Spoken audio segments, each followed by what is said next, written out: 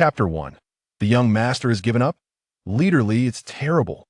Li Wei has been rendered useless. Young Master Li Wei is incapacitated. In a quaint villa within Green City, an elderly steward rushed in, visibly distressed. Li Wei rendered useless?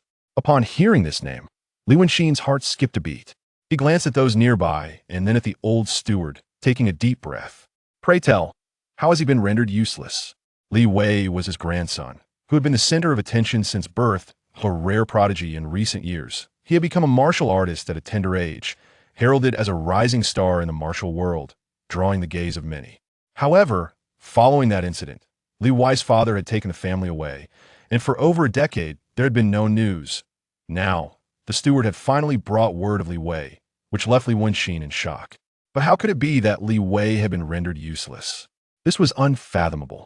In an instant, several gazes turned towards the steward, some filled with skepticism, others with a sense of triumph. When we found him, he hadn't stepped outside in 3 whole years. The old steward lamented, slapping his thigh in despair. At this revelation, others stood up, their faces etched with astonishment. What? He hasn't stepped outside in 3 years? An elder on the left glared at the steward. Has he been incapacitated by someone? Who did this? To everyone's surprise, the steward's demeanor suddenly wilted, shaking his head repeatedly, and oh no, he wasn't incapacitated by anyone, he simply couldn't be bothered to go outside. The crowd sighed in relief at the first part of his statement, only to be left breathless by the latter. Could it be that he simply lacked the motivation to venture outside? What a ridiculous excuse. Li Wenxin, too, was taken aback by this answer.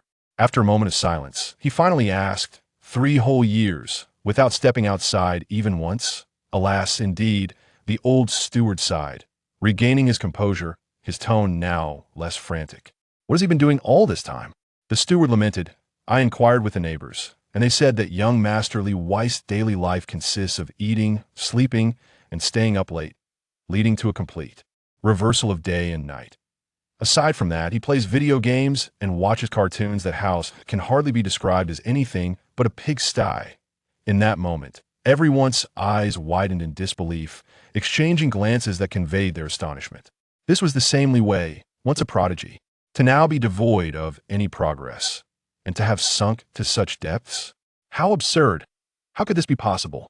Li Wei is the elder on the left struggled to comprehend the situation. Though he had never met Li Wei, he was familiar with his records, which detailed his numerous accomplishments. Li Wei, a martial arts prodigy at the age of 3, he could read 5,000 characters upon first encountering martial arts. Independently reached the blood cleansing realm, his blood surging like a torrential river, with an arm's strength exceeding 200 pounds. What does this signify? A typical 3-year-old merely babbles, unable to recognize a single character. Yet Li Wei had mastered them all.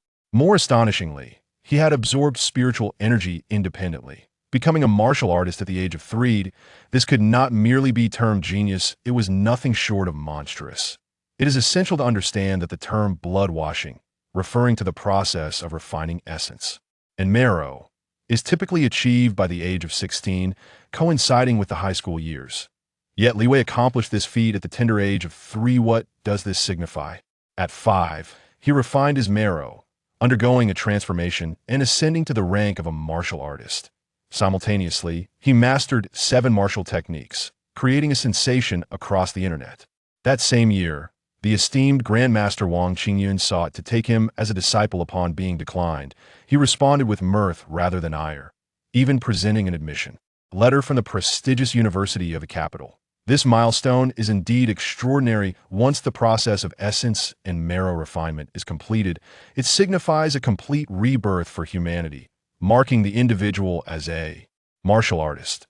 What does it mean to be a martial artist? It is a path to divinity, where a single thought can alter landscapes and celestial bodies, embodying the marvel of life and the hope of mankind. Even among the throngs of students preparing for examinations, those who attain the status of a martial artist before the age of 18 are exceedingly rare, let alone a 7-year-old like Li Wei. Yet his prodigious talent continued to unfold. At 8, he shattered the threshold of a first-level martial artist, encountering a rogue of the same realm and dispatching him with a single strike.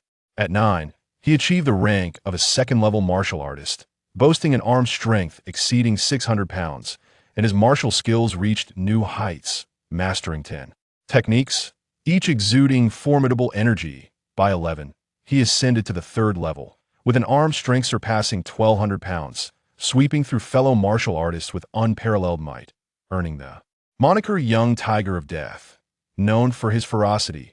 However, this prodigious individual subsequently vanished without a trace, disappearing alongside his parents overnight, only to be rediscovered by Li Wenxin years later. No one could have anticipated that the genius Li Wei would descend to such depths. How can this be? How is it possible? Li Wenxin murmured, slumped in his chair. At that moment, a nearby individual sprang to his feet, saying, "Elder, the situation may not be as dire as it seems. Perhaps Li Wei is diligently training, merely refraining from venturing outside for some reason." Oh! Li Wenxin's eyes brightened, as if grasping a sliver of hope. He turned to the old steward and inquired, during his days of seclusion, has Li Wei engaged in training? He is not. Not only has he refrained from training, but his life is also in disarray.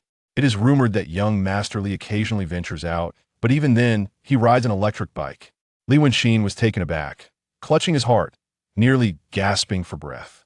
A martial artist who does not train risks losing their innate abilities. Even if one is a third-level martial artist, neglecting training for years can lead to a significant decline.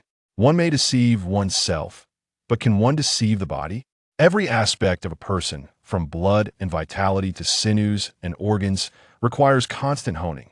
Clan leader. The man beside him quickly assisted Li Wenxin to his feet. Do not lose hope. Li Wei is not merely adept in martial arts. He is also academically gifted. Even if his martial prowess has waned, he still possesses literary talent.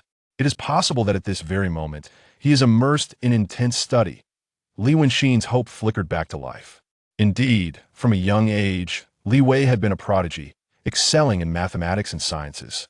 Had it not been for his age, he would have already pursued advanced studies in the capital AS for his academic achievements unless he had forgotten everything. He must have made significant progress. However, before he could inquire further, the elderly steward tremulously remarked, "Patriarch, he spends his days immersed in trivial banter, and all his knowledge has long since faded." Previously, when his neighbor's sister sought his guidance in preparation for the college entrance examination, she found him utterly clueless. He struggled to solve a quadratic equation, counting on his fingers for an eternity. Moreover, his prowess has plummeted to an unknown extent, not to mention the third level. Even facing a mere martial artist would be a formidable challenge at this revelation. The atmosphere around them fell into an eerie silence. After what felt like an eternity, someone could no longer contain their amusement and nearly burst into laughter. However, upon witnessing Li Wenxin's stunned expression, they quickly stifled themselves, covering their mouths while stifled giggles escaped, their shoulders trembling with barely contained mirth. It's utterly over. Li Wenxin felt despondent. How had this prodigy of a Li family come to such a state? No, he could not allow him to fall. With this thought, Li Wenxin bellowed, "Li Qingfeng, go and fetch him for me." Chapter 2. The Languid Youth. I understand. A middle-aged man nodded. He was Li Qingfeng, an uncle to Li Wei. Stepping outside, Li Qingfeng glanced around, only to suddenly notice two young maidens pressing their ears against the wall, a wave of black lines appearing on his forehead. "Xie and Xiaoyan, what on earth are you two doing here?" The two maidens immediately felt a rush of embarrassment. They had been eavesdropping for an unknown duration and were just about to depart when Li Qingfeng caught sight of them. "Uncle Li, cough, it's been a while," Li Xiaoyan awkwardly greeted. "Hello, Uncle Li," came the faint voice of Li Xie. "Why are you two not training at this hour, resorting to eavesdropping instead?" Li Qingfeng's expression darkened, feigning a gesture to reprimand them. "Please, Uncle Li, we were merely bored." Li Xiaoyan quickly crouched down, shielding her head. "Is that Xie and Xiaoyan?" came Li Wenxin's voice from within. "Yes, Patriarch," Li Qingfeng responded in a solemn tone. Li Wenxin declared, "Since they are already here, let's bring them along. If Li Wei shows no ambition, it would be wise to apply some pressure. If a situation is not as dire as rumored, it will be beneficial for these two girls to understand that there are always greater talents beyond their own." Li Xie and Li Xiaoyan were cousins to Li Wei. Despite their youth, they were indeed formidable martial artists lacking practical experience. they nonetheless possessed innate talent. Pondering this, Li Qingfeng realized that this approach seemed advantageous without any drawbacks, and his eyes lit up with approval. Truly, the patriarch is astute. This is an excellent suggestion. Let's proceed. The group departed the villa. Li Xiaoyun and Li Xie exchanged glances, and Li Xiaoyun urged, Xie, you should ask. WWH, why don't you ask? Li Xie replied hesitantly, her voice soft. You're the most favored among everyone. Surely it would be fine for you to inquire. Li Xiaoyun encouraged with a smile. Very well. With a sigh, Li Xie cautiously observed Li Qingfeng walking ahead, gathering courage as she mentally prepared herself before finally speaking up. Uncle, who exactly is Li Wei? Li Wei? Li Qingfeng turned his head, pondering before suddenly realizing, oh, you all have never met him, right? That is quite normal. His father left home 20 years ago after a dispute with the family.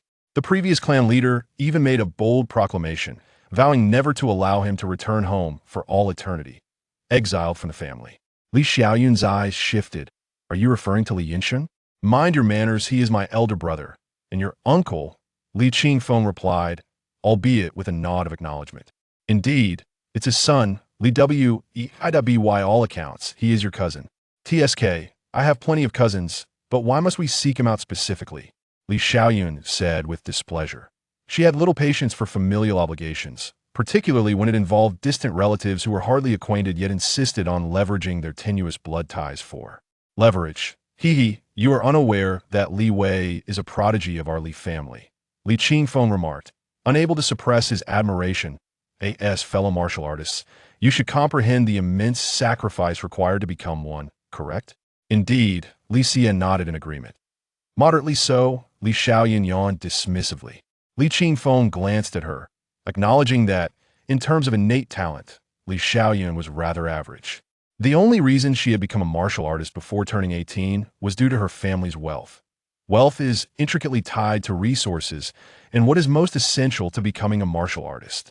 Resources, of course. In this world, despite the existence of martial artists, a profession revered above all, do not be misled into thinking that martial artists are commonplace. Why is the standard for admission into martial arts programs during the National College Entrance Examination based on becoming a martial artist? This is because it is exceedingly difficult for an ordinary person to attain that status. Those with considerable talent require at least 500,000 in resources. Those of average talent must invest in a plethora of materials, from skin and muscle to internal organs and bones, constantly fortifying their bodies for a mere fraction of enhancement. Once this phase is complete, millions may vanish without a trace, yet this is merely the first step towards becoming a martial artist.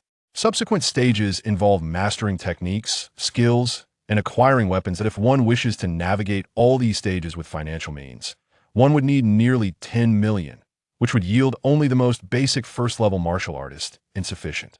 To contend for top ranks in the entrance examination, Li Wei became a first-level martial artist at the tender age of 8. Li Qingfeng stated slowly, and he achieved this without any medicinal assistance. A pure first-level martial artist by his own merit. Li Xie's eyes widened in astonishment. Li Xiaoyun was momentarily taken aback as well. They had little concept of what level of talent an 80-year-old martial artist represented, yet they understood what constituted a prodigy, someone who becomes a martial artist before the age of 18, just before the college entrance examination, is deemed a genius. Is that for real? Li Xiaoyun exclaimed, unable to contain herself. Becoming a martial artist at 8? That's utterly absurd. Uncle Qingfeng, have you seen this with your own eyes? Haha, not quite. Li Qingfeng shook his head. How could he have witnessed such a feat? In truth, he had only heard of Li Wei's exploits from his father, Li Wenxin, and he was uncertain how his father had learned of Li Wei's story. That must be a fabrication. Li Xiaoyun immediately broke into a triumphant smile. If we are to speak of geniuses in our family, it must be my brother, just 16. He attained the rank of second tier and has long since received an acceptance letter from the Imperial Capital University. Earning millions annually is a mere trifle for him. That is indeed the case. Li Qingfeng did not dispute this, but sighed. However, as for Li Wei, while he was once considered a genius, his current state would likely astonish you. Li Xie was intrigued, wondering what could be so astonishing that in truth, this child has begun to. Well, to slack off. He neither cultivates nor studies. In short, he has become one of those who merely exist to consume and await death. Li Qingfeng struggled to articulate Li Wei's condition. A freeloader? Li Siye exclaimed in surprise. Precisely, Li Qingfeng nodded. Li Wei's current demeanor was indeed akin to that of a so-called freeloader. Ha ha! No wonder grandfather is so furious. Li Xiaoyun could not help but laugh aloud, her curiosity piqued by such an extraordinary cousin. You, lacking respect for your elders, I Qingfeng shook his head at her demeanor, recognizing that Li Xiaoyun, accustomed to a life of indulgence, seldom afforded others any consideration. Her sharp personality could easily wound others. In contrast, Li Siye was quite the opposite. Observing their states, Li Qingfeng felt a flicker of understanding. It was no wonder their father had sent these two young ladies along. Evidently, he intended to apply some pressure on Li Wei. What the three were unaware of was that at their destination, within the Shanshui community of Green City, a 20-year-old youth had sequestered himself in a pitch-black room. He lay casually on a mat, leisurely munching on potato chips while engrossed in an anime, occasionally bursting into laughter. Should anyone enter his abode at that moment, they would undoubtedly gasp in horror. It resembled a pigsty. Disheveled beverage bottles were strewn across the floor, and before the computer sat an ashtray overflowing with cigarette butts. Clothes lay haphazardly scattered about, forming a small mountain in the corner. The sole blessing was that the room lacked any wet refuse. It was primarily a collection of various wrappers. Beyond this, the kitchen was a chaotic scene of dirty dishes piled haphazardly, seemingly rinsed but without any signs of thorough cleaning. Indeed, there appeared to be no evidence of having been used at all. In stark contrast, takeout boxes, cigarette packs, and rolls of toilet paper filled up garbage bags, carelessly discarded in a disarray of filth. Yet, unbeknownst to anyone, a cacophony of voices resounded continuously within the young man's mind. You have chosen to lie flat. This is yet another minute of your idleness. You have earned a reward, one vitality. You have not disposed of any trash in a month. Your laziness has granted you a reward, one agility. You have taken up smoking. Nicotine and tar ravage your lungs. You have received a reward, one respiratory function. You are watching anime. Your brain experiences pleasure. You have earned a reward, one insight. Your accumulated insight now exceeds 1,000 points. You now have a chance to comprehend skills from anime. Chapter 3. Wind Release, Spiraling Shuriken. Has my comprehension truly reached such heights? The young man glanced at the system notification and could not resist a yawn. He is Li Wei. To others, Li Wei is a prodigious talent rarely seen in a century, yet only he is aware that he is, in fact, a traveler from another world. 2 decades prior, Li Wei traversed into this realm, discovering, to his astonishment, that it was vastly different from the Earth he once knew. While there are similarities in technological progression, this world is inhabited by martial artists. On that fateful day, at the tender age of 3, Li Wei stumbled upon descriptions of martial arts in his father's study. Guided by the texts, he learned to channel spiritual energy into his body, thus birthing a martial arts genius. Perhaps due to his status as a traveler, Li Wei possessed an extraordinary talent, advancing rapidly in his training and overcoming all obstacles. However, upon reaching the age of 11, he inadvertently activated the lying flat system. By simply reclining, he could grow stronger. By adopting a laissez-faire attitude, he could enhance his abilities even further. Initially, Li Wei dismissed the system as trivial, pondering why he should recline when effort bore fruit. But then, it proved to be surprisingly effective. Had it not been for the system, Li Wei would not have realized that the foundation of his skills was precariously unstable. Due to his young age, having prematurely broken through to the 3rd-tier martial artist level, he had accumulated numerous hidden injuries within his body. Yet, as he embraced the lying flat philosophy, his foundation gradually mended and his concealed injuries healed, leading to an initial decline in his rank from 3rd-tier martial artist back to 1st tier. Nevertheless, he emerged far stronger, possessing a terrifying prowess. In this world, the classification of levels is not distinctly defined. Aside from the martial artists categorized within levels 1 to 9, those above are further divided into 6 ranks: Zun, Sheng, Wang, Di, Huang, and Shin. It is essential to note that these ranks do not indicate absolute disparities in strength. For instance, some individuals labeled as Wang may possess the capability to defeat those of the D rank. However, it is indisputable that the higher the rank, the more universally acknowledged the strength it represents. Since acquiring the system, 9 years have elapsed during which Li Wei has consistently elevated his rank by 1 tier each year, culminating in his current prowess as a 9th-tier martial artist. The notion of a 20-year-old 9th-tier martial artist may astonish many, yet Li Wei's true capabilities surpass this designation. Through the system's refinement, his foundation has become so formidable that even he remains unaware of its true depth, not even those of the Zun rank. Let alone some weaker Shang rank individuals can rival him. With a comprehension level of 1000, mastering various skills should be a simple endeavor, should it not? As Li Wei rubbed his eyes, he gazed at the animation before him. The system's functions are not overly complex. By simply reclining, he automatically becomes stronger. Moreover, if he engages in activities that bring him joy, he is rewarded with additional effects. For instance, watching short videos grants him a boost in learning capacity, allowing knowledge to be absorbed effortlessly. Conversely, smoking, typically detrimental to martial artists by impairing lung function, has an opposite effect on Li Wei. His lung capacity continues to strengthen, enabling him to take a deep breath and refrain from exhaling for 2 days. Under such circumstances, the insights gained from anime serve a similar purpose. Now, as Li Wei watches the animation, he senses a distinct difference. The skills employed by the characters seem to resonate with him, almost as if he can intuitively comprehend them, mastering their principles and even developing them further. Coincidentally, the animation is currently showcasing a segment of Naruto's training for the Rasengan. Indeed, this world also contains Naruto. And not just that, most works are represented here. The reason remains elusive to Li Wei. After all, aside from the existence of warriors, this world appears largely unchanged. There is also a concept known as natural disasters, for which the warriors exist to combat. However, Li Wei has yet to encounter the specifics of these calamities. Concentrating chakra in the palm and then spinning it continuously to manifest the Rasengan, Li Wei contemplates as he observes the scene, and suddenly he extends his left hand. Whether it is chakra or chi, ultimately, they are forms of energy, if the Rasengan is feasible. With that thought, he focuses his attention.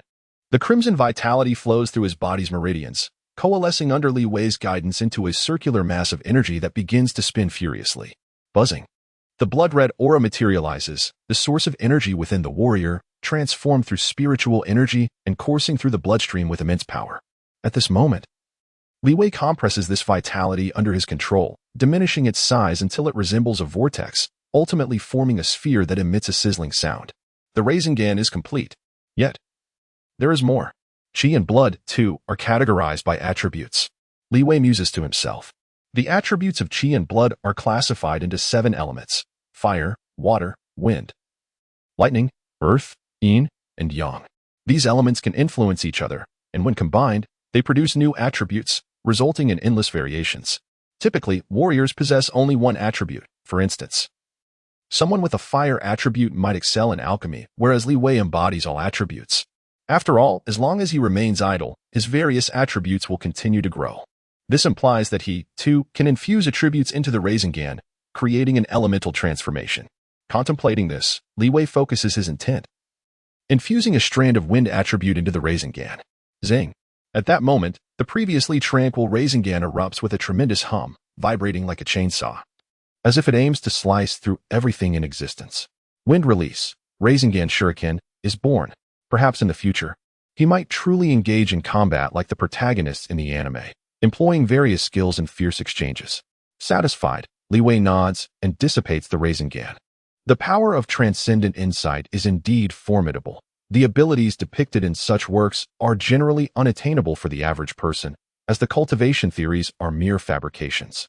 Yet, with Li Wei's growing insight, he gradually begins to reshape these fallacies into tangible and usable realities. If he continues on this path, might he transform into a Super Saiyan one day? When that time arrives, watch as he obliterates all that dares to prevent his repose. Suddenly clenching his fist, Li Wei felt the unmistakable presence of someone entering the room. Though the aura was unfamiliar, it appeared to be directed towards him. Shortly thereafter, a series of knocks echoed through the door.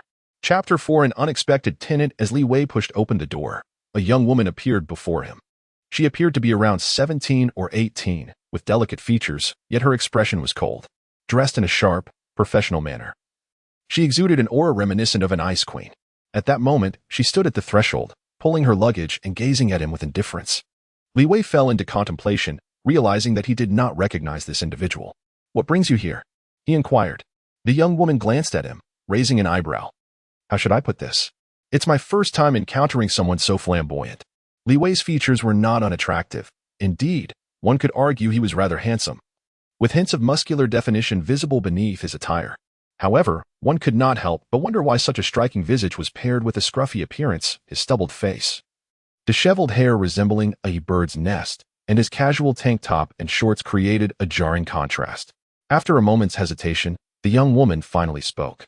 This house has been rented out, correct? Excuse me? Li Wei exclaimed, taken aback.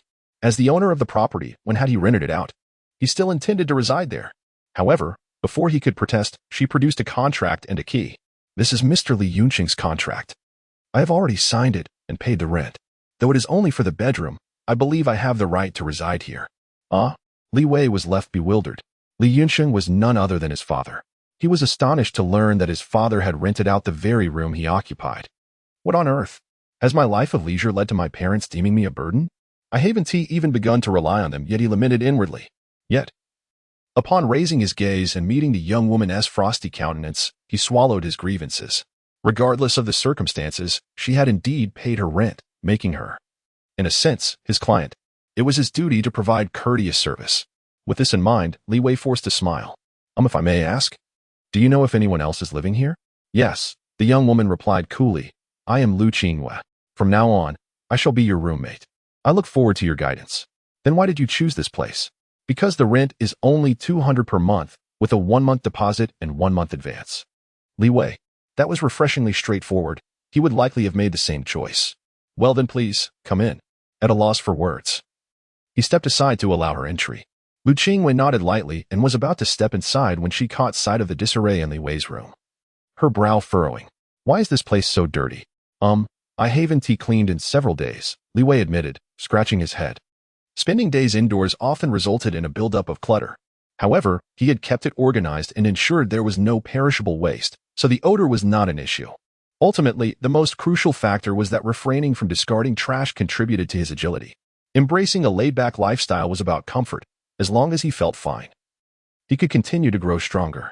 Sighing, he reflected that while he was well aware that one should not expect quality from a bargain, he found himself with no other choice. Lu Qingwei sighed, rummaging through her luggage to extract a mask and gloves. Once fully equipped, she turned to Li Wei. From this moment forth, we shall be roommates. Let us establish some ground rules first. Huh? Li Wei dug at his ear, thinking he had misheard her. Ground rules? Are you serious? However, before he could voice his objections, Lu Qingwei continued. First, I kindly ask that you take out the trash daily. Second, refrain from creating unnecessary waste. I can cook, but you must wash the dishes and take care of the cleaning. Third, wait, I refuse. Li Wei could no longer tolerate the demands. There was no way he could agree to such conditions. Take out the trash? Clean the house? What nonsense! As a master of relaxation, how could Li Wei concern himself with such trivialities? Each attribute he accumulated was hard-earned. A single day without cleaning could yield a certain agility reward, and if he were lucky, he might even gain additional benefits. These attributes, accrued over time, would inevitably lead to a significant transformation. How could he allow someone else's words to negate all of his efforts? Do not underestimate the art of relaxation. Why? Lu Qingwei furrowed her brow, unable to comprehend how such a person could exist in this world. This is my bottom line. Li Wei clenched his fists. Is your bottom line really that low? Lu Qingyue's expression darkened further. Indeed, I am that pathetic. So what will it be? Should you move out now? Lu Qingwei stroked her chin, glancing at Li Wei and then at his room, her expression contemplative. After a moment, she suddenly smirked, though masked. Li Wei could sense her disdain. Ah, I see now. You are one of those adults who are utterly useless, neither working nor training, relying solely on your parents for support, with no ambition beyond seeking pleasure. No, you've misjudged me. Li Wei shook his head. My income is earned through my own efforts. Is that so? A freeloader, then. Whatever your opinion of me, it matters little. Li Wei had no desire to argue. Resting his head against the wall, in any case, there was no way he would engage in cleaning. If you cannot tolerate it, please leave. TSK, truly a despicable person. Lu Qingwei sighed, finding it hard to imagine the existence of someone like him in this world. Really? I find it rather peculiar that you would choose to enter the room knowing I am such a person.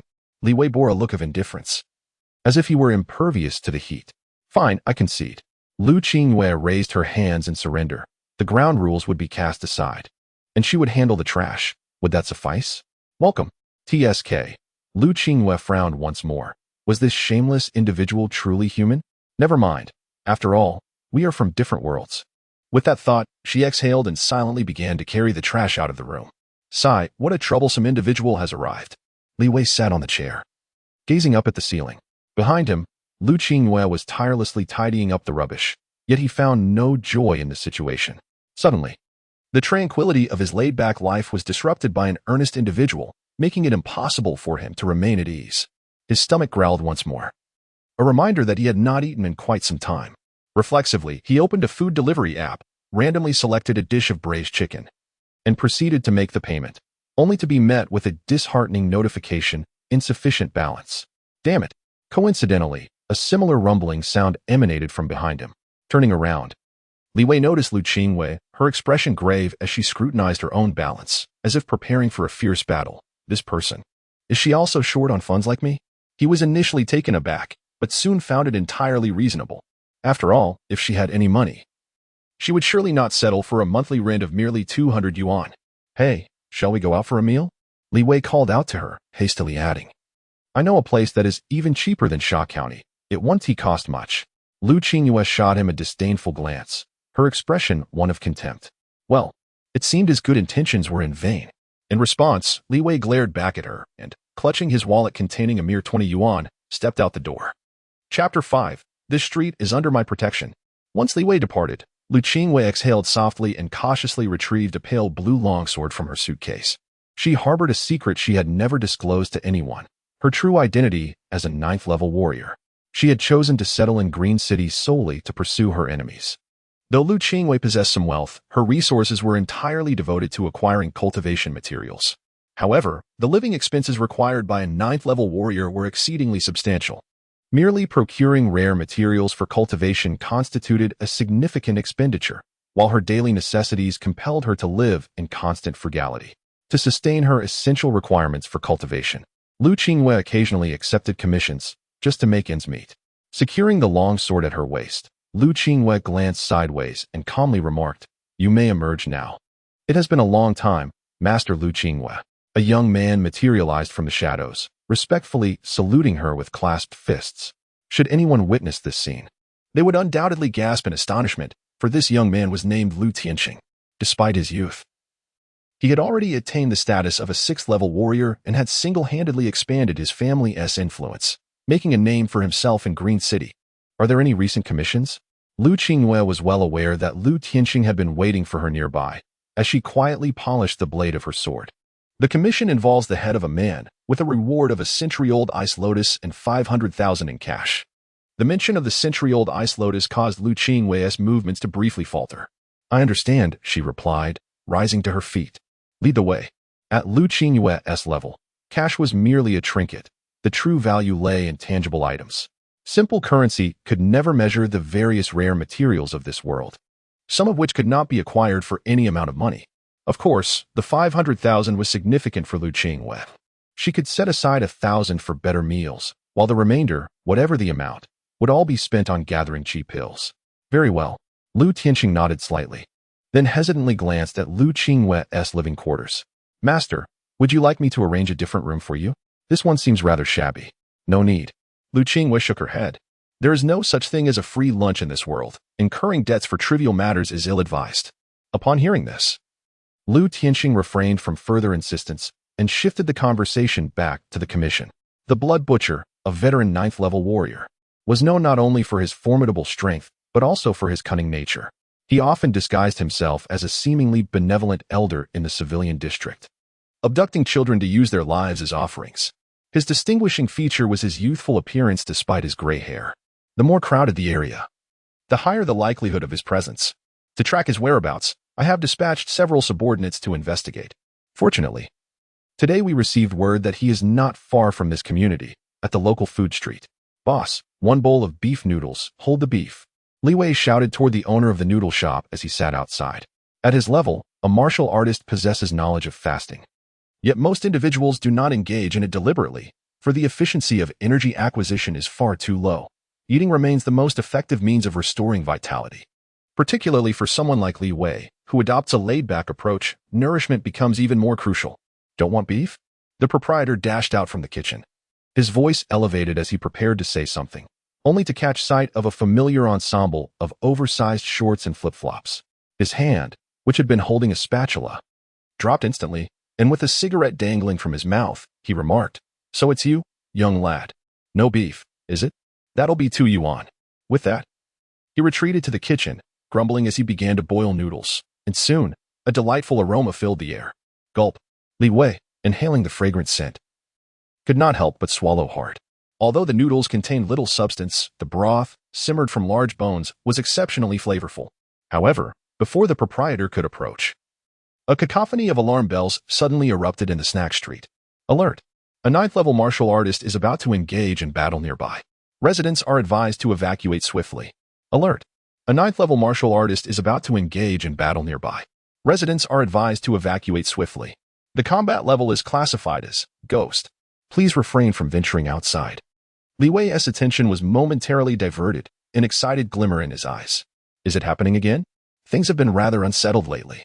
Disaster alerts are commonplace in every region, as skirmishes between martial artists can create extensive chaos, easily endangering ordinary citizens.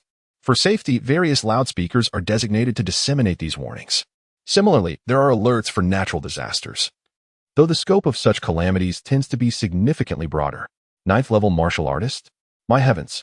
Quickly, shut the doors. I've never witnessed a 9th-level martial artist in combat. This street is doomed. Run. The nearby snack street erupted into pandemonium, throngs of people rushing about in search of refuge. In stark contrast, Li Wei remained seated amidst the turmoil, patiently awaiting his ramen. The threat of a 9th-level martial artist seemed trivial compared to his hunger. However, as time passed, and with no sign of his ramen's arrival, he called out, "Boss? Boss?" but received no response. The once bustling ramen shop was now deserted, with an abundance of ingredients still laid out in the kitchen. Observing this, Li Wei felt a surge of excitement, rubbing his hands together as he stood up. It's here. The moment I've eagerly anticipated for so long is finally upon me. Boss, you truly aren't here, are you? After a courteous pause with no reply, he mused, shall I take matters into my own hands? With that, Li Wei made his way to the kitchen, grinning as he gazed upon a sizable chunk of beef resting on the counter. I'll just keep an eye on the shop and help myself to a bit of beef. Surely that is permissible? Haha. The tempting aroma of the meat had him salivating. As a self-proclaimed king of leisure, Li Wei adhered to his own principles, to neither steal nor plunder, but to create wealth through his own efforts. Of course, principles can sometimes waver, if only slightly. It is akin to the present moment. Should an unattended ramen shop be destroyed, it would indeed pose a dilemma. A lone warrior might offer assistance by merely surveying the premises, and perhaps enhancing the dish with a few additional slices of beef would be permissible. However, considering the fee for my services, even indulging in an entire piece of beef could be justified. No, that is not quite right. Levi abruptly retraced his steps to the entrance of the shop. At this juncture, the entire food street lay deserted, yet various stalls remained open, with an array of culinary delights from barbecues to skewered delicacies and even takoyaki, all being prepared without supervision. Henceforth, I shall take it upon myself to safeguard this street. Chapter 6. The Blood Butcher's Blade. The helicopter hovered incessantly over the verdant city, its rotor blades emitting a resonant hum. The perimeter had been successfully secured. Hearing the alarm blare, Lu Tianqing promptly addressed Lu Qingwei, "My lady, this battle unfolds within the city. You shall engage the Blood Butcher while I safeguard the surrounding structures. Is that acceptable?" "Very well," Lu Qingwei replied. Clad in a dark coat with a hood that obscured her visage, her gaze sweeping downward from the heights. Soon, she spotted an elderly man in white, quietly seated at a stall outside a restaurant, sipping tea with an air of tranquility. Sensing something amiss, he lifted his head, a hint of amusement flickering in his eyes. It was time to act. With that thought, Lu Qingwei positioned herself at the helicopter's door, her foot poised in the air, and gracefully descended from the sky. Lu Tianqing followed closely behind. "My lady, force him back to the snack street. Its reinforced structures can withstand the onslaught of martial artists." "Understood," Lu Qingwei affirmed. Plummeting from nearly 1,000 meters, her speed accelerating, long hair billowing in the wind, and her coat flapping wildly. Boom! She landed with a tremendous impact, causing the ground to tremble. In that instant, Lu Qingwei extended her hand, and her longsword transformed into a flurry of snowflakes before reassembling in her grasp. Clang! The sword gleamed ominously as she surged forward with the swiftness of a leopard, her blade aimed directly at the silver-haired man. Who could it be but the illustrious Ice Lotus sword, the Blood Butcher remarked, unperturbed, as a slender blade materialized in his hand to counter Lu Qingyue's strike. The clash of blade against blade resonated with a thunderous buzz, yet the force of the impact drew a mocking smile from the Blood Butcher, who effortlessly repelled Lu Qingyue. What's the matter? Has the city's recent protector vanished, leaving a mere 9th-level martial artist to confront me, the Blood Butcher? Annoying, Lu Qingyue's eyes turned icy, and an array of icy spikes erupted from beneath her feet, surging toward the Blood Butcher with an almost sentient vigor. Boom! Suddenly, the ice exploded, blanketing the sky in a ghostly white, as a chilling temperature descended, freezing everything in its vicinity, including the Blood Butcher's feet. Truly, the Ice Lotus sword utilizes the properties of blood essence with remarkable finesse, Lu Tianxing mused from a distance, feeling as though his very blood was on the verge of solidifying. Yet, Lu Qingyue's assault was far from over. With the Blood Butcher immobilized, she assumed an offensive stance, the tip of her sword aimed menacingly at him. The blade shimmered with a cold brilliance, its intent surging like a primordial beast revealing its might. In an instant, Lu Qingyue moved. She propelled herself forward at an astonishing speed, leaving a long trail of white in her wake, traversing 100 meters in the blink of an eye, as countless sword marks erupted in the chaos of her passage. Boom, boom, boom. In a mere 100 meters, it felt as if the heavens had shattered and the earth had split, with a dense cloud of dust obscuring the sun. Lu Tianxing was instantly taken aback. A 9th-level warrior, in many respects, represents the pinnacle of human capability. Countless martial artists devote their lives only to falter at the threshold of this level. At such a realm, humanity no longer suffices to describe the identity of these warriors. They are miracles of life and embodiments of violence, akin to human weapons. Among them, Lu Qingyue stands out as a paragon. Truly, the Ice Lotus sword is formidable. Its instantaneous strike is nothing short of terrifying. The figure of the Blood Butcher emerged from the haze, his body riddled with sword marks, grotesque wounds oozing from his cheeks, limbs, and torso, blood flowing freely. He maintained a defensive stance, shielding his vital points. Clearly, that last strike had not been easy for him, compelling him to adopt such measures to evade further attacks. Surprisingly, he had not perished. Lu Tianxing's gaze sharpened. Lu Qingyue's onslaught was not something just anyone could withstand, and the Blood Butcher proved to be even more formidable than he had anticipated. This amount of damage is still insufficient. The Blood Butcher's white hair was stained crimson, yet he remained unfazed. Suddenly, he exerted force against the ground, shattering the ice shackles that had bound his ankles. In tandem, his ankles sustained immense injury, the skin having long since adhered to the ice, and as he struggled with great force, flesh and skin were torn away by the ice.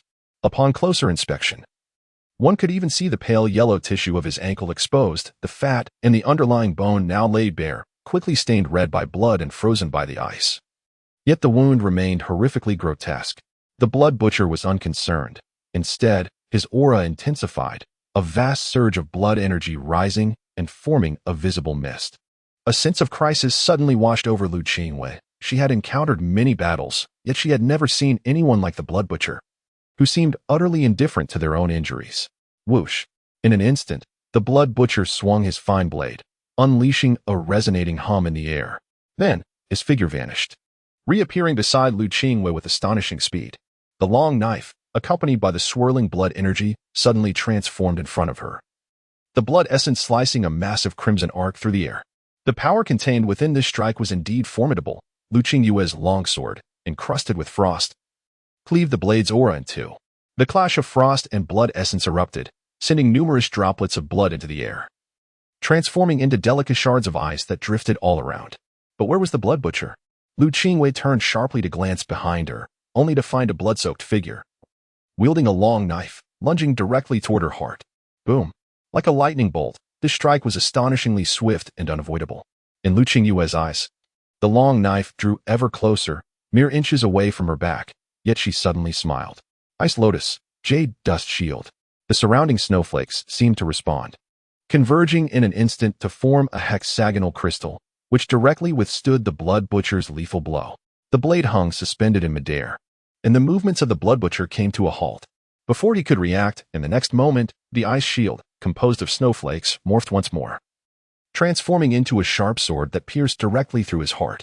It seems you have fallen into a trap, Blood Butcher. Lu Qingwei revealed a smile.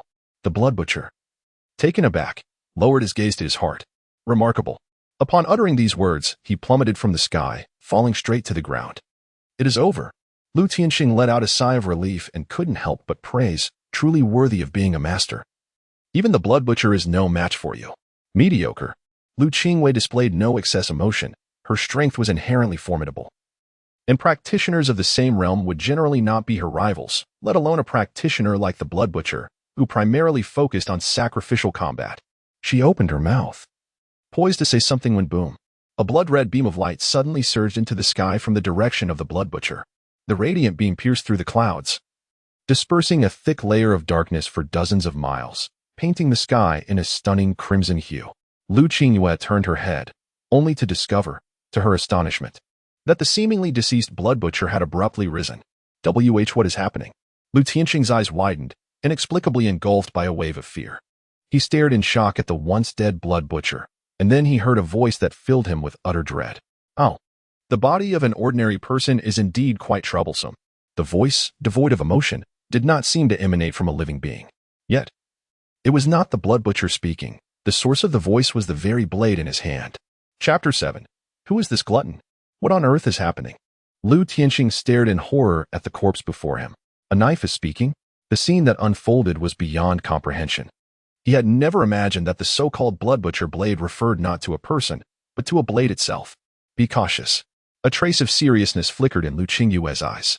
She sensed that since the moment the body had perished, the aura emanating from the blade had become increasingly terrifying, far surpassing that of a 9th-level warrior, even exuding the presence of a revered figure. Ha ha ha, come again, come again. Your body is quite satisfactory. I find it very appealing. The Blood Butcher blade emitted a strange voice as it suddenly thrust towards the corpse of the white-haired man behind them. With a muffled sound, the flesh and blood of the body reacted as if exposed to sulfuric acid, releasing a dense white mist. Visibly, the flesh began to melt away, resembling a puddle of pus that pooled on the ground, revealing a skeletal figure. But that was not all. Following this, the skeleton grasped the Blood Butcher blade and thrust it downward. With a resounding crash, a piercing shriek reverberated from all directions. It was an intangible energy, forming streams of black air that surged into the blade. This is. Lu Qingwei sensed something amiss. Rather than using her eyes to observe, she employed her inner vision to scan the surroundings, instantly uncovering the true nature of the black currents. To her shock, there were countless distorted faces of children. All of them were the vengeful spirits of infants. Having completed this, the skeleton, still holding the blade, aimed it directly at Lu Qingwei. This is dire. In that moment, alarm bells rang in Lu Qingyue's heart. The combat instincts honed over the years compelled her to position the blade horizontally before her. Indeed, the next instant, the skeleton flashed before Lu Qingwei, and before she could grasp the situation, an overwhelming force erupted from the blade, its terrifying penetrative power sending her flying. What astonishing strength! Has it reached the level of a revered figure in an instant? Lu Qingyue's body was sent hurtling backward, blood trickling from the corner of her mouth. Yet, the onslaught of the Blood Butcher blade was far from over. The skeleton raised the blade high, a crimson glow enveloping everything nearby. It was blood mixed with energy, surging like a torrential river, inundating the streets. Under the command of the Blood Butcher blade, it rose into a colossal blood mist, shrouding the heavens and the earth. Blood. Tear her apart. At the command of the Blood Butcher blade, the entire blood mist erupted violently, transforming into countless minuscule blood droplets. These droplets then morphed into tiny blades. Howling winds swept through, engulfing all in their path. In an instant, a blood-colored tornado formed, its height seemingly connecting the heavens and the earth, ensnaring the streets within. Resembling a true calamity. This scene was utterly terrifying. From a distance, Lu Tianxing could only tremble uncontrollably, let alone Lu Qingwei, who found herself at the eye of the storm. Boom, boom, boom. Each blood droplet represented a sharp blade, piercing through tall buildings, crushing vehicles, and reducing trees to mere splinters. In that moment, everything was obliterated by this horrific disaster. Within the eye of the typhoon, Lu Qingyue was already drenched in perspiration. She valiantly adjusted her posture midair, bringing herself to an abrupt halt while conjuring countless shields of ice to protect her. Yet, despite her efforts, numerous wounds began to mar her body. Blood surged forth to assault her, and with each drop that flowed, it transformed into blades that joined the tempest. Damnable! Such a power is nothing short of a war machine. Witnessing this scene, a shiver ran down Lu Qingyue's spine. The origin of this blood reaper was shrouded in mystery, and she could scarcely fathom the identity of the one who forged such a weapon. If unleashed upon the battlefield, it would be an indomitable force. "My lady, run towards the snack street." At that moment, Lu Tianxing shouted beside her. "The buildings there have been reinforced and can withstand the storm." Lu Qingyue nodded vigorously. In areas with high foot traffic, the construction materials were notably sturdy, with super alloys capable of withstanding the strikes of certain martial artists, rendering them less susceptible to destruction. With this thought, her speed dramatically increased. However, her adversary was not merely the blade storm behind her, but the blood reaper itself. It appeared that the skeleton, nearly 1,000 meters away, had sensed something. It slightly bent its knees, then unleashed its formidable strength. Boom! The towering structure behind them crumbled under the weight of this terrifying force. The skeleton, along with the blood reaper, charged forward at an astonishing speed, closing in on Lu Qingyue in the blink of an eye. This velocity, Lu Qingyue was wholly unprepared. She had never anticipated that the blood reaper could augment the skeleton to such an extent. It was utterly absurd. As if a collection of lifeless entities had been forcibly elevated to the level of a revered master. What would happen if the blood reaper were to control an even more powerful body? The thought sent a chill down her spine. Blood slash? The skeleton emitted a series of creaking sounds as it raised its slender blade, delivering a furious strike forward. The exaggerated blade aura surged forth, obscuring her vision.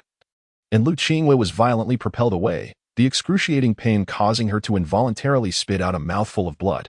"The snack street is ahead," Lu Tianxing hurriedly reminded her. The buildings here could evade the storm, maximizing Lu Qingyue's combat effectiveness. She nodded in acknowledgement, preparing to dash into the snack street, only to soon spot an inexplicable sign at the intersection: "No entry ahead." What on earth? As Lu Qingyue squinted into the distance, she discerned a familiar figure, cheerfully wandering among the various food stalls with a massive plate in hand.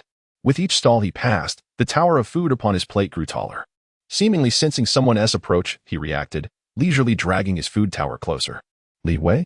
Lu Qingyue recognized the face of the approaching individual with astonishment. No wonder she found the silhouette familiar. Upon closer inspection, it was none other than that insufferable person she had encountered earlier. "Oh, it's you," Li Wei remarked nonchalantly, munching on spicy hot pot while displaying a look of disdain. "No wonder I sensed an annoying presence. What brings you here?" Lu Qingyue coldly inquired. The nearby inhabitants should have long sought refuge. Li Wei's presence causes her to feel constrained. He casually picked up a skewer of fried chicken strips, the savory aroma prompting an involuntary expression of delight. "Are you insane?" Lu Tianxing bellowed. "Look at what is behind us. Why aren't you fleeing?" Li Wei glanced back and was taken aback to see a tempest relentlessly approaching. "Then you too should come inside." "Oh, thank you," Lu Tianxing instinctively nodded, but soon realized something was amiss. "Wait, I meant, why aren't you seeking shelter? This could lead to fatalities." Li Wei was about to clarify when Lu Qingyue abruptly interjected, "It's coming." Before her, a skeletal figure was hurtling towards them at breakneck speed. Chapter 8. Do not waste food. Boom. Even before the arrival of the person, the sound precedes them.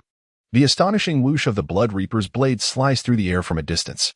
When the deafening roar erupted, a skeletal figure suddenly appeared before the crowd, its blood-red long knife ruthlessly thrusting forward.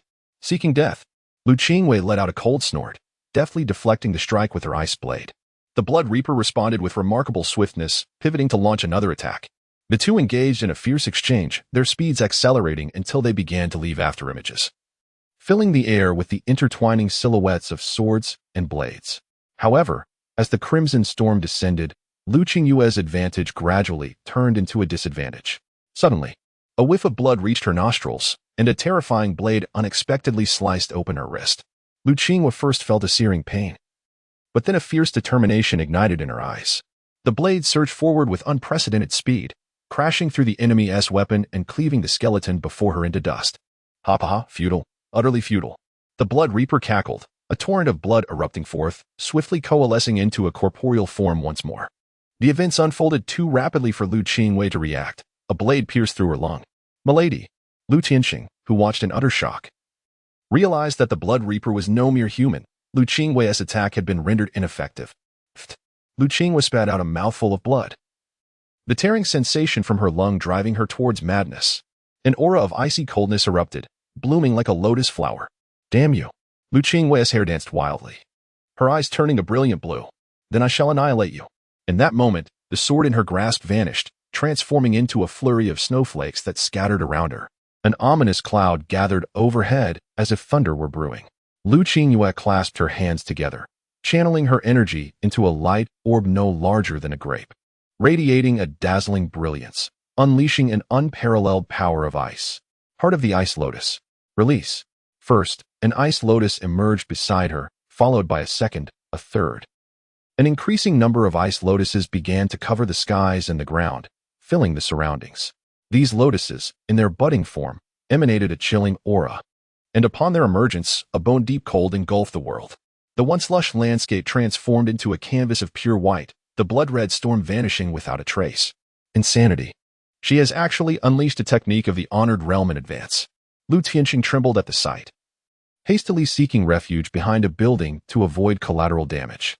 Yet suddenly, as if struck by a thought, he glanced towards the snack street, discovering that the fellow in the oversized shorts was still leisurely eating while watching the spectacle. This nearly sent Lu Tianqing into a fit of rage. Fool! Get over here and hide. Oh, I'm fine right here. Li Wei sat cross-legged on the ground, oblivious to the chaos, having somehow procured a small table, continuing to eat while expressing astonishment. This bastard! If you die, I won't care. With a furious shout, Lu Tianqing expressed his frustration. He was merely a 6th-tier martial artist. Although he held considerable power in Green City, he was utterly insignificant before a 9th-tier warrior. Lu Qingyue's assault was far from over. She raised her hand and pressed down with great force. Boom! In that moment, the icy landscape seemed to shatter, and violent ice pillars erupted from the ground, enveloping all the ice lotuses. Bloom, oh buds! In an instant, countless lotus flowers burst forth, radiating dazzling beams of icy blue light that soared into the heavens, freezing even the dark clouds into solid masses. This was a chill potent enough to nearly freeze a city. A frigid torrent began to annihilate everything in its path, forming ice cones and ice swords that relentlessly assimilated skyscrapers. This steel forest was engulfed by a wave of white, surging toward the bloodthirsty blade before her. Then, boom! The avalanche of creation bore down with immense force. But due to Lu Qingyue's extraordinary control, the explosion was compressed to its utmost limits, all its might coalescing into a singularity, infused into the edge of that blade. Cough, cough, cough. As the last of the ice lotuses vanished, Lu Qingyue found herself utterly exhausted, drenched in cold sweat, slumped upon the ground, coughing incessantly. Yet, at last, she had resolved the matter. Taking a deep breath, she gazed at the ice sculpture before her. This technique was her ultimate trump card, converting all her vitality into icy power. The ice lotuses she created could freeze nearly anything. However, unleashing this move would unleash tremendous destructive force upon the surroundings if the nearby structures were not sufficiently resilient. They could suffer catastrophic damage. Moreover, any ordinary individuals lingering nearby before the ice lotuses bloomed would likely meet a frozen demise. Wait, frozen demise? Lu Qingyue suddenly recalled that scoundrel and turned sharply to look. To her astonishment, Li Wei was seated comfortably, savoring a warm bowl of soup, delighting in it as if it were a steaming porridge on a winter's day. What on earth was this guy doing? Just as Lu Qingyue pondered this, an unusual sound emerged from the ice sculpture. Not dead? How could that be? Realizing this, Lu Qingyue swiftly turned about, only to see the bloodthirsty blade re-emerging from within the ice prison, showing no signs of injury. Rather, it appeared even more formidable. That overwhelming aura was nearly suffocating. Without a word, the bloodthirsty blade struck with astonishing speed, flashing beside Lu Qingyue. With a thunderous crash, a wave of blood surged forth, coalescing into a massive blade that spanned nearly 100 meters, descending upon the entire snack street with overwhelming force. It's over. This thought flickered within Lu Qingyue's mind. Time seemed to slow. She turned her head, surveying the street. Aside from that scoundrel, who continued to leisurely enjoy his meal, the entire snack street was deserted. Was she to perish here? Reluctantly, Lu Qingyue murmured to herself, yet she found herself powerless to resist. The blade drew ever closer, until the torrents of air generated by its momentum crushed the food on Li Wei's table. Li Wei moved. Do not squander food. With these words, Li Wei raised his hand and clenched his fist, causing the 100-meter-long slaughtering blade to come to a sudden halt. Then, bang! The blade, composed of sanguine essence, shattered abruptly, transforming into a cascade of radiant light. In that moment, everyone present widened their eyes in astonishment. Chapter 9. A resounding roar echoed through the air. as the explosive force of blood and energy transformed into a tempest, sweeping across the faces of Lu Qingwei and Lu Tianxing. Their expressions shifted from despair to astonishment, and finally to sheer disbelief, as they stared wide-eyed at the scene unfolding before them. What is happening? Lu Tianxing's eyes nearly bulged from their sockets. What had he just witnessed? This was the Blood Butcher Blade, an adversary that even Lu Qingwei could not hope to defeat, and yet it had been so effortlessly crushed in a single blow? This is absurd. Especially as he observed Li Wei's nonchalant demeanor, Lu Tianxing felt as though his entire worldview was collapsing. When did the Blood Butcher Blade become so feeble? However, the very essence of the Blood Butcher had been anchored in place, and the vanished storm indicated that everything that had just occurred was no mere illusion. The man before them, lacking any semblance of grace and exuding no hint of formidable strength, had so effortlessly neutralized the most powerful strike of the Blood Butcher Blade. The most astonished of all was undoubtedly Lu Qingwei. She was acutely aware of her first impression of Li Wei, a scruffy, lazy individual who wouldn't even lift a finger to discard trash, someone she would ordinarily disregard without a second glance. Yet, the scene that had just transpired left her utterly perplexed. She could scarcely comprehend how Li Wei had executed his maneuver. He merely lifted his hand, and the nearly 100-meter-long blade of the Blood Butcher had shattered. It was incomprehensible. All her efforts now felt like a cruel joke. The atmosphere had descended into an eerie silence. After casually dispelling the Blood Butcher Blade's attack, Li Wei made no further moves, simply savoring a sip of fruit tea. Lu Qingwei and Lu Tianxing were utterly bewildered, unable to grasp the nature of the situation, paralyzed with uncertainty. Meanwhile, the Blood Butcher Blade itself began to question the reality of what had transpired. Was it an illusion? No, it was unequivocally real. This man was unfathomable. If he could seize his physical form, it would lead to an extraordinary evolution of its own existence. Boom. With this thought, the might of the Blood Butcher Blade surged once more, its crimson glow flickering as it broke free from the skeletal grip, hovering ominously in the air. This is bad. He still possesses hidden abilities. Lu Qingyue's expression shifted dramatically as she suddenly grasped the true nature of the Blood Butcher Blade. It was rumored that there existed a class of weaponry imbued with autonomous life. Once touched by a living being, their will would be gradually consumed by the weapon. In other words, this life form existed to usurp. They were living weapons capable of obliterating all wills. The mind itself was their ultimate weapon. Be careful. Lu Qingwei could hardly fathom the monstrosity that would emerge if someone like Li Wei were to be consumed by the Blood Butcher Blade. She could only issue a warning. However, it was too late. Like an arrow, the Blood Butcher Blade shot forth, its speed more ferocious than ever before, transforming into a red thread in the eyes of the onlookers. Reaching Li Wei in an instant, its blade poised at his brow. Li Wei sensed the impending danger.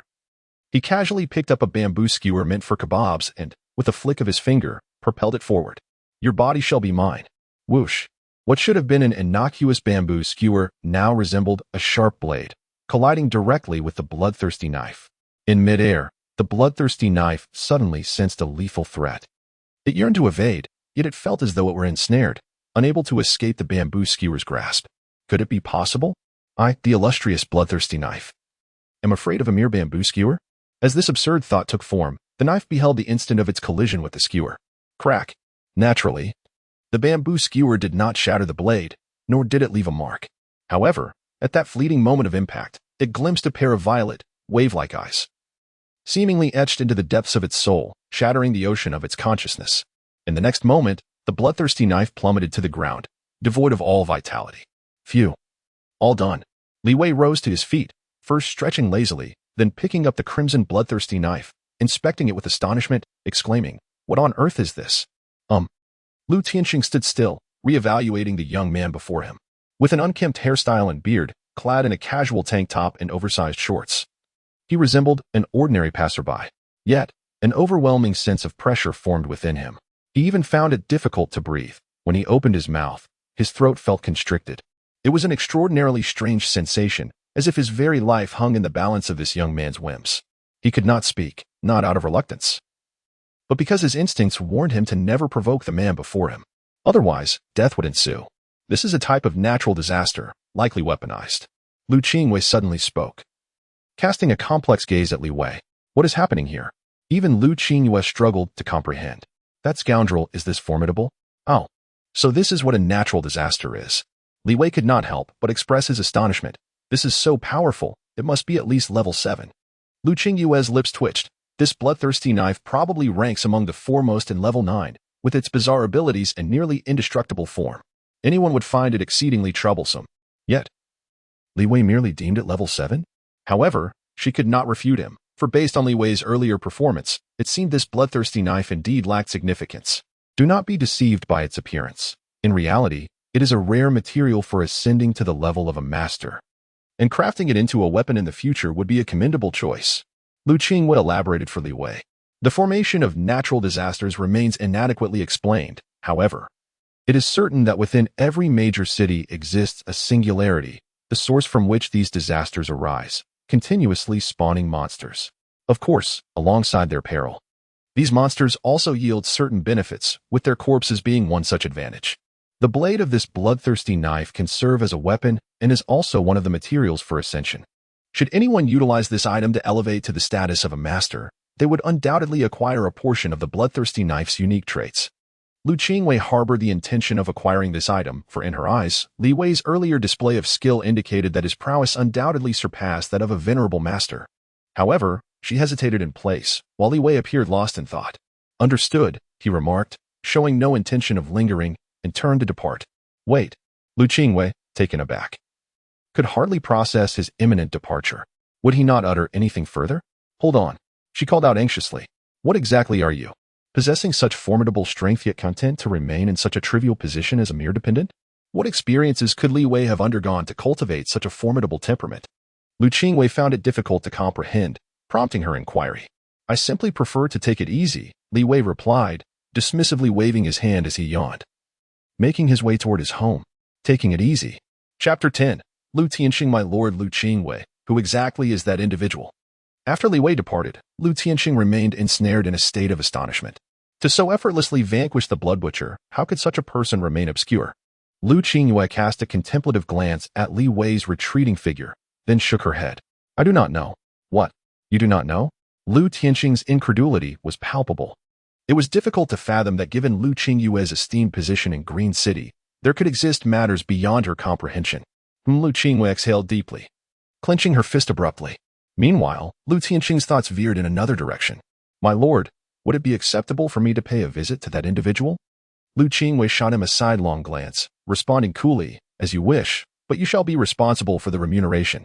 Unperturbed by her insight into his intentions, Lu Tianxing replied without hesitation, rest assured, my lord Lu Qingyue, I shall deliver the full bounty for the defeat of the blood butcher into your hands. After all, our assessment of the blood butcher was misguided. With such prowess, he has likely brushed against the threshold of the esteemed.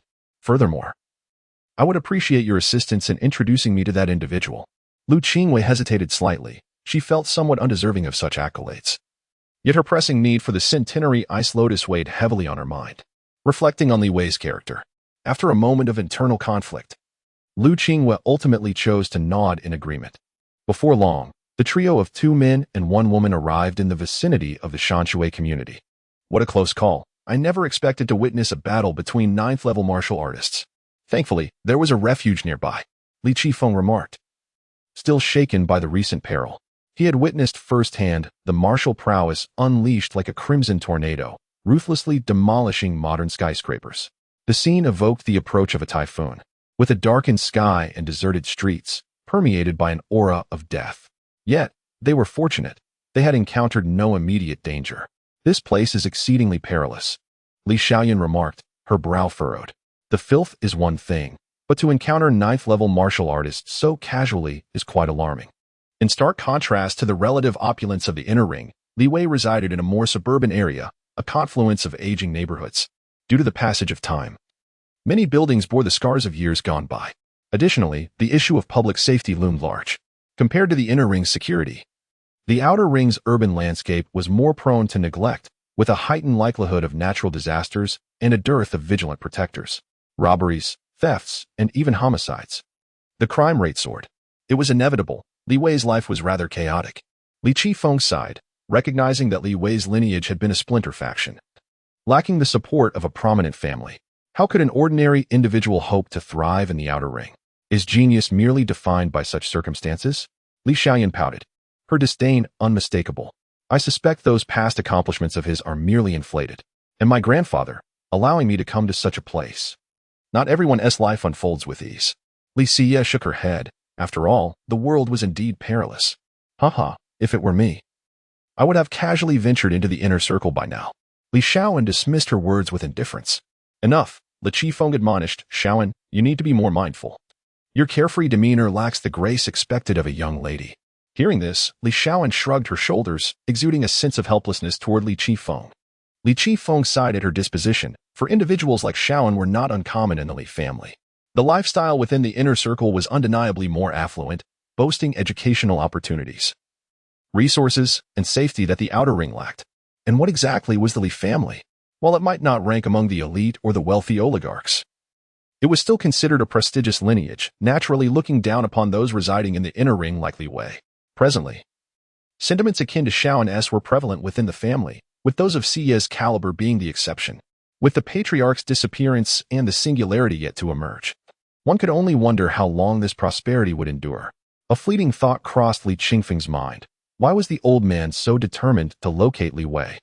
The reason lay in the disappearance of the ancestor who had elevated the family status, coupled with the current generation's lack of prowess, prompting the consideration of the branch of Li Wei, which had been expelled years ago.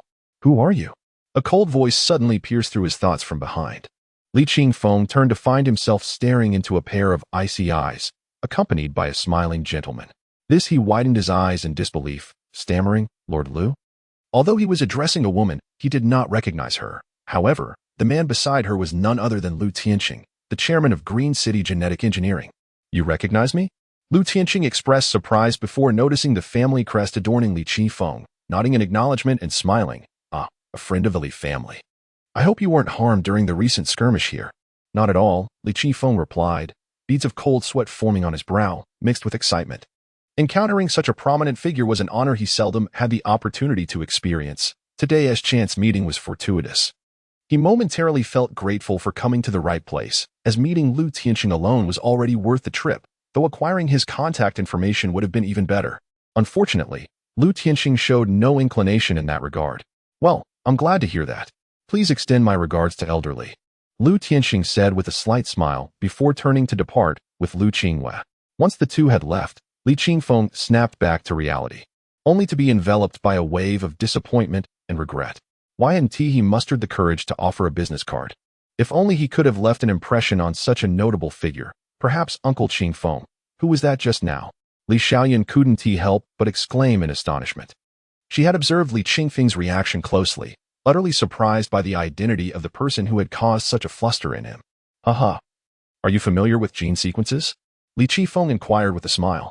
Gene sequences? That elite company in Green City, which boasts numerous esteemed figures, even those of the saintly caliber. Li Xie exclaimed in astonishment. A company of such stature symbolizes both wealth and power, representing the pinnacle of family enterprises. Unlike traditional corporations, contemporary companies resemble ancient sects, boasting an abundance of skilled individuals under the leadership of formidable masters. Although the Li family possesses a degree of wealth, it pales in comparison to the colossal entity that is gene sequences, merely affording them a semblance of respect. Indeed, that Lu Tianqing is the chairman among them. Li Qifeng remarked with a hint of melancholy. If only he could inquire about my name. Such a disappointment, Uncle Qifeng, Li Xiaoyan lamented in agreement. Haha. There is nothing to be done. Anyone in his position would feel the weight of pressure. Li Qifeng scratched his head and turned towards the Shanshui community. But why dwell on it? I should first seek out your cousin. Chapter 11. The natural garbage bin in comparison to the inner ring. The environment of the Shanshui community is indeed mediocre. However, the area is quite expansive, making it challenging to locate Li Wei. Oh dear, should we just head back? Li Xiaoan expressed her growing impatience. After traveling such a long distance to find him, he doesn't even come to greet us? One cannot put it that way. Li Wei is rather reluctant to acknowledge his family, Li Qifeng explained. This time, we are the ones in need of his assistance. He had chosen not to disclose the family's pressing issues to Li Xiaoan and the others, for it was a matter of great significance. If word got out, it might incite widespread anxiety. Huh? In need of his assistance? Li Xiaoan nearly laughed at the notion. Are we asking him to support us financially? Or to continue his idle ways? All right, tone it down, Li Qingfeng admonished, shaking his head. In truth, he too harbored doubts about Li Wei's hospitality. They had previously made arrangements, yet he showed not a hint of cordiality. Why not give him a call? Suggested Li Xie suddenly. Li Qifeng paused. They had reviewed Li Wei's profile upon arrival, and he had made a discreet call, but Li Wei had not answered. However, now that they were so close, making another call seemed reasonable. Very well. Li Xie promptly retrieved the information and diligently dialed the number displayed. I say, Xie, you're just wasting your effort. We might as well return, Li Xiaoyan remarked, but she abruptly fell silent when she saw Li Xie signaling her to hush. The call connected. Hello? Li Xie spoke cautiously. I don't buy stocks or engage in scams. How did you fraudsters acquire my phone number? A cacophony of sounds crackled through the receiver. Li Xie was taken aback, quickly clarifying. No, you must be Li Wei, my cousin, right? I'm your sister. We've come to visit today. Cousin? Sister? The voice on the other end was clearly bewildered, taking a moment to regain composure. Which Li family are you from? Yes. Li Xie nodded vigorously. Suddenly, the call was terminated. Did he just hang up? Li Qifeng could hardly believe it. This is beyond rude. With a life like that. He must be too ashamed to face us, Li Xiaoyan scoffed, further solidifying her suspicions. Yet, we cannot return empty-handed, Li Qifeng said, feeling increasingly anxious. He had embarked on this journey entrusted with his father's mission, and to return without even seeing Li Wei would be inexcusable. Li Xie sighed in resignation. What are you all doing here? Just then, an elderly woman descended the stairs, carrying a bag of trash. Li Qifeng's eyes lit up, and he immediately asked, Excuse me, ma'am, do you know someone named Li Wei living around here? We are his relatives. Li Wei? The woman's face brightened at the mention. That lad has relatives? Sister, is something wrong with Li Wei? Li Xie noticed a subtle expression on the aunt's face, and her curiosity prompted her to inquire further. Oh dear, that young man has no idea what a mess he is in, the elder woman chuckled. You wouldn't believe it. A few years ago, a foul odor suddenly permeated this area, and the neighbors thought someone had hidden a body, leading them to call the police. What happened next? Li Xie's eyes widened in anticipation. It turned out to be that young man's pile of garbage. The aunt slapped her thigh, exclaiming, You should have seen it. The heaps of rubbish were so enormous that there was hardly any space left to walk in his room. It was terrifying. Li Xie was at a loss for words. Li Xiaoyan burst into laughter, nearly falling over in amusement, having never encountered such a peculiar individual in her life. Li Qifeng shivered, trembling slightly. Is there really such a thing? Of course, there's even more. As the aunt continued to ramble on, seemingly with no end in sight, Li Qifeng quickly interjected. May I ask where Li Wei currently resides? Just over there, on the 11th floor, the aunt pointed towards a solitary high-rise building to the left. Unlike the other buildings, this one appeared nearly abandoned, with a large hole in its side as if it had been attacked. Overall, it resembled a precariously leaning tree. Thank you, Li Qifeng nodded, expressing his gratitude to the aunt. He then took a deep breath, glancing at the two youngsters beside him, mentally preparing himself. Let us proceed. So, the source of the foul stench is this? Inside Li Wei's home, Lu Qingwei gazed solemnly at the black box before her. Within it lay a mass of black substance, writhing like mud. Hey, why are you taking this out? Li Wei's expression shifted as he quickly pinched his nose, exclaiming. This was once thought to be the source of a corpse's stench. I almost ended up in the police station because of it. This is a natural disaster. Lu Qingwei could not help but murmur, what? Li Wei dug at his ears. A natural disaster? Is this thing really it? This mass of decaying mud was deeply etched in Li Wei's memory. At that time, he had been rather laid back for a while. But he had not reached the point of neglecting his garbage until this thing had come creeping in to devour it quietly. He had nearly forgotten the specifics of that situation, but after a fierce struggle, he had finally defeated this creature. However, its remains emitted a horrendous stench that could permeate the entire building. Originally, Li Wei had planned to dispose of it, but according to the system, this substance might prove useful in the future, so he chose to keep it, almost landing himself in trouble with the police. Before long, Li Wei had nearly forgotten about the matter entirely, only to find Lu Qingwei unearthing this thing once more. The original master of the foul odor. Although it smelled like decaying flesh, was an extraordinarily potent substance. Lu Qingwei inhaled deeply as she spoke. Earlier, she had intentionally returned to converse with Li Wei, discovering that he was entirely oblivious to the extent of his own strength. According to Li Wei, he was merely a 9th-level martial artist. But how could that possibly be true? Setting aside the fact that Li Wei effortlessly vanquished the blood butcher blade. The grotesque entity before him was once a presence not dissimilar to the blade itself. In other words, Li Wei possessed the prowess to defeat a ninth-level martial artist back in those days. He simply lacked the understanding of what this peculiar thing truly was. A substance of great nourishment? What other capabilities does it hold? Li Wei inquired, astonished. Well, to put it succinctly, this creature is immortal. It can consume anything and transform it into its own power, ultimately creating a supreme reservoir of energy as it accumulates strength within. Lu Qingwei explained earnestly, generally. Many individuals nurture it with rare materials, and once it takes shape, it is then utilized as. Wait a moment. Li Wei interjected suddenly, implying that this creature can consume refuse, correct? Huh. Lu Qingwei paused, taken aback. Li Wei then tossed a plastic bag into the mud, and in the next instant, the mud devoured the bag, emitting a retching sound. Remarkable, a natural garbage bin. How had I not realized this before? Li Wei felt a surge of delight. Lu Qingwei, why does it feel as though this creature differs somewhat from what I had envisioned? Chapter 12, is this truly your 20s? A garbage bin. You dare to treat such a thing as refuse. Lu Qingwei found herself at a loss for words to articulate her feelings. This was the infamous Stench Lord, an object coveted by many in the past. Yet, Li Wei had the audacity to regard it as a mere trash receptacle. The odor was unbearable. Was there no remedy to dispel the foul smell? Unperturbed, Li Wei remained oblivious to Lu Qingyue's thoughts, or perhaps, even if he were aware, he would not care, as he truly had no need for such a thing. It's not without its solutions. Lu Qingyue regained her composure and slowly remarked. You are familiar with the compound of fecal odor, are you not? The sin of excrement? Li Wei's expression soured. The compound was one of the primary sources of foul smells, predominantly found in feces. No wonder he had always sensed a repugnant stench. He had endured much torment due to this very issue in the past. Yes, the origin of most unpleasant odors stemmed from the presence of this compound. And the Stench Lord contained an abundance of it. Strictly speaking, this entity belonged to a variant of slime, accumulating such foulness due to its carrion-eating nature.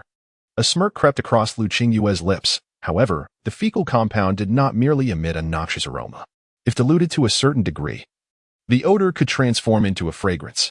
For instance, familiar perfumes, black tea, and others are manifestations of this very compound at play. Li Wei stared blankly. Thus, if one were to harness this characteristic, the Stench Lord could actually exude a delightful scent.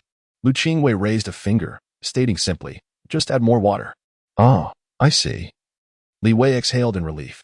Although this entity served as a convenient trash bin, enduring its foul presence for an extended duration would be unbearable. However, it was astonishing to discover such a remarkable phenomenon within a disaster. Li Wei mused. He had always believed he had never encountered a calamity. But it was only upon Lu Qingyue's explanation that he realized the object in his possession was indeed one of those disasters. Calamity is but a collective term. The so-called disasters are varied in nature. Lu Qingyue shook her head, explaining that the most common offenders are various monsters, both beastly and humanoid, lacking any extraordinary traits yet possessing immense destructive power, which is the source of our distress. Next are the disasters that, while causing some degree of havoc, also bring benefits. Years ago, you must have heard about the sudden emergence of a world tree in Jinling. That massive tree reached the heavens, drawing energy from the earth, rendering the 100-mile expanse of Jinling desolate. Yet, correspondingly, it bore the Xianling fruit, imbued with pure vitality, which, once consumed, could extend one's lifespan. I see. Li Wei nodded. He was not well acquainted with the matters Lu Qingwei spoke of, having been in a state of inactivity for so long that he had scarcely engaged with the outside world, spending his days in mere entertainment. However, such new knowledge did not require meticulous memorization. He could not suppress a yawn, having confined the blob of slime in the box. He lay down on the floor. Surprisingly, you are not so bad. I shall reluctantly permit you to reside here. Likewise, I find my perception of you has improved. Lu Qingwen nodded toward Li Wei. Previously, she had assumed that Li Wei was merely a scoundrel, but to her astonishment, this fellow turned out to be a reclusive master. Although he appeared to languish through his days, he must have been diligently training. Otherwise, he would not possess such formidable physical prowess at such a young age. She ought to learn from him. Suddenly, she recalled someone who wished to make his acquaintance. It's that man who was by my side earlier, named Lu Tianxing. Though his abilities are somewhat lacking, he has considerable connections. You could use some financial support, right? At our level, if we wish to advance without relying on official powers, we must accept commissions to earn money. Coincidentally, Lu Tianxing is just such an individual, and he offers quite decent compensation. Ah, let's add each other on QQ. Li Wei felt a stirring in his heart, Indeed, his expenses were quite substantial. It wasn't merely the costs associated with cultivation, but rather, he glanced toward the corner of the wall, where a massive acrylic display cabinet loomed beside a flickering gaming console, filled with a plethora of anime merchandise, figurines, gemstones, and various electronic products like headphones, all of which bore exorbitant price tags. As a member of the laid-back generation, Li Wei had no lofty aspirations. His interests were primarily confined to this realm. Of course, the financial demands of gaming were unavoidable. For instance, in a certain two-character game, he had nearly maxed out all his characters. These expenditures had drained his savings, making it clear that he was indeed short on funds. Understood. Lu Qingwei had naturally noticed the cabinet beside Li Wei, though she recognized little within it, merely casting a curious glance before stepping out once more. At that moment, Li Wei's phone rang. A scam call? He yawned and answered the call, but his expression swiftly shifted to one of confusion. A cousin? When did he acquire a cousin? Wait a moment. The Li family? What was going on? Please be mindful. Your cousin may be experiencing some difficulties. In summary, he is in a rather, as you young people would say, a state of giving up, quite despondent, you see. Li Qingfeng stood at Li Wei's door, continuously advising Li Xiaoyan and Li Xia. Though these words seemed directed toward them, they were more of a self-preparation. Was that once promising genius truly as outrageous as the rumors suggested? He was deeply concerned. Understood. Li Xia nodded obediently. Humph, Li Xiaoyan scoffed, rolling her eyes. Li Qingfeng, observing this, chose not to say more. After confirming the door number was indeed the location mentioned by the aunt, he took a deep breath and pressed the doorbell. Ding-dong, the prolonged sound of the doorbell resonated.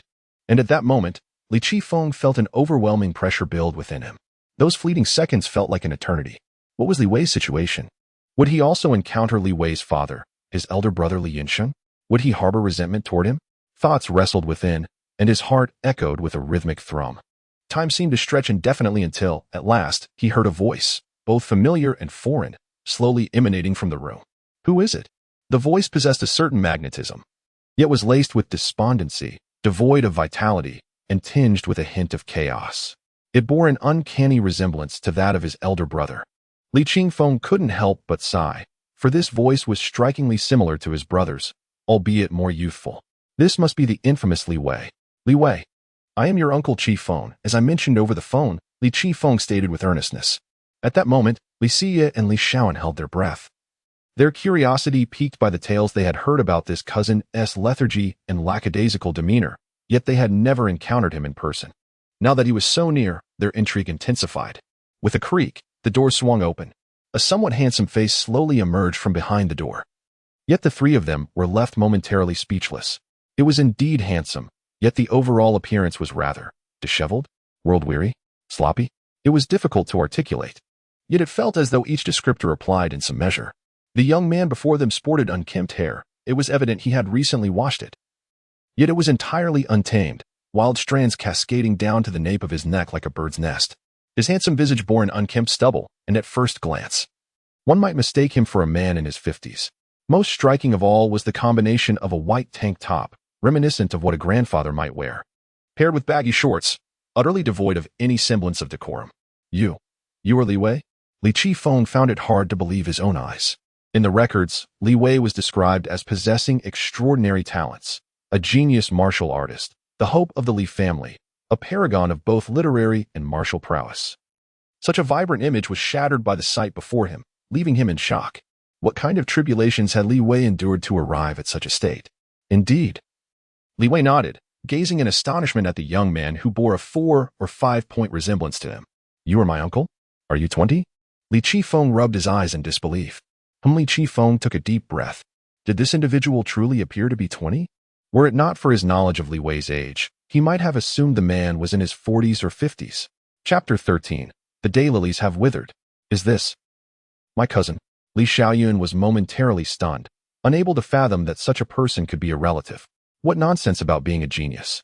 What a jest. If we are to speak of true talent, it is undoubtedly her own brother who deserves that title. As for the individual before her, Li Wei, truth be told, even labeling him as a martial artist feels like an exaggeration. Hello, cousin. Li Xia timidly greeted. I am Li Xia. Oh, you were the one who called earlier, Li Wei remarked, recalling the voice, yet still perplexed. If I remember correctly, I seem to have no affiliation with the Li family at present. What is your intention? Li Wei felt no inclination to engage with these so-called relatives. It was hard to comprehend how individuals, who had barely crossed paths from birth to adulthood, could suddenly become familiar merely due to shared bloodlines. Even presuming to offer guidance as elders. What kind of logic is that? If we were to follow that reasoning, since all life on Earth originated from a single cell, wouldn't it imply that all beings are thus related? Of course, Li Wei was not opposed to socializing. He occasionally sought conversation, even online. However, the crux of the matter was, they were strangers. As someone who embraced a laid-back lifestyle, Li Wei possessed a touch of social anxiety. Faced with these unexpected relatives, he pondered how to entertain them, what to say, and what expressions to wear.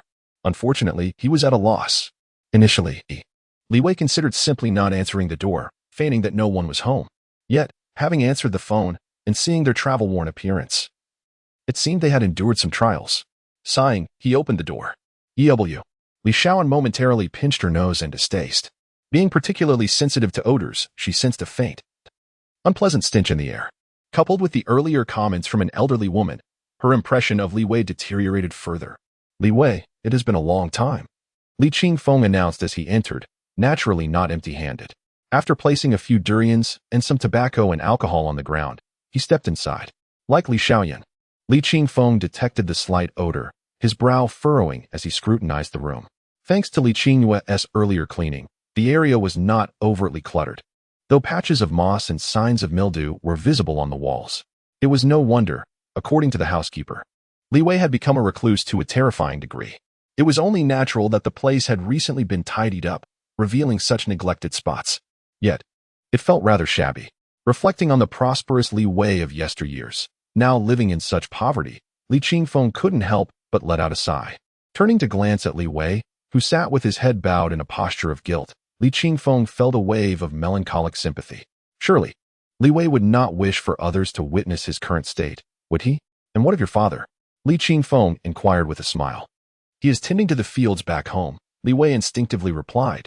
His father, Li Yunsheng, possesses average capabilities, yet leads a fulfilling life, raising pigs and cultivating crops, enjoying a self-sufficient existence with minimal interaction with the outside world. However, Li Wei's primary concern at present revolves around how to entertain his guests. Based on the conventions seen in television dramas or animations, should he be serving tea? Yet, Li Wei is not particularly fond of tea, rather. His refrigerator is brimming with beverages like cola. Cooking? That is out of the question. Li Wei's culinary skills are such that even he fears food poisoning from his own creations. His brow furrowed in contemplation, momentarily at a loss for words. To Li Qifeng. However, Li Wei's demeanor suggested a reluctance to face others. Yet, the presence of guilt indicates that there remains hope for this child. Pondering this, Li Qingfeng nodded gently. Indeed. Your elder brother possesses such a temperament, it must be hard on you. Pausing, he shifted to the matter at hand. Li Wei, I have heard that you became a third-tier warrior long ago. How has your strength progressed over this considerable time? Although his intention in coming was to bring Li Wei back, he first needed to ascertain the true extent of Li Wei's martial prowess. If he still remained at the third-tier level, there would be no doubt that Li Wei could still be salvaged. With a solid foundation, his recovery would be swift.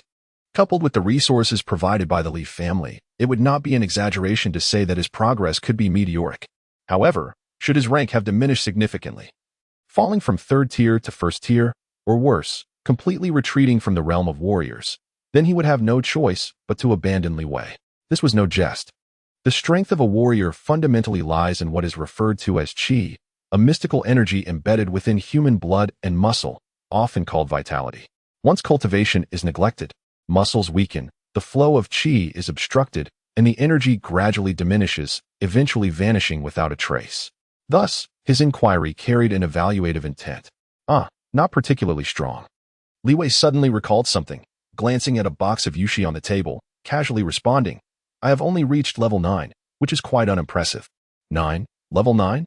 Li Qifeng stood frozen for a moment, nearly bursting into laughter. What a jest. To attain such a level is no trivial matter. Their bodies are as resilient as steel, their qi flowing like an unending river. The power of their strikes can demolish skyscrapers, and when they run, they are as swift as the wind, outpacing even cars. It could be said that a level 9 warrior represents the pinnacle for most, just a step away from the revered realm. with many dedicating their entire lives to achieving level 9. Yet, Li Wei claims to have reached such a level? This jest is hardly amusing. TSK. Li Xiaoyan beside him scoffed, her gaze akin to that directed at refuse. This fellow, if he truly comprehended the concept of a 9th level, would scarcely dare to boast so brazenly. He is indeed a frog at the bottom of a well, assuming that everyone is as easily deceived as fools. Alas! As Li Qingfeng was about to voice his thoughts, he observed Li Wei already extracting a cigarette and offering it to him. Care for one? I don't smoke. Li Qingfeng hesitated, and after declining, he was taken aback as he watched Li Wei casually light a cigarette. His eyes widened in disbelief. You smoke? Indeed. Li Wei replied, somewhat perplexed. After all, when elders visit one's home, do they not first inquire whether others smoke? Could it be that his understanding was flawed? How can you smoke? Li Qifeng exclaimed, suddenly agitated. Smoking poses a lethal threat to martial artists. Particularly for those of lower levels, the lungs represent the tree of life, the very source of breath. Mastery of inhalation and exhalation is crucial for a martial artist to absorb qi, and there is no substitute. Should the lungs become tainted, the qi absorbed would be equally corrupted. Forget about strengthening the body. Merely avoiding bodily ruin would be a stroke of fortune. With Li Wei indulging in smoking, how could he still be deemed a genius? He would undoubtedly become a failure. Exhaling a cloud of smoke, Li Wei extinguished the cigarette, apologizing. My apologies. I didn't realize you don't smoke. He had seen Li Qingfeng bringing a few packs of cigarettes and assumed he was an avid smoker, unaware of his extreme reaction to it. No, that is not the issue. Li Qingfeng grasped Li Wei's shoulder, his eyes bloodshot. How long have you been smoking? How many do you consume a day? About 4 or 5 years, I suppose, Li Wei pondered, a pack and a half daily. Thud. Li Qifeng sank to his knees. 4 or 5 years. A pack and a half a day? The flower has wilted. It was over. Everything was utterly lost.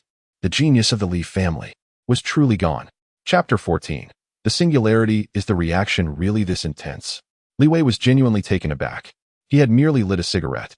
Yet Li Qingfeng appeared profoundly affected, which struck him as utterly peculiar.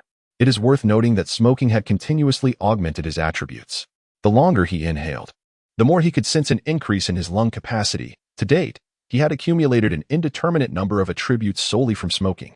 It's nothing. Li Qifeng, looking despondent, rose to his feet and glanced at Li Wei, overwhelmed with disappointment. Indeed, this young man had already taken to smoking, and being a seasoned smoker at that, how could one expect any improvement in his prowess? It was likely that Li Wei was now exceedingly feeble. One could hardly question whether he surpassed an ordinary practitioner among regular individuals. Alas, alas. Li Qifeng shook his head. Since Li Wei had seemingly squandered his potential, there was no need for him to tread carefully any longer. Li Qifeng himself was unaware of the subtle shift in his demeanor. It had transitioned from cautiousness to a more authoritative stance, as though he had suddenly straightened his spine and assumed a position of superiority. Li Wei, I came here to inquire about some matters concerning you, Li Qifeng stated, hands clasped behind his back. I've heard you've chosen to take it easy, neglecting both training and work. How can that be acceptable? Youth ought to strive for success. Otherwise, what does it mean to be young? You live as if you are already an elder. Have you given thought to your future? Look at your cousins. Which of them has not become a warrior at a young age or gained admission to prestigious institutions? Presently, even the least among them earns a monthly income of over 100,000. And you? This dwelling, this environment, how does it bring honor to your family? Li Wei remained silent, caught in the familiarity of this lengthy admonition. He had encountered such diatribes before his transmigration, and the expressions were strikingly similar. This was precisely why he preferred to avoid interactions with relatives. Did they truly share such intimacy that they felt entitled to critique? It began with comparisons in academics during childhood, transitioned to work achievements in adulthood, and inevitably led to inquiries about marriage and the well-being of children. Now, in a different world, the topics had merely shifted to discussions of training progress, rendering him nearly deafened by the monotony. As a yawn escaped him, he nearly succumbed to sleep, uncertain of how to respond to the situation, contemplating whether to feign ignorance altogether. You must be quite impoverished. Finally, Li Qifeng broached the main subject. Even aside from martial artists, the majority of people struggled financially, with monthly salaries of 2,000 to 3,000 making it incredibly challenging to sustain oneself. Indeed, Li Wei nodded repeatedly. Meanwhile, Li Xie was curiously observing Li Wei's residence. Suddenly, she caught sight of a closet and exclaimed, Sister, Look at that. Who could possibly know? Li Shaoan remarked disdainfully at the tiny figures within, yet her curiosity was piqued. Li Wei's entire residence appeared rather unremarkable, devoid of any remarkable features, save for a peculiar wardrobe that stood out.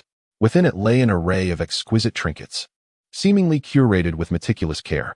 Curious, Li Shaoyan exerted a slight force to pry it open, only to discover that the entire structure was locked. Furrowing her brow, she contemplated using more strength to force it open. Hold on. At that moment, Li Wei, who was distracted by the incessant ramblings of an unknown elder, called out, "That wardrobe is rather valuable. Do not break it open. I possess the key." "Valuable, you say?" Li Shaoyan nearly burst into laughter upon hearing this, her tone dripping with sarcasm as she retorted, "Cousin, my monthly allowance is around 20 to 30,000. Rest assured, I can compensate you, no matter the cost." "You won't find anything for that amount," Li Wei replied, shaking his head, casually tossing her a key. "Take your time to explore." The collectibles within the wardrobe were of secondary importance. When tallied up, they amounted to a mere 200,000. The real treasure lay in the unique metallic materials, electronic devices, and various collectible curiosities, which collectively held significant value. "You can't buy all of that for 20 to 30,000? Li Shaoyan questioned, her disbelief evident. "Indeed." Li Wei acknowledged with a casual nod. I shall believe your claims," she scoffed, indifferent as she opened the wardrobe door. To her astonishment, she was greeted by a small golden figurine prominently displayed at the forefront. Curiously, she picked it up, only to be met with a heavy sensation in her hand. Feeling somewhat awkward, Li Shaoyan placed it back down, uttering nothing as she quietly closed the wardrobe door. "What's wrong, sister?" Li Xia inquired, sensing something amiss. Li Shaoyan's temperament leaned towards that of a mischievous child, always more inclined to engage in activities that were discouraged. Her unusual behavior intrigued Li Xia. "I touch gold," Li Shaoyan replied glumly. "At least 10 pounds. 10 pounds of gold." Li Qingfeng echoed, astounded. "That must be worth at least 250,000. Is it truly just sitting in the wardrobe?" Suddenly, he felt a disarray of thoughts envelop him. This couldn't be right. Li Wei's dwelling was so ordinary and untidy. How could he possibly afford such an extravagant item? Reflecting on his earlier comments about Li Wei's poverty, he found it hard to reconcile the two. He glanced at Li Wei, then at the 3-meter-tall, 3-meter-wide wardrobe, momentarily at a loss for words. No, that couldn't be the case. Li Yunqing, Li Wei's father, had once been a part of the Li family and presumably had some savings. It was not unreasonable for him to acquire such items, suggesting that Li Wei was simply not applying himself. Of course, investing in gold was not inherently wrong. After all, it was a stable asset. Overall, the existence of such items was not entirely beyond comprehension, remaining within the bounds of rationality. "Uncle, have you finished speaking?" Li Wei, sensing Li Qingfeng's silence, felt a wave of relief wash over him. "Li Wei," Li Qifeng began, adjusting his demeanor. "The family wishes for you to engage more with circles outside your own. Allow me to be direct. Tomorrow, our family has an opportunity to explore a singularity. You are aware of what a singularity is, are you not? It is a convergence of calamities, a birthplace of phenomena. However, this particular singularity is not perilous. On the contrary, it is a remarkably safe area for novices. Within its domain lie countless treasures, and should fortune favor you, it is conceivable to attain wealth overnight. Of course, danger is not entirely absent. For instance, there are the snow spirits, ethereal beings synonymous with cold, possessing an extraordinarily low temperature." "Snow spirits?" Li Wei paused, suddenly recalling that he had indeed heard of such entities, spectral presences that render their vicinity perpetually frigid. His own refrigerator, aged and in disrepair, had failed to chill a couple of cans of cola even after hours of waiting.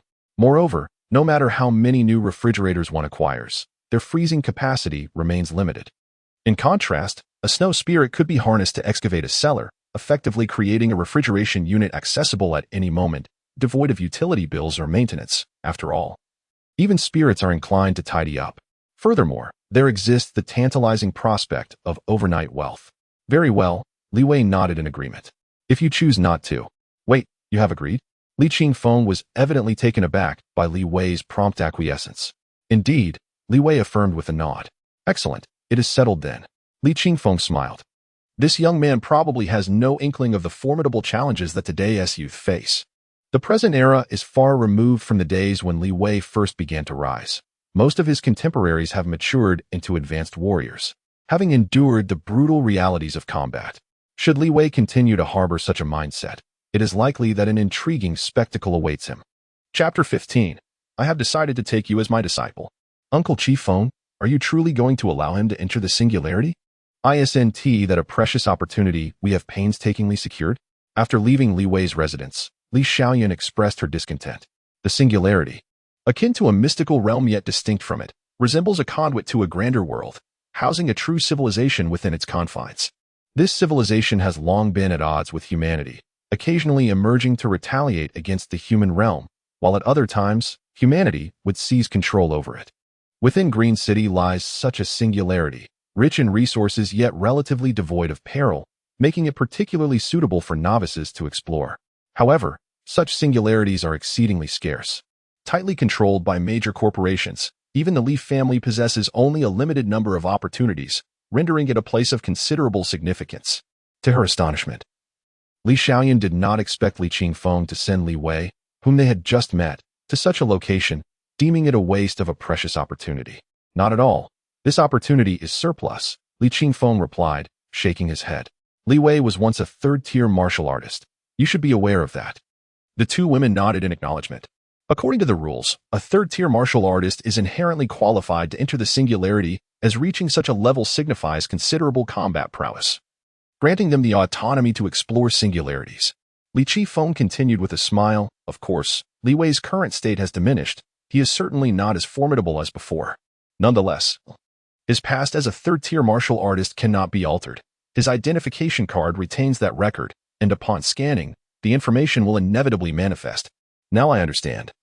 Li Xiaoyan nodded in contemplation. But wouldn't this be rather cruel for my cousin? Li Xie interjected with displeasure.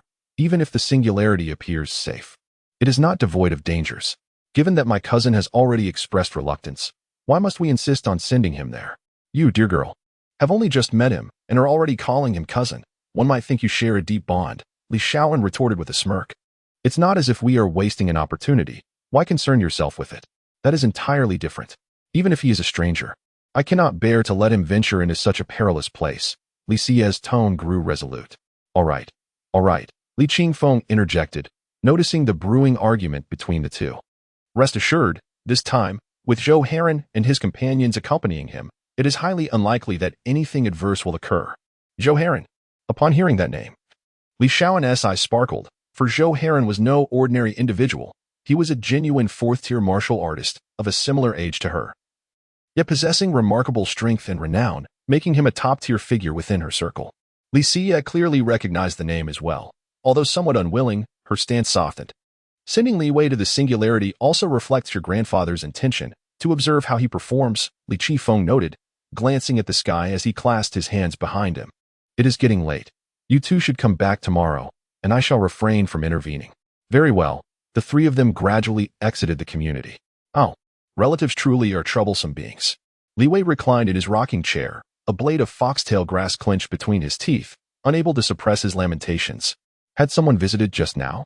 Lu Qingyue, who had just returned, was taken aback by Li Wei's demeanor. Indeed, an uncle appeared out of nowhere. And I had no idea how to send him away. It was quite a headache. Li Wei recounted the earlier incident to Lu Qingyue. Relatives? They are indeed a nuisance. Apart from my parents, I find it equally challenging to communicate with others. Lu Qingyue empathized deeply with Li Wei's plight, as she too struggled to engage with those overly familiar types. However, upon hearing Li Wei mention the singularity, her expression shifted to one of subtle intrigue. The singularity? Recently, there have been similar rumors in Green City. Are you in need of funds? If so, a visit might yield unexpected rewards. Unexpected rewards? Is the singularity filled with treasures? Li Wei inquired in astonishment. No, there aren't many treasures within the singularity, but there are plenty of people. Lu Qingyue shook her head. Within, there exists no concept of law or morality. Some individuals are genuinely capable of committing murder over trivial disputes in public. If you encounter such a type, it is best to eliminate them. You might just uncover an unforeseen inheritance. Li Wei scoffed. I at least have my principles. Is killing humans not repulsive? Lu Qingyue eyed the trash bags accumulating at Li Wei's feet, clearly skeptical. You? Principles? TSK. Do you think I have chosen to lie flat for no reason? If I had no principles, wouldn't it be easier to rob on the streets? Li Wei raised his middle finger at her. Ah, I see now. I had overlooked that aspect. Lu Qingwei suddenly appeared as if she had discovered a new continent. Hastily grasping her pen to jot down notes. One of the secrets of the strong is to possess an unbreakable principle. Insight. It is said that the ascension of high-level warriors encounters inner demons, and having principles seems to address this well, as long as one acts with a clear conscience. The inner demons will dissipate on their own. So, is this the reason for lying flat? What are you mumbling about? Li Wei noticed the large characters written in Lu Qingyue's notebook, Li Wei's observational diary, the secret of why the strong lie flat. What on earth? Furthermore, is this girl being overly serious now? She was so aloof and disdainful during our first meeting. Now, she seems somewhat agreeable. It's nothing, but I wish to discuss two matters with you. Lu Qingyue closed her notebook and promptly stated, firstly, regarding that Lu Tianqing. He has added you as a friend on QQ and noted down his phone number, hoping you will agree to it. Oh, Li Wei nodded, acknowledging the information. Wait, what is the second matter? Wasn't either only one? Secondly, I wish to take you as my master, Lu Qingyue said earnestly. Li Wei's eyes widened in surprise.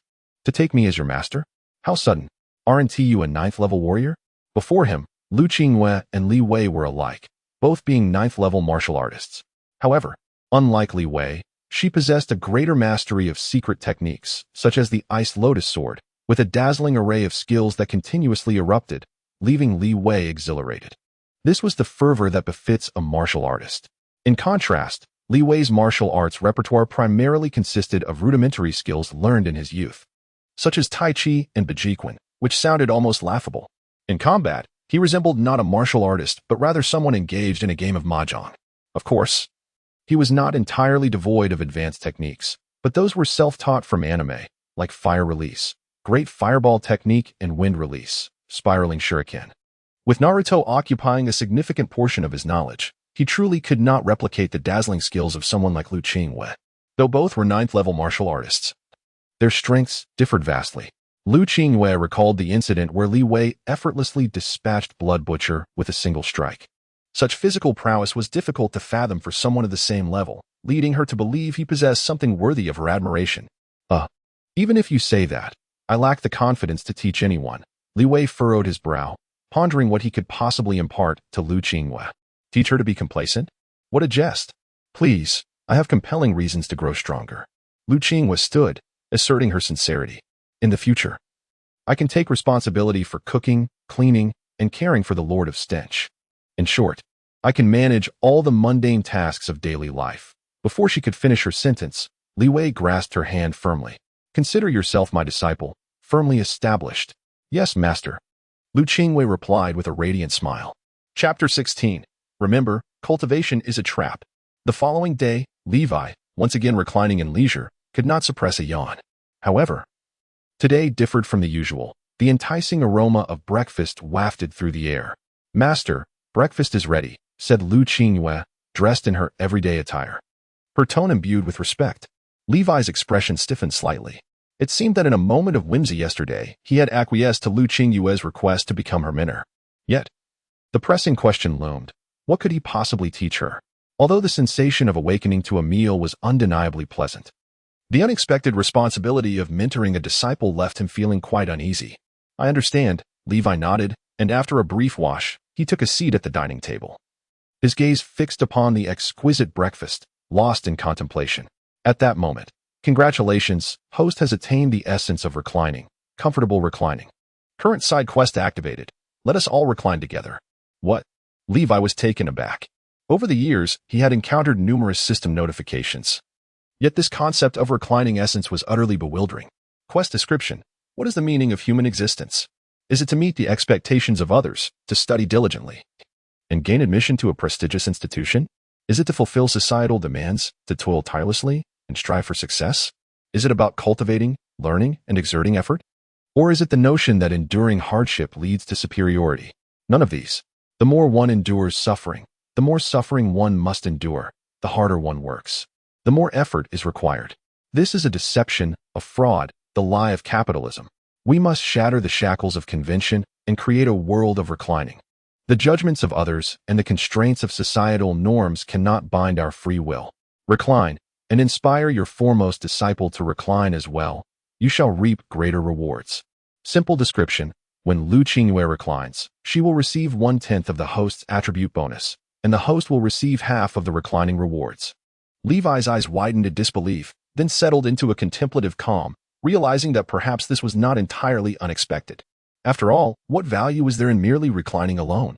If he could encourage others to join in this pursuit, the world would become less burdensome. Master, I have come to an understanding. Levi exhaled with relief. It appeared he now had something to impart. After all, when it came to reclining, he humbly claimed the second position. No one dared to contest his claim to the first.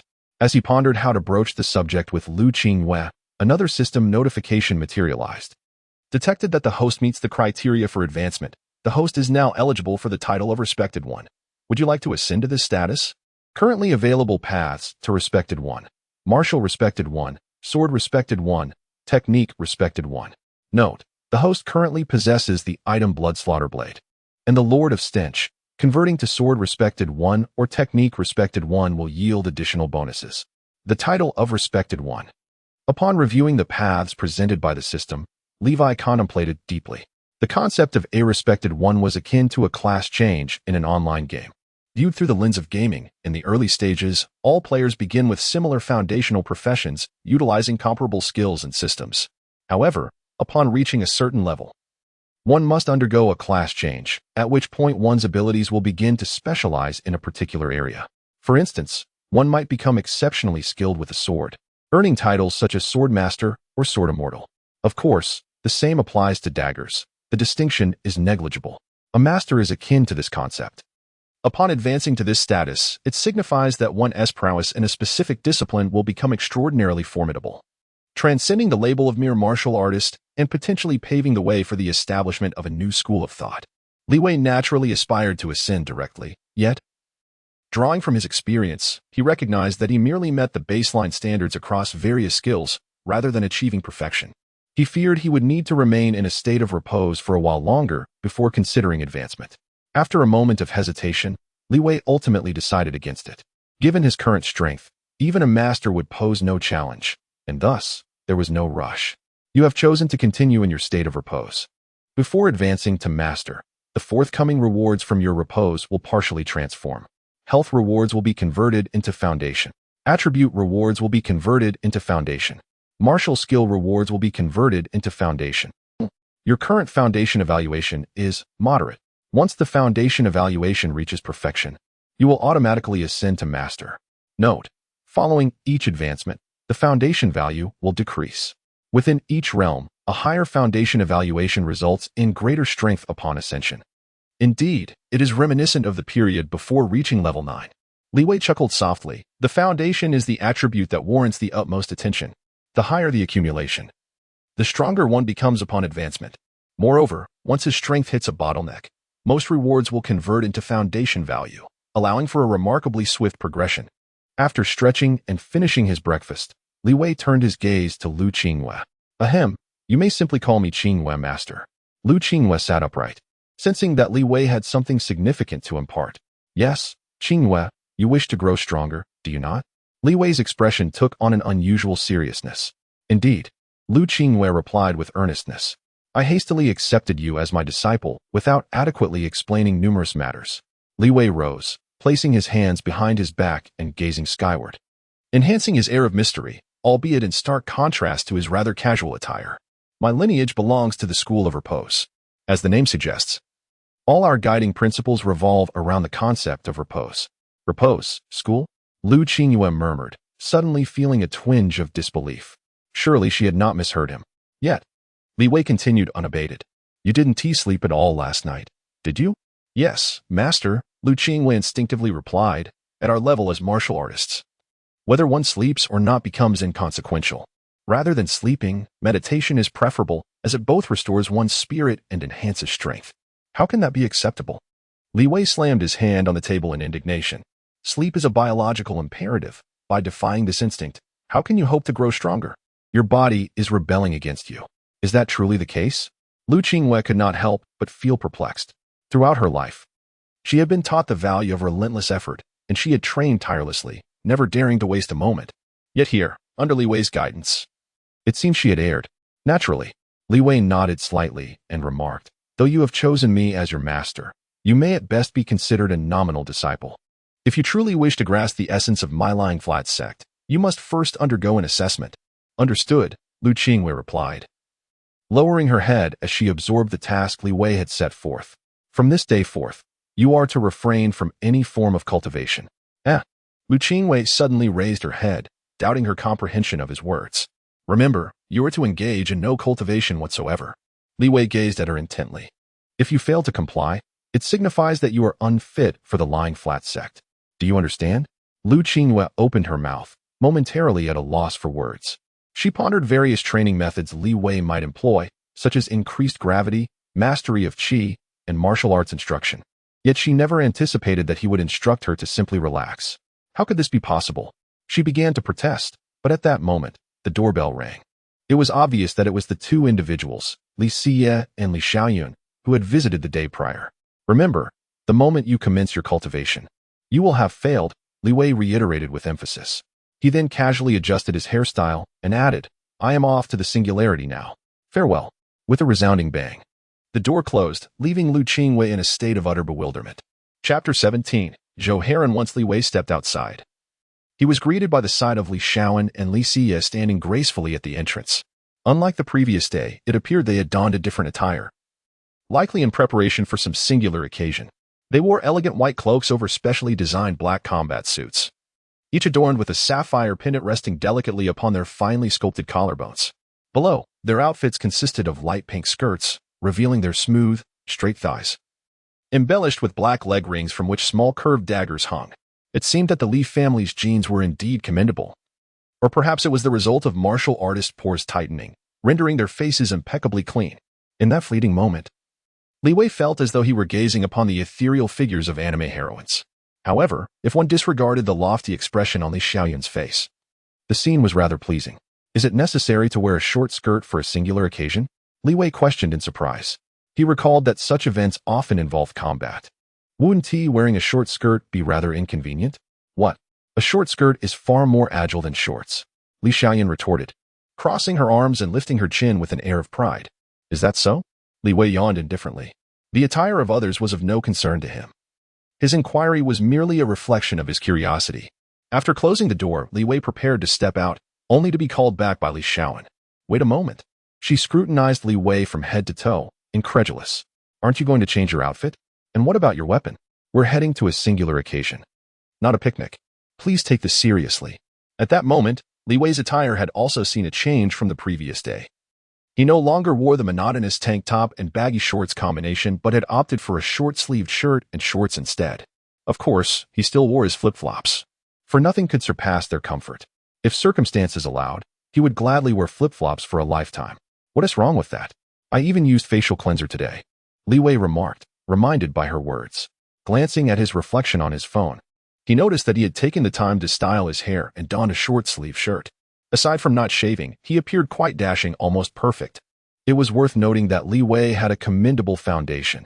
After every shower, he often found himself entranced by his own reflection. Today, using facial cleanser was a remarkable gesture, akin to receiving the highest form of treatment. It's not about that. Li Xiaoyan was nearly at a loss for words. We're talking about proper attire. Do you have combat gear? After all, martial artists should maintain a certain image. And what does it mean to wear flip-flops? How will others perceive you? It's utterly embarrassing. Having experienced the events of the previous day, she considered it a testament to her upbringing that she hadn't lost her temper, yet she was astonished that Li Wei could still challenge her understanding. Clothing and appearance, such simple matters, yet this man seemed oblivious to their importance. Today was their first visit to the singular occasion, and every individual accompanying them was an elite. Being in the company of someone like Li Wei made Li Xiaoyan feel somewhat ashamed. Let them be ashamed if they must. Am I going on a blind date or something? Li Wei shrugged his shoulders, embodying a nonchalant attitude, indifferent to the opinions of others, prioritizing his own comfort above all else. You. Li Xiaoyan was on the verge of losing her temper. All right, chimed in Li Siye, who had been observing for a while, unable to suppress her laughter. When it comes to attire, it doesn't really matter, as long as one looks good. A warrior doesn't rely solely on such things. As she spoke, she retrieved a badge from the pocket of her dress. Li Wei cast a glance at it, noticing it was embroidered with the images of a phoenix, a dragon, and a tiger, entwined around each other, forming the character Li in the center. Brother, this is our family crest, used for identifying our lineage. Upon reaching the singularity, it will prevent arbitrary attacks. After receiving it, Li Wei examined the badge and, mimicking Li Xie, pinned it to his chest. With that, he felt a sense of accomplishment, though he remained uncertain of its true purpose. TSK, Li Xiaoyan frowned disapprovingly. She harbored dissatisfaction toward Li Wei and was reluctant to see him don the family crest. However, there was little she could do, given that he had once been a third-tier warrior. Next, just bring your identification and weapons, and we can set off. Li Xie whispered as she noticed Li Wei fastening the badge. Weapons. Li Wei recalled the blood-butchering knife, but shook his head in response. I think I'll pass on the weapon. I'm not particularly skilled with one. Carrying a weapon seemed overly burdensome for a warrior like Li Wei. A decent blade weighed at least 1,000 pounds. While he could manage the weight without tiring, running around would be quite inconvenient. He preferred to carry more of his beloved soda instead of a cumbersome weapon.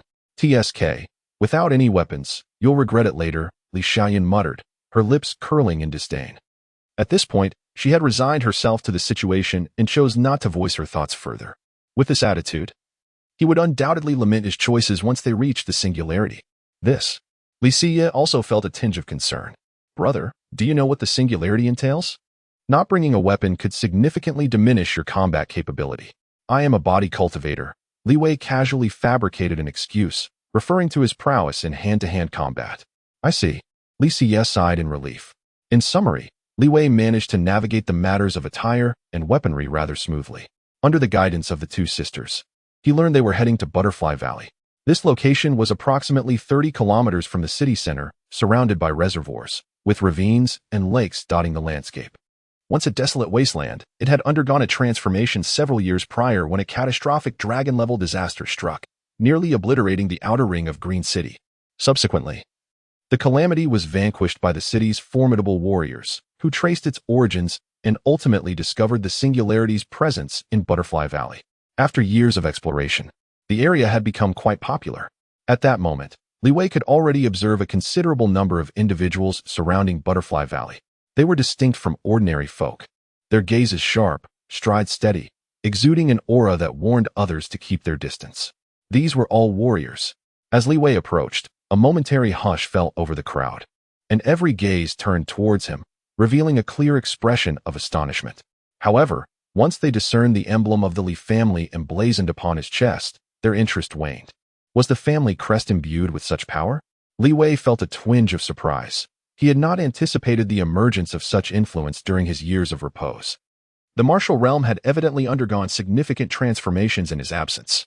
Suddenly, a piercing sound echoed from the sky as a flying sword soared through the air. The onlookers gazed upwards to see a strikingly handsome young man atop the sword, wearing an easy smile that elicited waves of envy among the crowd. Such a caliber of weaponry was not something just anyone could possess. Clearly, the young man's identity was anything but ordinary. In contrast, Li Xiaoyan's eyes sparkled upon seeing the flying sword, and she waved her hand, exclaiming, Zhou Heron, I am here. Chapter 18. Every man has his period of adolescence, so it is Zhou Heron.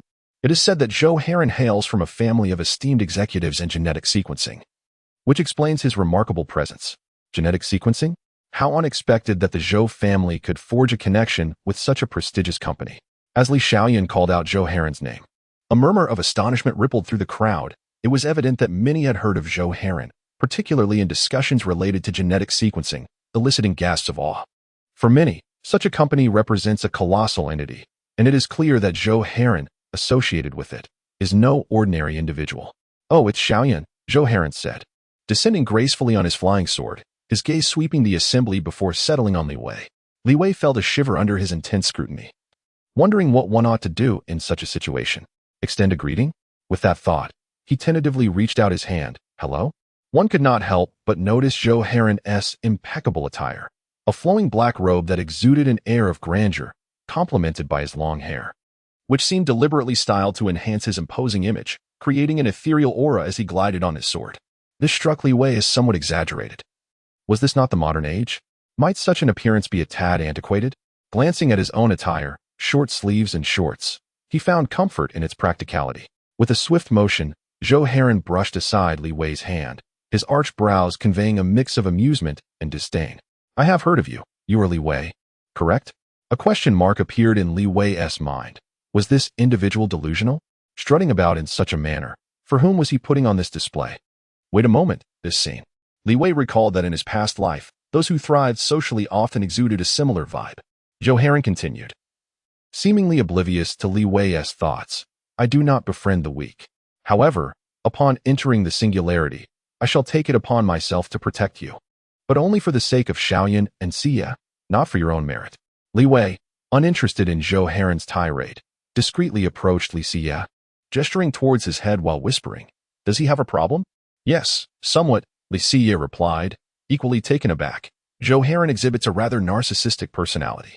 While his demeanor may not be commendable, he is fundamentally good-hearted. Oh, I see. It's that phase, Li Wei realized, regarding Zhou Heron with a hint of sympathy. Every man typically endures an awkward phase, striving to assert his presence, particularly in the company of attractive women. This, perhaps, embodies the essence of adolescent bravado. Some individuals may endure for a longer duration, while others may find their time comparatively brief. It appears that Zhou Heron is one such example. In summary, I have heard that you prefer to take a laid-back approach. That is acceptable. Once we enter the singularity, do refrain from impeding my progress and simply observe my performance from behind me. As Zhou Heron concluded his statement, he cast a sidelong glance at Li Wei and remarked coldly, Do you comprehend? I detest your demeanor. Li Wei opened his mouth, momentarily at a loss on how to respond to such a person. Striking him would seem unwarranted, and directly countering his words would likely invite further complications. Before long, another individual approached the vicinity. Like Zhou Heron, his arrival elicited gasps from the crowd. Was that not Zhao Jiangfeng? His presence indicated that this singularity was anything but ordinary. He and Zhou Heron were poised to be the fiercest competitors in this contest. Two level 4 martial artists, how rather unfair. What significance does a level 4 martial artist hold? This time, however, are you seeking death? Dare you utter that name? The murmurs around them were hushed, yet Li Wei's acute hearing captured every word.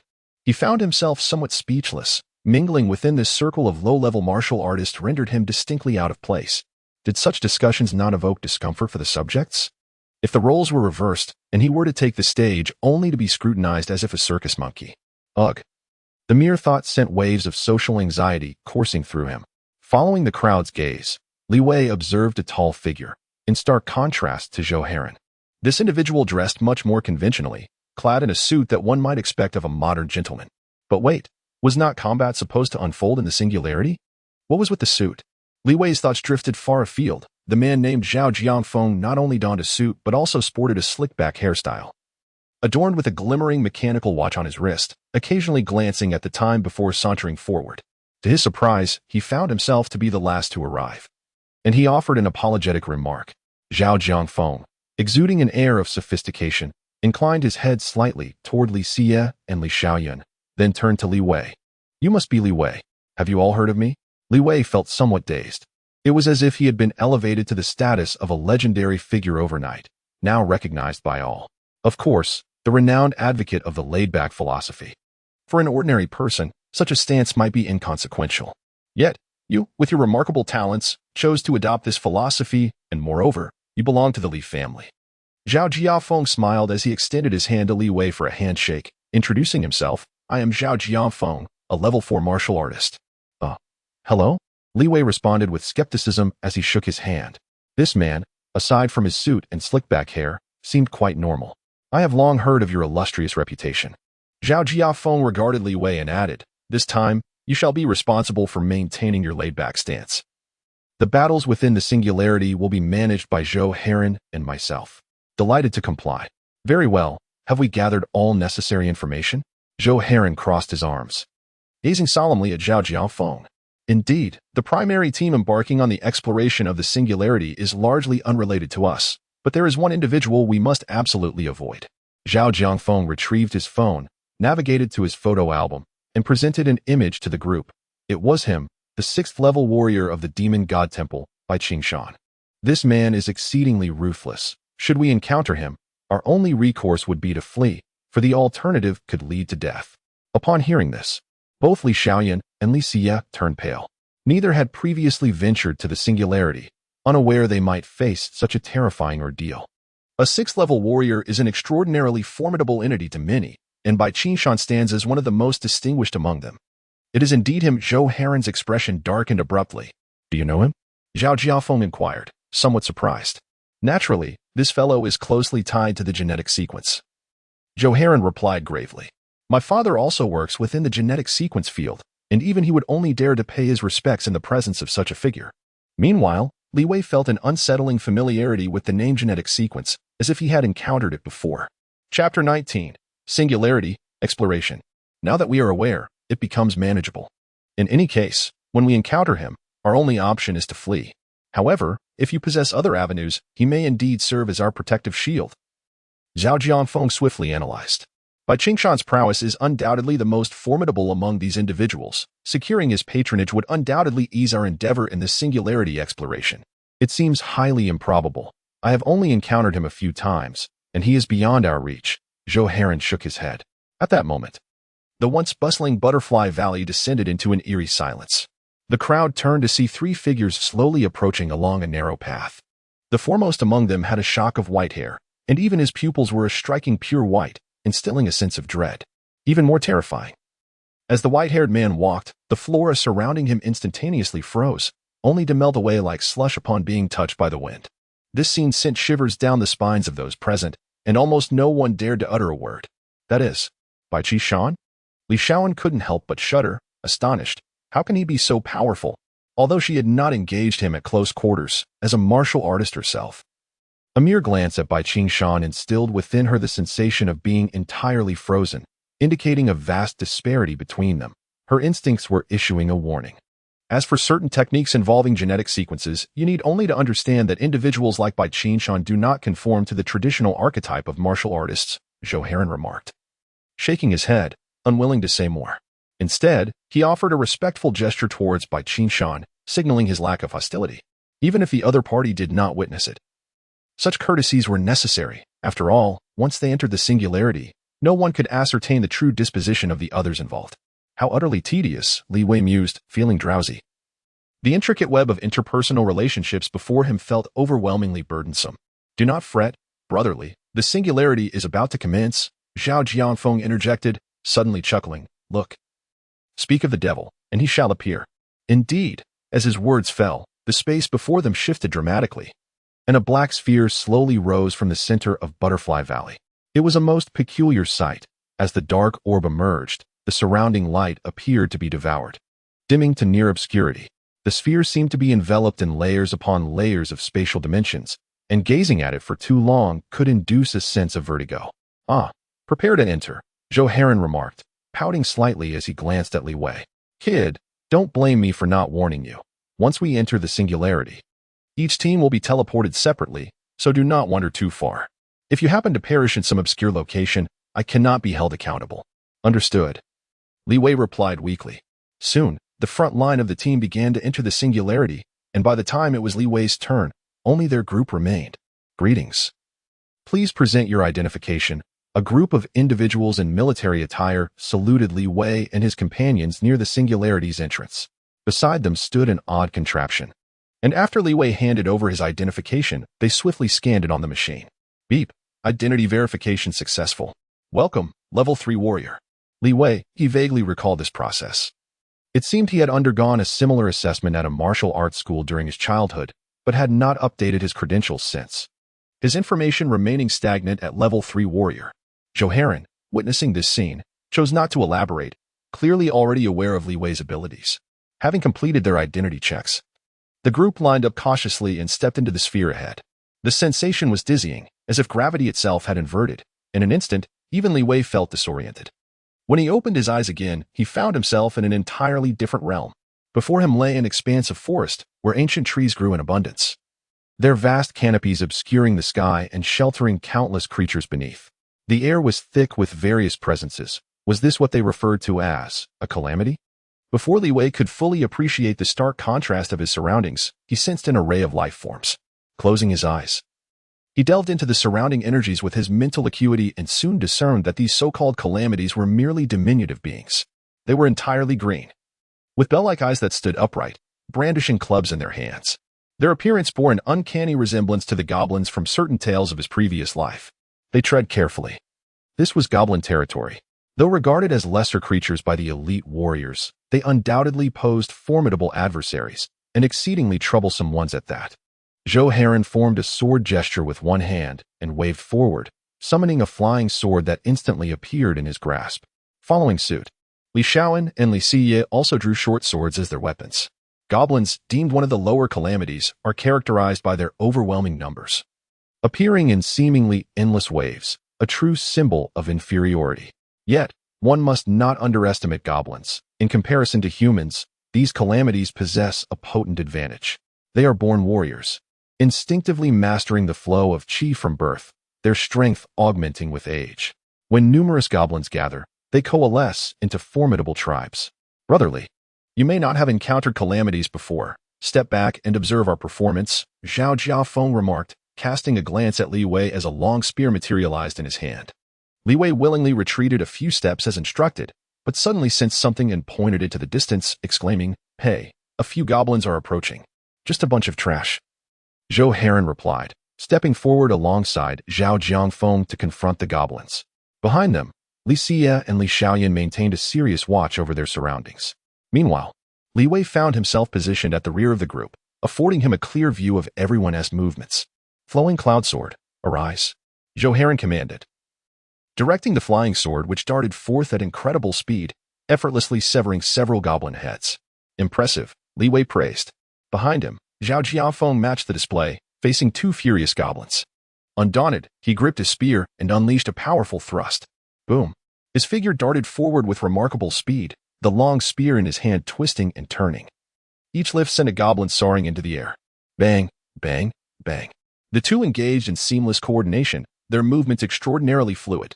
In a matter of moments, the encirclement formed by dozens of goblins was ruthlessly torn apart, leaving Levi astounded. Truly, they were elites, exhibiting such exceptional prowess. Levi mused, contemplating whether he should lend a hand, but it appeared unnecessary. These warriors surpassed his expectations. Of course, Zhou Heron is a genuine elite, having graduated from the Imperial Capital University at such a young age. Li Shaoan, witnessing this scene, felt a swell of pride, though she could not compare to Zhou Heron. The praise from Levi inevitably gave her a sense of shared honor.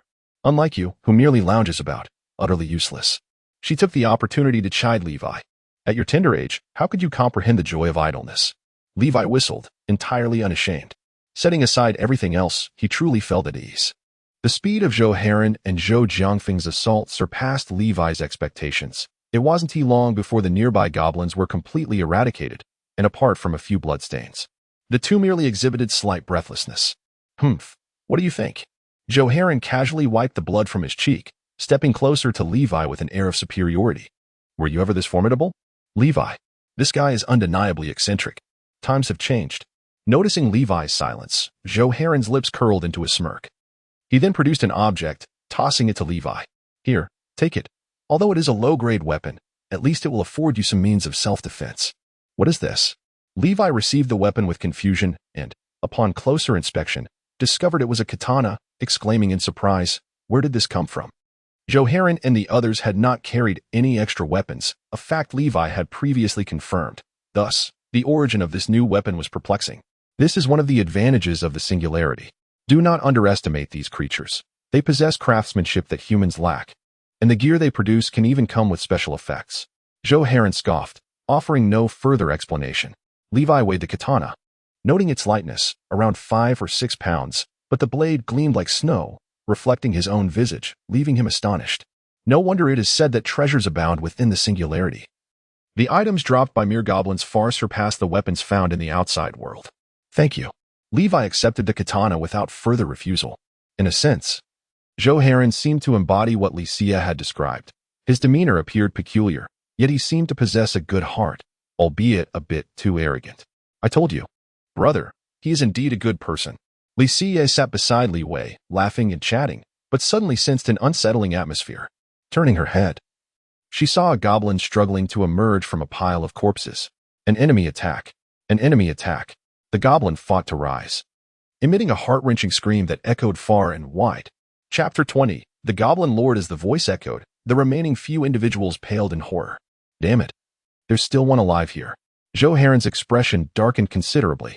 It is known that when goblins multiply, They form tribes, and in great numbers. They often give rise to terrifying entities. That is, the Goblin King. Li Wei swiftly dispatched the goblin with a single strike of his sword, then turned his gaze towards the distance, squinting in astonishment. Could there really be this many? What about the others?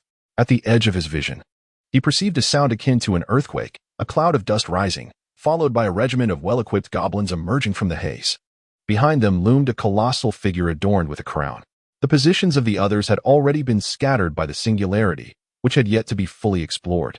The inherent teleportation array had not been deactivated, leaving them potentially separated by a distance of several kilometers. Zhao Jiafeng, growing anxious, spoke urgently. What follows will be a bitter struggle. We cannot retreat now. We must confront them. What's the rush? Zhou Heron had regained his composure, replying nonchalantly. It's just a horde of goblins. Can they truly turn the tide? With that, he conjured several pills in his hand, casually tossing them to the others, including Li Wei. These were blood chi pills, capable of temporarily enhancing vitality and stamina. They were preparing for a desperate fight. Roar. In the distance, the immense Goblin King unleashed a ferocious roar, raising its heavy sword and making a sweeping gesture forward, in order for the goblin archers to unleash a volley. In the next moment, a rain of arrows surged forth from the sky. The speed of the arrows was astonishing. At such a critical juncture, the goblins' advantage in numbers became evident. They were still over 100 meters away from Zhou Heron and the others, and before they could even discern the goblins' forms, a multitude of arrows was already upon them. Zhao Jiafeng, positioned in the midst, suddenly sensed an overwhelming threat. Without a second thought, he raised his spear to block, only to hear a resounding clang as an arrow struck his weapon. Damn, this is terrifying.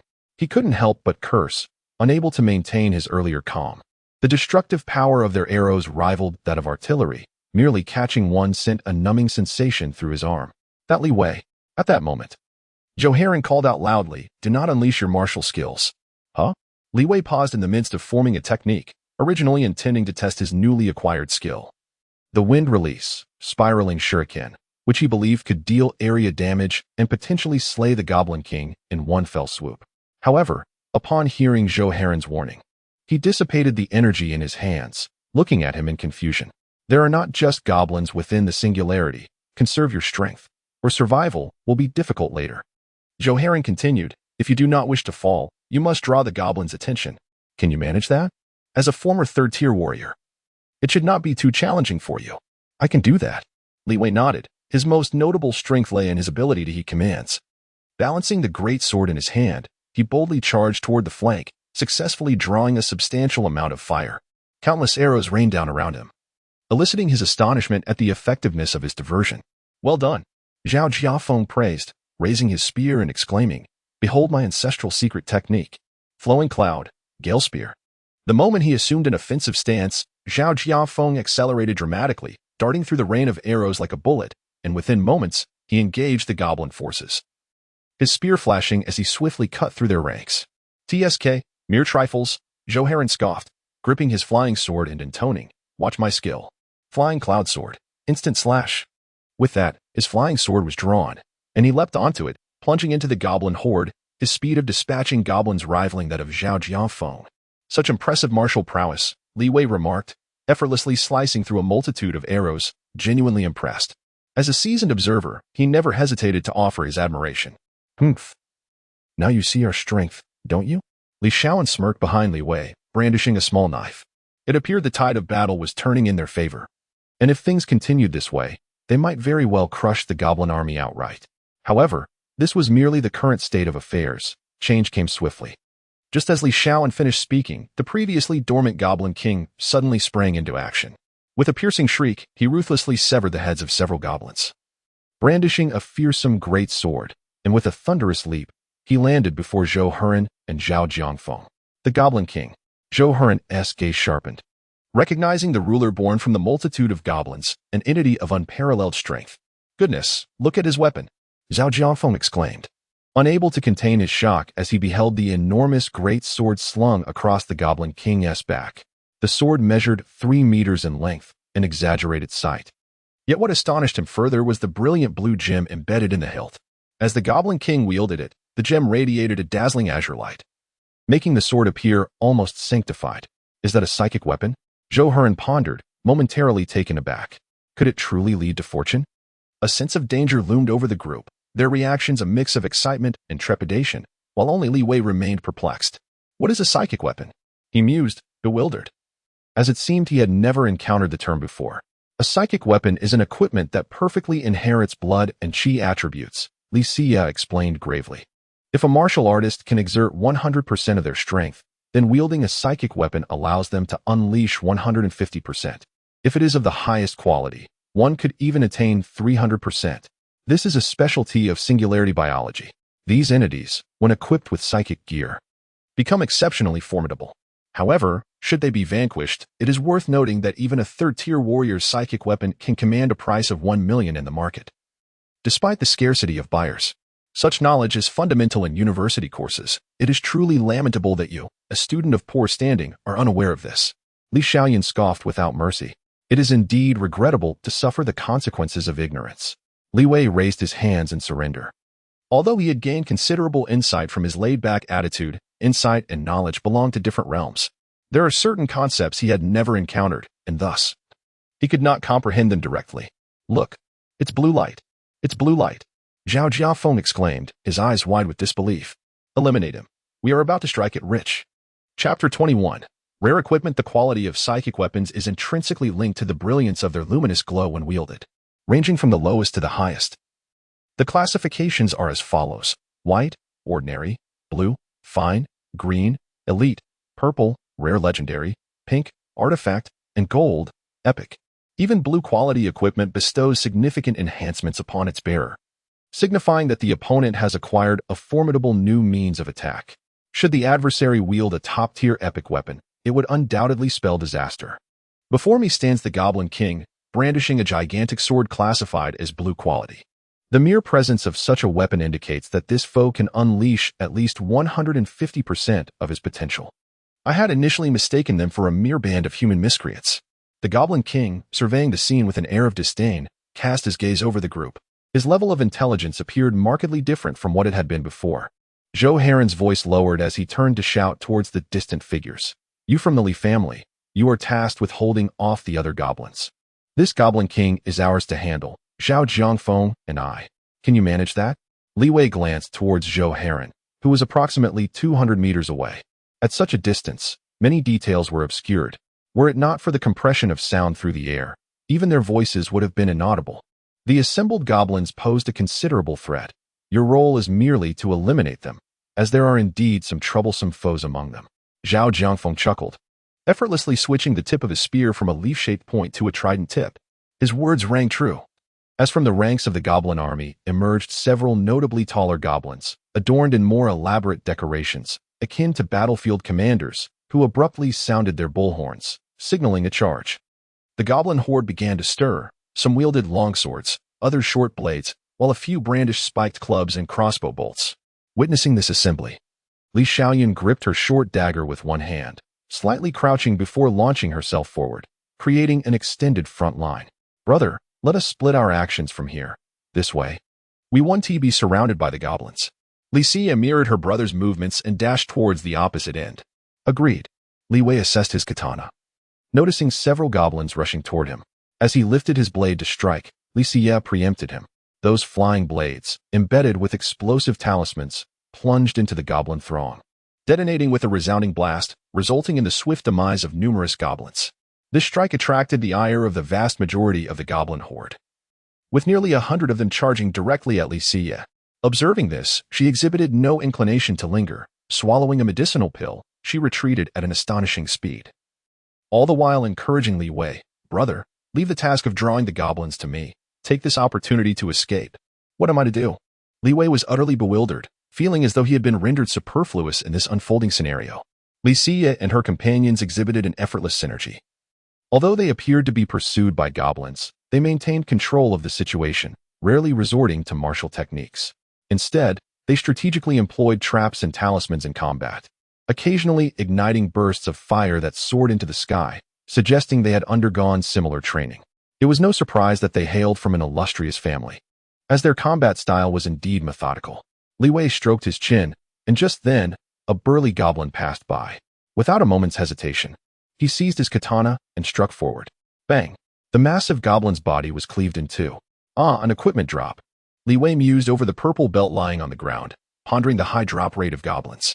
Unbeknownst to him, his decisive strike momentarily stunned the goblin commander in the distance, rubbing its eyes to confirm that the formidable goblin had been slain in a single blow. It felt its very soul tremble in terror. What is happening? My clan's second bravest warrior has been vanquished in an instant. The goblin commander shrieked in shock. This was their hidden ace, the ultimate weapon born from the plunder of certain royal lineages, the Goblin Emperor. Although still in its juvenile stage, its power was formidable, often lurking among the goblin ranks to deliver fatal blows to unsuspecting humans, even surpassing the strength of the Goblin King. Yet such a being had been obliterated? Monsters. There are monsters among this group. The goblin commander screamed, but its voice was drowned out by the cacophony of roars, rendering it nearly imperceptible. Zhao Jiangfeng, assist me in taking him down. Zhou Heron called as he engaged in a fierce battle with the Goblin King, his longsword flashing as it danced around the formidable foe. However, the Goblin King wielded his colossal sword with such finesse that it seemed weightless, despite its several hundred pounds. Even the flying swords could only generate sparks upon contact. While the Goblin King remained unscathed, this creature's defensive capabilities were undoubtedly the most formidable we have encountered thus far. Zhao Jiangfeng felt a surge of excitement. The Goblin King's maximum capacity was likely that of a fifth-level warrior, not excessively powerful. Such formidable techniques suggested the presence of even greater treasures. Old Zhao, draw his defensive focus. Allow me to strike. Humph. Make haste. Zhou Heron retorted, although he wielded a flying sword. He had to concede that Zhao Jiangfeng's marksmanship was superior in lethality. With a sudden surge, he commanded his flying sword to charge at the Goblin King with utmost force. The Goblin King could only brace himself, positioning his heavy sword defensively. Clang! With a deafening and jarring sound, the heavy sword and flying sword clashed, leaving the Goblin King momentarily immobilized, unable to move. Well done. Zhao Jiangfeng had been poised for this opportunity. Seizing the moment, he stealthily maneuvered to the rear of the Goblin King, his spear poised to strike, a flash of white light glimmering at the tip. Zhao Jiangfeng, like a fleeting shadow, appeared above the Goblin King, his unmatched strength pairing with the spear as he thrust it into the back of the creature's skull. Boom! The strike was evidently effective. As the Goblin King's body suddenly sank, the ground beneath him caving in under immense pressure. Seizing the moment, Zhou Heron swiftly maneuvered his sword, redirecting the flying blade to strike again, aiming directly for the Goblin King's temple. A resounding thud echoed. The Goblin King's head jerked to the side, and his body was propelled backward, torrents of green blood gushing from his forehead, even his ear severed cleanly. Splendid! Zhao Jiangfeng exclaimed. Having rehearsed this precise coordination countless times at school, rarely failing, almost no opponent of their caliber could withstand such an assault. However, Zhou Heron, who had initially relaxed, soon sensed that the Goblin King's aura had not dissipated. Upon closer inspection, he saw the Goblin King grasping his heavy sword, which he then carelessly discarded. What was happening? As both of them stood in stunned silence, they witnessed the Goblin King draw forth a spiked club from behind. Unlike the previous heavy sword, this club was entirely purple, with each silver fang radiating a terrifying energy. As the Goblin King forcefully channeled his vitality into it, a blinding purple glow erupted from the weapon. Rare grade. It was rare grade. At that moment, a tempest of emotion surged within Zhao Jiangfeng. He had never anticipated that a mere Goblin King would wield such a purple artifact. This was utterly illogical. Retreat. Everyone, retreat. Zhou Heron shouted urgently. The concept of purple gear was entirely distinct from that of blue gear, while they might have had the capacity to contend with blue-quality equipment. The rare purple gear existed in an entirely different dimension. Its monstrous enhancements were just one aspect. The most terrifying part was that purple gear typically came with an innate martial skill, rendering their every move capable of effortlessly crushing them into oblivion, impossible to defend against. Damn it! Zhao Jiangfeng's expression shifted dramatically as he instinctively turned to flee. Yet the Goblin King had anticipated this moment, and there was no way he would allow him to escape. Die, you wretch! The Goblin King crouched, suddenly leaping dozens of meters, then thud. With a speed imperceptible to the onlookers, he appeared before Zhao Jiangfeng, the spiked club glowing with a purple light, mercilessly swinging toward his face. The wind howled, as if even sound itself were being torn apart, with the specter of death wailing in their ears. Bastard! Zhao Jiangfeng's eyes widened as he raised his spear to defend himself. However, This seemingly invincible weapon shattered against the spiked club like mere tofu, disintegrating from the tip to the end without hesitation. Zhao Jiafeng. Zhou Heron cried out in alarm, witnessing Zhao Jiafeng's body being flung backward, blood spraying everywhere. The speed was too swift, too fast for anyone to react, leaving Zhou Heron momentarily frozen in place. However, Zhao Jiafeng did not perish. For the Goblin King's target was not him, but rather Zhou Heron. Boom. A strike pierced through the air, and the mere shockwave sent Zhao Jiafeng flying. Suddenly, the Goblin King shifted its focus, those crimson eyes fixated unwaveringly on Zhou Heron. It was over. Upon realizing this, Zhou Heron instinctively raised his flying sword to defend. But the Goblin King was swifter. That colossal figure flickered before him, and with a sweeping motion of its wolf-toothed club, the flying sword shattered instantly, leaving him in a state of disbelief. I am going to die.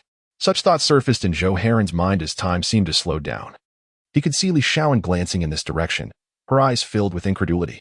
The goblins had surrounded them completely. Escape was now utterly impossible. The wolf-toothed club was mere moments away, adorned in a purple hue that was seldom seen.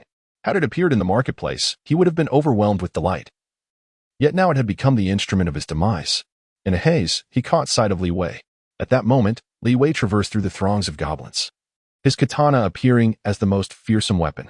With a casual swing, any goblin was cleaved in two, yet his eyes bore no excitement. As if he were merely going through the motions. A gifted warrior? Only fit to slay goblins. Zhou Heron could not help but chuckle inwardly, but soon realized something was amiss. Li Wei lifted his foot and gently stomped down. Boom. The ground collapsed, and a multitude of goblins were suddenly reduced to mere pulp, disintegrating midair, causing even the Goblin King to stumble and the wolf-toothed club to swing wildly.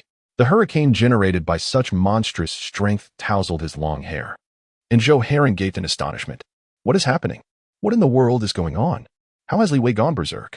Chapter 22. A single strike resolutionly. Li Wei, what are you doing? Zhou Heron had initially relinquished all hope of escape, as the sudden upheaval had left him no time to react. However, in this critical moment, the very person he held in disdain, Li Wei, approached him, stirring a complex mix of emotions within him. After a brief pause, Zhou urged, "You must flee. This place is beyond your capacity to handle." The recent earthquake had bewildered him, but he was certain it was their sole opportunity for survival. Li Wei's strength was not insignificant. At the very least, he could fell a goblin with a single strike, which would suffice for their escape. None of you shall escape." The Goblin King charged forward, viewing both Zhou Heron and Li Wei as mere insects, insignificant detritus. Having dared to invade his territory, they were destined for death. He raised his spiked club, ruthlessly aiming it at Li Wei, a blow potent enough to obliterate any warrior. Boom. The terrifying strike landed mercilessly upon Li Wei's shoulder, causing the very ground to tremble. The sheer force sent debris flying, leaving all present in utter shock. Yet, after a brief moment, the Goblin King stood frozen, as did Zhou Heron, both bewildered. They clearly observed Li Wei's body shudder twice before he nonchalantly brushed off the dust from his attire.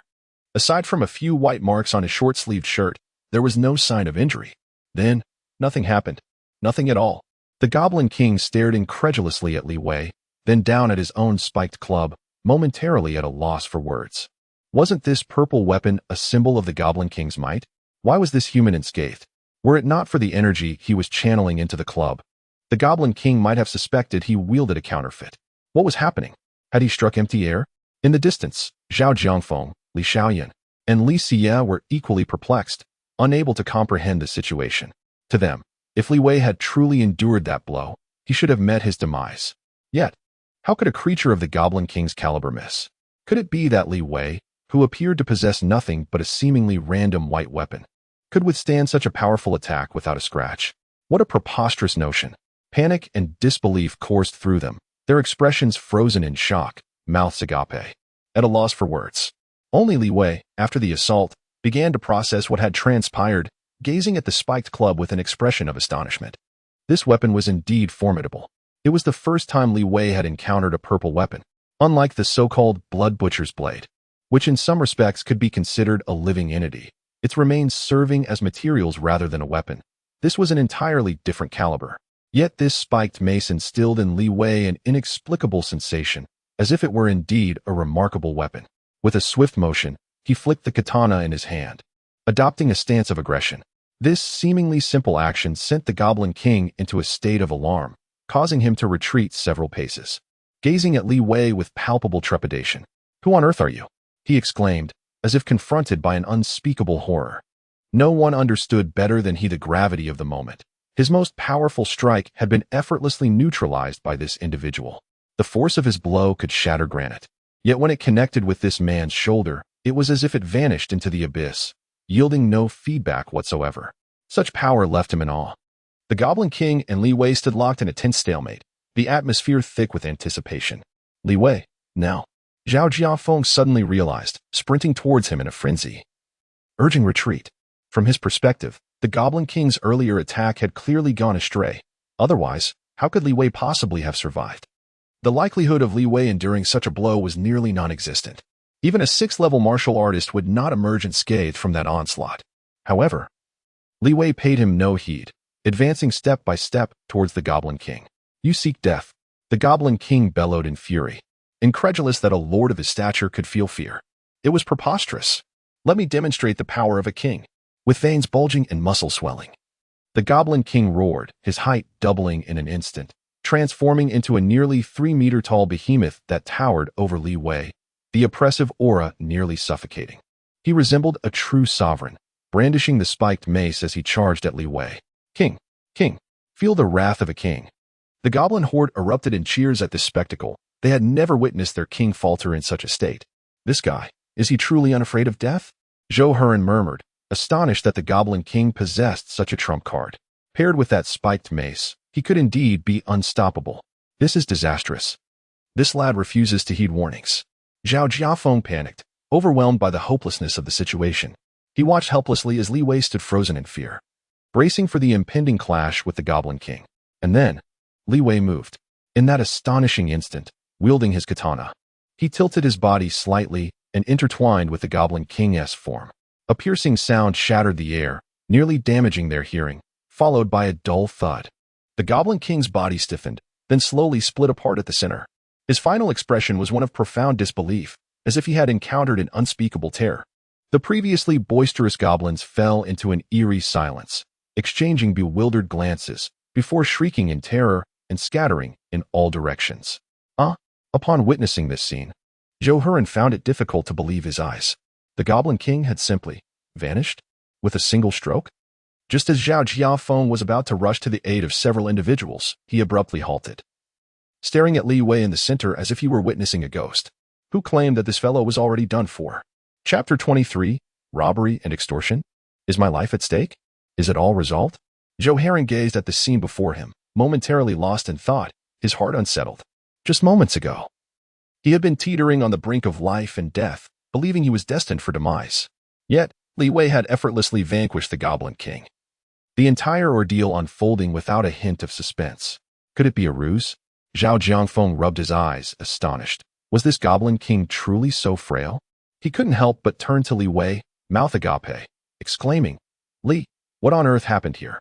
Fortuity. Li Wei rummaged through the Goblin King's remains, first uncovering a purple wolf-tooth club, followed by a piece of chain mail, which boasted a commendable quality, exuding a sense of robustness. Clearly, this creature's resilience was owed to its armor. Fortuity? Zhao Jiangfeng glanced at the Goblin King's corpse, at a loss for words. Could this truly be termed mere luck? Regardless, they had successfully navigated this perilous crisis, and Zhao Jiafeng felt an immense relief wash over him. As he regained his composure, he noticed Li Wei casually tossing a piece of chainmail and a heavy sword his way. "What is this?" He was taken aback. "For you," Li Wei replied, clutching the wolf-tooth club on his shoulder. "This club is mine. No objections, right?" "None at all." Zhao Jiafeng was momentarily stunned, then elated. "Well, we've struck it rich." The items casually tossed by Li Wei were of high quality. The heavy sword was self-evident, and the chainmail was exquisite. He had never encountered such fine gear before. "Hey, these pieces of equipment are quite valuable. Are you sure you want to just give them away?" Zhou Heron approached, unable to suppress his frown upon witnessing Li Wei's actions. "Having dispatched the Goblin King, it's fine for you to keep the gear. But this casual throwing around is worth millions. Why be so wasteful?" The martial arts profession is notoriously lacking in funds, and encountering a Goblin King is not a common occurrence. Typically, such gear is deemed useless and fetches a poor price. Moreover, even if one were to stumble upon such creatures in the wild, survival was not guaranteed. One only needed to recall the Goblin King's recent display to understand that had it not been for Li Wei, they might have faced total annihilation. Surely, nothing could surpass this. Li Wei swung the wolf tooth club, estimating its weight to be around 900 pounds. It felt quite manageable. "I'll take this," he declared. He had no intention of hoarding everything. It wasn't that he undervalued money, but he couldn't allow others to make a fruitless journey. Could he? This, while not as valuable as the purple gear, Zhou Heron was still hesitant to accept. However, seeing Li Wei's nonchalant demeanor, he nodded in agreement. "Fine. I, Zhou Heron, acknowledge you as a friend." At that moment, Li Xiaoyun and Li Xie approached. Li Xiaoyun, having witnessed Li Wei's earlier performance, smirked and remarked, "Quite impressive." "Indeed, he's remarkable." Li Xie chimed in, her expression brimming with admiration. Li Wei smiled faintly, not uttering much, for he regarded the Goblin King as no real threat. At that moment, a small group of about a dozen individuals approached, each emanating an air of grim determination. Had a battle recently transpired nearby? The man at the forefront bore a fierce scar across his face, casting a cold glance at the others. Upon seeing him, Zhou Heron, who had just relaxed, suddenly tensed up, hastily responding, "Yes." By heavens! Zhao Jiafeng clearly recognized the man, his expression shifting drastically as he pulled Li Wei back a few steps, whispering urgently, "Old Li, that's the one from the gene sequence, the subordinate of Bai Qingshan I mentioned before. Whatever you do, do not provoke him." The oppressive aura he exuded was palpable, leaving a chilling sensation in its wake. "Is he really that formidable?" Li Wei inquired, surprised. For this individual appeared to possess only average strength, at most a 5th-level warrior. Formidable doesn't even begin to cover it. Those associated with the gene sequence are monsters. His name is Xie Jun, and he is undoubtedly one of the modified ones. In any case, put away the mace. Zhao Jiangfeng continued to caution, hastily concealing his own equipment. The Zhao family, theoretically a step above the Li family, paled in comparison to the corporate giants. The gene sequence was among the top companies in Green City. Although Bai Qingshan was not at its upper echelons, he had intricate ties to it. Even if his father were present, he would not dare to provoke such a figure, regardless of his status as merely a 5th-level warrior.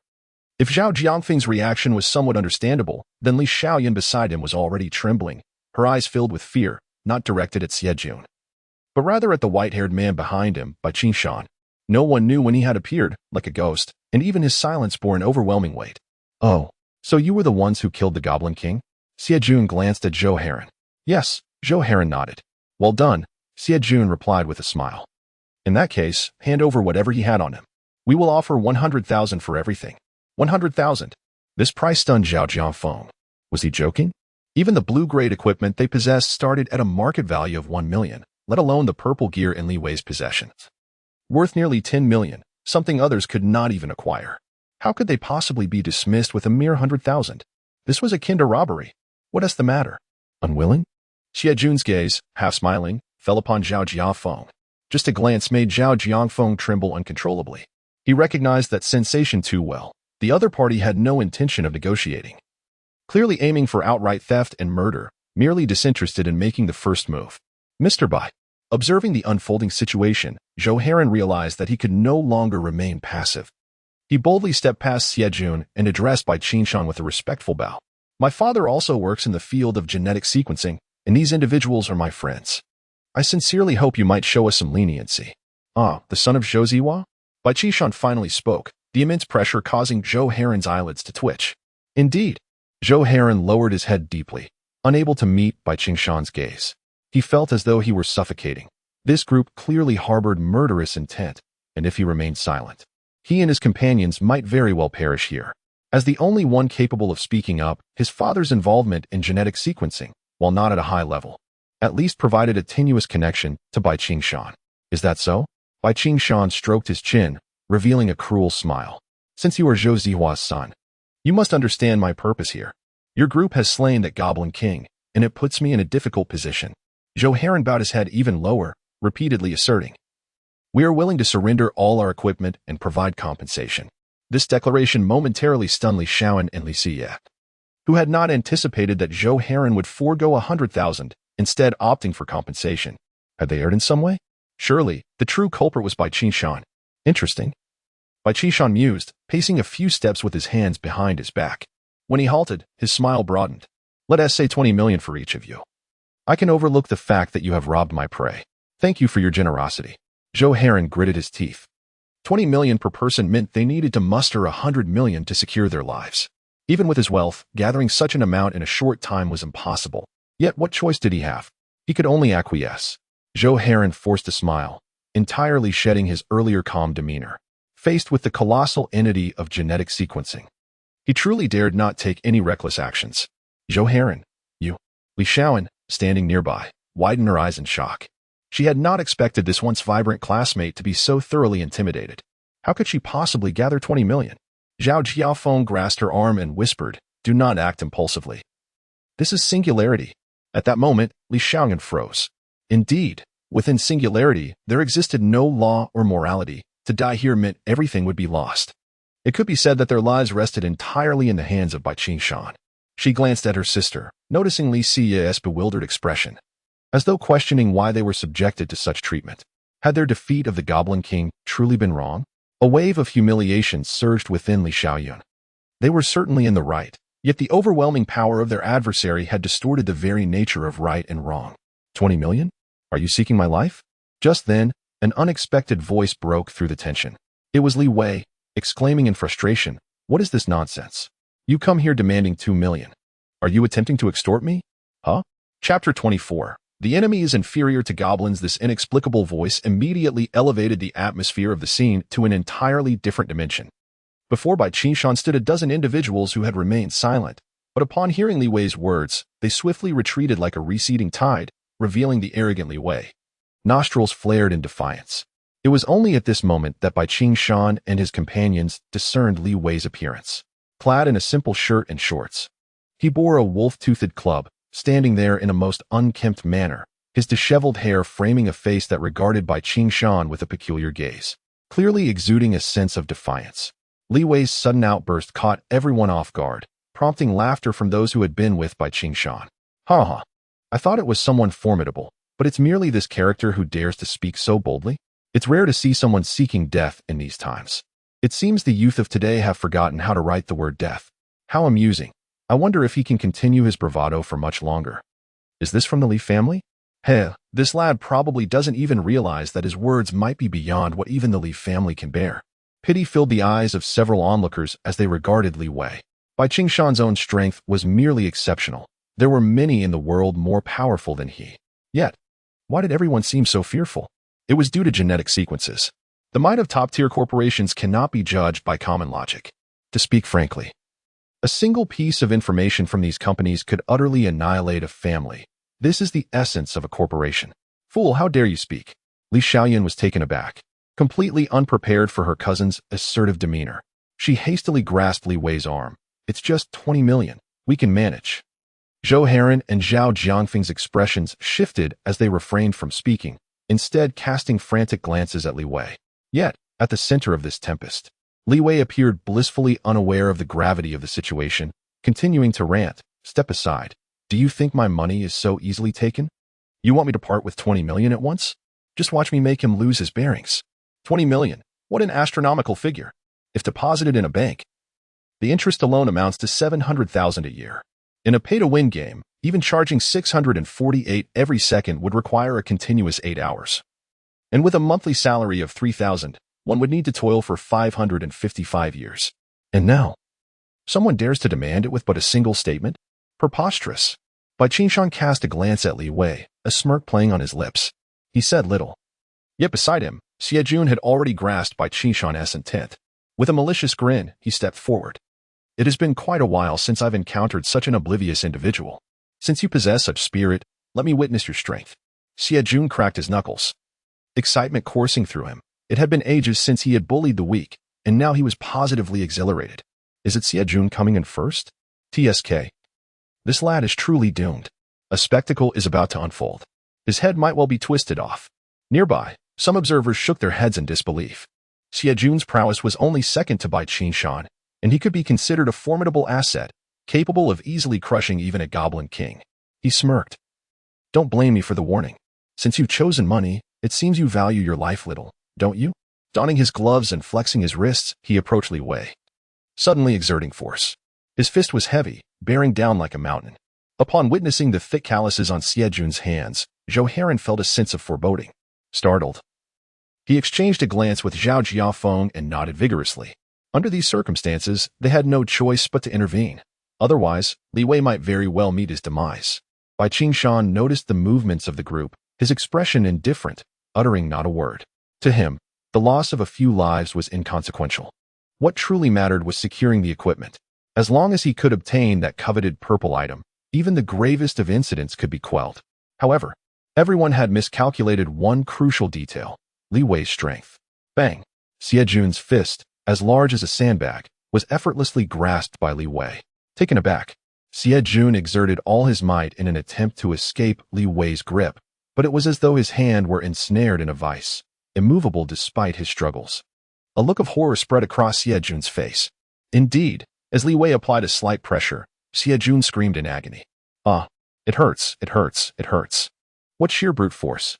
Xie Jun felt as if he were confronting an impenetrable wall, the extraordinary strength threatening to shatter his bones, causing his visage to contort in pain. Let go, Xie Jun bellowed. Oh, Li Wei relaxed his grip. Bang! Xie Jun stumbled backward, initially in disbelief, ready to retreat. However, upon catching a glimpse of Bai Qingshan's cold gaze, a jolt of fear surged through him. If he were to retreat, how could he ever face Bai Qingshan again? He quickly adjusted his stance, launching a straight punch towards Li Wei's face. What a tedious fellow! Li Wei yawned, casually swatting his hand. It was as if a shock wave erupted, causing the very air to ripple with force. Xie Jun felt as though a speeding truck were barreling towards him. With no means to evade, he could only watch helplessly as the palm struck his face. Bang! Xie Jun's body spun through the air multiple times before crashing to the ground, landing with a thud, unconscious. Li Wei, astonished by the scene, glanced at his own hand, and then at the motionless Xie Jun sprawled on the ground, feeling somewhat sheepish. I truly did not exert much force. My apologies. This was even less impressive than a goblin. An eerie silence enveloped the vicinity. What manner of creature was this? After all, this was Xie Jun. Chapter 25. The Gift of Lu Tianxing. Is it truly over? Zhou Heron, who had steeled himself for the inevitable, gazed quizzically at Xie Jun in the distance. This fellow had his head struck into the ground. Even if he survived, he would undoubtedly be gravely injured. Yet this was merely a casual slap delivered by Li Wei. Zhou clearly observed that Li Wei had hardly exerted any effort at all. How could such power be manifested? It was utterly astonishing, even more so than Li Wei's triumph over the Goblin King. This Li Wei is certainly no idle layabout. Beside him, Zhao Jiangfeng's eyes widened in disbelief. This was the second instance of such a spectacle. If one were to argue that Li Wei's victory over the Goblin King was inconsequential, given that the Goblin King's strength derived from that purple artifact, then disregarding that, both he and Zhou Heron could have easily dispatched the creature. However, Xie Jun was an entirely different matter. He was a bona fide altered warrior. One glance at Xie Jun's muscular physique revealed the genetic enhancements he had undergone. Their physical prowess far surpassed that of ordinary fighters, having been bolstered by pharmacological means. Yet Li Wei had effortlessly defeated him with a mere flick of his hand. How could this be justified? My dear cousin, is he truly this formidable? Li Shaoan stood nearby, momentarily dazed. Although she had heard of Li Wei's exploits, the information suggested that after languishing in despair for so long, even resorting to smoking, his abilities should have declined significantly. How then could he so easily overpower Xie Jun? She exchanged glances with Li Xie, her expression momentarily frozen before dawning comprehension washed over her. Indeed, Li Wei possessed remarkable talent. He had once been a level 3 warrior. Generally speaking, humans experience a significant surge in power after reaching 18, making Li Wei's strength somewhat natural in hindsight. However, mere talent alone was insufficient to challenge the supremacy of genetic enhancements, particularly in the case of Bai Qingshan. This scene clearly escalated the situation to an uncontrollable level, potentially inciting the other party and leading to a relentless conflict. Reflecting on this, her concern deepened. After spending some time with Li Wei, Li Shaoan had begun to grasp his character. Rather than being a seasoned warrior, he was more of an inexperienced youth, oblivious to the rules of the world and lacking in the art of compromise. Such a rigid disposition could easily lead to misfortune. A mid-level warrior? The ability to vanquish Xie Jun was truly remarkable. She had not previously heard of such a figure within the Li family. This was intriguing. Xie Jun was indeed a pitiful wretch, incapable of handling even this situation. Quite amusing, wouldn't you agree?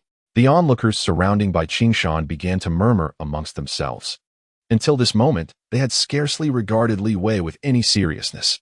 After all, Xie Jun, despite possessing some strength, was merely a pawn in the presence of Bai Qingshan. Especially when compared to the genetic lineage that loomed behind him. They had not anticipated that the Li family harbored such a character. Amidst the murmurs of the crowd, Bai Qingshan, who had remained silent until now, finally spoke. He clapped his hands, regarding Li Wei with the approval of someone in a position of power looking down upon a subordinate. It is often said that a young calf is not afraid of a tiger. Had he been the patriarch of the Li family, he would likely have been paralyzed by fear. Why? Li Wei gazed at him in astonishment. Why? Bai Qingshan chuckled heartily. In the face of a certain level of might, power is merely a tool.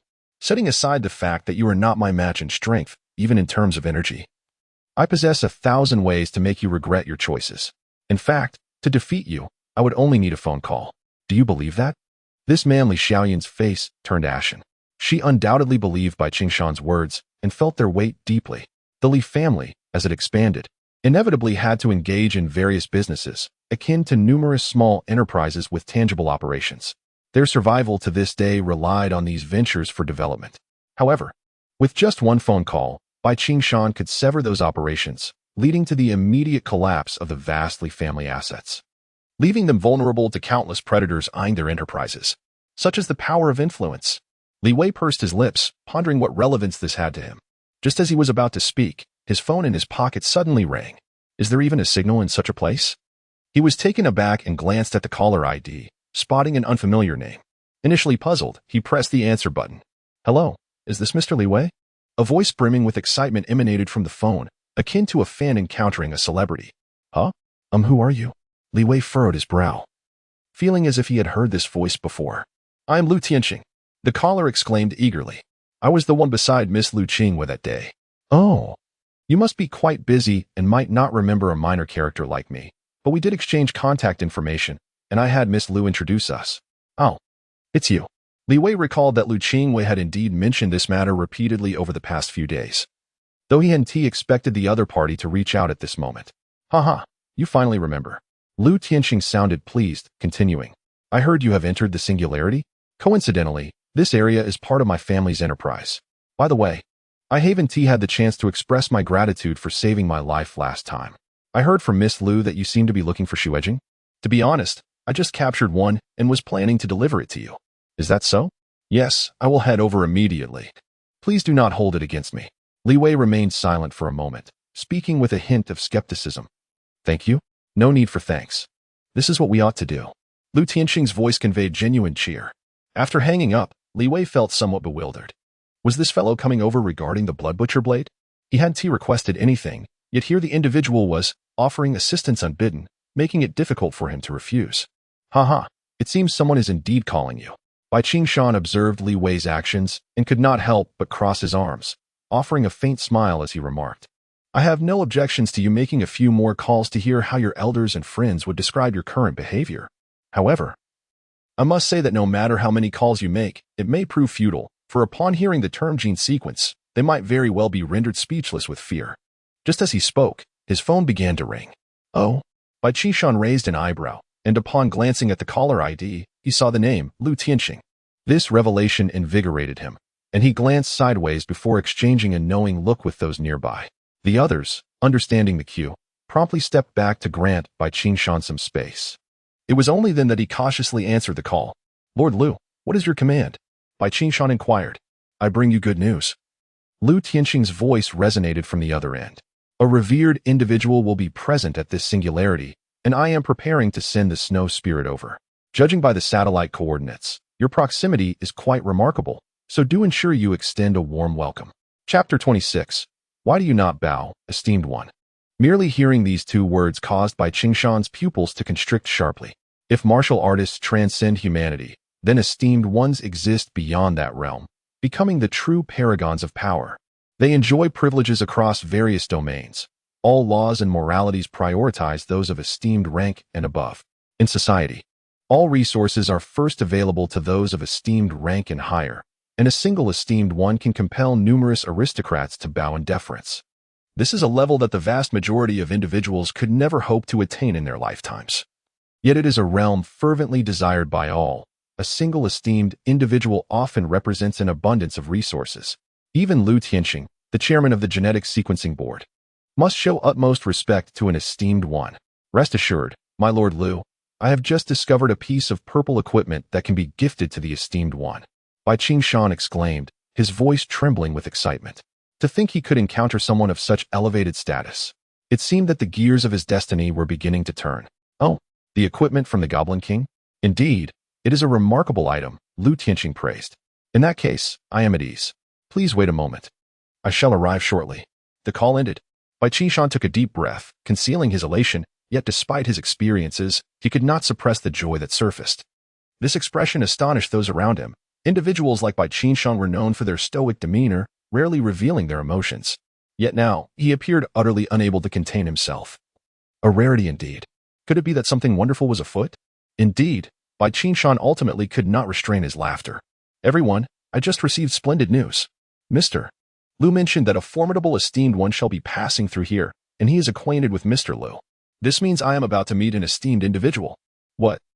Upon hearing Bai Qingshan's words, the crowd was left in utter shock. They understood all too well what an esteemed one represented. Yet the prospect of Bai Qingshan actually meeting such a figure was astonishing. Was there truly an esteemed level powerhouse? How extraordinarily fortunate. It seemed appropriate to extend early congratulations to Mr. Bai.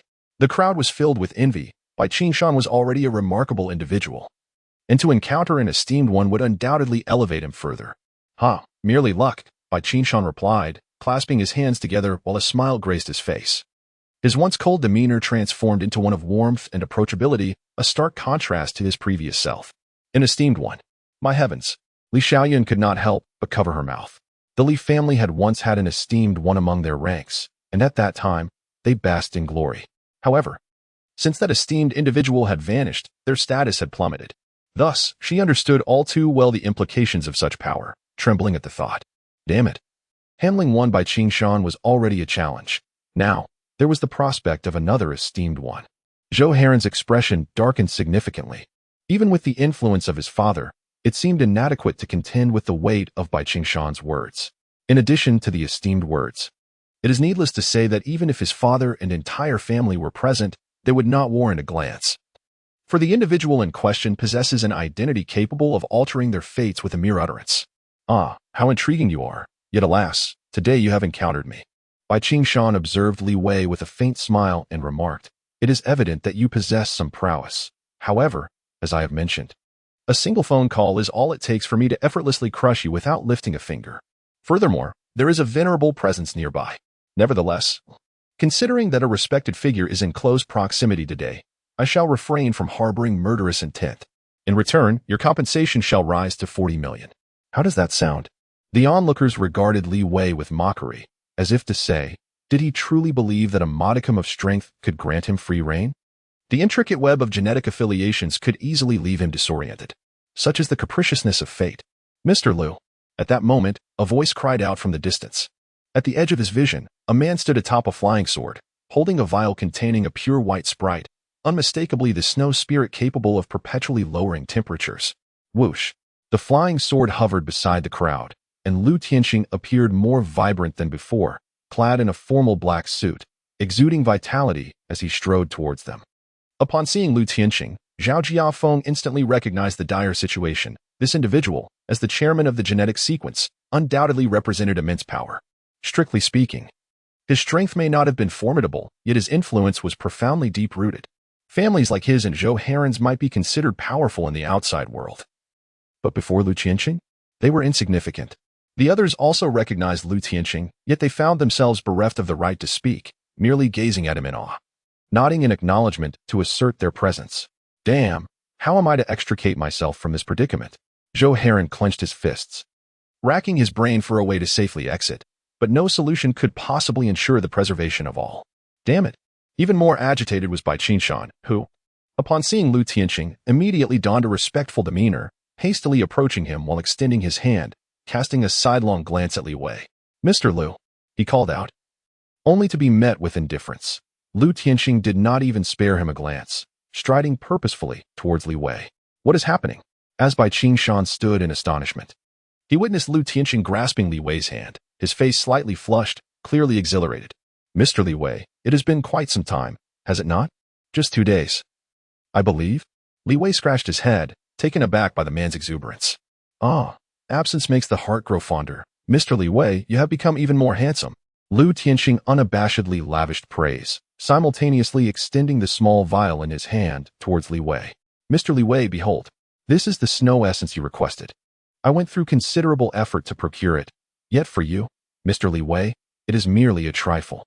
Li Wei felt a shiver run down his spine, overwhelmed by the insincerity of the flattery. I cannot afford such a thing. Not at all, Mr. Li Wei. You saved my life the other day.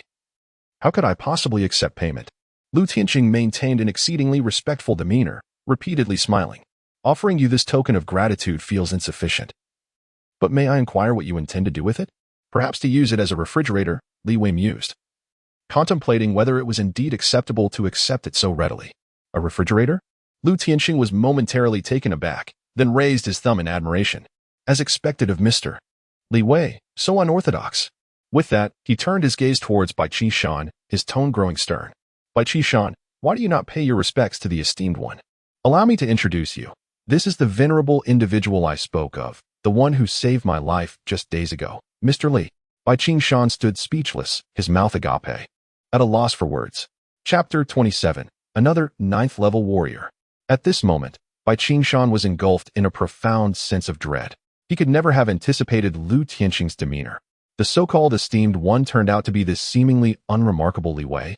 In his recollection, a revered figure should possess an enigmatic aura, exuding an ethereal presence.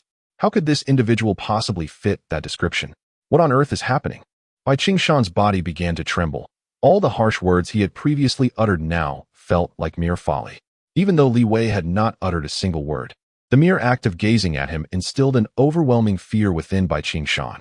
It was the sensation of having one's fate at the mercy of another. From this moment onward, their positions had irrevocably shifted. The one high above was no longer him, but Li Wei, who had always appeared like a lifeless fish. Bai Qingshan stammered, attempting to articulate an explanation, but his throat felt as if it were constricted. His lips quivered incessantly, and his mind raced in turmoil. What could he possibly say? What words could elicit forgiveness from this formidable individual? His power, his status, his wealth, his destiny, and everything he held dear could be dismissed with a single statement from Li Wei. How should he apologize to ensure his survival? The pressure emanating from Li Wei's gaze relentlessly bore down on Bai Qingshan's very soul. Every hair on his body stood on end, and his heart felt as though it might leap from his chest. Li Wei remained silent, yet Bai Qingshan was paralyzed by fear. This sensation was utterly dreadful. Thud. When Bai Qingshan regained his senses, he found himself kneeling on the ground, not by choice, but rather due to the overwhelming terror that rendered his legs weak, coupled with an urgent need to relieve himself that suddenly surged forth. He had soiled himself. Bai Qingshan, could it be? In such circumstances, Lu Tianxing could not possibly remain oblivious. His eyes were fixed intently on Bai Qingshan. Ah, thank you for the snow spirit, Li Wei finally spoke, engrossed in tinkering with the little sprite within the vial. This creature was indeed formidable, exuding an intimidating chill that caught Li Wei's attention, making it a valuable find. Haha. I'm glad you're pleased, Lu Tianxing immediately responded with a smile. By the way, how much is this equipment worth? Li Wei shook the wolf-toothed club in his hand. Oh. Lu Tianxing adjusted his glasses, astonished. This is a rare purple-grade equipment. Its intrinsic value cannot merely be measured in currency. It is more often traded for other items. If one were to insist, the market price would be around 20 million. Is it truly that expensive? Li Wei's eyes sparkled with interest as he casually tossed the wolf-toothed club to Lu Tianxing. I'll sell it to you. For Li Wei, this weapon held little utility. Its unappealing appearance was one drawback, but its low level was another, just as humans have levels. This wolf-toothed club, despite its purple quality, corresponded to a mere 5th-level proficiency in human terms. Using it could potentially lead to unintended mishaps. L. Tianxing was evidently taken aback by Li Wei's unexpected willingness to sell him the Wolf Fang Club, leaving him momentarily dumbfounded. However, upon witnessing Li Wei's nonchalant demeanor, he managed a wry smile and remarked, "Well then, I shall reluctantly take advantage of this opportunity. Do remember to transfer the payment to my account." Li Wei waved his hand dismissively and turned to exit the singularity. Yet, just as he was about to vanish from sight, a sudden thought struck him, prompting him to turn back. This scene nearly left Bai Qingshan in a state of shock. He initially believed Li Wei had recalled something pertinent to himself. Fortunately, it appeared that Li Wei was unconcerned with him and instead pointed towards Li Siye and Zhou Horan, saying, "Those few are my friends. Kindly look after them." Of course. El Tianxing nodded respectfully, bewildered as he inquired, "Aren't you exploring the singularity? With everything secured, what more is there to explore?" "It's far too troublesome," Li Wei replied, dismissively waving his hand before his figure flickered and vanished entirely. Once he departed, the expressions of all present transformed dramatically. A sage? Li Wei is a sage? Inside, Li Shaoan was in a frenzy of disbelief. How could this be? Was Li Wei truly that sage? The very thought left Bai Qingshan terrified, to the point of nearly losing control. It was as if he was dreaming. Is my brother truly this formidable? Li Siye was equally astonished. She was aware of Li Wei's prowess, but had never expected it to be so profound. What kind of identity did he possess that could elicit such deference from El Tianxing? Meanwhile, Zhou Horan and Zhao Jiangfeng stood frozen in place. "Old Zhou, am I dreaming?" Zhao Jiangfeng pinched Zhou Horan's cheek, exclaiming, "Goodness, today feels surreal. First, we encountered the Goblin King and nearly met our demise, only to be saved by Li Wei. We thought we had struck it rich, but then we ran into Bai Qingshan, who not only extorted us but also nearly cost us our lives. Yet, what followed was a complete reversal. Bai Qingshan's patron, El Tianxing, nearly referred to Li Wei as an adoptive father. This scene is beyond anything I could have imagined. Even in a dream, who would have anticipated that beneath Li Wei's seemingly unremarkable exterior lay such significant stature? A sage at the tender age of 20? It was utterly terrifying. Get off. Zhou Horan brushed Zhao Jiangfeng's hand away, feeling a mixture of relief and complex emotions.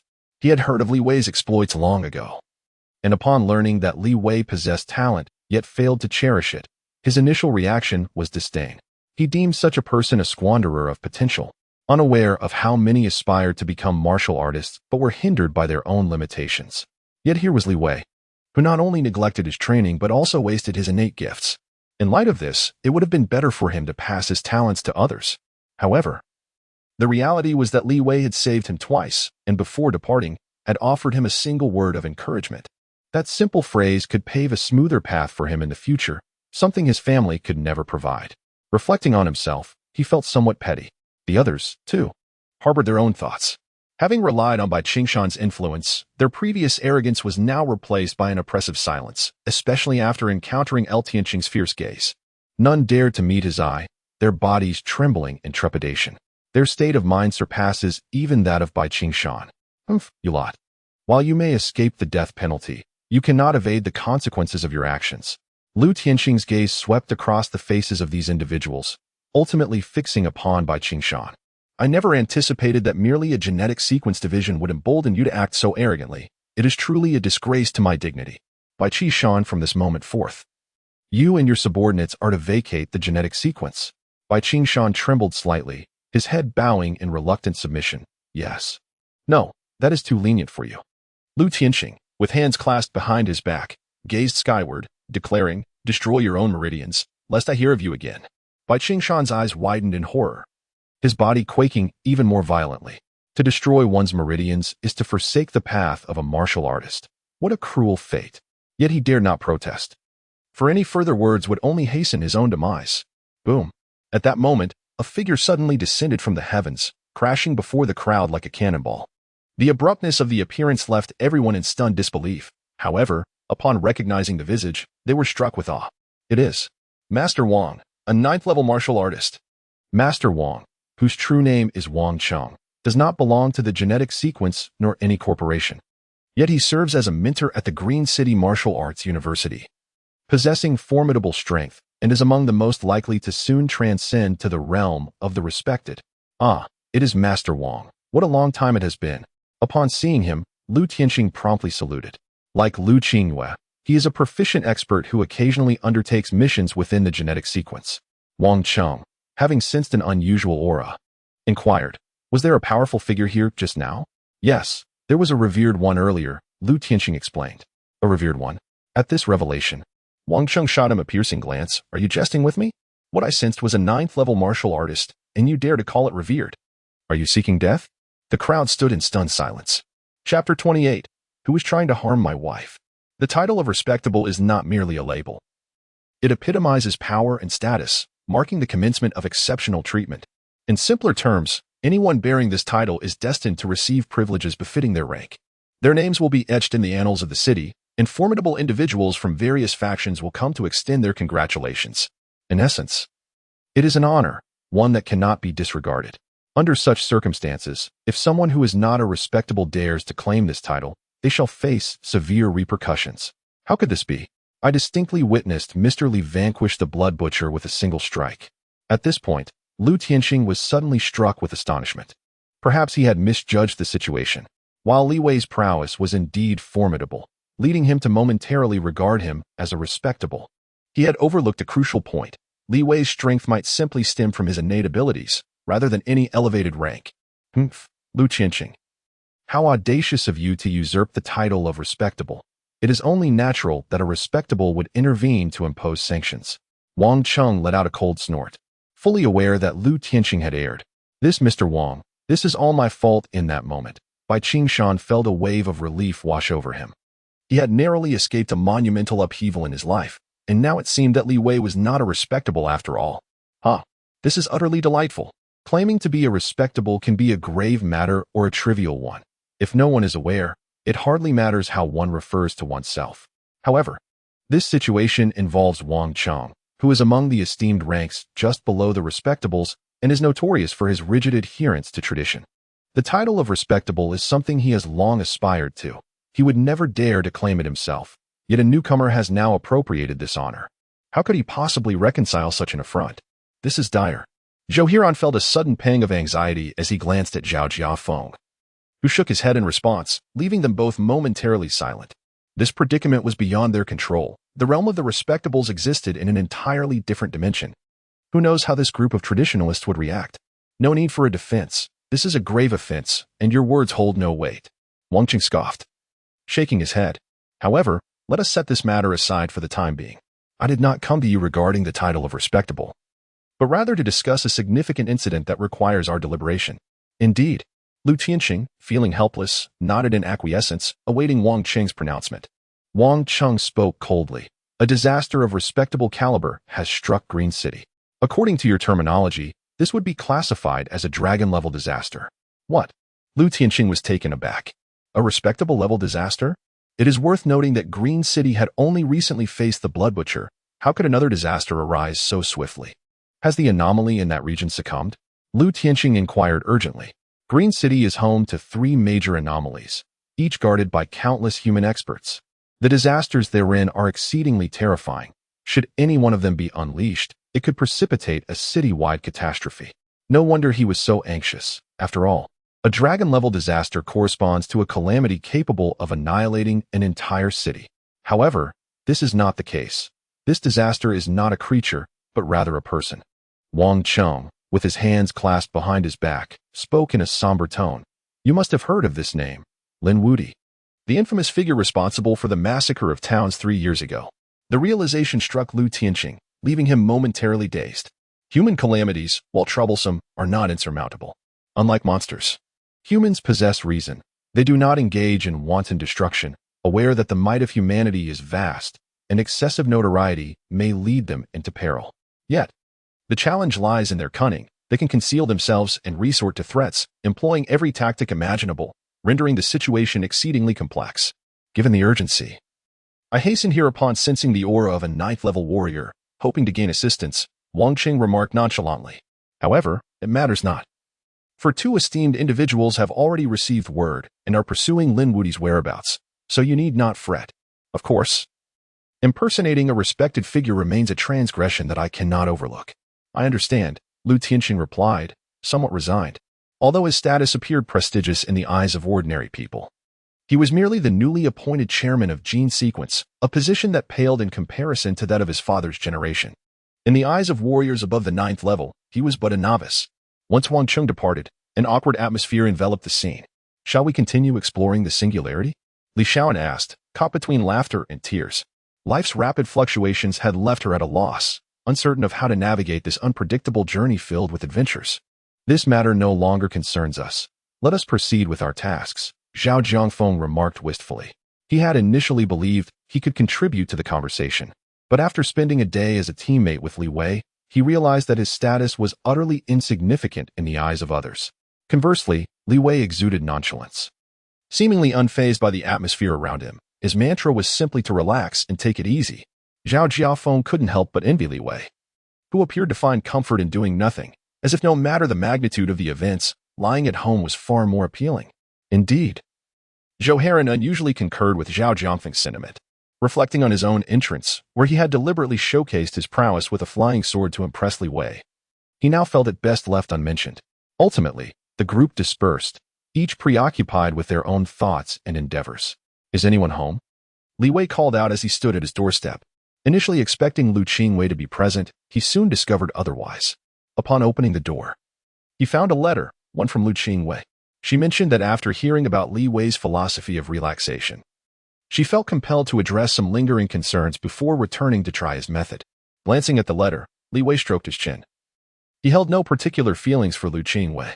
They were merely acquaintances at best, perhaps cohabitants, and he was entirely unaware of her past or ambitions.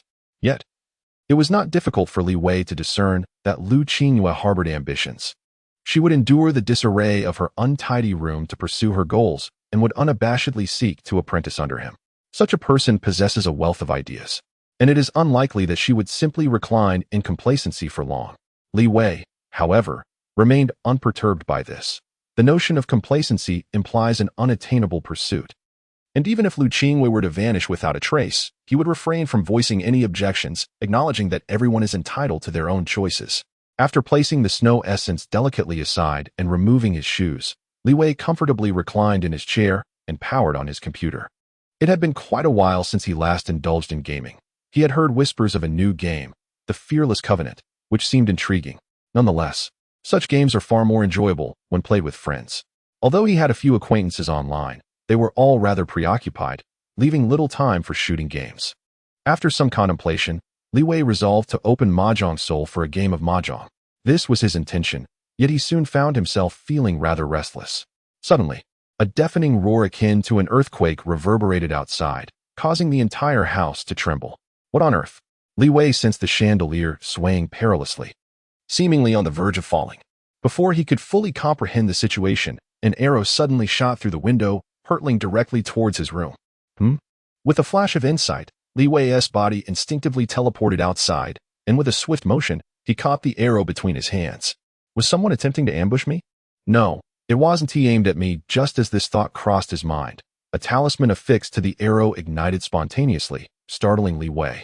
Yet it was too late to release his grip. Boom. The explosion erupted suddenly, shaking his modest abode violently, causing several figurines from the shelf to plummet. Damn it. It was an explosive talisman. Li Wei coughed a few times, glancing at his Hatsune Miku figurine, now with a shattered leg, and his anger surged. Who could it be? How dare they target his beloved with such malice? Chapter 29. There is still hope for his wife.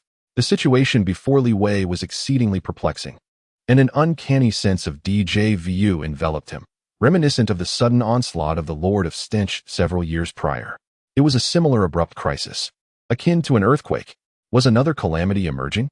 This frequency was quite alarming. Li Wei furrowed his brow and leaned out of the window to gaze below. The once serene neighborhood lay in disarray, strewn with remnants of conflict, yet devoid of any human presence. It was likely that everyone had sought refuge. The recent attack did not appear to be directed at him. It was probably a consequence of chaotic skirmishes resulting in debris flying everywhere. He observed that the adjacent building had suffered damage as well, with some windows blown out entirely. This sight alleviated his concerns somewhat, indicating that misfortune had not befallen him alone. Well, it's of no concern to me, he mused, shaking his head. He sensed certain presences nearby, likely not monstrous, but human. Nevertheless, it mattered little. In truth, as long as the power remained on and his own home was intact, Li Wei would not give the outside world a second glance. After all, embracing a laid-back existence was the ultimate truth. Everything else was merely a matter of fate. Meanwhile, below Li Wei's apartment, a group of armed warriors, equipped with bows and arrows, had begun to turn on one another. Damn it, can't you aim properly? Do you realize this is a residential area? Your arrows are flying into people's homes. If someone gets killed, can you bear the responsibility? The leader of the group chastised one of the men who had been recklessly firing, his voice laced with fury. Do you understand the effort we expended to capture Linwoody? We didn't even issue a citywide alert, opting instead to engage in combat within a residential building. Is this how you set a trap? The man, pale and trembling, stammered, I couldn't aim. Linwoody was just too fast. You worthless fool. Go back and accept your punishment. The captain snapped, exasperated with his comrade's carelessness, especially considering he was a sixth-tier warrior. Enough of this infighting. It is of no use. The opponent is a revered master. If he could be so easily lured, it would indeed be a blessing, interjected a middle-aged man, appearing to be in his 40s or 50s. His name was Jiang Han Sheng, one of the revered masters guarding one of the 3 significant points within Luqing. Under normal circumstances, he should have been engaged in battle at the point, yet due to Lin Wuti's actions, he had been dispatched here to pursue him. Jiang had deliberately concealed himself alongside another master, opting to allow lower-tier warriors to pursue and provoke Lin Wuti. Regrettably, this cunning adversary had evaded capture at every turn, leaving a trail of destruction in his wake. If today proves unsuccessful, the entire Green City may be thrown into chaos by this individual. Jiang Zuanzhang. What exactly has Lin Wuti done to be labeled a calamity? The captain beside him could not help but inquire. Calamity, in today's world, is synonymous with terror. Humanity defines it as destruction, and any event classified as such must result in at least 1,000 lives lost. As a human esteemed figure, Lin Wuti enjoys privileges befitting his status and should, under no circumstances, betray humanity. Yet, he has now become a notorious fugitive, leaving many perplexed. What has he done? Jiang Hansheng glanced at him and chuckled. Oh, it's nothing much, just the slaughter of 5,000 individuals, infiltrating human strongholds, assassinating 2 esteemed figures, and recently massacring an entire village. What? The captain was taken aback, incredulous. Why would he do such a thing? Isn't the treatment of an esteemed figure sufficient? How should I know what these traitors are thinking? Jiang Hansheng spat disdainfully, holding in contempt those who betray humanity, deeming them nothing more than beasts. After sipping some hot tea from his thermos, he closed his eyes to sense the surroundings. Suddenly, his eyes lit up. It's done. The barrier has been established.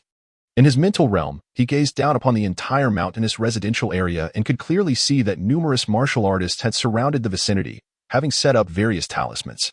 These talismans interconnected, forming indistinct lines in the sky, layered and enveloping the area like a unique cocoon. This was the special barrier of the esteemed sorcerer, a cocooned world. Within this barrier, even esteemed figures could enter but not exit. It could be said that Lin Wuti was thoroughly trapped within this residential area. Haha, go call Wang Cheng and have that Shunhauern fellow come over.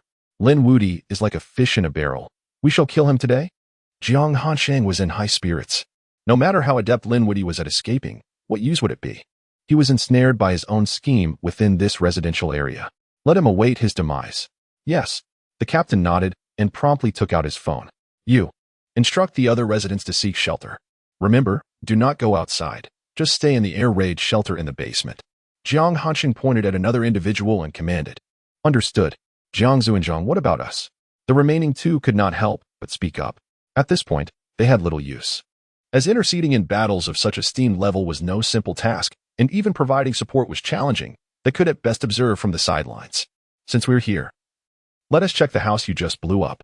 If something arises, perhaps I can still save a life, Jiang Hansheng declared, striding forward confidently.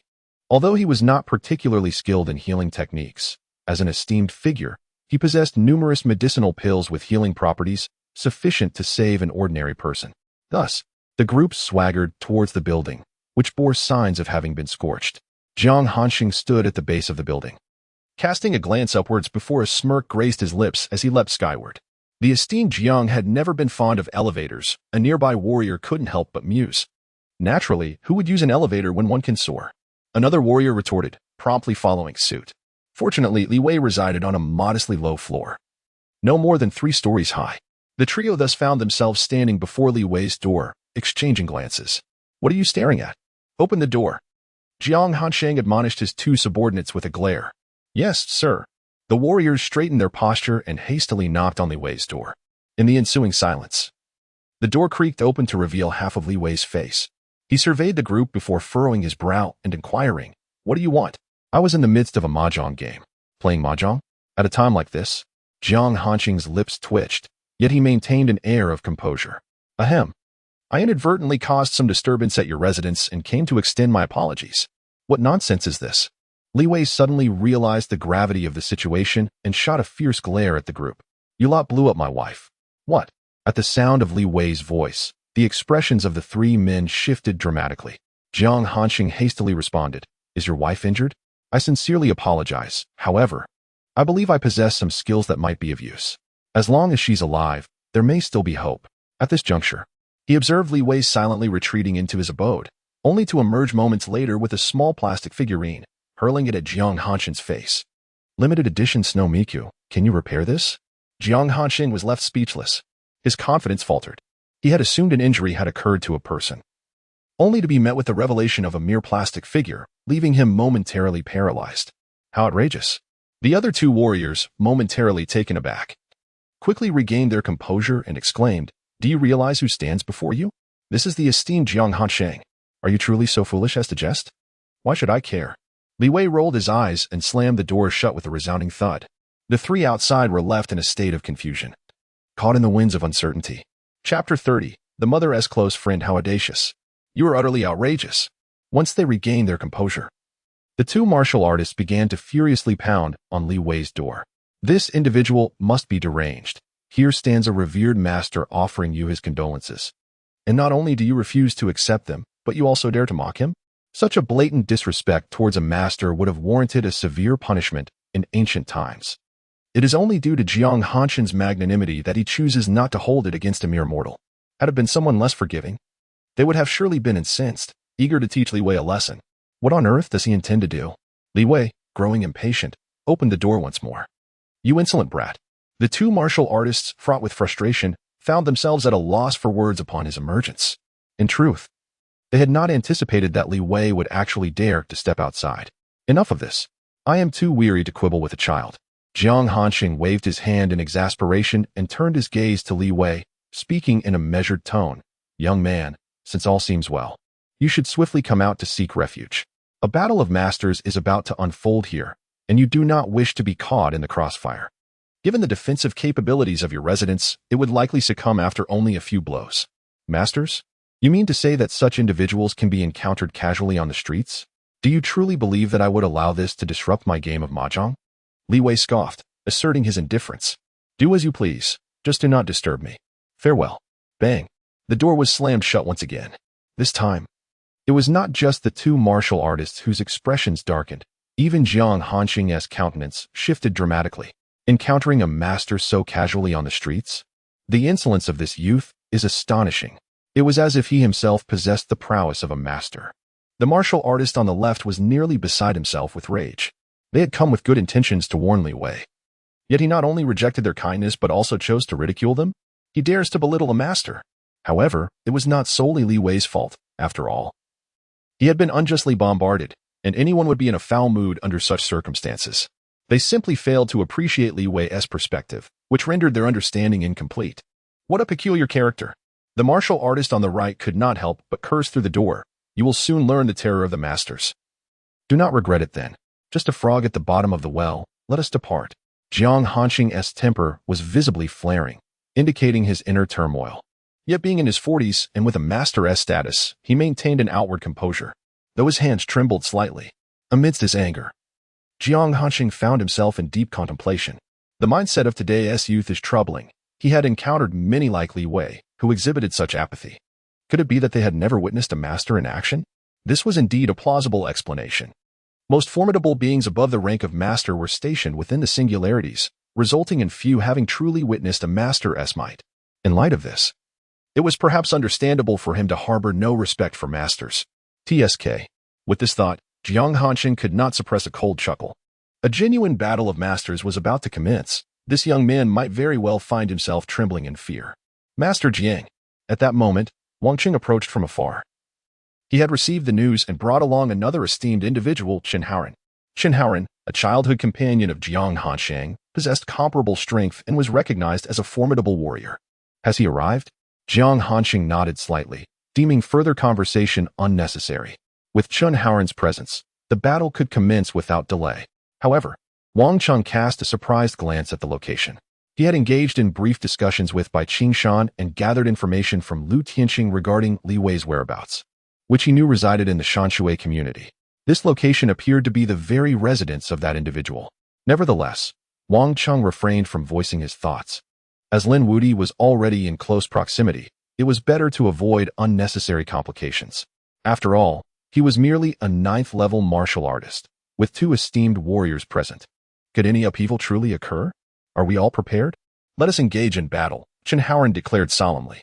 Meanwhile, outside the Shanshui community, a gilded Bentley came to a leisurely halt at the entrance. Though few were observing, the presence of such a luxury vehicle in the outer circle was an ostentatious spectacle, transforming the entire street into a realm of opulence.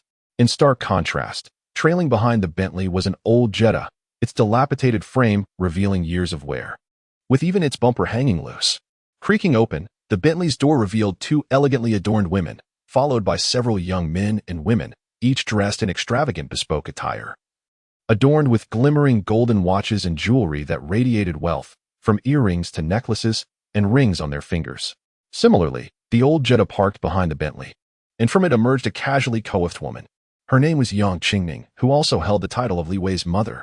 Today, she intended to visit her long-absent son, albeit unexpectedly accompanied by 2 close friends. Oh dear, Qingning, how did your son end up living in such a place? Upon disembarking, the extravagantly dressed Zhang Lili couldn't help but stifle a laugh, saying, "Back in the day, your son was such a prodigy. I assumed he had already settled in the inner circle. It seems he has ended up here. No wonder we've heard nothing from him for so long." Li Wei is quite an individual. He likely prefers the environment of the outer circle, remarked Fan Jianan, exuding a sense of humility. Upon hearing his words, Zhang Lili's eyes sparkled with delight, and she quickly chimed in, "Oh, Qingning, it has been ages since we last met. This is my son. He returned from studying abroad long ago. This boy has been rather disappointing when I wanted him to attend an Ivy League school. He insisted on pursuing a path as a martial artist. Now, at the age of 19, he has graduated early and become a 5th-level martial artist, earning merely 3 million a year. What a disgrace to our family. Jinan, this is your Aunt Qingning. Why haven't you greeted her?" Zhang Lili said, seemingly belittling her own son. Yet her tone brimmed with pride, making it evident that she was thoroughly pleased. "Hello, Aunt." Fan Jianan nodded slightly, and then smiled. "Auntie, do not heed my mother's boasts. Being a 5th-level warrior is hardly impressive. The world is teeming with formidable creatures, and among my peers, there are countless individuals far more accomplished than I. As for my daughter, she is quite disappointing." Beside him, Shui Rulin chuckled, covering her mouth. Every day, she neither practices martial arts nor studies, merely indulging in investments. Just the other day, she bragged about making over 20 million from some cryptocurrency in the blink of an eye. What is that trivial sum worth? We are in an era of warriors, not being one is quite embarrassing. Mom, I graduated a long time ago and am a 3rd-level warrior, interjected Zhu Jiahua, who, despite her youth, had leveraged her father's connections to achieve goals unattainable for her peers. 3rd-level warrior? Zhang Lili, intrigued, asked, "Doesn't that mean Li Wei was a 3rd-level warrior at a young age?" Li Wei? Shui Rulin paused, then realized, "Oh, you mean Qingning's son? Why bring him up? Aren't we here to see Qingning's son? That boy seems to have gone awry," suddenly proclaiming a desire to lie flat. "It's been years since he attended school. He dropped out entirely. What achievements do you expect from him?" As Yang Qingning's close friend, Shui Rulin spoke rather bluntly, intending to give Li Wei a stern talking to. "If it were anyone else's child, I would have slapped them into submission by now. Only Qingning has the patience to tolerate such nonsense. Honestly, she should consider having a 2nd child while she still can, even if the second one is ordinary in childhood, as long as they don't go astray. That would be a blessing. Is that really necessary?" Zhang Lili exclaimed, her eyes wide. "I remember Li Wei being quite impressive as a child. How did he end up like this?" "It's all the fault of video games," Shui Rulin scoffed. "Today's youth cannot endure hardship like we did. They are either glued to video games or anime, idling their days away, easily falling into addiction. If my daughter dared to behave like that, I would be infuriated, right, Qingning?" Yang Qingning shook her head helplessly, her expression tinged with melancholy. In the days when Li Wei was brimming with ambition, she, like Shui Rulin, took pride in praising her son before others. However, the swift change in Li Wei's demeanor had become difficult for her to accept. Indeed, this cannot continue. Perhaps I should have him spend time with my Jinan. At least he is working hard. Dragging Li Wei along wouldn't be a bad idea, Zhang Lili agreed. Playing games and watching cartoons. Are these really suitable pursuits for the youth? After a moment of contemplation, Fan Jinan nodded thoughtfully. I have heard that Brother Li was once a warrior. Now that he is available, I could offer him a position as a security team leader, earning 2,000 to 3,000 a month. Unexpectedly, Zhang Lili shot him a disdainful glance and retorted, No, no, no, security work sounds so unrefined. At least give him a proper job. Mom, security these days isn't just any job. It's a legitimate profession, comparable to that of the Heishui company. Without some real strength, one cannot even get in, Fan Jinan replied helplessly. No, that's quite enough. Yang Qingming sighed, lowering her head in resignation. Other people's sons were either high-ranking executives or stock market moguls, each achieving remarkable success. Yet, her own son? The prodigious talent of his youth now relegated to the role of a security guard. She found it utterly unacceptable. Well, very well then. Zhang Lili, observing Yang Qingming's demeanor, chose not to pursue the topic any further. After all, today was merely an occasion to meet her son and discern what sort of character he truly possessed. With that, she stormed off towards the entrance of the community. Chapter 31. In the name of invincibility, stop. As Zhang Lili and her companions approached the entrance, a second-tier martial artist suddenly emerged, clad in a black uniform, blocking their path. What brings you here? This area is under lockdown. Entry is prohibited without permission. Prohibited entry? Zhang Lili felt her temper flare at the man's attitude. Do you dare lecture me about entry restrictions? Do you even know who I am? I care not for your identity. The Shanshui community has been sealed off by our esteemed martial artists, and there are orders in place. No one may enter. The martial artist remained resolute, unfazed even by the sight of Zhang Lili's Bentley. Forget it. Let us head back, Yang Qingming remarked, disappointment creeping into her voice upon witnessing the scene. Unexpectedly, this provoked Zhang Lili, who defiantly stood before the martial artist and proclaimed loudly, Esteemed martial artist? I thought you were from the gene sequence. Just so you know, my husband, Fan Chuxing, holds a 10% stake in your esteemed organization. The martial artist's expression darkened at her words. The esteemed martial artists were indeed among the upper echelons of Green City corporations, though not as renowned as the gene sequence. They were still a formidable force. He had not anticipated that this woman would have such a significant background, leaving him momentarily perplexed. What? Do you still dare to look down on me? Zhang Lili's anger flared. Do you know I have a 7th-tier martial artist protecting me? Be gone.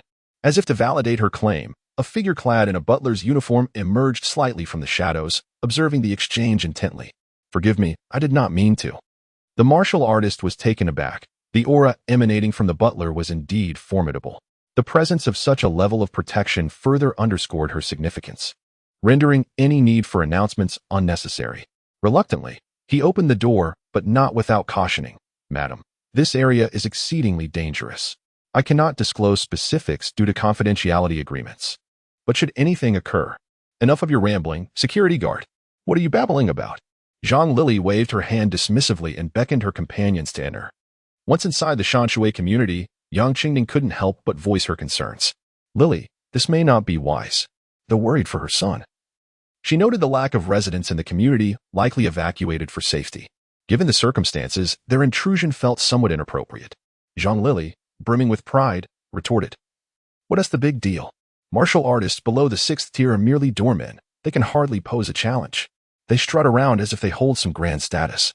Indeed, such individuals are far inferior to our security team. They lack discernment and dare to obstruct anyone. Shui Rulin chimed in, rolling her eyes. Accustomed to a life of luxury, she regarded martial artists with disdain. A small sum could easily placate them. To speak frankly, martial artists below the 6th tier would still have to pay their respects to us, while those above 6th tier. That depends on their true standing. That is not what I meant. Yang Qingming sighed, feeling helpless, yet she knew Zhang Lili's temperament well. Rest assured, Auntie, there is truly nothing to worry about. Fan Jinan comforted. Behind us is Butler Lu, who is among the elite in my household, a 7th-level warrior, more than capable of handling most crises. Why mention that? Zhang Lili waved her hand dismissively, glancing around with a furrowed brow.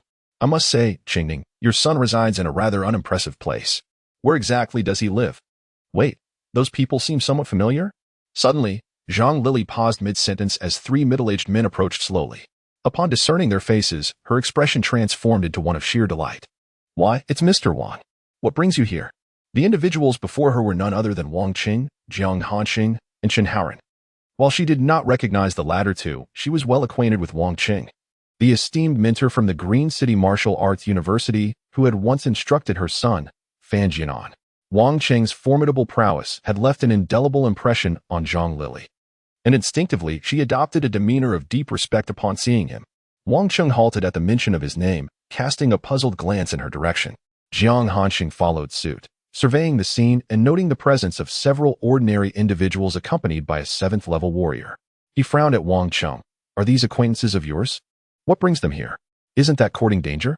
Wang Qing's countenance shifted slightly at the barrage of questions. He quickly shook his head. How could I possibly know them? However, their attire seems somewhat associated with the extreme sacred warriors. Having taught numerous students over the years, Wang Qing found it difficult to recognize even Fan Jianan. Despite being his student, even if he had, he would not dare acknowledge it, given the presence of two esteemed individuals. In such relationships of mutual benefit, one's status or shares mattered little. A mere word from a revered figure could easily reduce one to a mere shadow of their former self. Make them leave swiftly. Jiang Hanxing, already irked by a prior encounter with Li Wei, grew increasingly impatient upon witnessing the ordinary individuals causing a disturbance. Understood, Wang Qing nodded, his expression darkening as he approached Zhang Lili. Mr. Wang, it has indeed been a long time since we last met. You once taught my son, Jianan, Jiahua. Why are you two standing there? Don't you wish to greet him? Zhang Lili's face beamed with a smile, her demeanor contrasting starkly with how she had acted towards the lesser warriors moments before. Greetings, teacher, Fan Jianan said, bowing respectfully, his heart racing as he looked at Wang Qing, although Wang Qing had never truly acknowledged him during his tutelage. The terrifying strength he exhibited remained vivid in Fan Jianan's memory. To put it plainly, it was Wang Qing's inspiration that led him to pursue a path as a warrior. Regrettably, his innate talent proved limited, and he could never surpass the threshold of a 5th-level warrior, ultimately compelled to take on an executive role instead. Greetings, Mr. Wang. Zhu Jiahua felt a surge of excitement. Wang Qing, a 9th-level warrior, truly embodied the essence of strength. An individual of such caliber is rarely encountered, typically only in the hallowed halls of academia. There is a saying that the professors one meets during university years may well represent the highest echelon of social standing one might ever engage with.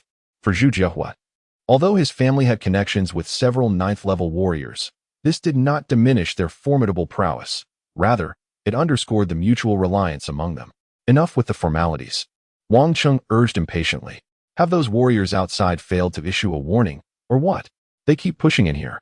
Quickly, retreat to the basement, and do not complicate matters for us. Yes, of course, Zhang Lili replied, not daring to counter his words. Without searching for Li Wei any longer, she promptly ushered a few individuals toward the air raid shelter. As they walked, she proudly declared, You all must know this venerable Mr. Wang, right? A 9th-level warrior. He is on the brink of entering the ranks of the esteemed. He has deep ties with my family. Damn it, why does everyone flock to me? Wang Qing spat, beginning to recall Zhang Lili's background. Did her family hold shares in a supreme warrior enterprise? What significance did that hold? Fortunately, both Jiang Hanxing and Chen Haoran had relatively placid temperaments. If other esteemed warriors were to witness such unruly behavior, there would surely be an explosive reaction. Have we settled this? Jiang Hanxing approached. Yes. It appears unrelated to Lin Wudi, merely a bystander. Wang Qing nodded in response. That fellow must be unable to contain himself, Chen Haoran remarked slowly. Wang Qing felt a sudden stirring in his heart, and as he turned his head, he beheld a gruesome scene. The ground before him split open, and a bloodied hand clawed its way out. With a slight push, a figure drenched in blood emerged, standing before them. His long white hair flowed wildly behind him, exuding an untamed aura, and his eyes, unlike those of any ordinary person, glowed a menacing crimson. The individual had not lost his sanity. Upon seeing Jiang Hanxing and the others, he erupted into maniacal laughter. Jiang Hanxing, Chen Haoran, ha ha ha. I never imagined it would truly be just the two of you today. Should I call you fools, or should I consider myself the clever one? As he spoke, the blood on his body multiplied and began to evaporate, forming a terrifying blood-colored phantom of a celestial dog behind him. Witnessing this spectacle, both Jiang Hanxing and Chen Haoran's expressions shifted dramatically. Lin Wudi, what are you? Are you even human? Chapter 32. 3rd level revered one before them stood a figure akin to a rampaging beast, unmistakably Lin Wudi, whom they had not seen for quite some time. At this moment, the overwhelming aura of blood emanating from Lin Wudi's body surged forth through every pore, sending chills down the spines of Jiang Hanxing and the others. There was no mistaking it. He had ascended to the esteemed rank of a third-level revered one. Jiang Hanxing regarded him with a frigid expression. Both warriors and revered ones were titles denoting significant realms, with revered ones categorized into levels 1 through 9, although merely numerical distinctions. The disparity between each level at this echelon was colossal. Jiang Hanxing and Chen Haoren were merely second-level revered ones, a status that previously allowed them to easily overpower Lin Wudi. However, now that Lin Wudi had transcended to the third level, everything had changed. This signified that he had begun to grasp one of the powers inherent to revered warriors, and his prowess could no longer be quantified by mere numbers. Wait, a third-level revered one. Wang Cheng, overhearing this, immediately felt a wave of dread wash over him. Does this mean I am doomed? He exclaimed. As a ninth-level warrior, he was at a 3-level disadvantage, which could lead to his immediate annihilation. Is he human or demon? Lin Wudi twisted his neck and gently raised his hand. With a rustling sound, the blood on the ground writhed and coalesced into his palm, rapidly forming a colossal sword of crimson hue. The purple light flickering upon it caused Jiang Hanxing's pupils to constrict. A weapon of legacy. How many hidden cards does this fellow possess? Jiang Hanxing, your vision is far too narrow. You shall never comprehend the lengths to which one might go to acquire power. Lin Wudi swung his arm, and the sword materialized. Exuding a ferocious aura that enveloped all in a nightmarish realm of carnage, the very sky stained crimson. Does it matter whether I am human or demon? You need only to know that from this day forth, I, Lin Wudi, shall be the revered warrior, and you shall merely be the stumbling blocks upon my path. A blood-colored celestial hound, formed from the very essence of blood, lunged towards the ground at Lin Wudi's command. Boom. In that instant, the heavens seemed to collapse. And with a single strike, nearby buildings crumbled to the ground. 13 Yao. A hand of 13 Yao. Li Wei was intently focused on the monitor. As he had previously mentioned, he was engaged in a game of mahjong. However, unlike his usual luck, today he encountered an extraordinarily rare hand, a 13 Yao, or in the realm of mahjong, a national honor hand, which is renowned for its uniqueness. Achieving such a hand would lead to an instant win. Yet this time was different for Li Wei. While a national honor hand typically signifies a full win, his version, a national honor without any discards, was a double victory, truly a rarity among rarities. He needed just one more east wind tile to complete his hand. As the dealer, should he achieve a win, he would collect a staggering 96,000 points. It was already the 4th round, and being in the last position, if he completed this hand, Li Wei could boast about it for a lifetime. In this tense atmosphere, it was finally Li Wei's turn to draw a tile. It was the east wind. What the heck? The moment the Reachy button popped up, Li Wei gasped in astonishment, ready to capture a screenshot. Boom. Suddenly, a shower of debris shattered a window, rolling through the room like an explosive, ultimately crashing onto his computer. The screen went black. Li Wei's hands, previously resting on the keyboard, froze as he stared blankly at the dark display, his expression contorting in disbelief. The double Yakuman, the legendary 13 orphans, gone. Just like that. It was not merely this loss that stung. The computer he had painstakingly assembled, every water-cooling component and decorative element custom-made, was imbued with countless sentiments, now reduced to mere wreckage. Damn it. Ding. You engaged in a mahjong match while lying down. Base value 10. Ding. You drank a sugary soda while lying down. Base value 10. The system notifications echoed incessantly in his ears, but Li Wei was too preoccupied to care. Grabbing the bloodthirsty blade hanging on the wall, he weighed it in his hands, finding it somewhat manageable. I have always detested interruptions during my moments of leisure. Those who lack respect for others shall inevitably face consequences. With the blade raised, he shouted, only to feel a hint of embarrassment at his dramatic outburst, quickly rephrasing his sentiment. He was genuinely angry, yet not overwhelmingly so. After all, a sudden influx of several million had just been credited to his account, presumably from the enigmatic Liu Tianqing. With this newfound wealth, he could easily replace his computer. However, the commotion outside was utterly intolerable. Here he was, attempting to enjoy a quiet game of mahjong at home, only to be disrupted time and again by inexplicable ruckus. Li Wei realized he could not allow this to continue. Otherwise, his home would inevitably be shattered in a very literal sense. Standing at the entrance of the broken window, he faced the wind and looked down, quickly identifying a target, bloodied and accompanied by a dog. A Tier 3 master? After a moment of contemplation, disbelief washed over him. Surely, this ruckus could not be merely for a Tier 3 master. Meanwhile, as Lin Wuti commanded the blood-heavenly dog towards them, Wang Cheng stood beneath the creature, adopting a defensive posture. It's just a Tier 3 master. After all, we are 3 against 1. Do you truly believe you can escape our encirclement? Just as he said this, he felt a grip on the collar of his shirt, yanked back by Jiang Hansheng, who hurled him away and barked, "Fool! Do you think you can defend against an attack from a Tier 3 master?" No sooner had he uttered those words than the blood-heavenly dog plunged into the ground, unleashing a shockwave that erupted like thousands of blades. The nearby reinforced concrete, merely touched by the aftermath, disintegrated into a puddle of muck. Upon closer inspection, the spot where he had just stood had been eroded into a gaping pit nearly 100 meters wide, the depths obscured by darkness. Was this the might of a martial sovereign? Its power surpassed that of a technique sovereign without question. Upon witnessing this scene, Wang Cheng felt his complexion drain of color. The ethereal entity that he had previously deemed harmless now struck him with the realization that had he not evaded its grasp, he would have been utterly annihilated. To be precise, it was the divergent path of the martial sovereign, the frenzied martial sovereign. Jiang Hansheng's expression grew exceedingly grave. This surge of blood energy was not a mere technique, but a manifestation of his pure and potent power, truly alarming. "Fool, do you think I am someone of such triviality, able to leisurely engage in explanations here?" Suddenly, Lin Wuti's form appeared before Jiang Hansheng. In that instant, the blood celestial dog merged into his very being, causing Lin Wuti's aura to undergo a dramatic transformation, akin to that of a demonic deity. With a thunderous crash, he forcefully stomped down, and the fissures erupting from the ground stretched forth, bypassing Jiang Hansheng and Chen Haoren, ultimately engulfing Wang Cheng. Chapter 33. The youth's brazen arrogance. What kind of battle is this?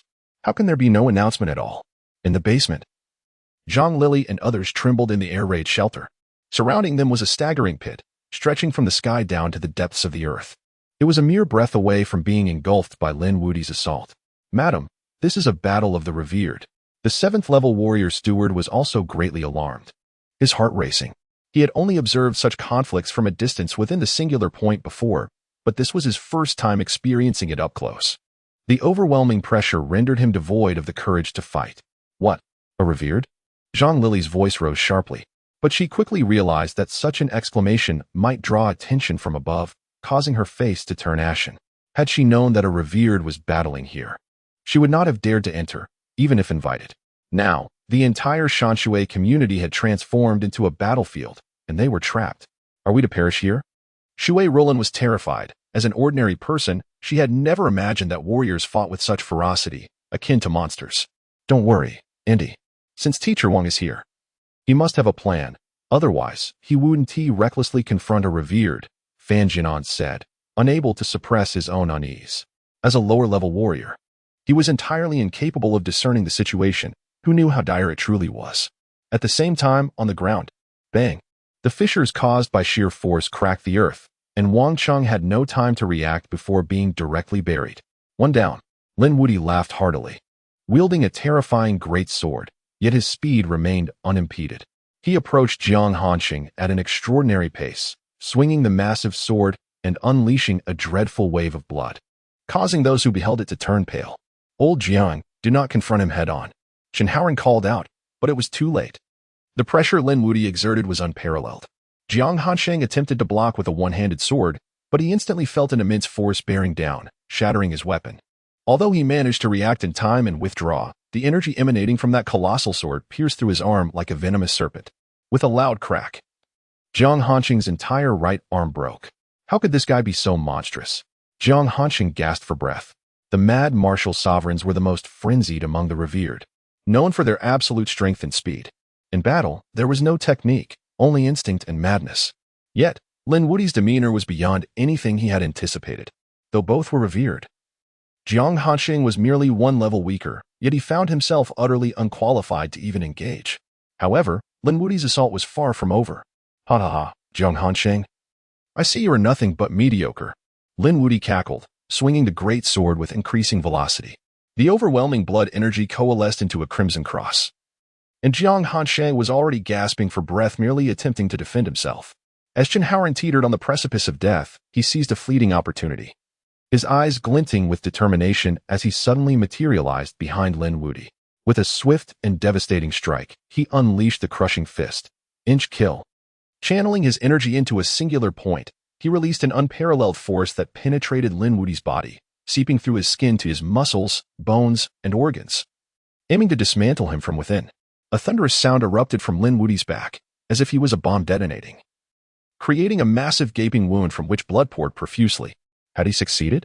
Jiang Hanshe was momentarily taken aback, but soon sensed something amiss. Despite the gaping hole in his body, Lin Wuti exhibited no reaction whatsoever. Suddenly, the blood that gushed forth from Lin Wuti exploded midway, transforming into a dense mist that filled his wound. Although his injuries were not entirely healed, his writhing organs still visible, Lin Wuti wore a blissful smile, as if the pain brought him immense pleasure. An astonishing phenomenon unfolded. Lin Wuti's aura surged rather than diminished, the overwhelming blood energy whipping up a tempest that made even the tall buildings tremble. This ability, how is it possible? You have just broken through and already wield the power of the Berserker to such an extent. Chen Haoran was struck with disbelief. His crushing fist was capable of concentrating power to the point that even a tank forged from steel would be reduced to dust in an instant. Yet Lin Wuti seemed unfazed, growing even stronger. This was indeed one of the Berserker's abilities. The more one is wounded, the more formidable one becomes. Ultimately, this trait could render a person nearly immortal.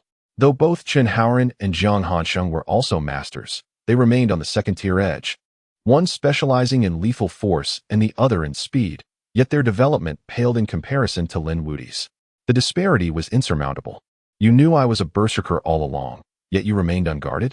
Lin Wuti turned his head, his palm oozing with searing blood, as he spread his fingers wide. His enormous palm was now aimed at Chen Haoran's head. Panic surged through Chen Haoran as he instinctively recoiled, but the moment the thought crossed his mind, his body was propelled backward uncontrollably as Lin Wuti seized his head with a vice-like grip. With a chilling command, Lin Wuti unleashed his power, and Chen Haoran was sent hurtling through the air as if struck by a tremendous force. Old Chen, Jiang Hansheng's eyes widened in horror, knowing that every move of the Berserker bore devastating lethality, making Lin Wuti strike the most terrifying among all masters. Chen Haoran had been struck directly, leaving his fate hanging in the balance. You still have the presence of mind to concern yourself with others? Before Jiang Hansheng could react, Lin Wuti had already appeared behind him. With a swift upward thrust of his heavy sword, he sent Jiang Hansheng soaring into the air. In that instant, the blood energy surrounding Lin Wuti erupted like a volcanic eruption, forming a tumultuous sea of crimson that crashed down upon Jiang Hansheng. This is insufficient. Lin Wuti's gaze fixated on Jiang Hansheng suspended in the air, and he extended his palm once more, grasping at the void. Suddenly, the nearby space distorted, and a colossal, blood-red hand emerged from thin air. At that moment, Jiang Hansheng found himself with no means of escape. He could only watch helplessly as the hand seized his body and then slammed him downward with tremendous force. Boom, boom, boom. His body collided repeatedly, and his internal organs felt as though they had been displaced, rendering him akin to a tattered sack flung against the edge of a building. His consciousness fading into a haze. Gasp! Jiang Hansheng expelled a copious amount of blood, scarcely able to fathom the dire situation before him. He had succumbed to Lin Wuti's might in less than 3 exchanges. The relentless onslaught fortified his conviction that even if he had the time to unleash his trump card, he would possess no opportunity for a reversal at best. He could merely prolong his suffering for a moment longer. Moreover, he was now rendered incapable of employing his trump card, just as Chen Haoran had been. As his awareness began to fade, Jiang Hansheng's mind suffered a grievous blow. The overwhelming dizziness obscured his surroundings, leaving him with a sensation of the world spinning uncontrollably. Ah, is that not the esteemed one? How has he been reduced to such a state? Suddenly, an exceedingly jarring voice pierced the air. Jiang Hansheng found the voice somewhat familiar, though he could scarcely see or hear clearly. Nevertheless, the presence of another offered a glimmer of hope, and he tremulously urged, "Quick, inform Lin Wuti. He is a third-tier esteemed one.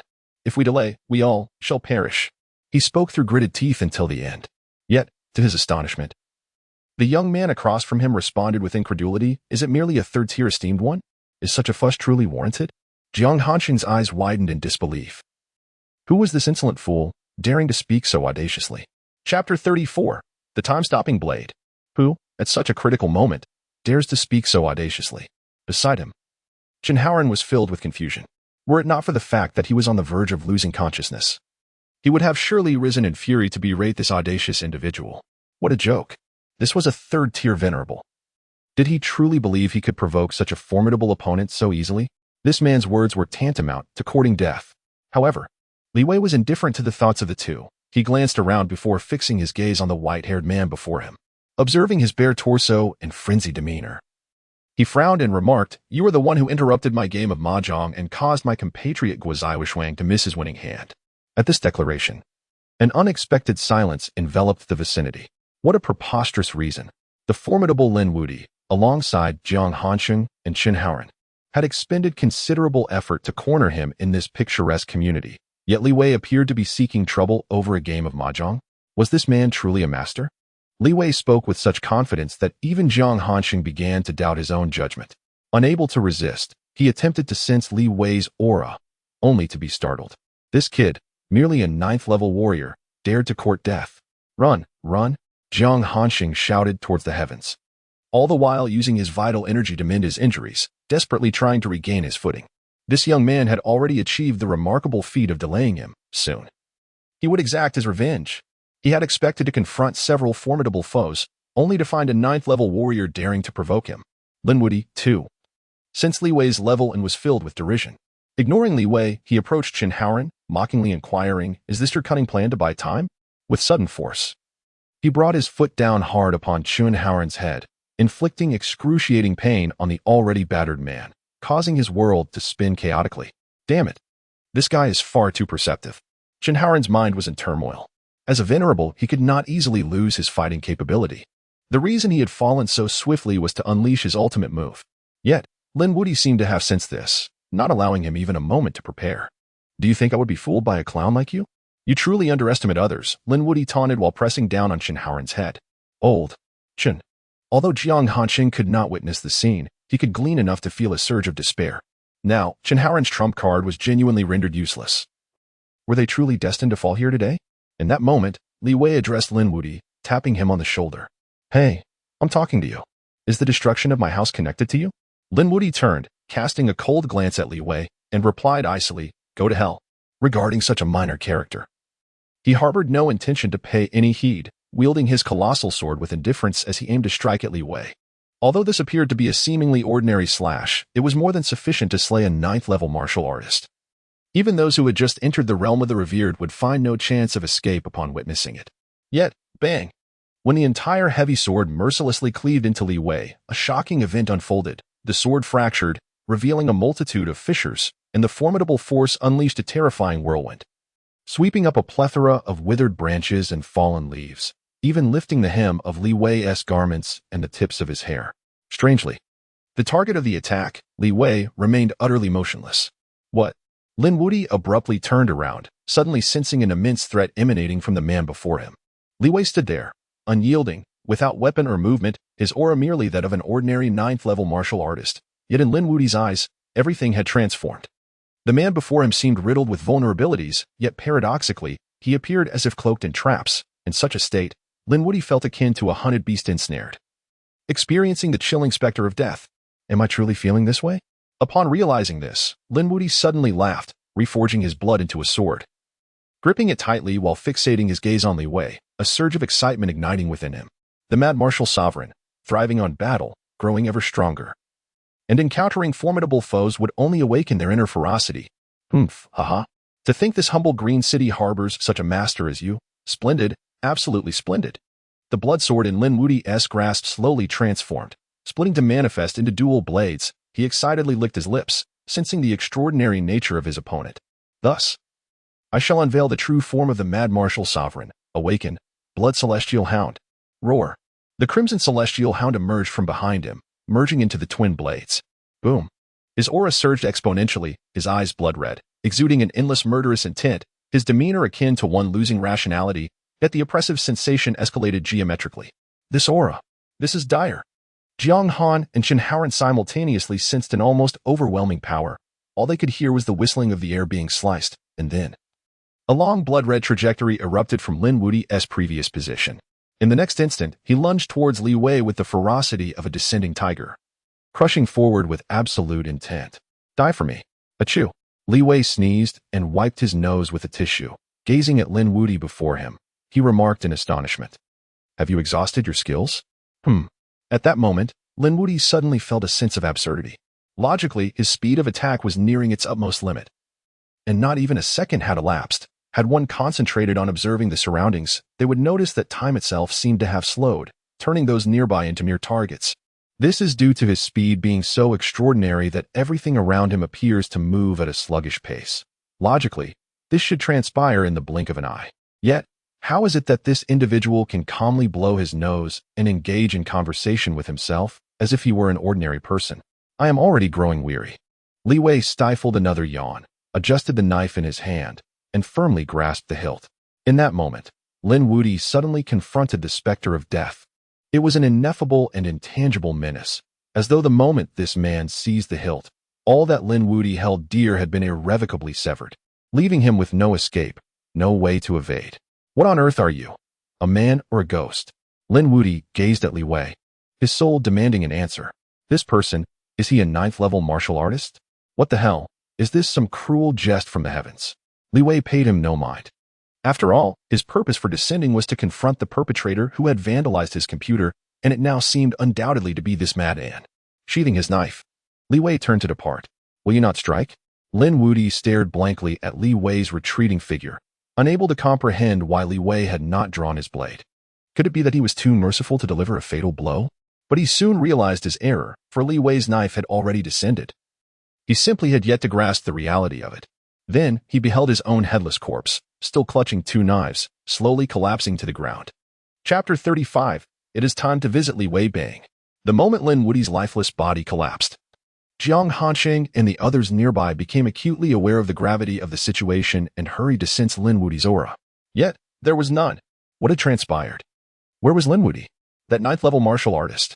Jiang Hanqing's heart raced with anxiety. He desperately wished to survey his surroundings, but his recovery was agonizingly slow, rendering him unable to rise momentarily. In contrast, Chen Haoran, although he had been mercilessly battered and trampled by Lin Wudi for quite some time, possessed a physique slightly more formidable as a martial sovereign. He managed to regain a modicum of vision and hastily glanced towards Lin Wudi's position, only to be met with the sight of a headless corpse, leaving him utterly astounded. Lin Wudi had actually perished just moments ago in the haze of battle. He had sensed Lin Wudi unleashing an unprecedented dual-blade technique, an overpowering force that epitomized a true 3rd-level sovereign, yet he had been obliterated in mere seconds. He had encountered a formidable master. Realizing this, Chen Haoran quickly turned his gaze towards Li Wei, exclaiming, Senior, I am Chen Haoran. I am immensely grateful for your life-saving intervention. Today is truly astonishing. As an established martial sovereign of Green City, I have never heard of such a formidable figure residing here. I must catch a glimpse of your countenance. With that thought, Chen Haoran could not resist utilizing his recently restored, albeit blurred, vision to gaze upward at the esteemed figure. What came into view was a pair of somewhat worn flip-flops, causing Chen Haoran's lips to twitch. This could not be right. Should not such an elder embody the ethereal grace of a celestial being, adorned in simple robes and cloth shoes? Yet here was this pair of flip-flops. No, this senior exemplified the notion of great wisdom hidden among the mundane, unconcerned with trivialities. As he looked further up, he noticed a pair of black shorts casually complemented by a knife with a dark red hue. The knife itself was unremarkable, but the shorts. Chen Haoran? The elder finally spoke, though the voice was surprisingly youthful, a tone he had not anticipated. It is entirely understandable that you may not recognize me, given the numerous sovereigns in Green City. As he spoke, Chen Haoran struggled to rise from the ground. His head had been forcefully pressed into the earth, leaving him in a rather unseemly position. Now, with some of his injuries healed, he managed to stand upright. It was then that he truly beheld Li Wei's countenance, which bore a disheveled appearance, and for reasons unknown, there was a hint of weariness upon his face, as if he were on the verge of slumber. His gait was casual and indifferent, leaving Chen Haoran momentarily dumbfounded. However, the most astonishing aspect was the elder's youthfulness. Despite his somewhat unkempt appearance, it was easy to discern that the elder appeared to be barely in his 20s. Was he a prodigy? No.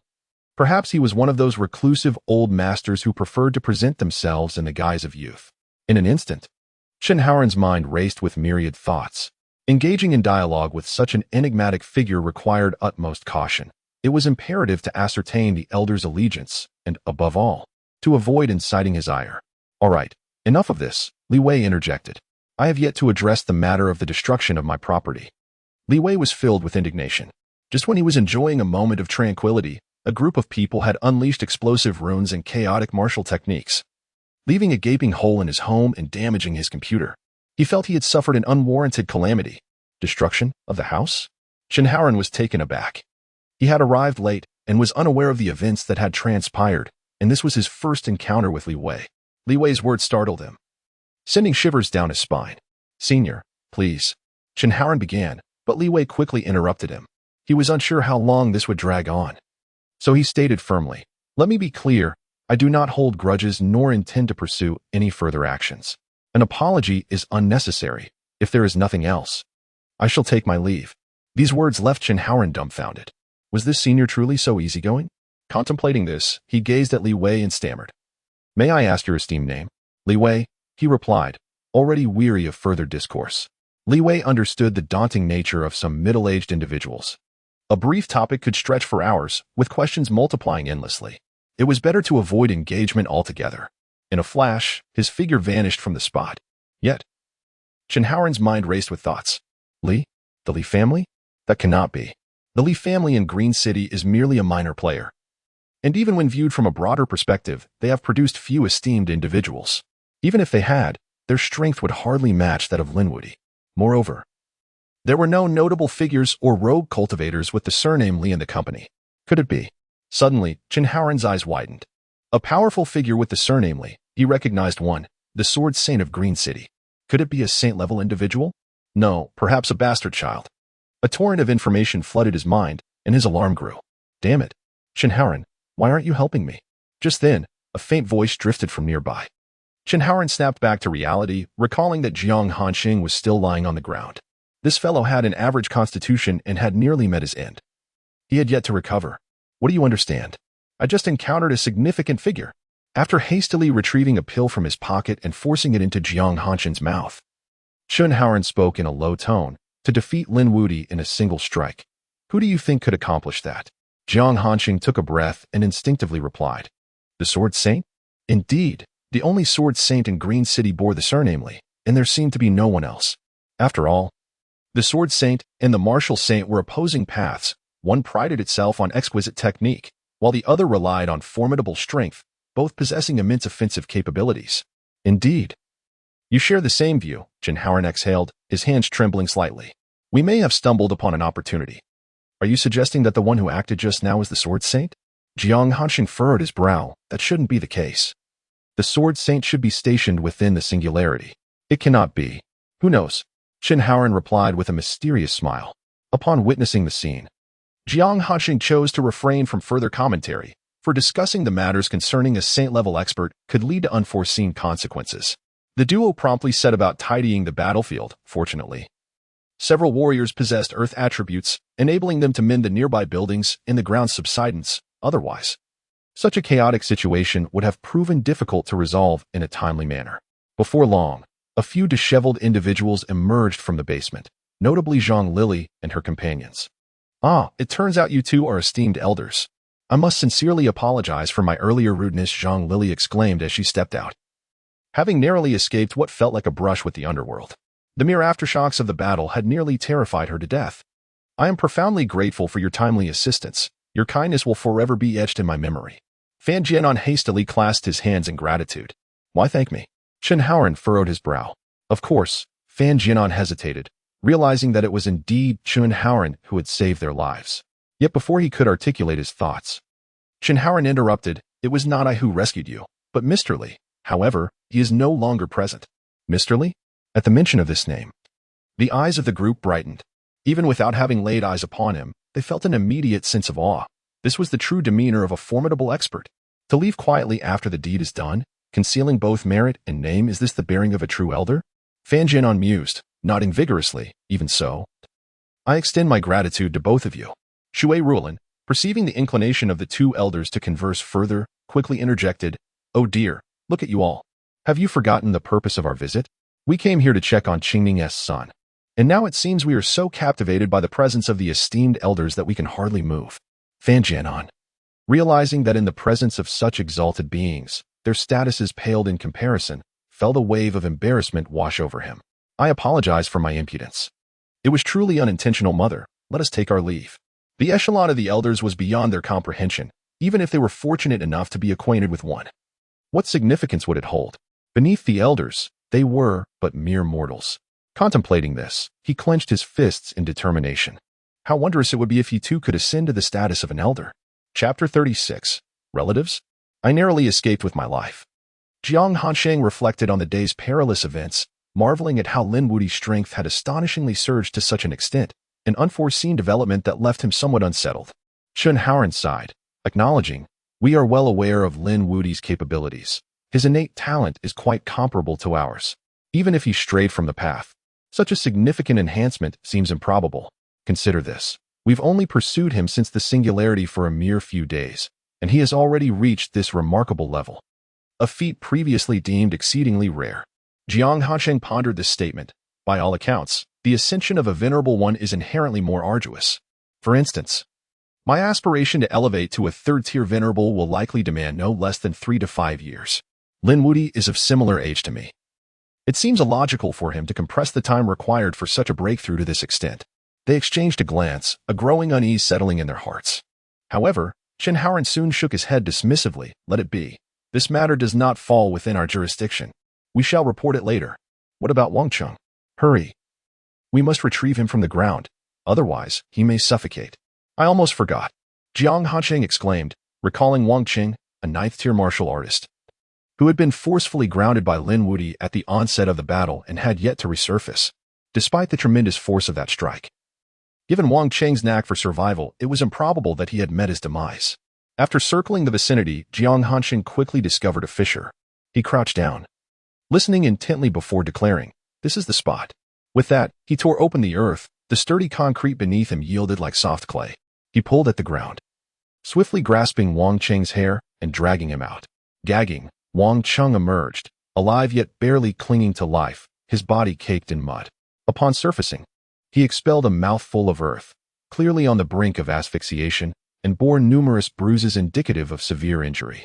"Hey, this fellow is quite resilient," Chen Haoran remarked with a hint of joy. Regardless of circumstances, he and Wang Cheng had shared a long camaraderie, and the fact that he still drew breath was a cause for relief.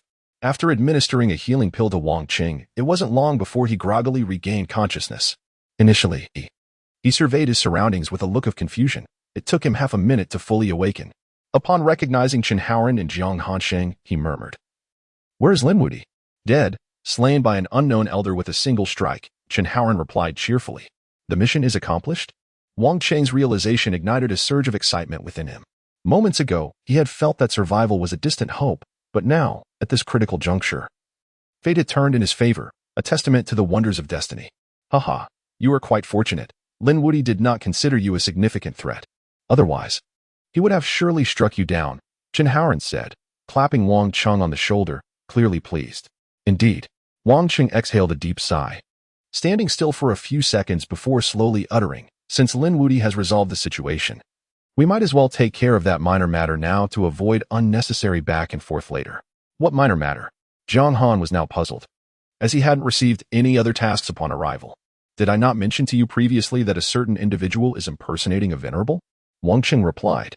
"Although he is at level 9, it is still a significant act of disrespect." Wang Cheng stumbled to his feet, and after regaining his composure, he adopted an air of ethereal grace, lifting his gaze to pinpoint Li Wei's location. He pointed decisively. "It is him." "Oh, impersonating a venerable?" Chen Haoran stroked his chin. Initially, he had little interest in such matters. After all, he himself was a venerable. A level 9 martial artist causing no significant disturbance was already commendable, and the issue of impersonation seemed trivial. However, upon glancing at Wang Cheng, a smile crept onto his face. Chen Haoran was astute enough to recognize that Wang Cheng was envious. Despite his age, he remained stuck at the threshold of level 9. Unable to break through to the venerable realm, naturally disapproving of others pretending to be one. "Very well," Jiang Han conceded without further argument, merely advising, "A few words will suffice. Let him understand that the status of a venerable is indeed extraordinary. Hey, old Jiang, do not forget that this lad is also a level 9 martial artist. He was just here acting so fierce, yet he hasn't shown his face. Aren't you upset?" Wang Cheng interjected, eager to stoke the flames, as he resided in the same complex. What? Jiang Han furrowed his brow upon hearing this. It indicated an improper mindset that indeed required correction. Precisely, I share the same sentiment, Wang Cheng replied, adopting a more relaxed demeanor as he ambled towards Li Wei's location. Soon, you shall witness what it means to be a venerable. This old fool, accustomed to wielding power through intimidation, Chen Haoren chuckled, berating him lightly. Wang Cheng's vanity was understandable, but Jiang Han's complicity in this folly was intolerable. He shook his head and followed the two. Is this the place? At this moment, Zhang Lili and her companion stood at Li Wei's doorstep, glancing around with increasing disdain. Qingning, this little Wei resides in such a place. How rebellious. Do you not oversee him? Shui Rulan remarked, pinching her nose. Although the area had been tidied up by Lu Qingwei, she still found it excessively filthy and chaotic. As if inhaling a single breath of air was detrimental to her well-being. Yang Qingning opened her mouth, attempting to say something but ultimately sighed. Observing her demeanor, Zhang Lili waved her hand dismissively. Enough of this. You appear so defeated. I shall directly call your son out to see him. With that, she knocked vigorously on the door. Li Wei? Li Wei, open the door quickly. Your mother is here. Thud, thud, thud, sounds of hurried footsteps echoed from within. Soon, Li Wei swung open the door, casting a quick glance at the group before finally fixing his gaze on Yang Qingning. He furrowed his brow initially, then, in surprise, asked, What brings you here? Yang Qingning's expression shifted dramatically, and Zhang Lili and the others were incensed. How can you speak like that? She is your mother. Indeed. Such disregard for propriety. What kind of upbringing is this? Shui Rulan also chimed in, visibly upset. Li Wei cast a glance at them, but refrained from saying much. Nearly making way for her. Please, come in. Yang Qingning was, without a doubt, Li Wei's mother, a fact he was acutely aware of. However, this did not imply an inherently harmonious relationship between mother and son. Their dynamic was far from amicable. Years ago, Yang Qingning had abandoned the newborn Li Wei to pursue her own ambitions, never looking back for over a decade. Yet, as a time traveler, he found this situation somewhat agreeable, as addressing a stranger as mother felt quite awkward for someone whose mental age spanned several decades. Now that Yang Qingning had returned, Li Wei was taken aback. Had she not promised to leave him be? Chapter 37. Your figurine is quite impressive. How about bestowing it upon my nephew? Is this Li Wei? At this moment, Fan Jianan surveyed the young man of the lying flat generation whom he had never encountered before. He had long been acquainted with Li Wei's exploits, having heard his mother's envy since childhood, tales of Li Wei's martial prowess, his numerous achievements, and his ascension as a warrior. In essence, the young Li Wei was, perhaps, the quintessential other people's child referenced on the internet. Only recently had he finally laid eyes on this legendary youth. The environment in which Li Wei resided was remarkably humble, marred by potholes as if it had weathered a fierce battle, with traces of fire lingering in the air. Judging by his vacant gaze and languid gait, it was evident that he did not embody the spirit of a diligent martial artist. His disheveled appearance and carefree demeanor suggested a profound apathy towards his own existence. Fan Jianan had encountered similar individuals, those who had relinquished hope for the future, devoid of ambition or understanding of perseverance, living as mere shells of their former selves. How disheartening. Fan Jianan pondered. In the past, he would have taken pleasure in mocking Li Wei, yet now, he found himself reluctant to do so. With the passage of time, he had matured, recognizing that he and Li Wei inhabited entirely different realms. To speak bluntly, what he possessed now was something Li Wei could never hope to attain in his lifetime, though they were both human. The chasm between them was far greater than that which separates man from monkey. This mindset left him momentarily reflective. Care for a smoke? Li Wei offered a cigarette. No. Thank you, Fan Jianan replied with a smile. As a martial artist, how could he indulge in such vices? Someone of Li Wei's stature could hardly comprehend this distinction. Beside them, Zhu Jiahua frowned, equally scrutinizing Li Wei. Today's encounter had indeed left her sorely disappointed. Is that so? Li Wei nonchalantly lit a cigarette and remarked. Feel free to look around. There's little here to entertain. Oh, there's no need for such formality. I merely accompanied my mother for a stroll. Fan Jianan adjusted his tie, projecting an air of meticulousness. Li Wei nodded, uncertain of what to discuss next. Should he engage in mundane family chatter with his estranged mother? What a farce. They hadn't seen each other in years. What could they possibly talk about? Discussing his father? His father was busy tending to the fields, lounging about even more than he was. As for Zhang Lili and the others, Li Wei had only the faintest recollection of them, and he believed there was some distant kinship with Yang Qingning, yet that hardly warranted conversation. The thought of rambling on about it was tiresome. Never mind. I shall simply lie flat. Li Wei resigned himself to his ergonomic chair, gazing upward at the ceiling. Li Wei, Fan Jianan inquired. Do you ever contemplate your future while idling away at home? At this moment, Zhang Lili approached, having long harbored discontent towards Li Wei. Seeing him still adopting a carefree demeanor ignited her frustration further. Look at your younger brother Jianan. At such a tender age, he is already immersed in work, earning an annual salary of several million. While this may not seem like an exorbitant amount, it suffices for a comfortable life. And then there is your sister Jiahua, who is so impressive, navigating the stock market with remarkable success. And you? At your age, you seem oblivious to managing your own affairs. You don't even have a girlfriend, do you? Li Wei pointed towards the wardrobe. In the past, he would have felt ashamed to refer to his figurines as his wives, especially to disclose such a fact to others. Yet now, he felt no embarrassment. They were merely interests and hobbies, from physiological to ethical considerations, and then to personal passions. Every individual possesses unique preferences. Ultimately, these preferences hold no intrinsic value based on others' opinions. What one enjoys is neither inferior nor superior simply because someone else dislikes it. If anyone dares to criticize, the issue lies not with oneself but with their hypocritical standards. Upon introspection, who does not have their own interests? In the past, he had been chastised for drinking beverages while his elders savored tea. Was tea inherently more refined than soda? What defined this refinement? Was it merely the expense of the tea leaves? The same principle applies to gaming and anime. They are just different hobbies. Can one truly argue that soap operas hold more merit? Are those who indulge in soap operas genuinely more mature? And who establishes the definition of maturity? Having lived 2 lives, Li Wei had gained clarity on many matters and found himself indifferent to certain things. His comments momentarily stunned those around him. They had thoroughly searched his room and had not encountered another living soul. Now Li Wei claimed that the figures beside him were his girlfriend. Upon turning to look, they beheld several exquisite figurines displayed in the wardrobe, leaving them momentarily speechless. Zhang Jiahua burst into laughter, utterly surprised that Li Wei, now an adult, still held affection for such items. Oh, these figurines are rather intriguing, she remarked. Zhang Lili, seeing this, could not help but chuckle as well, pondering why an adult would prefer what children typically enjoy. I always say, nowadays, people lose their ambition, spending their days either gaming or watching cartoons with no purpose whatsoever. Shui Rulin chimed in, simultaneously opening the wardrobe to examine its contents. She stumbled upon a golden model, her eyes lighting up. Isn't this one of those warriors? Yes. The golden saint, Jiahua interjected. My little nephew adores these. He constantly pesters me about them. I said to Li Wei, why not gift that to my nephew? I'll give you 2,000 for it. That would be quite a lucrative deal for you.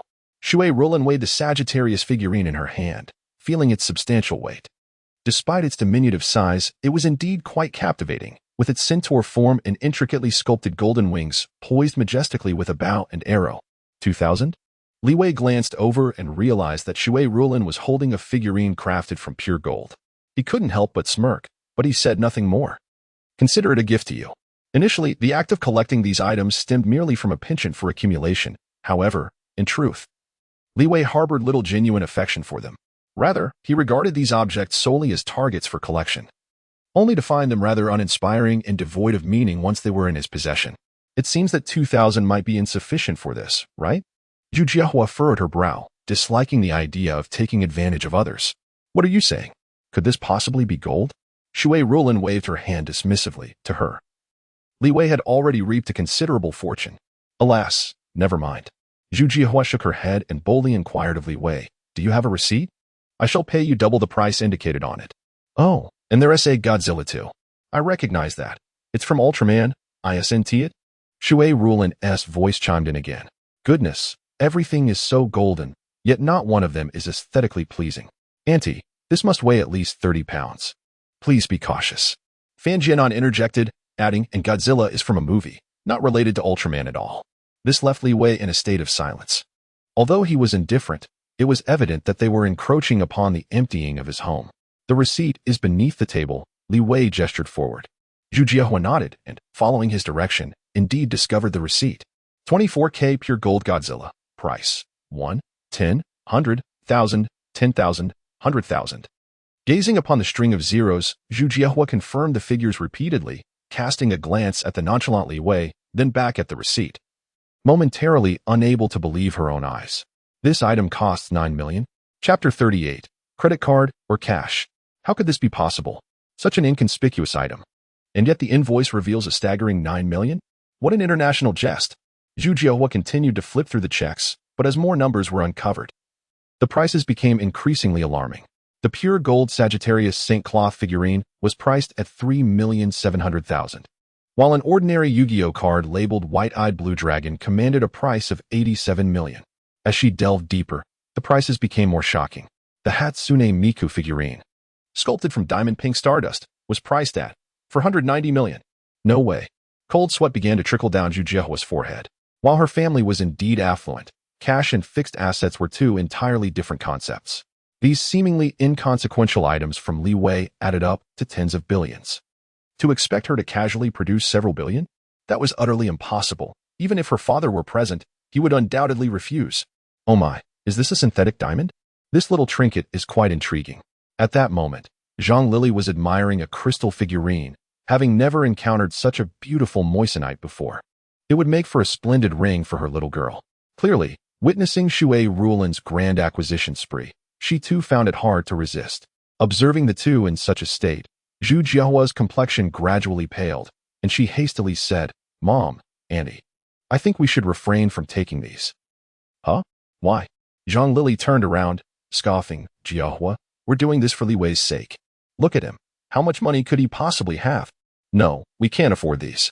Zhu Jiahua was at a loss for words. Although her mother and Zhang Lili were known for their extravagant spending, this was not a matter of tens or hundreds of thousands, especially with that pink figurine. Even a slight damage would make it a question of whether they could afford to compensate. What nonsense are you talking? Shui Rulan rolled her eyes, rummaging through her bag and pulling out a wad of cash to place on the table. Is this amount sufficient? Your mother may have nothing else, but I certainly have money. This paltry sum is insignificant. Beside them, Fan Jianan chuckled and said to Zhu Jiahua, "Jiahua, you know their nature. Buying these trinkets directly would benefit Li Wei. Why not embrace it? Why not embrace it?" Zhu Jiahua shot him a glance, urging him to take a closer look at the items. Hearing her words, Fan Jianan took another look at the pure gold Sagittarius Saint Cloth that had been packed on the ground. Lifting it, he suddenly sensed something amiss with its weight. It was far heavier than expected. Gold? Fan Jianan's expression shifted.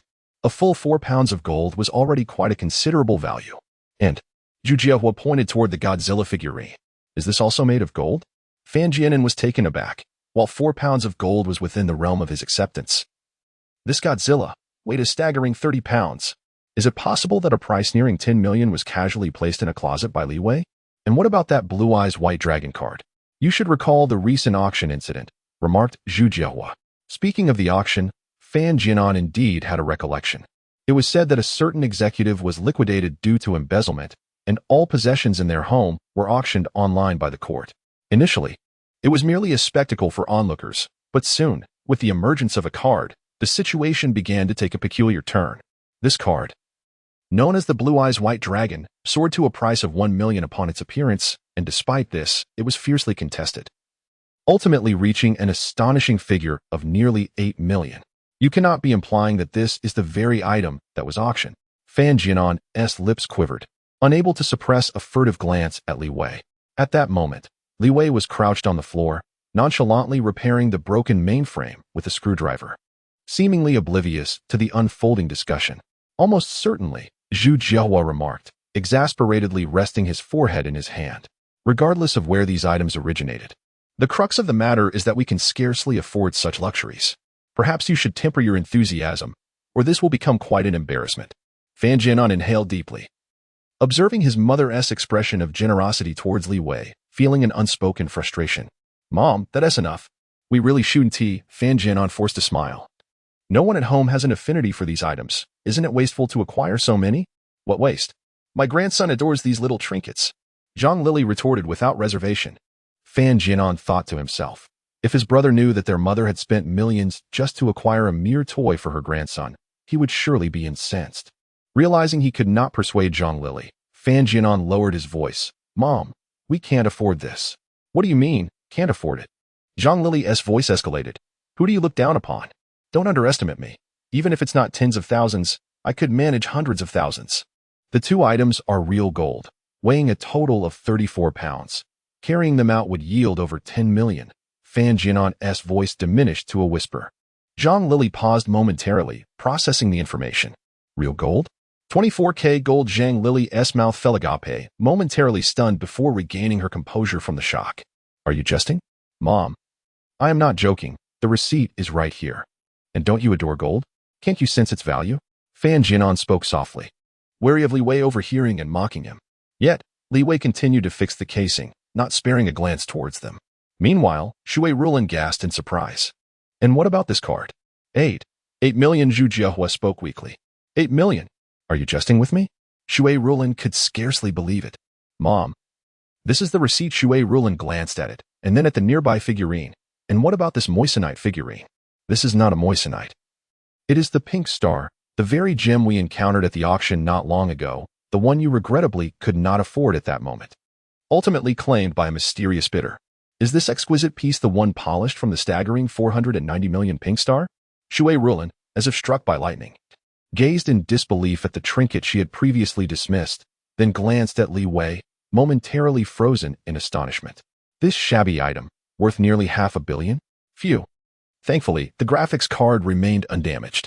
At this moment, Li Wei wiped the sweat from his brow, rising to see that several people had already packed their belongings. He promptly inquired, have you all made your selections? Let me calculate the total. Will it be credit card or cash? The room suddenly descended into an almost palpable silence. Chapter 39. Li Wei, you have committed a misdeed. Cough, cough. Fan Jianan was the first to react, hurriedly saying, Li Wei, are you joking? How could I possibly take your belongings? Haraha. He felt a wave of humiliation, especially since his mother had continually alluded to his status in front of Li Wei, mentioning his aspirations of becoming a senior executive and earning millions monthly. Now, it seemed that those aspirations paled in comparison to even the small items beside Li Wei. Li Wei, where did you acquire all these? Are they truly so expensive? Zhang Lili could not help but inquire. Even at this moment, she felt the scene before her was too surreal. Wasn't it said that Li Wei had been living a laid-back life? He had become a member of the Najia, young people living off their parents. So how could he possess such wealth? Some were gifts, and some I earned through work, Li Wei replied nonchalantly. Although low-level martial artists typically found themselves in a mediocre position, possessing sheer strength without a platform to exert it, their status would experience a qualitative leap as their power increased. Money and influence could indeed be acquired through martial prowess. Of course, Li Wei had his principles and would not engage in nefarious activities such as murder or robbery, but even collaborating with others or working could yield exorbitant sums.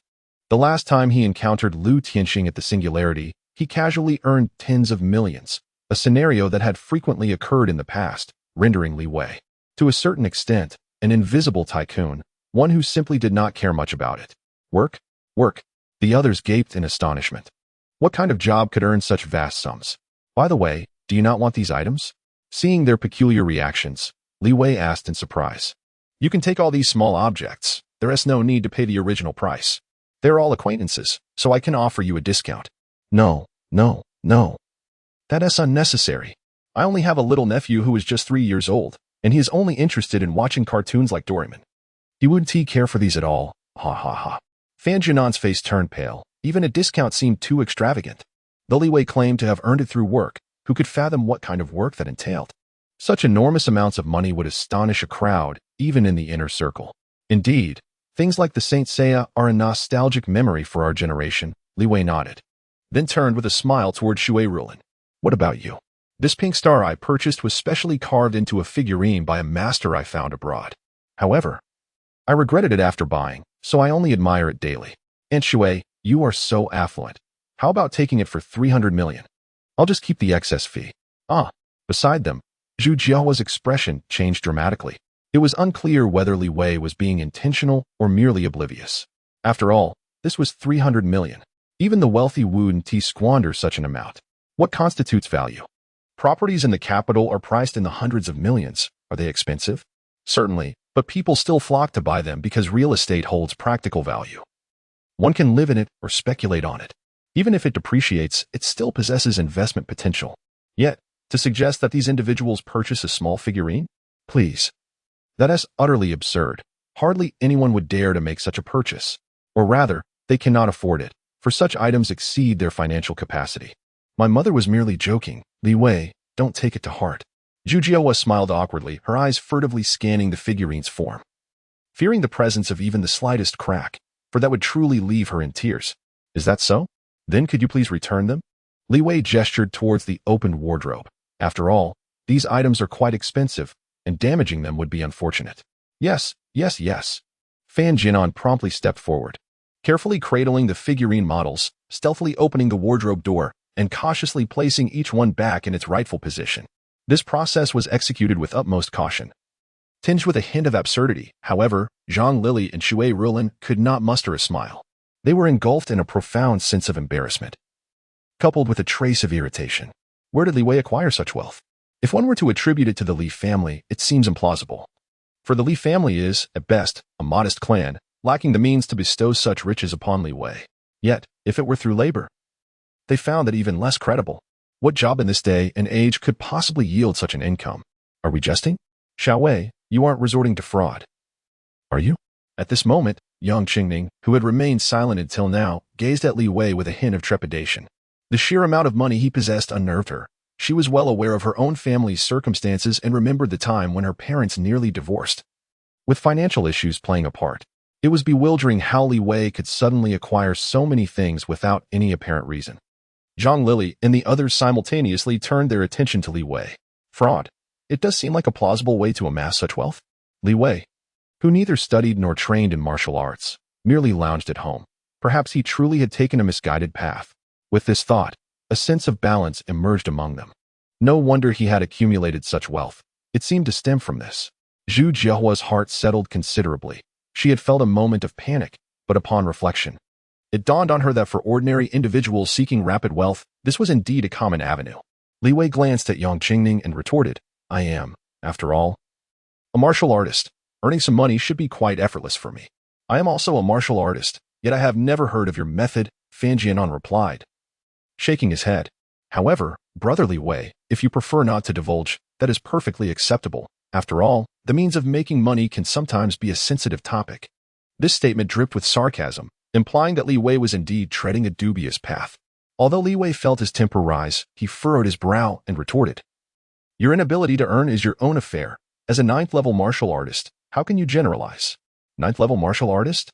Fan Jianan nearly burst into laughter at this and quickly raised his hands in surrender. All right, brother Li Wei, you are correct. I shall not pursue the matter further. Uffed. Zhu Jiahua almost laughed aloud at the side. She had seen 9th-level martial artists before, such as Wang Cheng, who were quite renowned within Green City. In the upper circles of the inner ring, who didn't he know them? If Li Wei were truly a 9th-level martial artist, why would he remain in this humble outer ring? He should have already made a name for himself far and wide. Li Wei furrowed his brow once more, pondering the peculiar demeanor of Fan Jianan, who exuded an air of cynicism. However, noticing that the latter had ceased to speak, Li Wei felt no inclination to engage further.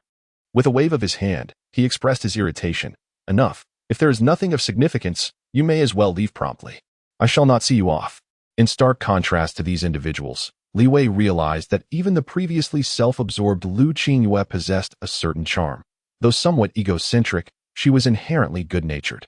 Just then, as Zhang Lili was about to utter another word, a sudden, forceful knock echoed from the door.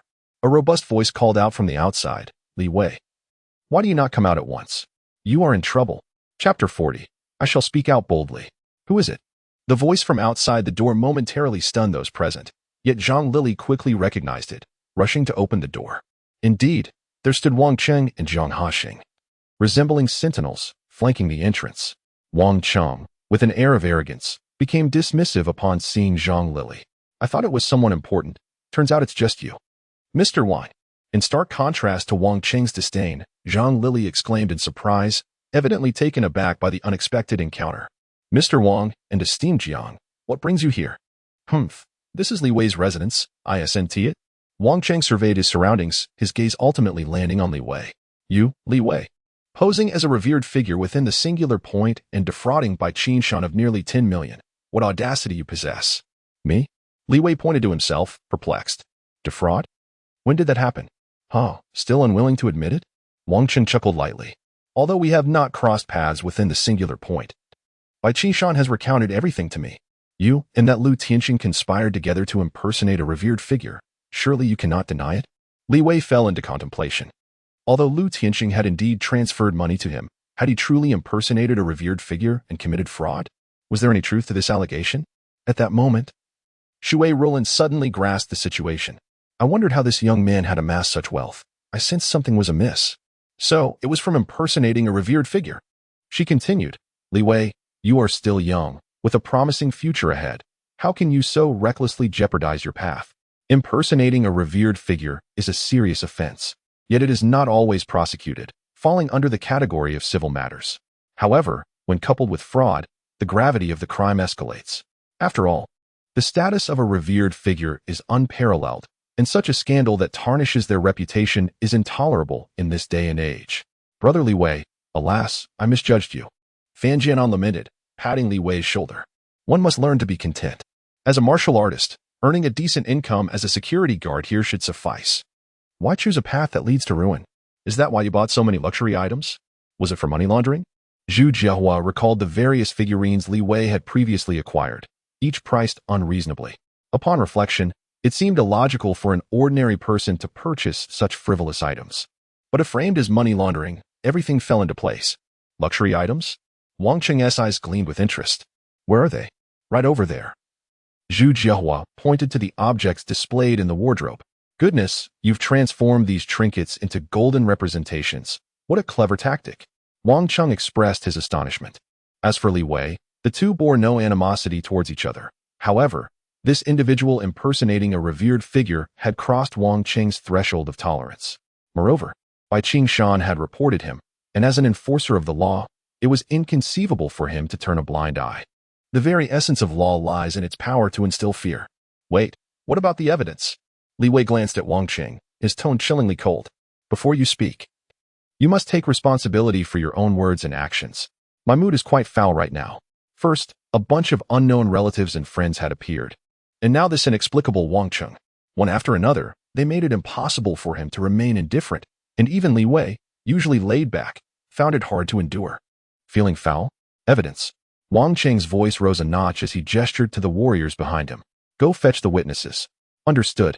The warriors nodded in compliance. Kid, this impersonation of a revered figure isn't a big deal, so don't take it too seriously. Jiang Hansheng, scratching his nose nearby, remarked, this time. It's primarily due to someone reporting you. Do you understand what reporting means? It's a rather convoluted explanation, but since there has been a report, we must take action. He was merely here to join the spectacle, cheering along with Wang Cheng. After all, as a genuine revered figure himself, he didn't particularly concern himself with the petty squabbles beneath his station. Unfortunately, Wang Cheng, being somewhat petty, required his friend to assist in cleaning up the mess. Li Wei cast a glance at Jiang Hansheng and then crossed his arms. Fine, let us say I am impersonating a revered figure. After all, you lot aren't even worthy opponents for me. For Li Wei, his world was straightforward. If reason could be applied, he would attempt to reason. If reasoning failed, he would simply resort to direct confrontation. What is the medium of communication in this world? The answer is power. With his strength, what was there to fear? Suddenly, the atmosphere grew eerily silent, as if the vicinity had transformed into a ghostly realm. Almost everyone regarded Li Wei as if he were a specter. No one anticipated that. In such a dire situation, Li Wei would adopt such an indifferent demeanor, as if he had surrendered all desire for dialogue and fully embraced confrontation. But who stood before him? This was none other than the bona fide revered figure, Jiang Hansheng, renowned within the Green City. Individuals akin to Jiang Hansheng typically elicited smiles and servile gestures from nearly everyone who feared offending him, regardless of their wealth or noble lineage. There were no exceptions. Yet, Li Wei? His nonchalant attitude and blatant disrespect left everyone utterly astonished. Li Wei, have you lost your mind? Zhang Lili exclaimed, her eyes wide with disbelief.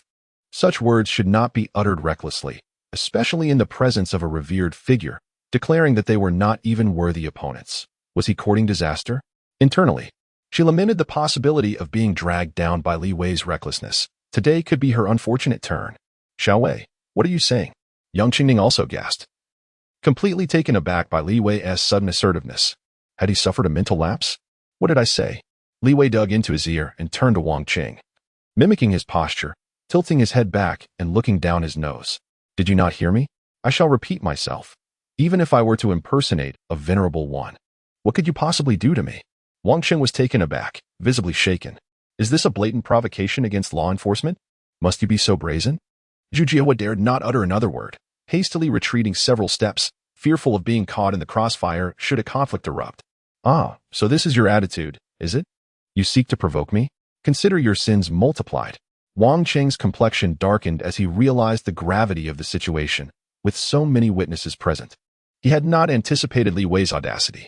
Yet, even a law enforcer requires evidence to act. Instead of striking immediately, he declared, today, I shall show you what it means to have both witness and material evidence. Oh, the fearless young bull knows no fear of the tiger. Jiang Hanxing leaned against the doorframe, yawning. Li Wei's words sounded grand, yet he felt little impact. Who would heed the ramblings of an ant? Moreover, he had Chen Haoran behind him, the old man engrossed in music through his headphones, utterly indifferent to the unfolding drama. Provoked yet unfazed, Jiang Hanxing found amusement in the spectacle, contemplating the idea of showcasing his own prowess. Wouldn't the boy be terrified if he revealed just a fraction of his abilities? Sir, Bai Qingshan has arrived. Shortly thereafter, a martial artist entered, accompanied by an elderly man with white hair.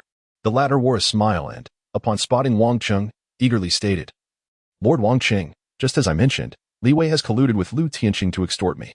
I was merely following Lu Tianqing's instructions to gather heritage equipment. Yet somehow found myself entangled with the so-called venerable one. Not only have I lost my position, but I have also been compelled to pay an exorbitant compensation. The transfer receipt is right here. Moreover, Lu Tianqing has rendered my meridians useless. With that, he cast a glance at Li Wei. A sense of vindictive pleasure evident in his smile. What of a ninth-level martial artist?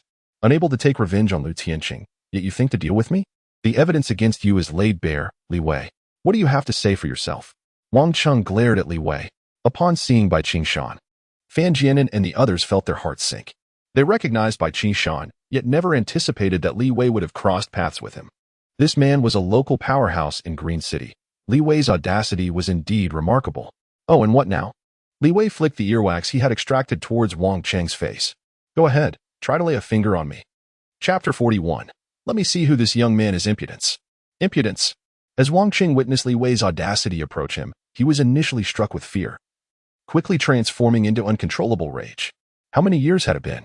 Ever since he ascended to the role of enforcer, the individuals he encountered either trembled in terror, avoiding his gaze, or remained silent, feigning indifference. Yet here stood this individual, arrogant, disrespectful, a true anomaly among anomalies. Since you were so obstinately ignorant, do not blame me for employing measures. With that thought, Wang Qing's hands became encased in a hardened layer of skin, resembling the talons of an eagle as he lunged toward Li Wei's neck. However, Li Wei's speed surpassed his own. I am not one to engage in idle reasoning, he declared, his fist raised, and in full view of all, he delivered a seemingly languid punch directly to Wang Qing's eye socket. Wang Qing was initially incredulous, after all. A revered figure stood beside him, and he could not fathom that Li Wei would dare to strike, merely posturing. Yet, as he observed Li Wei's fist, his body was unable to evade it. Despite the slowness of Li Wei's movement, akin to that of a snail, his speed eclipsed Wang Qing's. Bang! As reality returned, Wang Qing was suddenly engulfed in excruciating pain in his eye socket. He could not help but let out a wail, covering his right eye with his hands. His mind a whirlwind of confusion. I was struck? By a lawless ruffian? In the presence of Jiang Hanxing? You audacious fool! Wang Qing pointed at Li Wei, his hand trembling uncontrollably, purely out of anger. Yet, it was the onlookers beside him who were even more astonished. What in the world was happening? Wang Qing held considerable stature within Green City University, not to mention that Jiang Hanxing, a revered figure, was watching in disbelief. How could Li Wei dare to commit such an offense before a revered one? Unbelievable, utterly unfathomable. Even the typically indifferent Jiang Hanxing felt compelled to abandon his languid demeanor, scrutinizing Li Wei with newfound interest. That punch just now was rather intriguing. No, it should be said that Li Wei himself was exceptionally fascinating. He had never encountered anyone quite like this, such a brazen attitude. It was as though Li Wei were the revered one. Alas, why did it feel somewhat imperfect? As Li Wei observed Wang Qing's eye gradually redden, then darken to a purplish hue, ultimately resembling a half-panda eye, he felt a twinge of discomfort. Wishing for a more symmetrical outcome, Li Wei, Zhang Lily exclaimed in terror, her panic palpable. We have no connection whatsoever. I am not acquainted with your family. And do not mention that you know me. If previously Li Wei had merely impersonated a revered figure and engaged in deceit, he might only face a few years in prison, along with asset confiscation and fines. Though serious, it would not pose a significant threat. However, the situation has drastically changed. To directly assault law enforcement personnel in the presence of a dignitary could lead to chaos throughout the entire Green City if word reached the enforcement department. It is likely that anyone associated with Li Wei would be summoned and face sentencing. Indeed, we are not well acquainted, Shui Rulin hastily urged her daughter to step aside. Overwhelmed by the alarming scene, what does it matter that they possess some wealth? In the presence of the enforcers, it amounts to nothing at all. Come now, and Zhang. And Shui, are we not close relatives? Li Wei remarked, nonchalantly smoking a cigarette and exhaling smoke towards Wang Cheng's face. Then, he glanced down at Bai Qishan, who had previously worn a face full of resentment. I must say, dear uncle, had you not sought me out, I might have nearly forgotten you. Your visit is truly appreciated. Bai Qishan lowered his head, scarcely daring to utter another word.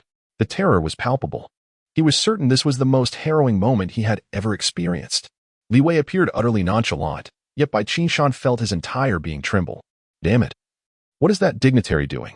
Why hasn't he intervened? With that thought, Li Wei patted his shoulder. Such a simple gesture sent Bai Qishan into a state of sheer panic, leading him to kneel involuntarily, the fear coursing through him, causing his spine to quiver. By the time he regained his composure, the scent of urine filled the air. The dignified Bai Qishan had been reduced to such a state by a mere action from Li Wei. How utterly disgusting! Li Wei exclaimed, stepping back a few paces. Appalled by Bai Qishan's lack of dignity. Was this truly the final madness? Zhu Jiahua watched in astonishment. To her, it seemed Li Wei had been pushed to his limits, acting out in desperation to retain some semblance of dignity, feeling he had nowhere left to retreat. But why resort to such extremes? He was driving himself into a corner. Enough, Wang Chen bellowed, glaring coldly at Li Wei. It was my oversight before, but now you shall witness what a true veteran 9th-level martial artist is capable of. With that, he took a deep breath, fixing his gaze intensely upon Li Wei. His earlier humiliation weighed heavily upon him as he sensed the scrutinizing eyes of his subordinates. Allowing the dignitary to intervene now would diminish his authority. Wang Cheng resolved to directly overpower Li Wei, making it clear that there are always greater forces at play. This time, I shall not reveal any weaknesses. Surrender at once. With a furious roar, Wang Cheng charged forward, unleashing his full power. The force of his punch whistling through the air, causing onlookers to pale, even Zhang Hanqing's eyes widening in surprise. However, what awaited him was another punch from Li Wei. Bang!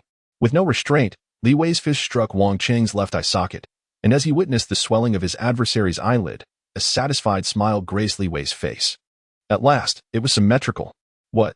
The spectators could scarcely believe their eyes at this astonishing turn of events. What on earth is Wang Cheng up to? Having been struck yet again, is the physique of a 9th-level martial artist truly so fragile, enduring 2 blows and sporting 2 black eyes? The martial artist beneath him could not contain a laugh. This sudden mockery froze Wang Cheng's expression, and he gradually felt incredulous. This should not be the case. One would expect him to be among the strongest within the ranks of 9th-level martial artists. How could Li Wei possess the audacity to best him, despite his utmost efforts? Twice in succession? With this thought, a wave of humiliation surged within him. To think he had been struck in the eyes by this fellow not once, but twice. And all in front of so many witnesses. A man's dignity is his very essence, particularly in the presence of acquaintances. Wang Cheng suddenly felt as if he were being pushed onto a stage from which he could not descend, and then a raging inferno of fury ignited within him, consuming his composure. You are courting death. Wang Cheng glared intently at Li Wei. I have yielded to you time and again, yet you, ungrateful wretch, persist in your provocations. If that is the case, then I implore the esteemed one to take action. I implore the esteemed one to take action. His furious voice reverberated within the room, leaving the others breathless. Indeed, this situation was quite extraordinary. Jiang Hanqing furrowed his brow and then turned, elbowing Chen Haoran, who was lost in a virtual world with his headphones on. Old Chun, I'm calling you. It's our turn. Huh. Chen Haoran removed his headphones, bewildered. You called me? Indeed, this lad possesses some merit. I shall test him shortly. You observe from the sidelines. Jiang Hanqing cleared his throat. Who is this person, so formidable? I merely came to make up the numbers. Reluctantly, Chen Haoran stowed his phone, adjusted his collar, and strode toward the door. However, When he raised his eyes and met Li Wei's gaze, he suddenly froze. This was none other than the one who had saved him seniorly? The Sword Saint Li? By heavens! Chapter 42. Chen Haoren's dual assault. Chen Haoren was all too familiar with the visage before him. He had witnessed firsthand how Li Wei toyed with the formidable Lin Wuti, who, despite his immense power, was effortlessly slain by Li Wei as if squashing a mere cockroach. Such prowess was undeniable. Not only did Chen Haoren acknowledge him as a revered figure, but even a saint-level practitioner would concede to Li Wei's might. Initially, Chen Haoren had merely sought to partake in the commotion, yet fate had conspired to thrust him into this predicament. The weight of the gazes surrounding him provoked an inner turmoil that he could scarcely contain. Particularly after locking eyes with Li Wei, he found himself utterly at a loss. How could he articulate this situation? The metaphor of a flood overwhelming the Dragon King's temple might hold weight among acquaintances. But with Li Wei, whom he had never encountered before, would such an excuse resonate? If Li Wei dismissed it, would he truly be compelled to confront him? That notion was absurd. Together with Jiang Hansheng, they were no match for Lin Wuti, who, despite exhausting his resources, could not best Li Wei. The chasm in their combat abilities was glaringly evident. Yet, how could he extricate himself from this awkward scenario without acknowledging his misjudgment? Regret began to seep into Chen Haoren's thoughts for having come to this gathering, as the unfolding situation intensified his anxiety. However, a sudden realization struck him as he glanced at Wang Qing, whose fury had clouded his judgment. Perhaps a path remained available. Young man, you stand before the esteemed revered Qin and revered Jiang, he thought, observing Wang Qing's distorted expression. I had previously spared you, and had you yielded gracefully, you might have departed with some semblance of dignity. But now, with a revered figure engaging, the outcome will be drastically different. Jiang Hanqing crossed his arms, positioning himself between Li Wei and Wang Qing. With a revered practitioner intervening, I shall repay the humiliation I have endured 100-fold. Bai Qingshan glared at Li Wei, his resentment palpable. If not for Li Wei's sudden appearance, how could he have so suddenly lost his status and strength? Zhang Lili and the others were too apprehensive to watch any longer. The impending clash promised to be monumental. However, before anyone could fully grasp the gravity of the moment, Chen Haoren sprang into action. With a resounding thud, he turned and delivered an unrelenting punch to Wang Qing's face. The force of the blow was staggering, producing a dull thump that eclipsed even the might of Li Wei's strikes, causing Wang Qing's face to swell dramatically as he collapsed backward, powerless against the onslaught. Gasps of astonishment rippled through the crowd. None had anticipated that the revered Chen Haoren would create such a commotion at this juncture. What was his intent? Jiang Hansheng, still reeling, barely processed the chaos before him as Chen Haoren, seemingly frenzied, seized the opportunity to plant his foot squarely on Wang Qing's face, berating him as he did so. How dare you, Wang Qing? Have you lost your mind? Look at your demeanor. Fortunately, I am here, otherwise, you would truly find yourself in grave peril. Jiang Hansheng felt a chill run down his spine. What was wrong with Chen Haoren? Had he been possessed? Was it a mental attack? Had he fallen under some enchanting spell? However, the current situation left no room for contemplation. Jiang Hansheng dismissed thoughts of Li Wei and hurriedly restrained Chen Haoren with both hands, urgently exclaiming, Old Chen, what are you doing? This is Wang Qing. The three of them had shared an unbreakable bond since childhood, as if they had grown up in the same pair of trousers. Yet now Chen Haoren was on the verge of crushing Wang Qing to a pulp. Jiang Hansheng, let go of me. This Wang Qing is truly audacious. If I don't teach him a lesson today, I'll be failing in my duty. Chen Haoren, with an almost terrifying strength, continued to struggle while relentlessly stomping on Wang Qing's face. Thud, thud, thud. After several kicks, Wang Qing felt dizzy and disoriented, nearly losing consciousness. What was happening? Was Chen Haoren standing behind him? Chen Haoren. Wang Qing covered his swollen face, struggling to rise, incredulously staring at Chen Haoren. What on earth has gotten into you? You dare to strike me? Who do you think you are? Chen Haoren shot him a fierce glare. Meanwhile, Bai Qingshan stood frozen, utterly bewildered. What was happening? He could not discern the situation at all. Was Chen Haoren Wang Qing's friend? Why had they suddenly turned against each other? Master Chen. In a moment of desperation, Bai Qingshan couldn't help but remind him that Li Wei was the focal point. Even if Wang Qing had committed some grave offense, shouldn't they set that aside for now? However, his words only served to provoke Chen Haoren further. I nearly forgot about you, you worthless fool. Chen Haoren delivered a resounding slap to Bai Qingshan's face. Even with tempered force, the impact was terrifying. Bai Qingshan flew off the ground, spinning twice in midair, utterly dazed and unable to utter a single word. What are you, daring to report someone for impersonating a master? I see you're the true blight. His words left by Qingshan rooted to the spot, momentarily disregarding his injuries as confusion engulfed him. What had transpired? Why was Chun Haoran behaving this way? Who could elucidate the reasons for this madness? Meanwhile, onlookers like Zhang Lili were left in shock. Is this truly a master? Fan Jianan struggled to comprehend the unfolding events, muttering repeatedly, "This shouldn't be." Chun Haoran. Jiang Hanshen's patience had worn thin, and he retorted angrily, "If you continue this madness, I shall not hold back." Not hold back? Who do you think you are to speak to me that way? Chun Haoran, exuding an air of invincibility, showed no regard for Jiang Hansheng, lifting his foot and delivering a powerful kick. Bang! Jiang Hansheng was caught completely off guard, sent flying 2 to 3 meters before crashing against the wall. That scoundrel! His inner fury surged suddenly, and just as he was about to speak, he noticed Chun Haoran desperately signaling him with his eyes, as if suffering from dry eye syndrome, repeatedly blinking at him. Something was amiss, indeed. 9 out of 10 things were awry. Even Jiang Hansheng, despite his usual dullness, could discern that Chun Haoran was not under control. Rather, he had realized the gravity of the situation and was protecting both himself and Wang Qing in his own manner. After a moment's contemplation, he resolved to trust Chun Haoran before him. "Wang Cheng," he exclaimed, as Wang Cheng, with a pig-headed expression, dashed towards Jiang Hansheng, fuming. "I believe old Qin has lost his mind. We should join forces." Slap. Chun Haoran delivered another resounding blow to his face, arrogantly challenging, "Join forces? Do you think Jiang Hansheng would dare ally with you? You're nothing but a feather." "Jiang Hansheng, hurry and save me," Wang Cheng cried, his voice filled with desperation. Witnessing this scene, Jiang Hansheng's resolve wavered. He looked up at Chun Haoran, who was still frantically signaling him. The message clear: strike Wang Cheng. "Damn it, let us do this." Jiang Hansheng disregarded everything else. He understood Chun Haoran's temperament. If he was this anxious, there must be a significant threat at hand. With that thought, he didn't hesitate to deliver a resounding slap to Wang Cheng's face as well. Bang! This strike left Wang Cheng questioning his very existence. One person was bearable, but 2 attacking him simultaneously? Why you 2? He stared incredulously at the pair before him, feeling as though the bonds of friendship he had nurtured for half his life were shattering. Yet, the duo paid no heed, as Jiang Hansheng and Chun Haoran continued their assault on Wang Cheng, delivering blows from both sides.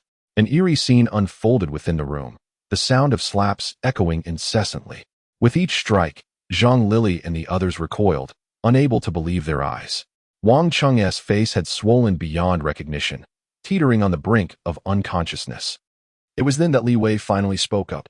"Enough. What on earth is happening here?" Yang Qingning was taken aback. How could Li Wei interject in such a matter? However, contrary to her expectations, upon hearing Li Wei's words, Chun Haoran became animated and quickly responded, "I sincerely apologize, Mr. Li Wei. Please, do not be angry. Just average." Li Wei replied, crossing his arms and smirking. Noticing that Li Wei had run out of cigarettes, Chun Haoran hastily patted his pockets and, finding none, seized one of Wang Qing's subordinates, rummaging through his pockets to retrieve a pack of Zhonghua cigarettes and a lighter. He respectfully lit one for Li Wei and added, "Then, Mr. Li Wei, should I continue?" "Not necessary. It's too noisy." "All right, I shall seal his mouth," Chun Haoran declared cheerfully, producing a roll of tape. Li Wei interjected, "I meant that your commotion is too loud." Chun Haoran promptly stood at attention. "I understand, Mr. Li Wei. I will handle the rest, and it will be resolved shortly." Chapter 43. Li Wei's Breakthrough. Upon witnessing Chun Haoran's demeanor, even Li Wei could not help but chuckle softly. As the saying goes, one does not strike a smiling face. With such an attitude displayed by this individual, what more could he possibly say? Similarly, upon hearing Li Wei relent, Chun Haoran felt an immense sense of relief wash over him. He had indeed placed his bet wisely. Li Wei was certainly not the type to harbor grudges. Although he had admittedly exerted a bit too much force, at least he had spared Wang Qing's life. Otherwise, had it been someone more ruthless, today's events might have concluded differently. With this thought in mind, Chun Haoran rose to his feet, casting a glance at the others present. "Have you all had your fill of this spectacle?" He directed his words towards Zhang Lili and her companions. Faced with such an inquiry from a revered figure, Zhang Lili and her group could scarcely find their voices, merely nodding in agreement. Mr. Li Wei holds a position of great significance and prefers not to be disturbed. What business do you have intruding upon him? Each of you, uttering accusations of deceit. Does Mr. Li Wei truly need to resort to trickery? The moment he speaks, I would willingly offer my entire fortune. As Chun Haoran spoke, He delivered a kick to Bai Qingshan. Listen up. Today's incident is a fabrication instigated by Qingshan. This individual harbors malicious intent and has caused trouble for our enforcement department, inconveniencing Mr. Li Wei. I will personally see to Bai Qingshan's punishment. As for Wang Cheng, he too shall not escape unscathed. However, considering he is a 9th-level martial artist and still of some use to humanity, he shall be punished with confinement and a fine. At this juncture, Chen Haoran quickly donned a sycophantic expression as he turned to Li Wei. Mr. Li Wei, do you require any financial remuneration? And what of these? Figurines, is it? Heh, I understand. Although Wang Cheng is merely a 9th-level martial artist, his wealth and connections are quite formidable. You might not be aware, but he serves as a mentor at Green City University, with numerous disciples under his wing. While not all of his students are particularly distinguished, some have indeed entered various gaming and animation companies, and there are those involved in electronics. Did you hear about the recent release of the 4090 graphics card? They are common commodities on the market, nothing extraordinary, but he could provide you with an entire server. We are uncertain of its specifications, but it is valued in the tens of millions. What do you think? This attitude rendered Li Wei even more taciturn, having damaged a host. Was it reasonable to demand a server as compensation? It did seem plausible. Very well. That is truly splendid. Chen Haoran rubbed his hands together and then gave Wang Cheng another kick. Old fellow, did you hear that? Lord Li Wei is magnanimous enough to forgive this minor issue. Why are you not rushing to express your gratitude? Stunned, Wang Cheng gazed at Chen Haoran. He had already suffered considerable embarrassment today, and now he was expected to apologize to Li Wei? Yet, seeing the impending threat of another kick from Chen Haoran, he hurriedly placed his hands on the ground and muttered, I sincerely apologize, Lord Li Wei. Thank you for your generosity. Shui Rulan observed Li Wei and then glanced at the apologetic Wang Cheng, unable to suppress a rub of her eyes. Had she misjudged the situation? Was it truly the case that both the esteemed Chen Haoran and this Wang Cheng were suddenly inclined to apologize to Li Wei? Faster to react than her was Zhu Jiahua. How could she possibly remain oblivious to Chen Haoran's overt attitude? It was evident that Li Wei possessed an immense background. No wonder it was this way. She couldn't help but gaze at Li Wei in astonishment. Even the esteemed ones treated Li Wei with such reverence. What could possibly lie behind him? A glimpse was already becoming apparent. It was unbelievable. We have fallen out with someone of such stature? Fan Jianan had regained his composure, and his heart was first filled with regret, followed by a sense of dread. His regret stemmed from not realizing the terrifying power that lay behind Li Wei and not having established a good rapport with him sooner. The fear arose from the fact that he had utterly tarnished his reputation before Li Wei. The actions of him and his associates just moments ago had likely infuriated Li Wei beyond measure. Even if Li Wei himself did not care much, he need not utter a word. A mere glance or a single statement would suffice for astute individuals to act on his behalf. In other words, the family background and career he once took pride in could vanish in an instant before Li Wei.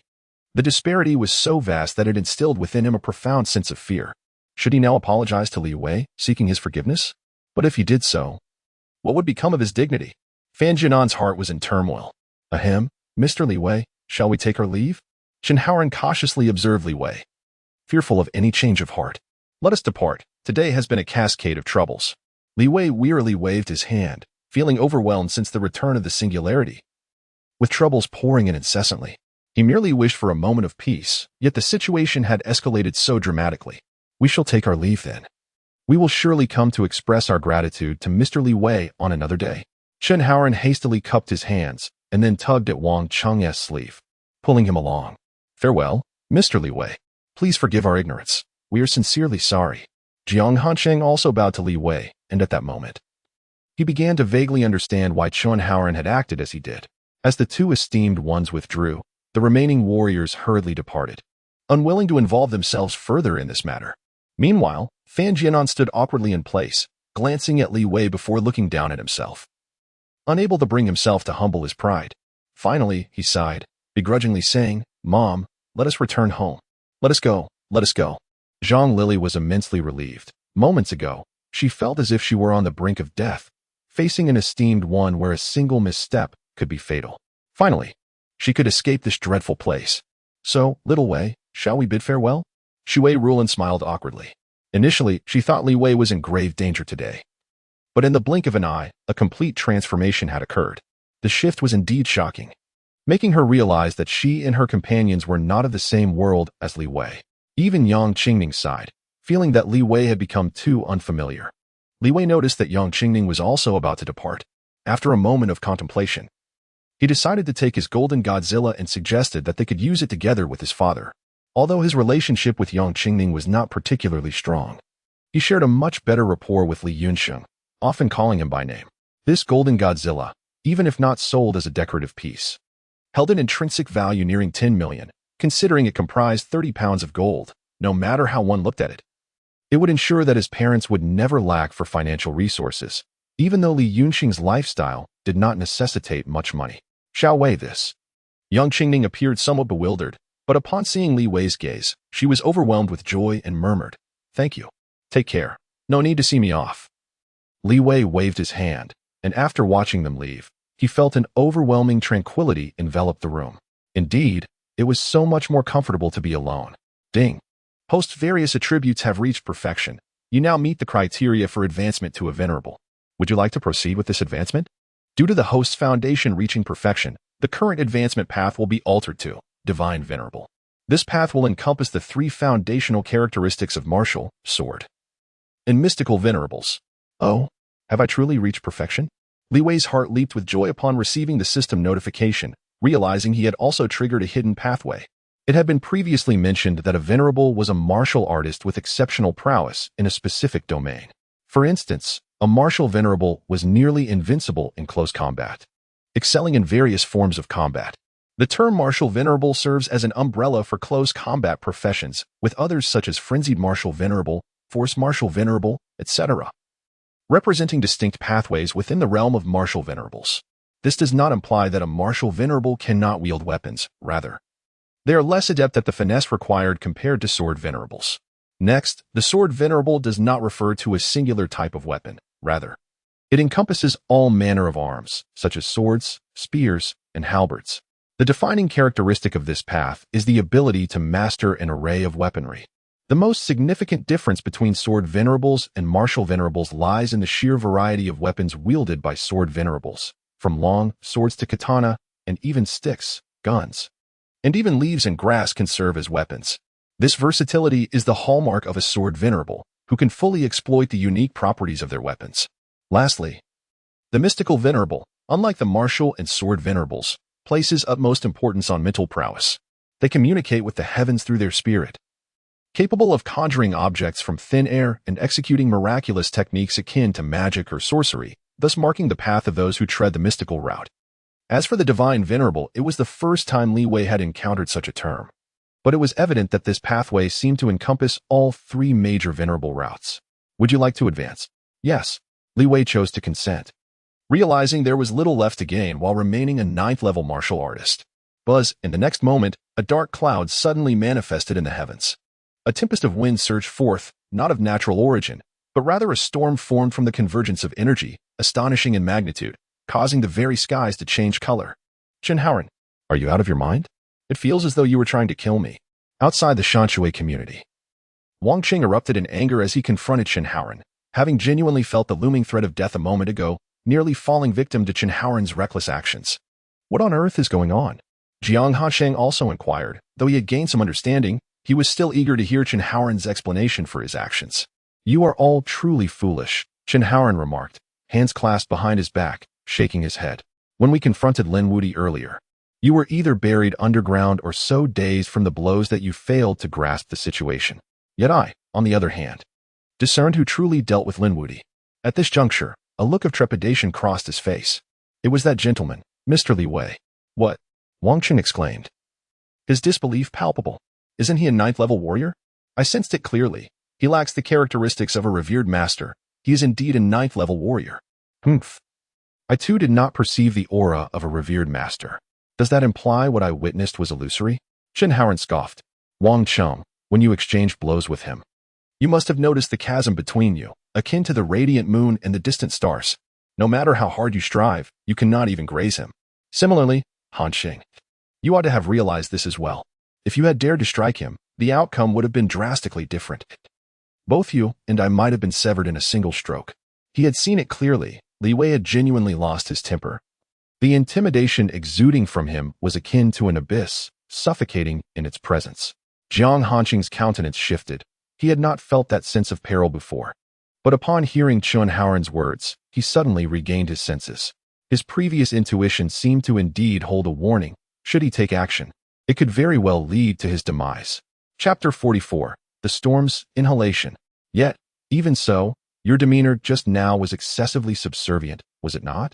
Wang Cheng, regaining his composure, felt a lingering discontent, not directed at Li Wei, but rather at the humiliation of being publicly beaten by Chun Haoran. Even if I were at fault, what manner of attitude is this? You nearly struck me dead. Strictly speaking, the disparity in status among the revered is not insurmountable at this level. One would be regarded as a notable figure in Green City. Although Wang Cheng was not yet a revered one, he commanded many followers, and could be considered a half-step revered at the very least. To be ruthlessly slapped by both Chun Haoran and Jiang Hanqing was an utter disgrace. This mindset will undoubtedly lead to grave misfortune in the future.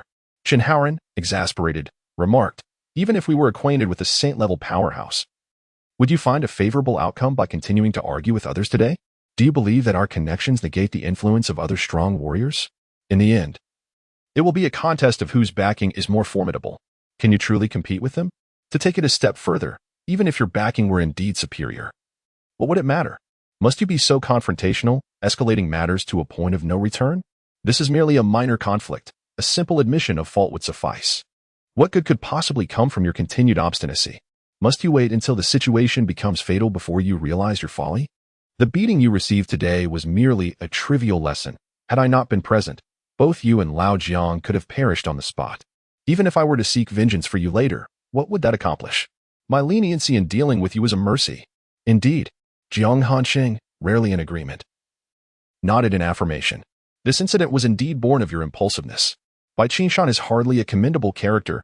What prompted you to join in such folly? It was a senseless disaster. Moreover, although this Li Wei may not be well known, he bears the surname Li and might indeed be connected to the legendary Li Sword Saint. If that is the case, the beating you received today was, in fact, quite lenient. Ah, Chun Haoran replied. I previously thought Li Wei might be a disguised Li Sword Saint, for you are aware of that warrior's nature. He could certainly venture out incognito. Yet today, I discovered this is not the case. This Mr. Li Wei possesses a demeanor of remarkable ease, and his temperament starkly contrasts with that of the Sword Saint. However, given that they share the same surname and exhibit equally formidable strength, one cannot help but ponder the potential connection between them. So it is. Wang Cheng's eyes widened with trepidation as he stammered. Is it still possible for me to apologize to Li Wei now? Are you foolish? Have you lived this long only to act like a dog? Chun Haoran could not restrain himself from kicking him. Wang Cheng has become so accustomed to wielding power through others that even after the affair has concluded, he still seeks to apologize. Does he not realize how irritating that is? What shall be done if Li Weijian slays him with a single strike? As the few conversed, an unsettling sensation abruptly enveloped them. It seemed as though a tempest was brewing. Suddenly, a violent wind surged from the east, sweeping across all directions. In the blink of an eye, the once azure sky was engulfed by ominous black clouds, forming a colossal vortex that resembled a black hole, voraciously consuming everything in its vicinity. The entire city was shrouded in a pall of darkness, yet there was neither thunder nor raindrops. The realm appeared as a bizarre spectacle orchestrated by human hands, dark and foreboding. Was this Qi? Such an overwhelming accumulation of energy could only signify that someone was ascending to the esteemed rank of a venerable. Upon witnessing this scene, Wang Cheng felt a chill run down his spine. What an immense force! It seemed to envelop the entirety of Green City, as if the heavens were about to collapse. The howling winds left him breathless, as though he were on the brink of being submerged. Beside him, Jiang Hanqing and Chun Haoran exchanged a glance, each reflecting the shock mirrored in the other's eyes. Chun Haoran raised his hand, only to find his pores fully dilated, as ethereal. Transparent streams of energy ascended into the atmosphere, merging with the tempestuous winds, continuously rising. Furthermore, when they glanced downward, they were astonished to see that the verdant flora of the Shanshui community was swaying slowly. Before long, flowers withered and plants shrank, their roots uprooted and dancing with the wind, as if offering their vitality in tribute. How could this be? Jiang Hanqing's eyes were wide with astonishment as he murmured, "Is this the holy level?" Even at that level, it is nearly impossible to unleash such a vast expanse of qi. Could the entire city be consumed by this dark cloud? The ascension of a martial artist is often intertwined with qi. Qi exists in all things, humans, animals, even plants. Each life is imbued with its essence. Upon reaching the realm above venerable, one's own qi becomes insufficient to facilitate ascension, necessitating the harnessing of the world's qi for one's own use. Jiang Hanxing himself had borrowed qi from the surrounding area when he ascended, drawing from a small vortex of spiritual energy that created a gentle breeze to enter his body. Even so, that was a remarkable feat. Qi is a precious commodity, not easily bestowed upon others, even on earth. Yet, what was happening now? The entire city was in turmoil. Not only was the earth emanating its qi, but the flora was doing so as well. Even a venerable like him was unconsciously channeling energy toward the heavens, forming an even larger mass of qi. The scale of this phenomenon was unprecedented. He had never encountered such an expansive ascension ritual, not even in textbooks. Surely, this could not be a natural disaster.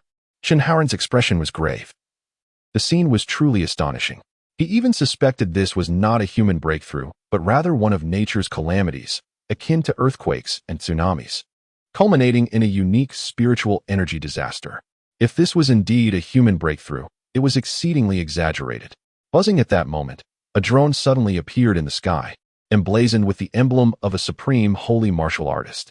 Jiang Hanxing, Chen Haoran, have you dealt with Lin Wuti? The voice belonged to Zhang Jinwu. Upon hearing it, Jiang Hanxing immediately sensed something amiss. Zhang Jinwu, a 7th-level dignitary among the supreme martial artists, held an esteemed position. However, the crux of the matter lay elsewhere. Zhang Jinwu had consistently served as the guardian of the Singularity stronghold. If not for a crisis within the Singularity, he would undoubtedly not be present on the surface. The fact that he was communicating through a drone indicated an alarming situation.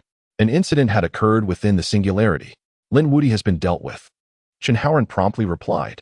That individual is not alone. Zhang Jinwu asserted urgently. Report a dragon-level disaster and instruct all residents to seek refuge. Lin Wuti is an underling of Nangong Jiao, primarily tasked with gathering spiritual energy for him. Now, Nangong Jiao has broken out from the Singularity and is performing a breakthrough ceremony. The anomalies in the Qi Sea are likely his doing. Should you encounter him, remember not to confront him directly. Await our arrival. What? The three men's expressions changed dramatically upon hearing Zhang Jinwu's words. Nangong Jiao, a legend within the Singularity, had once been hailed as a genius among geniuses, achieving the status of dignitary by the tender age of 20. He had even succeeded in slaying 10 dignitaries within the Singularity. Such an individual had long been marked as a high-priority target by Green City. In fact, the last time a holy-level powerhouse had personally intervened to eliminate him, his corpse had been publicly displayed. How could it be that Nangong Jiao was alive once more? Nangong Jiao had faked his death and, moreover, undergone a breakthrough. Be cautious. The drone transmitted this warning before departing, evidently to alert others. It seemed that Green City would soon be plunged into chaos. Chen Haoran took a deep breath. The breach of the Singularity would herald the emergence of truly terrifying entities. And this Nangong Jiao was merely the precursor to the impending war. Jiang Hanxing and Wang Qingdu appeared somewhat dazed. They were all too familiar with what lay within the Singularity, and now a breach had been torn open. How much longer could Green City endure? No one knew. At the same time, atop Panhu Mountain within Green City, the summit stood as the highest point, towering at 2,500 meters. From this vantage, one could survey the entirety of Green City below. A figure sat cross-legged within a small stone dwelling at the peak, and above him, a colossal vortex was forming, only to collapse repeatedly, then regenerate once more. What on earth was happening?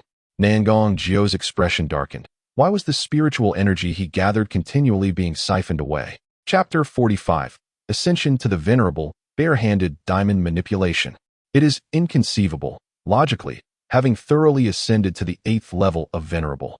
One should possess not only a vast reservoir of spiritual energy but at least an ocean of it. Yet, the reality is, Nangong Jiao sensed the energy he had absorbed, his expression gradually darkening. The 8th level of Venerable represents a profound transformation, even among the ranks of the Venerables. At this stage, a Venerable would completely establish their own domain, a space forged by harnessing the forces of heaven and earth, allowing their abilities to be elevated to the utmost degree. This distinction marks the greatest divergence between Venerables and martial artists. However, for Nangong Jiao, A 7th-level venerable attempting to advance with a domain, it was expected that he should be able to convert the energy of an entire mountain for his own use. Yet now, he found it exceedingly challenging to even gather energy.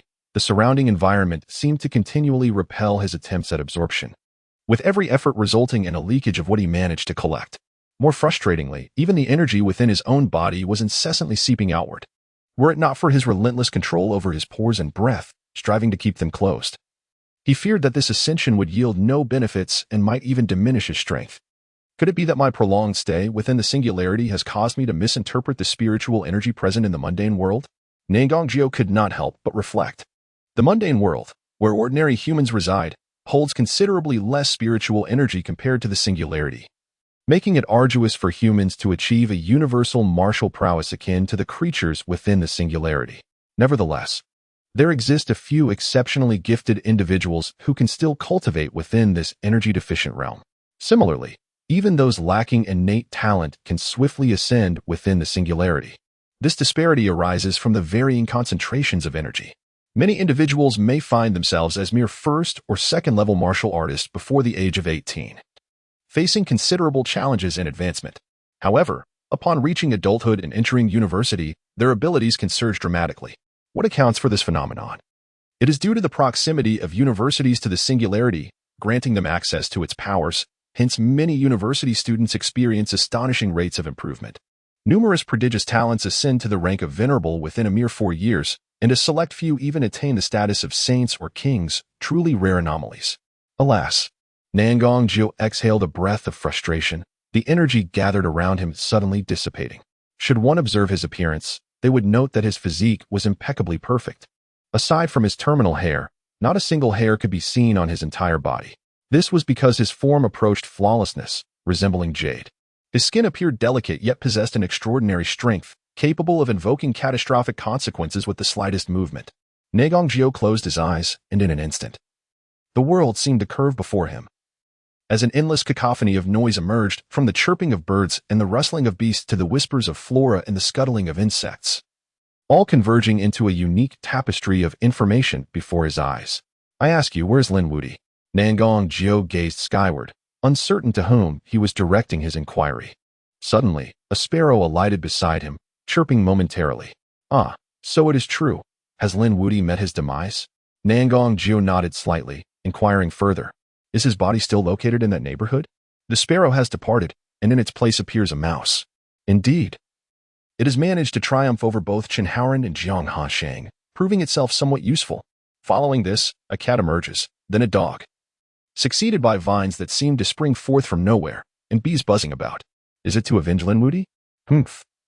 Whether he lives or dies is of no concern to me, but the fruit of spiritual energy is something I must reclaim. Nangongjio's pupils gradually manifested golden runes as he murmured to himself.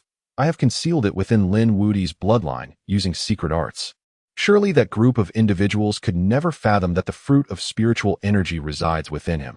However, the recent spiritual energy feels rather peculiar. I find it increasingly difficult to absorb. Oh, you are unaware as well? No matter, in that case, I shall refine this mountain.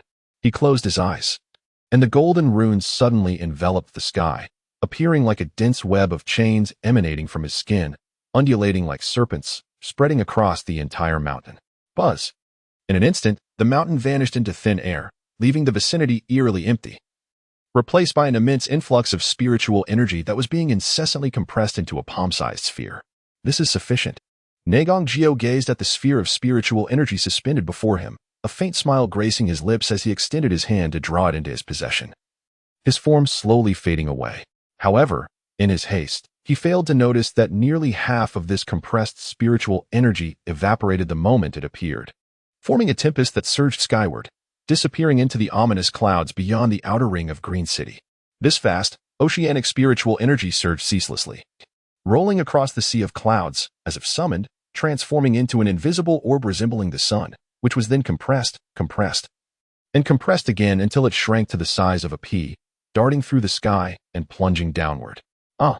Li Wei opened his mouth wide and swallowed, instantly feeling satiated, unable to suppress a hearty belch. Excellent. This breakthrough feels as though it could sustain him for 10 days. Li Wei has ascended to the rank of a venerable. Though merely a 1st-level venerable, It signifies a significant stride towards ultimate ease. The most profound distinction between a venerable and a martial artist lies in the fact that a venerable has traversed a path to its zenith. This zenith is not merely the pinnacle of the path, but rather the pinnacle of human existence.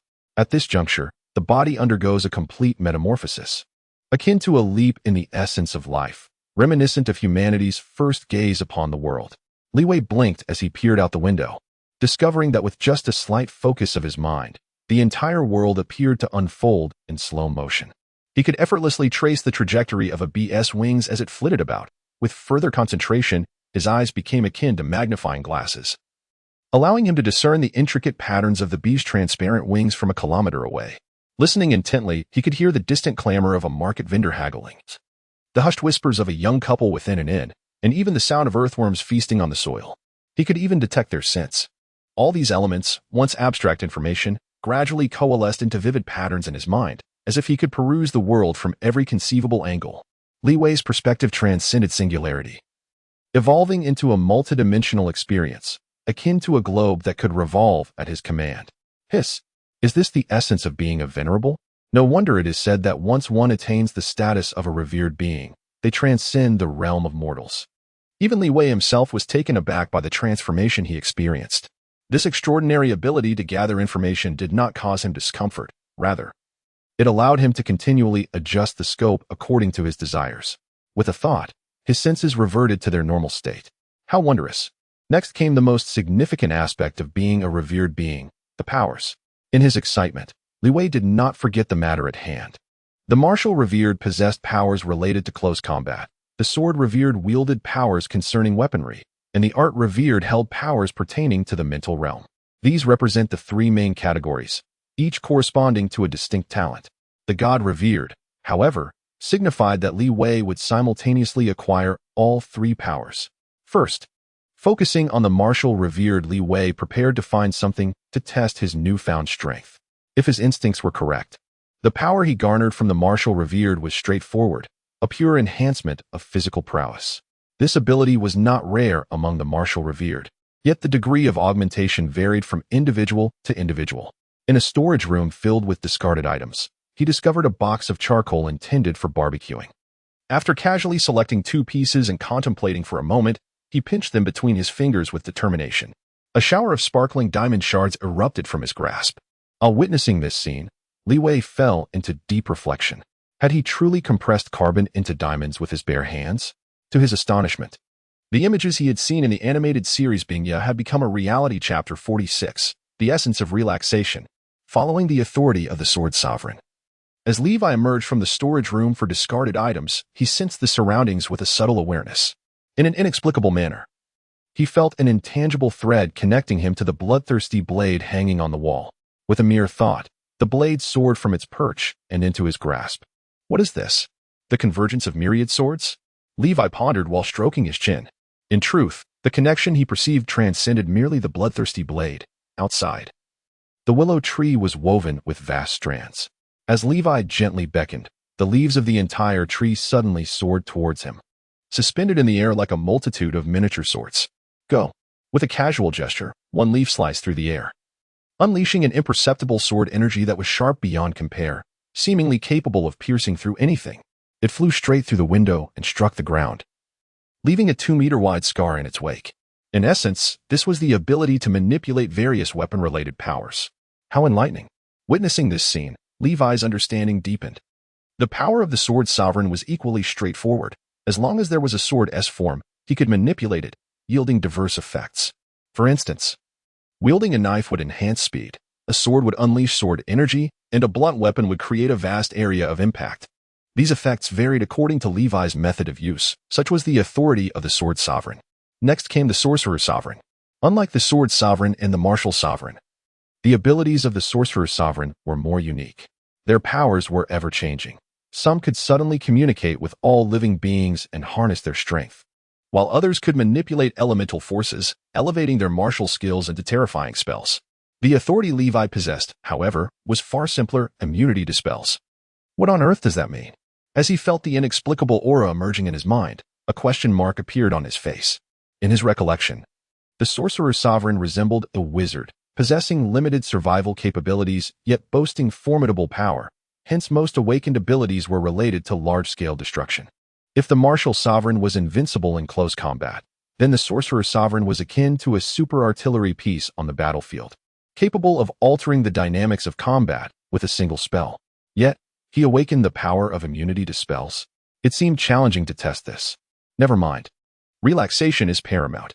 Returning to his senses, Levi felt a wave of ennui wash over him, while the prospect of his growing strength was undoubtedly exhilarating. The joy of relaxation was an unparalleled allure. System notification: congratulations on your ascension to Sovereign. Your rewards for relaxation have doubled. And these rewards will no longer manifest as various attributes, but may instead transform into wondrous treasures. When engaging in relaxation activities in a state of relaxation, your comprehension increases by 100. Note: there are no restrictions on relaxation activities. For instance, you can engage in relaxation while sleeping, during which skills comprehended in dreams have a chance of being mastered. Similarly, watching anime or reading novels also offers a higher probability of skill acquisition. Upgraded? Does the system evolve alongside my ascension? Levi was taken aback with delight, his spirits lifted even higher. Previously, while indulging in anime, he would occasionally glean peculiar insights, such as the spiral sphere, Chidori, and even the shadow clone technique. However, these required Liwei's own level of comprehension to be adequate. Now though, with the enhancement of the system, he could reap benefits without the need for exceptionally high levels of understanding. Perfection. Liwei reclined on his bed, propping his head with one hand while casually summoning a few comic books from the shelf into his grasp. This sensation was exquisite. He no longer needed to exert himself physically.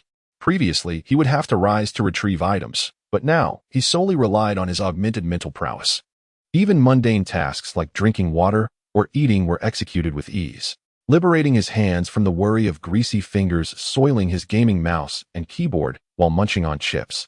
Speaking of various skills, it seemed that Dragon Ball might be the optimal choice for comprehension. Liwei opened the comic, reading and pondering simultaneously, based on experience.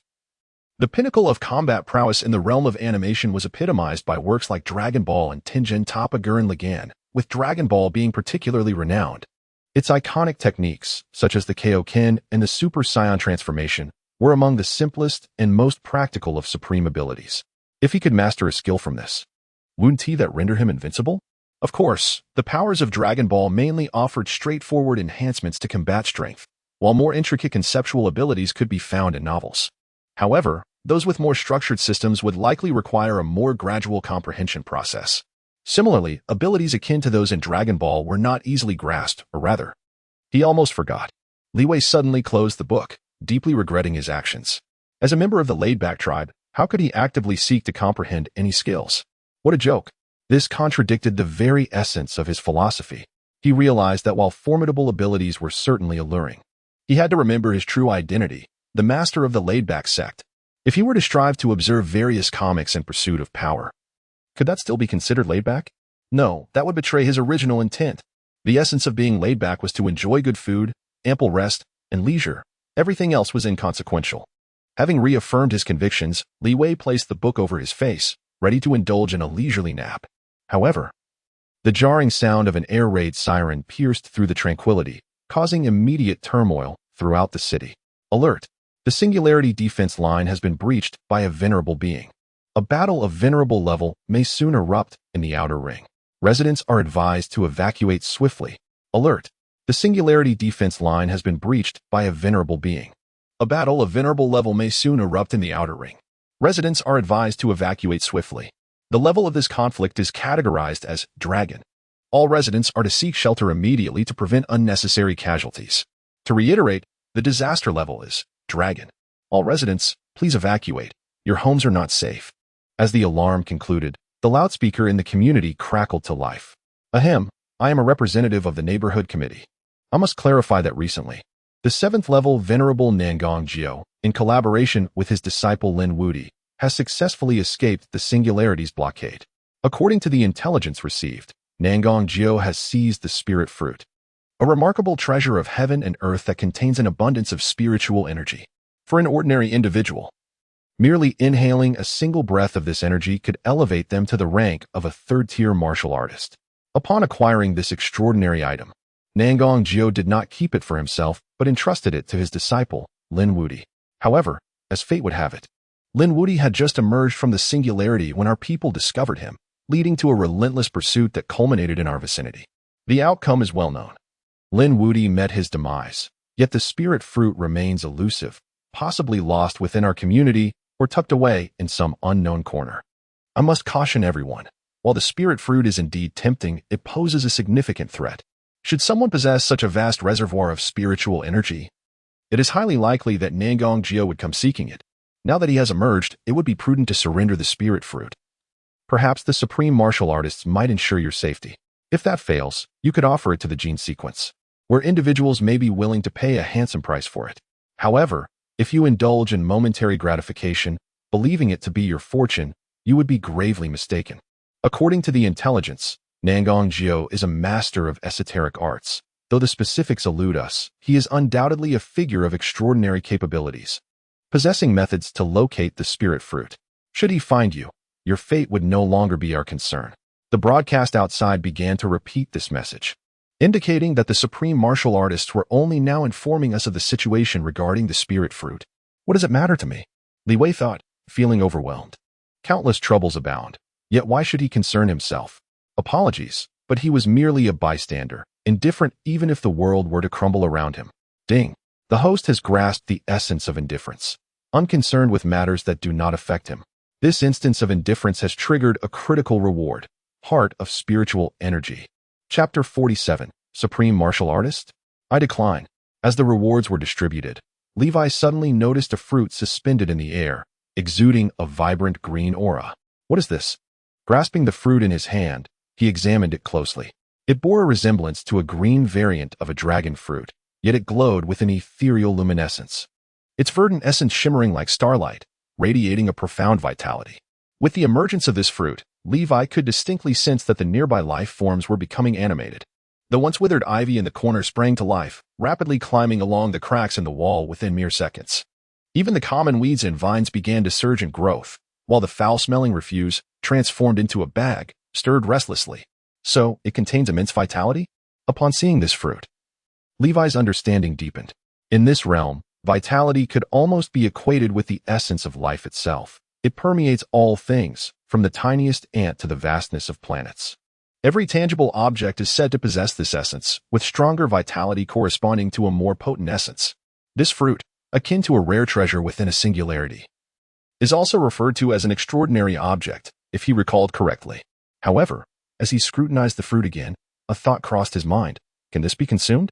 As a former inhabitant of Earth, Levi possessed certain knowledge that might not apply here, namely, that in nature, anything that glows often harbors radiation. Of course, martial artists would likely be indifferent to such concerns. Whether radiation exists in this world is debatable, especially considering the presence of beings like martial artists, whose destructive capabilities far exceed those of earthly explosives. With these musings, Levi opened his mouth and gently bit into the fruit. Crunch, the texture was exceedingly hard, akin to stone, utterly devoid of the juicy spectacle he had envisioned. Instantly, his interest waned. Evidently, while this fruit appeared to be edible, it was entirely inedible. Even if he could manage to break it apart, it would yield no benefits. It would be better suited as a display piece in a cabinet. Of course, merely possessing it proved advantageous. Levi could feel his thoughts becoming notably more vibrant, and due to the principle of spiritual energy aggregation, the surrounding spiritual energy surged in abundance. At that moment, a voice inquired from outside, "Might I ask if this is the residence of Levi, the esteemed martial artist? Who is it?" Upon hearing the inquiry, Levi approached the entrance and opened the door, revealing several unfamiliar martial artists. The leader appeared older, around 50 years of age, yet despite his aged appearance, his physique was remarkably robust, with muscles rippling beneath his seemingly frail frame, as if they might expand with the slightest exertion. "Ah, what a promising young talent. You must be the esteemed Levi," the elder exclaimed upon seeing Levi, his expression radiating joy. This delight was not akin to that of encountering a formidable adversary, but rather the pride of a mentor witnessing the brilliance of a prodigy. I am indeed Levi, but who are you?" Levi inquired, eyeing the visitors with suspicion. Simultaneously, a sense of relief washed over him. It appeared that these individuals were not here to cause trouble. Upon reflection, He realized that if an avalanche of complications were to ensue again, Li Wei would indeed have to contemplate relocating. Perhaps he could burrow into the depths of a remote forest, establish a connection to the internet, and retreat into seclusion. The only drawback of such a lifestyle would be the inconvenience of receiving parcels and ordering takeout, but the singular advantage lay in the peace of undisturbed solitude. As anticipated, this was indeed the case. The elder gazed at Li Wei with palpable delight, exclaiming, "I have heard that you have ventured into the singularity, and at that time, you were already a 9th-level martial artist. It is astonishing that in just a few short days, you have transcended to the level of a revered master. Such talent truly deserves the title of prodigy." Flattery? Li Wei mimicked the elder's gesture, clasping his hands together. Who on earth devised this elaborate etiquette? Such formal speech is rather disconcerting. Ha ha ha, young man, there is no need for such modesty. Your talent is indeed rare. The elder laughed heartily and continued, "In truth, I sensed 2 vast seas of spiritual energy earlier. One, as deep as an abyss, formed a magnificent ocean in the celestial dome, compressed into a vortex. The other, though smaller in scale, had refined a mountain peak. While it pales in comparison to the celestial sea, it is nonetheless remarkable. That vast ocean terrifies me. It is likely the work of Nangongjiao. Since emerging from the singularity, he has continuously broken through, so such a scale is hardly surprising. As for the spiritual energy coalescing from the mountain peak, I surmise it must be your doing, Li Wei. Sigh, Zhenglao, please do not be so verbose." "Allow me to clarify," interjected a nearby revered master. He addressed Li Wei succinctly, reveredly. "We, the extreme sacred warriors, have received word of your situation and deeply regret the previous misunderstanding. Currently, Bai Qingshan has been subjected to severe punishment. However, Green City is facing a crisis, and we are short-handed. We wonder if you would consider joining us as an extreme sacred warrior." At this juncture, another revered master hastily stepped forward to elaborate. "I almost forgot to introduce you. This esteemed gentleman before you is Mr. Zheng Zhenwu, also a top-tier revered master, possessing strength at the 7th level. Such prowess implies mastery over a fragment of domain, rendering him extraordinarily formidable. Should you join the extreme sacred warriors, I can assure you that the benefits will far exceed those of a typical revered master, and you will have the opportunity to meet saint-level experts." "Oh, then why not summon a saint-level expert to deal with that individual?" Li Wei scratched his head, somewhat perplexed. "Sigh, although Green City is in peril, there exists a far greater crisis within the singularity," Zheng Zhenwu lamented, his hands clasped behind his back. "It is not that we do not wish to call upon saint-level experts, but we are desperately lacking in personnel. Since you have ventured into the singularity, you must have sensed that the monsters within are as numerous as the stars. We in Green City are already struggling to guard these portions of the singularity, let alone spare manpower to confront Nangongjiao. To be candid, at this very moment, saint-level experts are also engaged in fierce battles within the singularity against those cataclysmic creatures, preoccupied with their own survival." "Ah, I see," Li Wei acknowledged, realizing that this situation aligned with his conjectures. "How do you find it?" Zheng Zhenwu inquired, smiling at Li Wei. "Your extraordinary talent has led you to the status of a revered master at such a young age that you have scarcely cultivated within the singularity. Should you choose to join our esteemed warriors, I can assure you that you will undoubtedly encounter formidable beings of the saintly and even the royal caliber, and have the opportunity to receive their tutelage. Such an honor is beyond the offerings of even the most powerful factions within the Green City. Even the genetic sequence they possess can only provide you with mere enhancements, which are rather mundane, contravening the path of ordinary martial artists." "Ah, Lord Zheng has truly invested heavily in this." The esteemed ones nearby, upon hearing Zheng Zhenwu's declaration, displayed expressions of astonishment. Royal-level individuals are undeniably powerful entities, and even for those of esteemed rank, merely meeting one is a daunting challenge, let alone becoming their disciple. After all, they are but in their early 20s and have not cultivated within significant realms. Should they acquire spiritual energy, their potential would undoubtedly be remarkable.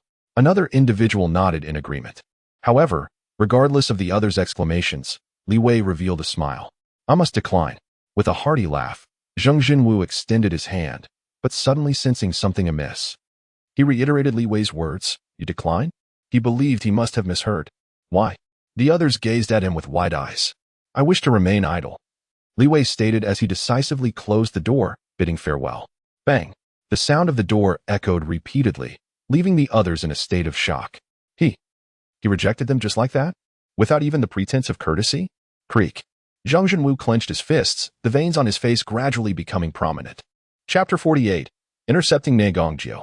As a dignified 7th-level venerable, it was utterly outrageous for him to humbly invite a young lad to join the extreme holy warriors, only to be met with such disdain. Zhang Zhenwu clenched his fists, then slowly relaxed them, taking several deep breaths to regain his composure. Remain calm. One must remain composed. He was no longer in the fervent days of his youth. What if Li Wei was insufferably arrogant? As a senior venerable, he possessed his own level of forbearance. This lad, despite his abundant talent, seemed content to stagnate, destined to live only in the present.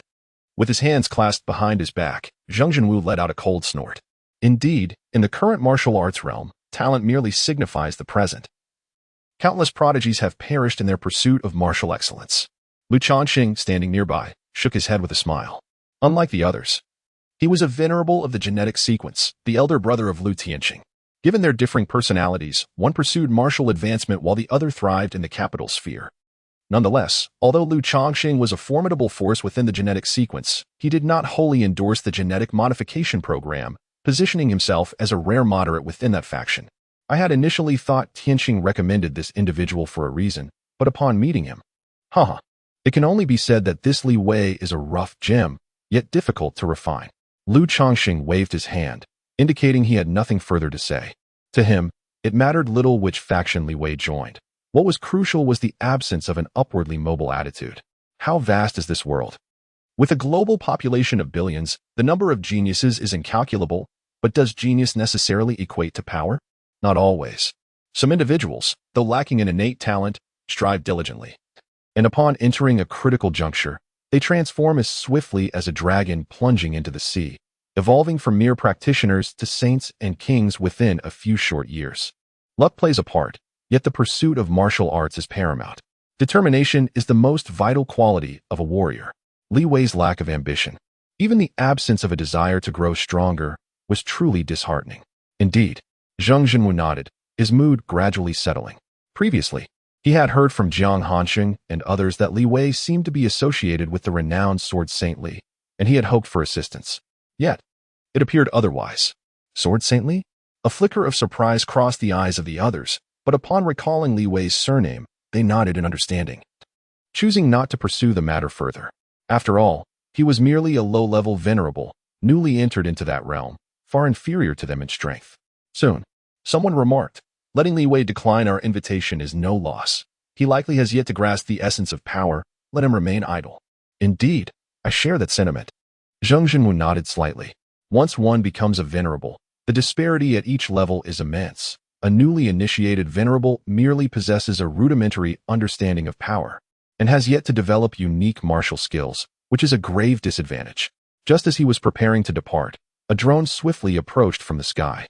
Zhang Zhenwu. Urgent situation, we have located the trace of Nangongjiu. A voice emanating from the drone bore a striking resemblance to that of Zhang Zhenwu. It belonged to another esteemed figure, Zhang Qianquan, the elder brother of Zhang Zhenwu. Nangongjiu has appeared.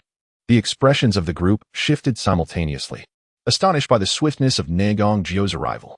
As a master of techniques, his most formidable trait lay in his ability to conceal himself, should he choose to hide. It would be exceedingly challenging for them to locate him. However, his unexpected emergence indicated that he possessed absolute confidence in his ability to vanquish them. Indeed, his mastery had already enveloped the area, suggesting that the spiritual fruit he sought was somehow connected to Lin Wudi. You have had interactions with Jiang Hanxing, correct? How was Lin Wudi's body handled? The body. Zhang Zhenwu furrowed his brow, recalling with astonishment, we scavenged Lin Wudi's remains. But there was no trace of any spiritual fruit, not even a spatial ring. He was utterly devoid of valuables, save for a single blade. That implies bloodstains. Another voice resonated from the drone. Nangongjiu, being a master of techniques, utilized secret arts to transform the spiritual fruit into a liquid form, sealing it within Lin Wudi's blood. Look at the center of the complex. The blood Lin Wudi spilled has completely evaporated. In other words, the spiritual fruit has now fled to your vicinity.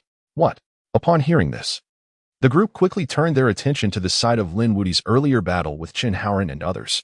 They beheld a pockmarked area, devoid of any bloodstains. What a clever maneuver by Nangongjiu.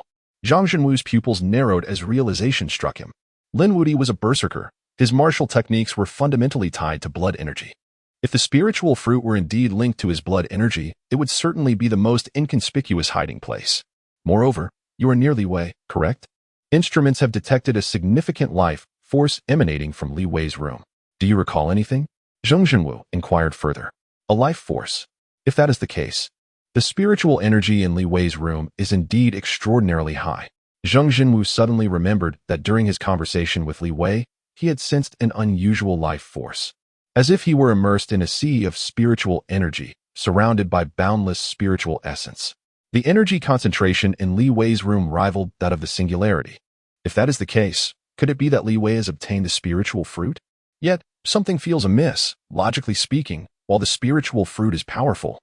It should not be capable of transforming Li Wei's room into a spiritual swamp. After all, spiritual energy is elusive. Achieving such a state would typically require nearly 100 spiritual fruits. Is that so? It seems highly probable that Li Wei is indeed connected to the spiritual fruit. Zhang Chenkuan paused before continuing. This spiritual fruit is of utmost importance to martial artists, even serving as a pivotal element for ascension to masterhood. By all rights, it must be ours. However, Li Wei played a crucial role in defeating Lin Wudi. Though he does not belong to any faction, according to the rules of the singularity, treasures are rightfully claimed by those fated to possess them. Therefore, if Li Wei were to take it, it would be justified, and we need not pursue it further. What about Nangongjiao? Zheng Jinwu furrowed his brows, expressing his concern. Since his emergence from the starting point, his strength has likely reached an astonishing level. In terms of domain control, I fear I may not match him. Rest assured, all you need to do is hold Lin Wudi at bay. Zheng Qiankuan replied with a smile. To speak candidly, the Sword Saintly has recently freed himself and has decided to pursue Nangongjiao. At that time, you may have the opportunity to witness the Sword Saint in action. The Sword Saintly. Upon hearing those three words, the faces of the crowd instantly lit up with elation. The enigmatic Sword Saintly, renowned as the most legitimate heir of the swordsmanship tradition, was actually going to take action? If it were indeed the Sword Saintly, then surely Nangongjiao would face insurmountable odds. Haha. I never imagined that a saint-level powerhouse could find the time to intervene. I thought we would have to confront Nangongjiao head-on this time. Alas, it seems that Li Wei may not be fortunate enough to witness this. The group exchanged knowing smiles, their hearts considerably more at ease. What manner of person is the Sword Saint? To deal with Nangongjiao, it would likely require but a single strike. Now, my friends, let us depart. Zheng Jinwu stretched his limbs, a fierce glint igniting in his eyes. It was time to intercept Nangongjiao. Indeed. The others nodded in unison, their auras beginning to swell. And in an instant, a tempest arose. In the next moment, a thunderous sound erupted as several figures darted forth like flickering beams of light. Chapter 49. Why is this fellow unfazed? At the same time, amidst the ruins where numerous drones lay in wait, the multitude of cameras focused on a solitary figure, Nangongjiao. Oh, have my whereabouts been discovered so swiftly? As an 8th-level master, Nangongjiao possessed an extraordinary sensitivity to his surroundings. Even the faintest gaze could not escape his notice. However, he chose to dismiss this awareness and murmured to himself, "Is that so, Master Li Jian? The supreme martial artist exudes quite an aura. Does he truly believe I would dare emerge from the singularity without any assurance? The significance of the spirit fruit may well surpass what some individuals can fathom. Even as an 8th-level master, should he acquire and refine the spirit fruit, a breakthrough to the saint level would be imminent. At that point, what of Master Li Jian? Even if another were to arrive, it would matter little. They would be no match for him." Nangongjiao could already sense that he was drawing closer to the spirit fruit. Approximately 10 kilometers away, within the city before him, a plethora of life was burgeoning. Boom. In an instant, the trees surrounding Nangongjiao began to twist as if animated, stretching towards that direction, morphing into grotesque arms yearning to grasp their goal. Nangongjiao had found the spirit fruit. Behind the monitor, Zheng Chenkuan immediately remarked, in that moment, a vibrant green light erupted from the myriad of vegetation, forming an overwhelming net, revealing all information. Within Nangongjiao's pupils, the figure of Li Wei materialized. I thought it to be something formidable. Yet it is merely a newly ascended master, daring to seize my spirit fruit? Realizing this, Nangongjiao snorted coldly, and his body transformed, scattering like leaves in the wind. In the next moment, like particles of light, he reassembled within Li Wei's room. With eyes like lightning, his gaze seemed to pierce through all obstacles. Fixated intently on Li Wei. Prepare to meet your end. A furious roar erupted, akin to thunder in spring, causing the entire apartment complex to tremble. What is happening? Li Wei, entrenched in battle in the abyss, removed his headphones and opened the window, only to find a nearly 2-meter-tall behemoth standing before him, his brow furrowed in irritation. "What are you shouting about? Get lost." Bang. The window slammed shut once more. Nangongjio was momentarily taken aback by this scene. Had his 8th-level master aura not fully manifested? Why was this young man not only unafraid but seemingly impatient? Ah, so it is. The audacity of the naive youth. Hehehe. Very well, let him grasp the meaning of true terror before his demise. A sinister smile crept upon Nangongjio's face. Within the singularity, many trembled at merely the mention of his name. It was only natural that these land dwellers, having never heard of his renown, would react in such a manner. However, that would soon change. Nangongjio would once again become synonymous with fear. Embrace your fate. As he spoke, an extraordinarily ominous aura of death began to coalesce, causing the surrounding trees to wither and their leaves to fall. In an instant, the atmosphere shifted dramatically, and a terrifying energy formed at his fingertips. This force was invisible and intangible, yet it warped steel and crumbled concrete. Those witnessing this scene through the drone were left in utter astonishment. What sort of martial prowess did this individual possess?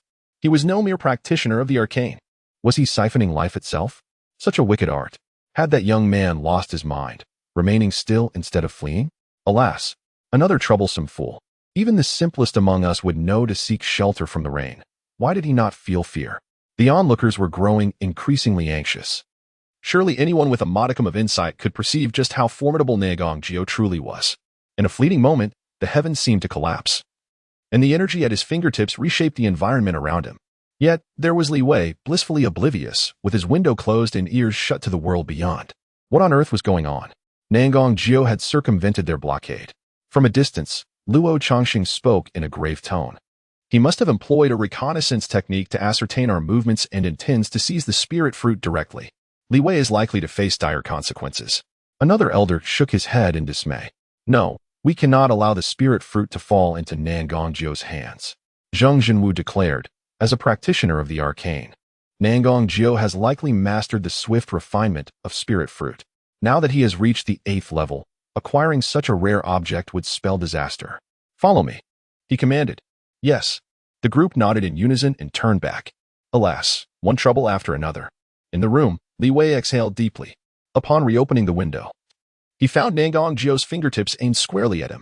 Heh, do you wish to beg for mercy?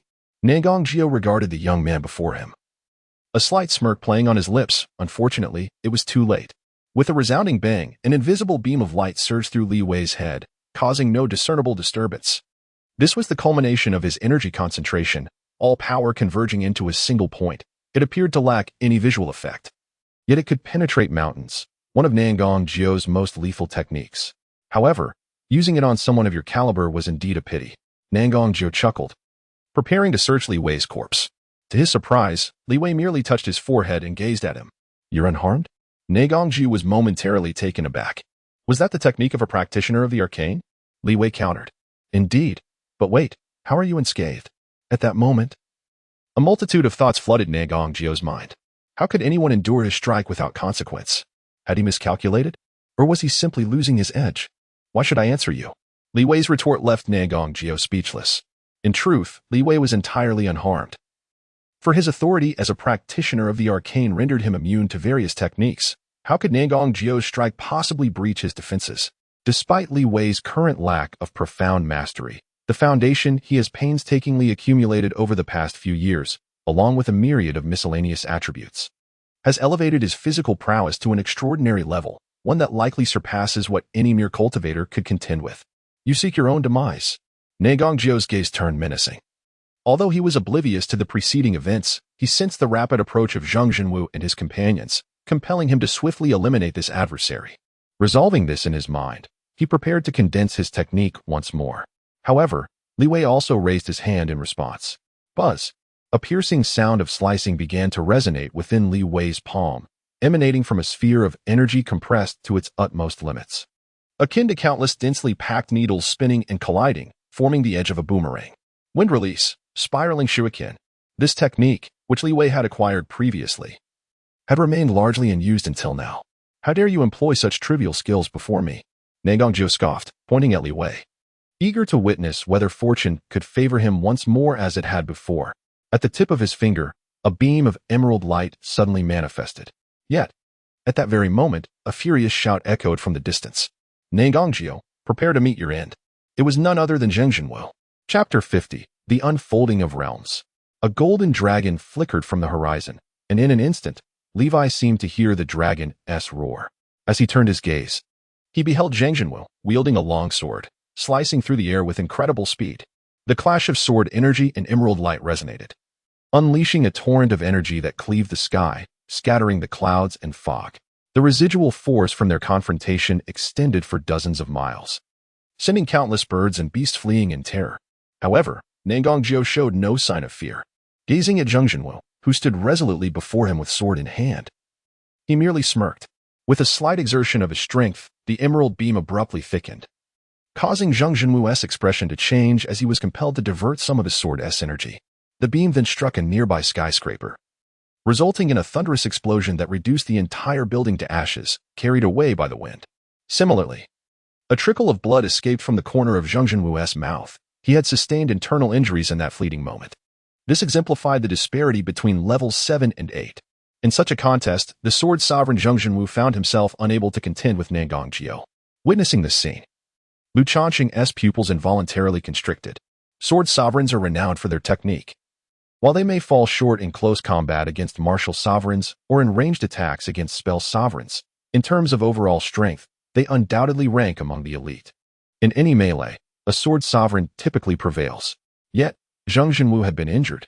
No, it was primarily because Zheng Jinwu had sacrificed himself to shield Levi from that strike that led to this predicament. One individual gravely explained that had it not been a moment of necessity, Zheng Jinwu would never have recklessly engaged with Nangongjio's assault. Levi truly was exasperating. Another person lamented, expressing frustration that Levi had not joined the esteemed warriors sooner, yet he stubbornly resisted. Now, he found himself in direct confrontation with Nangongjio, resulting in this dire outcome and dragging Zheng Jinwu down with him. Unbeknownst to them, Levi was at that moment clutching a spiral shuriken, caught in a dilemma of whether to throw it or not. This was not mere bravado, despite having laid low until now. Levi had a clear understanding of his own capabilities. The skills he had learned from the comics did not necessarily equate to the same power depicted within them.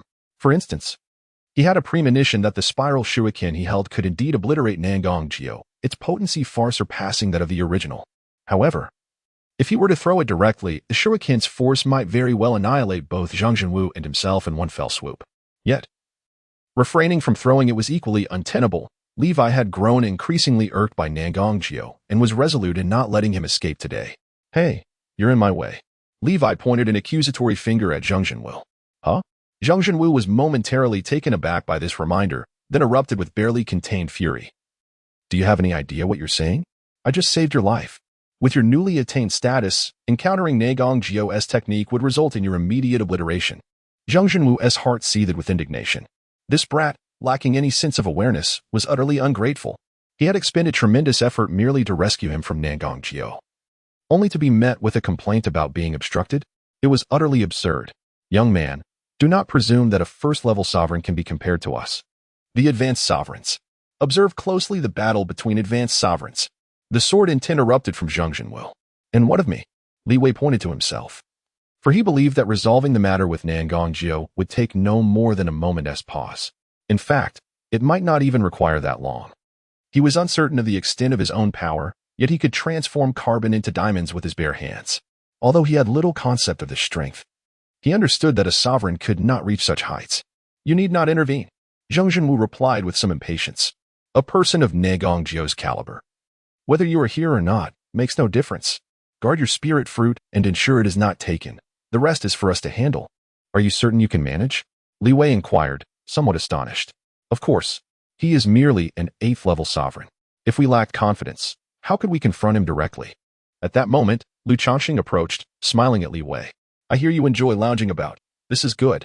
With someone lying flat in Green City, it proves our value. This statement resonated with Li Wei, who couldn't help but applaud, feeling somewhat moved. What a wonderful person he was, striving to allow others to continue their leisurely pursuits. It touched him deeply. Then I wish you success. Li Wei twirled his wrist, dissipating the spiraled shuriken he had just gathered, retreating to his own quarters. I'm off to play games. Ha ha, rest assured, Lu Changqing replied, hands behind his back. a slight smile gracing his lips. He discerned that Li Wei was not ill-intentioned, merely preoccupied with thoughts of evading work. In this regard, it seemed preferable to having someone with great power emerge to commit malevolence. Zheng Jinwu also smiled. Regardless, the dead weight had finally departed. And now the battle among advanced sovereigns could commence. Regaining his focus, Zheng Jinwu called out, "Be cautious of Nangong Jiu's domain. The domain is intricate and often entwined with mental prowess. Stay true to your core and do not be led astray." The domain, also known as the realm, is a unique technique that emerges naturally when a sovereign has developed their power to a certain height. The domain is a manifestation of their authority, amplifying it severalfold. The domains of technique sovereigns, in particular, are exceedingly complex and numerous, posing a significant threat. "You certainly can converse," Nangongji remarked, casting a shadowy glance at the gathered individuals. Time was not on his side, and he understood that these individuals were merely obstacles in his path. The longer he lingered with them, the more unfavorable the situation would become. Since that is the case, he clasped his hands together, and behind him, a verdant silhouette emerged, a phantom of a sapling. As Nangong Jiu's spiritual energy flowed, this illusion gradually transformed into reality. In a fleeting moment, it seemed as though the earth itself was churning, and the sapling grew at an astonishing rate, quickly evolving into a towering ancient tree. Domain, activate. Boom. Countless roots suddenly surged from the ground, undulating like serpents, instantly enveloping the entire community. In mere seconds, the Shanshui community transformed into a veritable paradise of flora. This was not a realm of the mind. This individual was a master of arcane arts. Zheng Jinwu was taken aback. The masters of arcane arts are akin to wizards. Their abilities diverse and multifaceted, yet invariably aimed at one singular purpose, augmenting their magical prowess. Each move of such a master possesses the potential to wreak havoc on a cataclysmic scale, akin to a mobile artillery unit. Ah, so this crucial intelligence is only now revealed? Alas, it is too late. Nangong Jiu smiled faintly as the roots on the ground continuously absorbed spiritual energy, channeling it into his being, enveloping him in a layer of green flames, akin to an inferno. Observing Zheng Jinwu, who was desperately evading the onslaught of the roots, Nangong Jiu extended his hand and forcefully pressed down. Boom.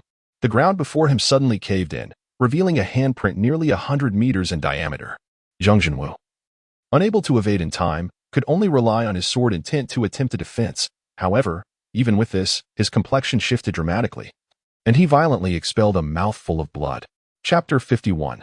The power within the singularity. Alas, his domain is absorbing my vital energy. In an instant, Zheng Jinwu comprehended that Nangong Jiu aimed for a swift resolution, seeking to seize the essence of spiritual energy with utmost haste. Realizing this, Zheng Jinwu desired to retaliate immediately, to counter the domain. Yet, he could only do so with a different domain. However, his own domain remained incomplete, incapable of unfolding as adeptly as Nangong Jiu's. Zheng Jinwu's countenance darkened to an extreme. As a 7th-level warrior, he had merely glimpsed a fragment of the domain. To wield it with true dexterity was still far beyond his reach. Even if he forcibly activated his domain, its coverage would extend only a fraction before him, rendering it ineffectual for defense. Zheng Jinwu, I once thought you a worthy adversary, but now you appear utterly helpless even to withstand a single blow from me? Nangong Jiu regarded Zheng Jinwu, lifting his hand gently. A myriad of green luminescence surged from the ground, swiftly coalescing into a blazing orb resembling a sun. Had it been in the past, I might have been intrigued to engage in a skirmish with you, but now time is of the essence. You lot shall perish beneath this strike. With a sudden clasp of his hand, an explosive force erupted. The green orb unleashed an unparalleled gravitational pull, uprooting the earth nearby, which adhered to the luminous sphere. In mere moments, that scorching green sun condensed into a battered stone, its weight unfathomable, akin to a meteor plummeting from the heavens. Is this scoundrel intent on obliterating everything in the vicinity? Witnessing this scene, Zheng Jinwu was filled with dread. The lethality of a martial technique derived from the domain was beyond measure. Should such an object strike, the devastation would extend for dozens of miles. This was the prowess of a master who had completely mastered the domain. In the vast expanse of the singularity, it was already fearsome. How much more so in an urban setting? Before the surveillance screen, Zheng Qianquan's expression turned grave. A mere refuge could not protect the citizens. Everyone, prepare to channel your energy to Jinwu. Confronting a high-level master, mere numbers would prove utterly futile, no matter how many there were. If they could not breach the domain's confines, they would simply be drained of their energy, becoming sustenance for the adversary. To confront a master with domain capabilities across levels, One must unify their strength, elevating one individual's realm to unprecedented heights. Only then could they resist the foe. Indeed. Upon hearing this, the crowd nodded slowly, positioning themselves upon the formation crafted by the master. Hiss! A torrent of intangible energy surged skyward, drawn by the unseen connection between heaven and earth, continuously converging before Zhang Zhenwu. He felt the power burgeoning, yet this was Nangongjiao's domain, where the roots of the plants beneath incessantly siphoned his vitality, while the meteors above expanded in scale, descending with astonishing force. The heavy clouds were shattered, and the howling winds bore down like blades. Following this was an almost cataclysmic sight, an array of meteors raining from the firmament. Stop! Zhang Zhenwu let out a fierce roar, gripping the hilt of his sword, as the essence of his swordsmanship transformed into a golden dragon, soaring into the heavens. This was the profound truth of the sword master. The ultimate sword technique, the cloud-piercing slash. His arms bulged with muscle, veins protruding, as torrents of energy surged within him. Facing the impending meteor, he abruptly unleashed a sword strike. Boom! An exaggerated sword aura, nearly 100 meters long, surged upward, colliding with the meteor in a cataclysmic clash. In an instant, a tempest was unleashed, yet the meteor's overwhelming weight was too formidable. Zhang Zhenwu could barely endure for 10 seconds before the meteor shifted once more, causing him to spit out a mouthful of blood. With a gasp, Zhang Zhenwu's skin began to crack, his bones trembled as though on the verge of breaking, and even his internal organs quaked. Yet he could not retreat, for behind him lay the city he was sworn to protect. Nangongjiao, the traitor of humanity today. I shall slay you. Zhang Zhenwu's eyes burned crimson, radiating a blood-red glow. Suddenly, the blade in his hand erupted with brilliance, and a golden phantom appeared behind him. The onlookers gasped in astonishment. It was a small golden sword, resembling a newly hatched dragon, and upon its emergence, all nearby weapons resonated in unison. This was a domain. Zhang Zhenwu had comprehended the domain. Zhang Chenkuan was filled with exhilaration. To emanate the domain from within and manifest the ethereal into the tangible was a sign of ascending to the 8th level of mastery. His younger brother, Zhang Zhenwu, seemed to have broken through at this very moment. Another master of the domain. Lu Chanxing gazed at Zhang Zhenwu in awe. Oh, this is intriguing. Nangongjiao, witnessing the scene before him, was also slightly taken aback. Zhang Zhenwu found himself in a wondrous state, feeling the energy within him churning ceaselessly. From the moment he first grasped a sword in his youth to becoming a master resonating with myriad weapons, all his inquiries regarding technique were suddenly illuminated, as if enlightenment had struck him. In a fleeting moment, he comprehended his abilities. With the might of a dragon breaking through the void, the domain awakened. The sword silhouette behind him transformed into a dragon, and as the blade manifested, all nearby weapons began to move uncontrollably, soaring toward the golden small sword. These weapons arranged themselves in a symphony, emanating golden sword intent, and Zhang Zhenwu appeared to be enveloped by this aura, transforming into a true golden dragon. The sword's momentum surging to unprecedented heights. With a thunderous shout, Zhang Zhenwu struck, and hundreds of sword scars erupted within the meteor, reducing it to dust in an instant. He then found himself directly behind Nangongjiao. The meteor shattered. Indeed, under the enhancement of our spiritual energy, Zhang Zhenwu has transcended. The crowd erupted in cheers. Uncertain whether Zhang Zhenwu's breakthrough was temporary or permanent, yet he had already stepped into the realm of the domain. Even if his level were to wane afterward, he could swiftly return to the 8th level of mastery. Nangongjiao, you have lost. A golden aura radiated from Zhang Zhenwu. His domain not as grand as that of a master, yet as sharp as a blade. The mere presence of his energy causing countless wounds to erupt upon Nangongjiao's skin. It is worth noting that Nangongjiao is also an 8th level master. The mere ferocity of his presence is enough to inflict injury upon him, revealing the sharpness of this aura. Oh, Nangongjiao lightly touched his cheek, a faint smile gracing his lips. Do you truly believe that a seemingly ordinary meteorite represents my full strength? As an 8th level master, I audaciously dare to appear in the city, even under the pursuit of a saint-level powerhouse. Can you fathom the reason behind this? At this moment, Zhang Zhenwu, who had just achieved a breakthrough, suddenly sensed an ominous shift. An intensely perilous feeling emanated from the figure of Nangongjiao before him. He chuckled, stating, "It was originally intended for use against saint-level beings, but since you have broken through, employing it against you is not a waste." Nangongjiao said with a smile, "Allow me to demonstrate the power within the singularity." Chapter 52. Have you finished? As the words fell from his lips, the skin on his body suddenly began to peel away. This scene weighed heavily on the hearts of the onlookers, their eyes filled with disbelief. Nangongjiao's skin was truly shedding. resembling the molted skin of a lizard. Beneath the fallen layers lay patches of black, scaly skin that radiated a metallic sheen. In tandem with this transformation, Nangong's aura underwent a drastic alteration. He no longer resembled a human, but rather embodied some ferocious beast, savage, brutal, bloodthirsty. It was as if an eruption of countless negative emotions surged forth in that very moment. With a sharp sound, a pair of formidable horns slowly emerged from Nangong's forehead, followed by the unfolding of enormous leathery wings from his back and a tail extending from his spine. Nangong, you monstrous being. Zhang Jinwu gazed in shock at the spectacle before him. He could no longer regard it as human. The black aura appeared demonic, looming ominously in front of him. A monster? Huh. You may label me as such, yet I beg to differ. Nangong shifted his body, the bones within him cracking audibly. Ultimately, a warrior is but a path of evolution. Is there truly a connection between humanity and the martial artist? A body that is impervious, terrifying speed, and extraordinary abilities, these are the hallmarks of a martial artist. But what of my current self?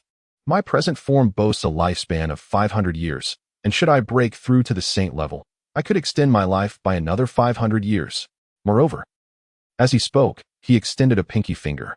Due to the beastly transformation, his nails had become elongated and razor-sharp, the black nail glinting like a blade as it lightly grazed the air before Zhang Jinwu.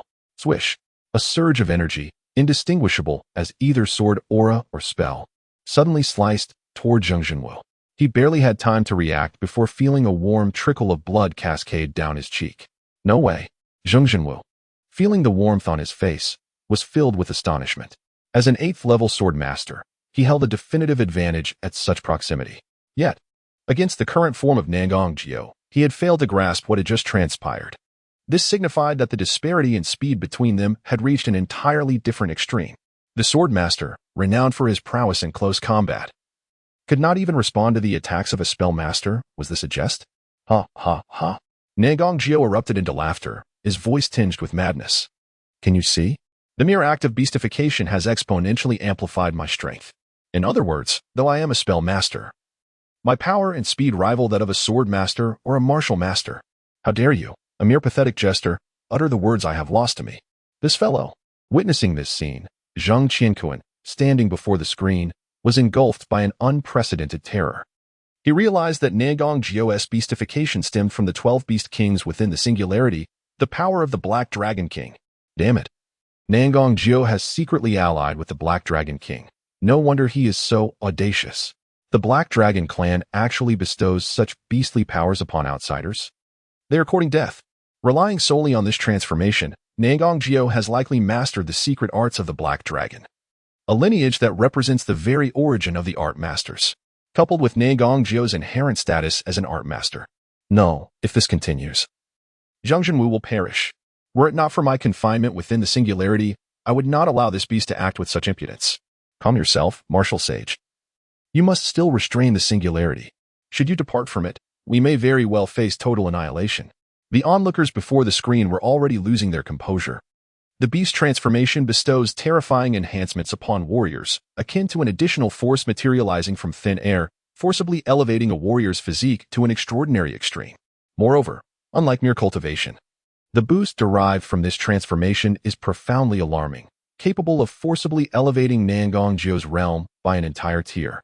Zhang Jinwu, under no circumstances, could triumph over the current incarnation of Nangong. The game is over, Zhang Jinwu. Nangong taunted as he gazed at Zhang Jinwu, the green energy beneath him gradually shifting to a dark hue. The gathering black aura coalesced in the sky, forming ripples reminiscent of a swamp, incessantly influencing the surroundings. Zhang Jinwu's pupils contracted. Although this energy was not directed at him, he sensed a lethal threat. Looking down, he witnessed the earth convulsing, as the encroaching black energy swept through, and countless lives perished in an instant. Moments later, they revived, converging like puppets to forge an astonishing army of death. Birds, rodents, insects, and even flora, alongside the deceased humans, rose from their graves, exuding an aura identical to that of Nangong, transforming into soldiers. Beast, you, an esteemed master of arcane arts, who can commune with all living beings, now resort to slaying them to augment your own power? Zhang Jinwu's heart raced uncontrollably, as the miasma of death spread like a plague, transcending the bounds of the domain. If this continues, It will not only engulf this neighborhood, but the entirety of Green City. As the master of the domain, Nangong Jio would continually harness enhanced power, ultimately gaining strength to rival the sacred level. The Nangong Jio before him was insurmountable. And so what? Anything that can render me stronger will serve as my sustenance. Clenching his fist, Nangong Jio's figure flickered. No one could discern how he did it, but he had already appeared behind Zheng Jinwu, his wrist moving ever so slightly. Boom. Zheng Jinwu's body was abruptly pierced with a gaping hole, blood gushing forth, as an astonishing aura of death began to creep into his being, akin to maggots gnawing at his very essence. This sensation plunged Zheng Jinwu's heart into despair. The Nangong Jio before him was overwhelmingly powerful, so much so that he was at a loss as to how to retaliate. You, traitor of humanity! Zheng Jinwu plummeted from the sky. Beside him, the mortally wounded rodents arose once more, the black energy incessantly flowing towards Nangong Jio. The army of the dead had unwittingly formed a unique web of energy, serving both as puppets and nourishment. Traitor? Ha ha ha. At this point, do you truly believe I harbor even the slightest remorse for that term? Nangong Ji laughed heartily, exclaiming, Do not think that just because it is you, even the sword saint would be of little consequence. I am now of a half-dragon form, equally a saint. With these words, he approached Li Wei's door and casually pushed it, causing the lock to shatter abruptly. The astonishing aura of life emanating from within momentarily stunned him, but his tone soon transformed into one of delight. I see now. I had always presumed you possessed a spirit fruit. Yet it turns out you hold something far more advanced, a heart of spirit. Such a rare treasure has found its way to the land? I surmise your talents must be considerable. Even the most formidable martial artists would be compelled to part with this for you. Nevertheless, it matters not, for it shall be mine. As he indulged in his thoughts, he caught sight of Li Wei, who was utterly engrossed in the screen before him, occasionally shouting in frustration. Is this person cheating? How is it that every time I am struck down? Nangong Ji was taken aback, realizing that someone facing imminent peril was still preoccupied with gaming. Was it foolishness or simply a lack of awareness? Regardless, such insignificant prey would be easily dispatched. Previously, Li Wei had narrowly evaded his attack. But Nangong Ji had not forgotten. This time, he would not miss. Raising his hand, his fingertips transformed into blades, and with blinding speed, he aimed to strike at Li Wei's neck. Prepare to meet your end, he declared, as his hand sliced through the air with an astonishing arc. A sharp crack resonated through the air as Nangong Ji's nails shattered upon impact, and he felt the bones in his hand fracture slightly. Meanwhile, Li Wei's body swayed. In turning his head, he beheld the grotesque expression on Nangong Ji's face, akin to one who had tasted something foul. Noticing the astonished gazes of Zheng Jinwu and the others, he exclaimed in surprise, Have you all finished? A question mark appeared over Zheng Jinwu's head, while the others stood in bewilderment. Chapter 53. It is my turn to strike. Li Wei gently stroked his neck, sensing that someone had just brushed against him. He turned his head to gaze at Nangong Jio before him. Is this your lizard stance? His seemingly mundane remark instantly ignited a frenzy among the crowd. Madness. Absolute madness. In such a critical moment, is he still in a daze? Did the surveillance footage skip frames? Why do I feel that Nangong Jio has made a move? Is it not abnormal for the drone to skip frames? Look at what this kid is doing. He is still playing a game. My heavens. Isn't this tantamount to courting death? What is wrong with today's youth? The moral fabric of society is unraveling, in times of peril, instead of fleeing. He remains here, leisurely enjoying himself. The onlookers behind the surveillance were nearly apoplectic. They had envisioned countless scenarios. Perhaps Li Wei had fled with the spiritual fruit, or had hidden himself in a sanctuary. Even if he had tossed the spiritual fruit aside and boldly stepped forward, they could at least commend him for his valor. But what is the situation now? The computer screen displays a game in progress, while Li Wei converses, all the while expertly managing his actions, utterly baffling the onlookers. Zheng Qianquan, what is happening on your end? It sounds utterly chaotic. On the other side, a long-haired man clad in a black robe, floating in midair, furrowed his brow. He wore a headset, a direct communication device to the command center, originally intended to locate Nangong Jio, yet all he perceived was a cacophony of noise. Had this group gone mad? Li Jianxing. Zheng Qianquan was taken aback and hastily inquired, Where are you? Just exited the singularity. I will reach Green City in a few minutes. The man was none other than the enigmatic Li Jianxing, also known as Li Jianxin. As one of the few saint-level powerhouses in Green City, his time was perpetually constrained. Today, he had managed to carve out a brief window to resolve the Nangong Jio situation directly. Excellent. I have already sent the coordinates to your phone. Nangong Jio has displayed new intelligence. He is affiliated with the Black Dragon lineage and has the ability to transform into a half-dragon, possessing formidable power. Zheng Qianquan promptly communicated. Transforming into a half-dragon, commonly referred to as beastification, results in warriors exhibiting characteristics similar to their chosen race. Negong Jio's traits were glaringly evident. The Black Dragon was undoubtedly a powerful lineage, posing a significant threat. If he were not eradicated now, the future would only worsen once Negong Jio ascended to sainthood. Li Jianxing glanced at his phone and replied nonchalantly, "A mere 8th-level venerable. No matter how he transforms, he remains but a buffoon. Watch me resolve him with a single strike." Ah, that is truly splendid. Zheng Qianquan felt a rush of exhilaration. The reinforcements he had long awaited had finally arrived. At this very moment, Negong Jio was staring at Li Wei. No one knew the turmoil brewing within him. He was in a state of profound hesitation. Negong Jio believed that in terms of aggression, even a 9th-level venerable could not rival him. As a master of techniques, when facing an opponent of the same level, he often required only one move, at most two, to obliterate his adversary's form. Yet, not long ago, he had encountered this very individual before him. His technique failed for the first time. The complete beam struck the opponent, yet it caused no destruction whatsoever. Not even a singe marked the skin of the other. Initially, Negong Jio believed it to be a stroke of luck. Indeed, such occurrences were not unprecedented. A technique is forged through the spiritual energy of the master, interlinking with the energies of nature and all living things.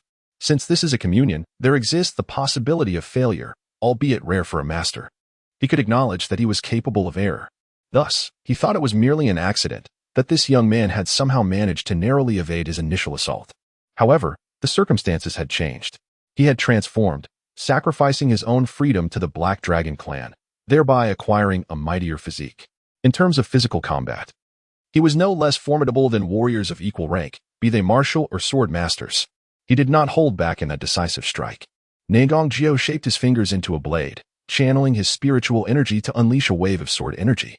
He admitted to deliberately increasing the force behind his blow to instill regret in this individual. He had heard that in the moment of decapitation, consciousness does not vanish instantaneously but lingers for a time, perhaps several seconds or even minutes, depending on the martial artist's constitution. However, since the opponent was a master, he would likely endure for a good few minutes after his head was severed, wouldn't he? The despair of watching oneself be dismembered, unable to do anything about it, was precisely the sensation Negong Jio wished to evoke. Thus, he poured his utmost strength into that strike, which appeared unremarkable but was laden with his fury and desire for revenge, intent on severing the opponent's life and forcing him to repent for his actions. Yet, something was amiss. Why was he unharmed? Negong Jio fixed his gaze on Li Wei's neck. Not only did the anticipated vertebrae fracture fail to occur, but there wasn't even a scar on the back of his neck. His skin remained eerily pale. More importantly, his own hand was broken. In that fleeting moment, all 5 finger bones had fractured, along with his nails. Although he was utilizing the master's abilities to mend himself, Negong Jio suddenly realized something crucial. This man was not ordinary. "Is that your lizard form?" Li Wei inquired, leaving Negong Jio momentarily at a loss for a response. His prideful dragon form had been mocked so brazenly. Under normal circumstances, he would be enraged, would seek to shred the other into pieces. Yet now, he felt an overwhelming wave of genuine terror. The heart of spiritual energy? The impending sword saint? Such matters had become irrelevant. At that moment, Negong Jio suddenly understood that this man before him would pose the greatest peril he had ever encountered. Thump, thump, thump. His heart raced, his body trembled. His soul quaked with fear. Every fiber of his being screamed. He could not flee. He must not expose his back to this man. He would die. Surely he would perish. But what if he wished to survive? As this thought echoed in his mind, his subconscious provided an answer. He must give his all and confront him in battle. In an astonishing surge of adrenaline, a dark aura enveloped him, coalescing into the semblance of a black dragon. His bestial form grew ever closer to its primal essence. As he crouched low, mouth morphing into a dragon's maw, eyes transforming into golden beastly orbs. In that fleeting moment, Negong Jio unleashed the most terrifying strike in history. "I shall bring about your demise." At that instant, his technique and power harmoniously fused, transmuting his profound insights into a pitch-black longsword. A pink luminescence flickered within the room, reminiscent of the sun's rays dissolving everything in their path. The energy contained within this strike was potent enough to send tremors throughout the entire green city. "I am on the verge of ascension." An instinctive premonition coursed through Negong Jio. Reflected in his eyes was the figure of Levi. He believed that by vanquishing this individual before him, he would attain greater strength, a deeper understanding of the Tao, an opportunity to elevate himself to new heights. At last, with a piercing sound, akin to a flash of lightning, the black shadow of his sword flickered instantaneously, cleaving through the air towards Levi.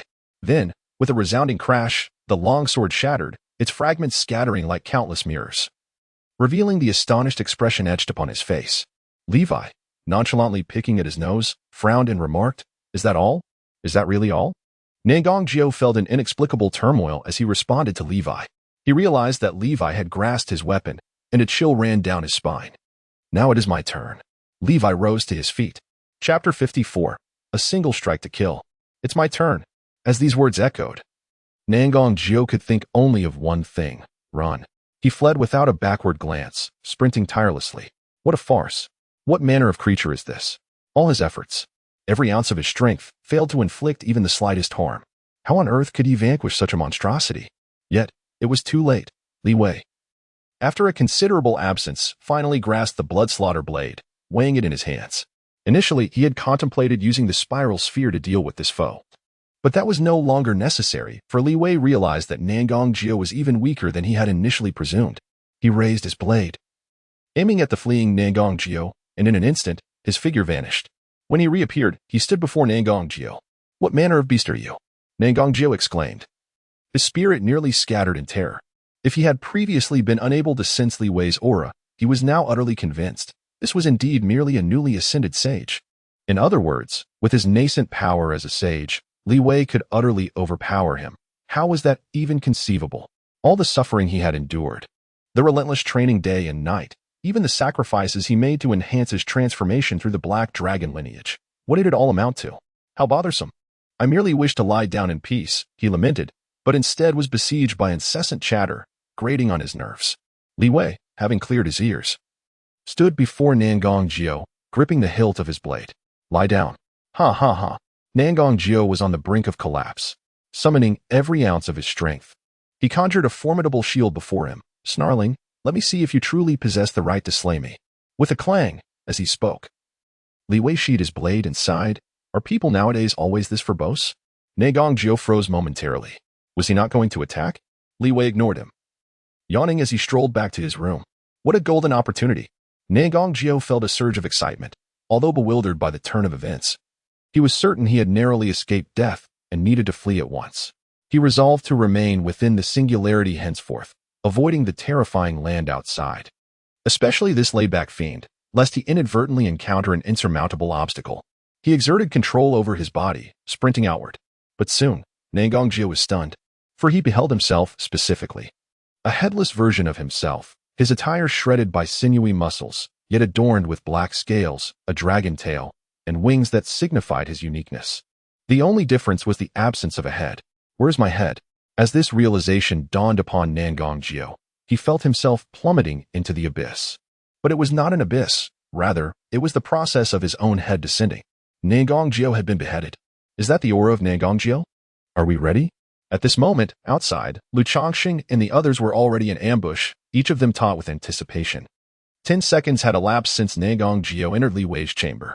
Although this duration seemed fleeting, it was ample time for Nangongjio to extinguish Li Wei's life and seize the spiritual fruit. Given Zheng Jinwu's current predicament, it was evident that Li Wei could no longer safeguard it. Nonetheless, it was imperative that Nangongjio be prevented from absconding with the essence fruit, for such an event would herald a cataclysmic disaster. Suddenly, a venerable figure exclaimed, "It's Nangongjio's aura." Beads of cold sweat began to form on his brow, and his muscles tensed involuntarily. Despite his exalted status, the presence before him was that of Nangongjio, compelling him to contemplate self-detonation as a means of ambushing his adversary. The prospect of imminent death was enough to instill fear, even in one of his rank, rendering such trepidation entirely justifiable. All units, prepare. Lu Chongqing grasped his weapon, his focus unwavering as he fixated on the passage ahead. The moment Nangongjio emerged, he would charge forth without hesitation, regardless of the cost to impede him. 3, 2, 1. The aura was nearly upon them. Engage. Lu Chongqing bellowed, propelling himself forward. What unfolded next was an indelible sight. An armless corpse was sprinting before him in a frenzy. What in the world? Even as a venerable figure, Lu Chongqing was momentarily gripped by horror.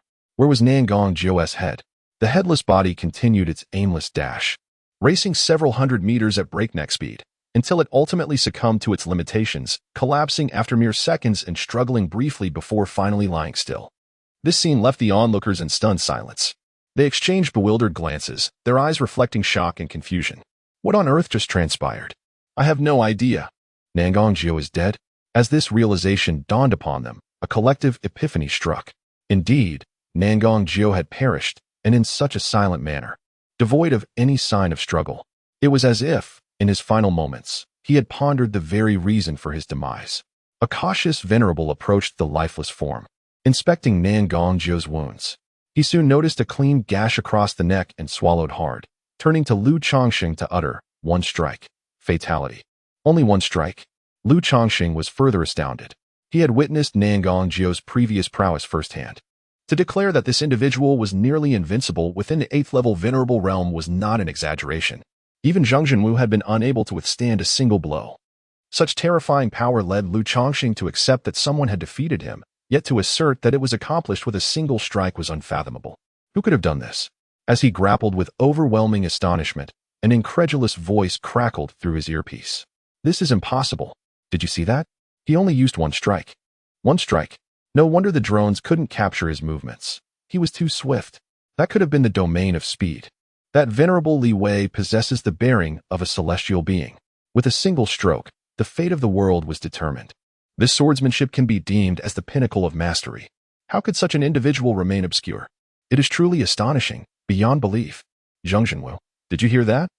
Nangong Jio has perished, struck down by Li Wei in a single blow.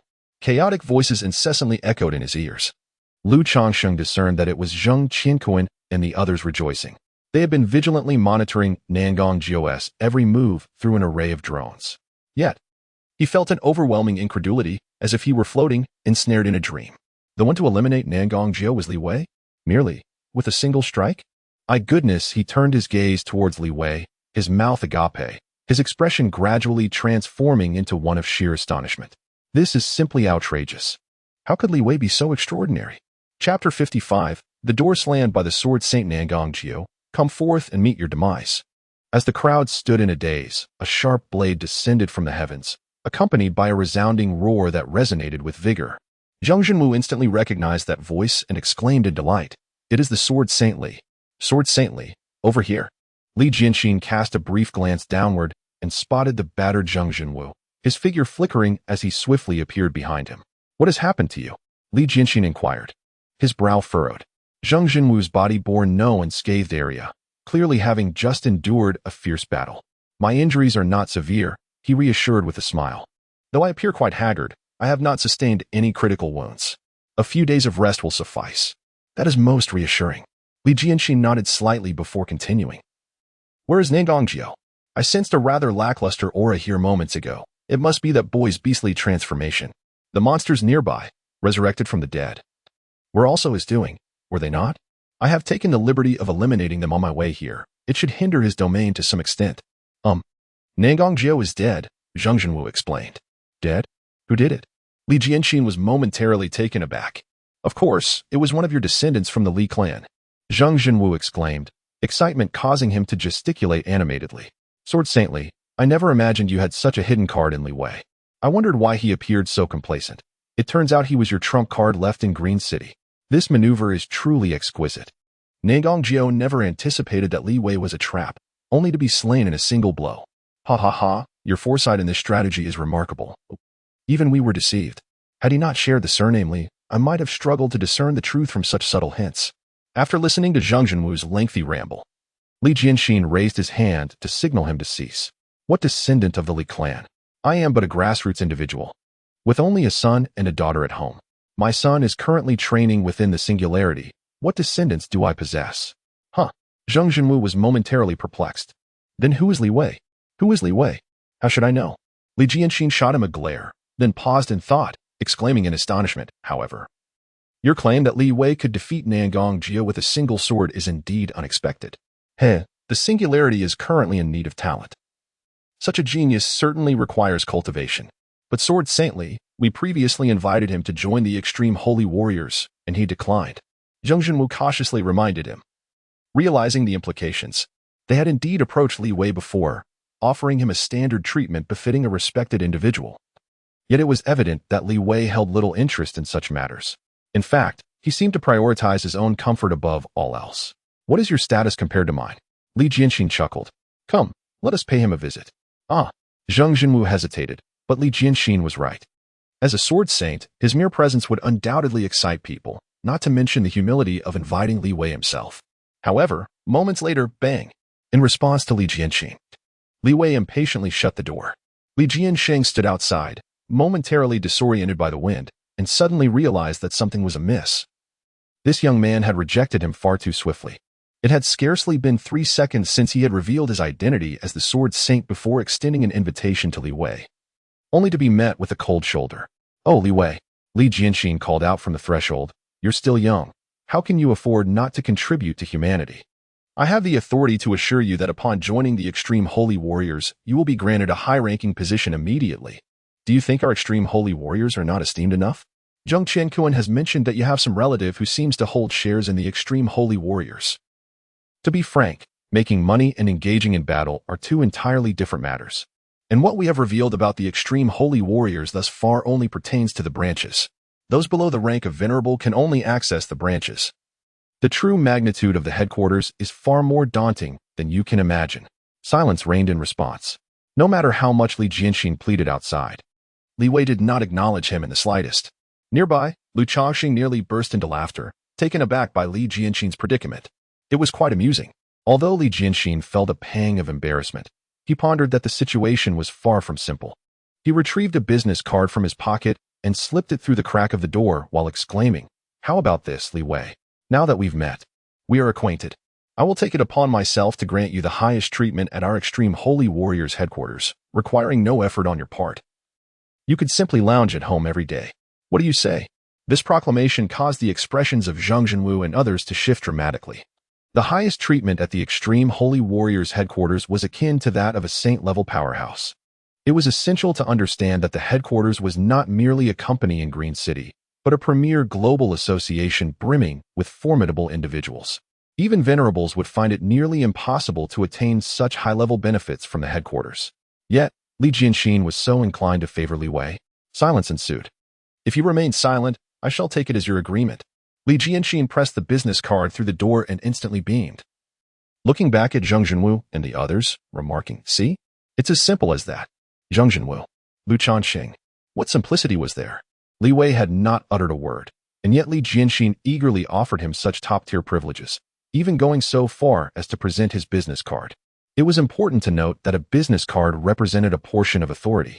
An ordinary member of the extreme holy warriors would understand the implications of such a card and thus provide various conveniences and privileges. However, there was no recourse, after all. Who could question the actions of the sword saint? Though it seemed that Li Jianxin had successfully secured Li Wei's acquiescence, was it not a bit? Zheng Jinwu contemplated his choice of words. Was it unnecessary? Oh, not at all. Li Jianxin shook his head, glancing at Lu Changxing beside him. Little Lu, you are from the genetic sequencing field. If your father were to see this talent, he would undoubtedly spare no effort to recruit him.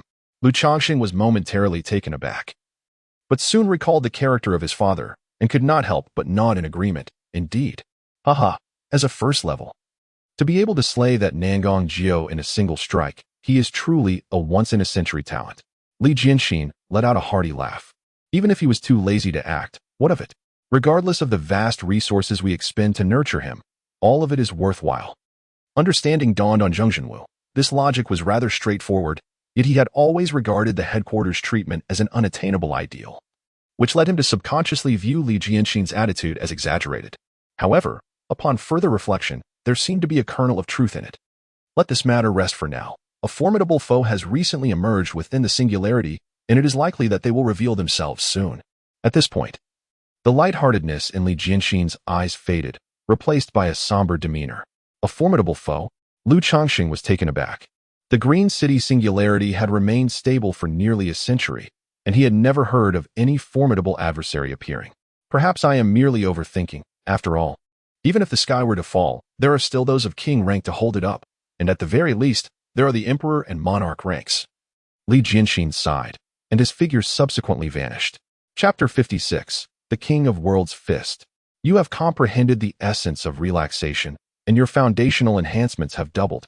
You continued to indulge in idleness for 3 days, during which you played mahjong, read novels, and watched anime, neglecting any meaningful endeavors, thereby squandering a considerable amount of insight. You triggered a critical hit, and your Rasengan has been transformed into Sage Art, Ashura Rasengan. You have a penchant for slumber, and in your dreams. You encountered an immortal being who offered you 2 skills. One was the complete Susanoo, and the other was the perfected Jinchuriki of the 10 Tails. You replied that you desired neither, as you were engaged in relaxation. The immortal, finding your disposition utterly delightful, waved his hand grandly, bestowing upon you both rewards. Along with an extraordinary gift, the King of Worlds Fist. You graciously accepted the rewards. Days passed in succession. When Li Wei awoke, he could not help but click his tongue in astonishment. After enduring the tribulations of the preceding days, his recent days had been quite tranquil, free from any unwelcome disturbances, allowing him to live comfortably. However, upon witnessing the array of rewards, he was utterly flabbergasted. What? I have acquired a plethora of skills? Li Wei felt somewhat bewildered. Setting aside the upgrade of his Rasengan, what on earth were the subsequent skills? Susanoo? Jinchuriki of the 10 Tails? King of Worlds Fist? No way could this be real. He rubbed his eyes, momentarily incredulous. He was certainly familiar with these abilities. Indeed, in his previous life, Li Wei had grown up watching the protagonists of these anime works, especially the King of Worlds Fist, which was undeniably an unreasonable skill. Depending on the proficiency with the King of Worlds Fist, it could amplify one's combat power anywhere from 2-fold to 20-fold. What does that imply? Li Wei could only utter 2 words, invincible. Could it be that I am truly invulnerable? Li Wei felt a surge of excitement. Despite having endured so much, his mindset had long been as steady as a rock. Yet, the sudden acquisition of such a supreme skill still left him exhilarated. A 20-fold enhancement in combat power. How astonishing. I must try it out. With this thought in mind, Li Wei sprang from his bed.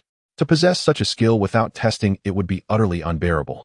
Moreover, he was eager to discover just how many multiples of the King of Worlds Fist he could withstand. Boom. A crimson beam of light shot up into the sky from the Shanshui community, and it was none other than Li Wei. He was uncertain of the extent of his current prowess, but he could ascertain that if he were to experiment within the confines of the Shanshui community, the entire area would likely be obliterated. In such a case, what would be the purpose of his experiment? He would find himself homeless. Upon reaching the level of a master, Li Wei could fly using the abilities of the Master's spirit. This state was peculiar. It felt as though he was enveloped by his own spiritual energy, lifting himself upwards. It sounded somewhat akin to raising oneself. Yet the difference lay in the fact that the Master's spiritual energy served merely as an auxiliary force, while the genuine propulsion came from the surrounding natural energies. The body ascended continuously, soaring through the clouds, as Li Wei felt as though he had entered an entirely different realm. At this altitude, the sun appeared to be within arm's reach, while beneath him lay an endless expanse of white clouds. In that moment, the clouds seemed no longer to represent the sky. Looking upward, there was nothing but the sun and the cerulean heavens. This place was perfect. With a surge of determination, Li Wei began to summon the power within him, attempting to activate the King's Fist. Boom! A deep resonance echoed within him, followed by the relentless expansion of his muscles, veins rising to the surface. Incredible! An unceasing flow of energy. Is this the world of the strong? Li Wei marveled, realizing he was in a state of one-fold King's Fist. Even at this intensity, his energy felt as though it might burst from within, surging wildly. Yet, he still had reserves. It seemed he could amplify his strength once more. 2-fold King's Fist. Channeling the fervor of a spirited anime protagonist, Li Wei shouted, and his aura surged anew. Buzz! In that instant, he transformed into a radiant star pulsating with crimson light. The energy radiating from him turned a vivid blood red, dazzling brilliance erupting through the clouds, overshadowing the sunlight, and painting the sky in vibrant red hues. Is the strength of my body merely sufficient to initiate the 2-fold King's Fist? Li Wei sensed the strain beginning to take its toll. The burden of the King's Fist on his heart was immense. Anyone nearby would hear his heartbeat thundering like an engine, resonating loudly. What about unleashing a skill? Contemplating this, Li Wei began to channel the frenzied energy within him Susanoo. With a whoosh, a fearsome skeletal figure formed from the crimson energy, enveloping Li Wei before rapidly expanding into a colossal blood-red giant. towering nearly thousands of meters high, with Li Wei standing at its forehead. With a mere thought, the giant raised its hand, two enormous spiraling shuriken forming, one black, one gold, spinning incessantly, altering the very fabric of the world. My goodness, this energy even as he stood now. Li Wei could not suppress his astonishment at the overwhelming aura. He sensed that if this force were to strike the ground, it could transform the entire city into a vast abyss. With this thought, Li Wei looked up, since it could not be cast underground. It must be hurled into the sky. The arms of Susanoo crossed and thrust upward with vigor. Boom. The two spiraling orbs were launched, enveloping the world in a blinding white light. The black and gold spheres collided and exploded, erasing even sound for a fleeting moment, vaporizing the clouds, creating a brief star in the heavens. Phew, this power is astounding. Li Wei could not help but exhale a breath of relief, feeling a profound sense of satisfaction. Indeed, the system upgrade has brought about a remarkable transformation. Even the manner in which rewards are bestowed has changed. And I find myself fortuitously in possession of the formidable spirit bomb. The only lamentable aspect is that this skill cannot be utilized indiscriminately, for a careless application could result in catastrophic devastation to the ground. Contemplating this, Levi felt a wave of ennui wash over him. He promptly dispelled all his various states, gently descending from the sky and returning to his humble abode. However, unbeknownst to Levi, his actions today had already incited a wave of panic among humanity. Countless individuals gazed up at the sky, where an unexpected monstrosity had appeared, their legs trembling with fear. Chapter 57. The Shocking Singularity in the Green City. A bastion of the Singularity, an army composed entirely of warriors gathers, representing an array of formidable individuals. Astonishingly, even those with the faintest presence are esteemed masters. This locale stands as one of the principal strongholds of Green City, a congregation point for its mightiest beings. Zheng Qianquan emerged from the Singularity, a weariness etched upon his visage. Another wave of natural calamities. Damn it, these beasts seem to be endless. At this rate, I fear I shall falter. Recently, within the Singularity, the frequency of assaults by these calamities has intensified, their audacity unabated, with various races launching relentless incursions. Under such circumstances, humanity's mere defense of their territory teeters precariously on the brink. Yet the situation is not entirely dire. The recent aggressions by these creatures are likely influenced by the earlier visit of the Sword Saint, Li. Beside him, Lu Chongxing shook his head, asserting that with Li Jianxing's return, one could hardly expect these beasts to dare attack again. While there may be some truth to this, an ominous premonition lingers in Zhang Qianquan's mind. He senses that the calamities within the Singularity are conspiring, particularly as their assault frequency grows increasingly peculiar. Years ago, these calamities would strike only every few months. Even the rare beast tides would emerge with a purpose, aimed at dismantling human strongholds before retreating, offering no chance for resistance. Yet now, the nature of their attacks has evolved into a methodical pattern. They no longer raid blindly but instead fixate on exterminating humanity. During the recent skirmish, dozens of esteemed masters perished. It is as if, in merely a few years, these calamities have adopted a discipline akin to that of the human military. This is exceedingly strange, verging on the abnormal. Take heart, Li Jianxin, clutching a sword, remarked nonchalantly. As I have previously stated, if the esteemed masters cannot suffice, then the holy ranks will, and if the holy ranks fall short, the kings will rise to the occasion. Unless they are willing to relinquish Green City, no number of monstrous invasions will prove futile. Indeed, someone beside him chuckled. Moreover, I have heard that an extraordinary individual has recently emerged in our Green City, a newly minted master who, with a single stroke, felled Nangong Jiao. Such talent is simply unfathomable. Is it true that he advanced so many levels in one blow? Another inquired, skepticism evident. Li Jianxing witnessed it firsthand. How could it be false? Another interjected. You must know his name. It is the prodigy, Li Wei, who appeared over a decade ago. He has grown into something remarkable. That Li Wei who made headlines? How intriguing. The crowd expressed their astonishment. For Li Wei's name resonated profoundly among these esteemed masters. The feat of effortlessly vanquishing an opponent across 7 ranks remains a rarity, if not an impossibility.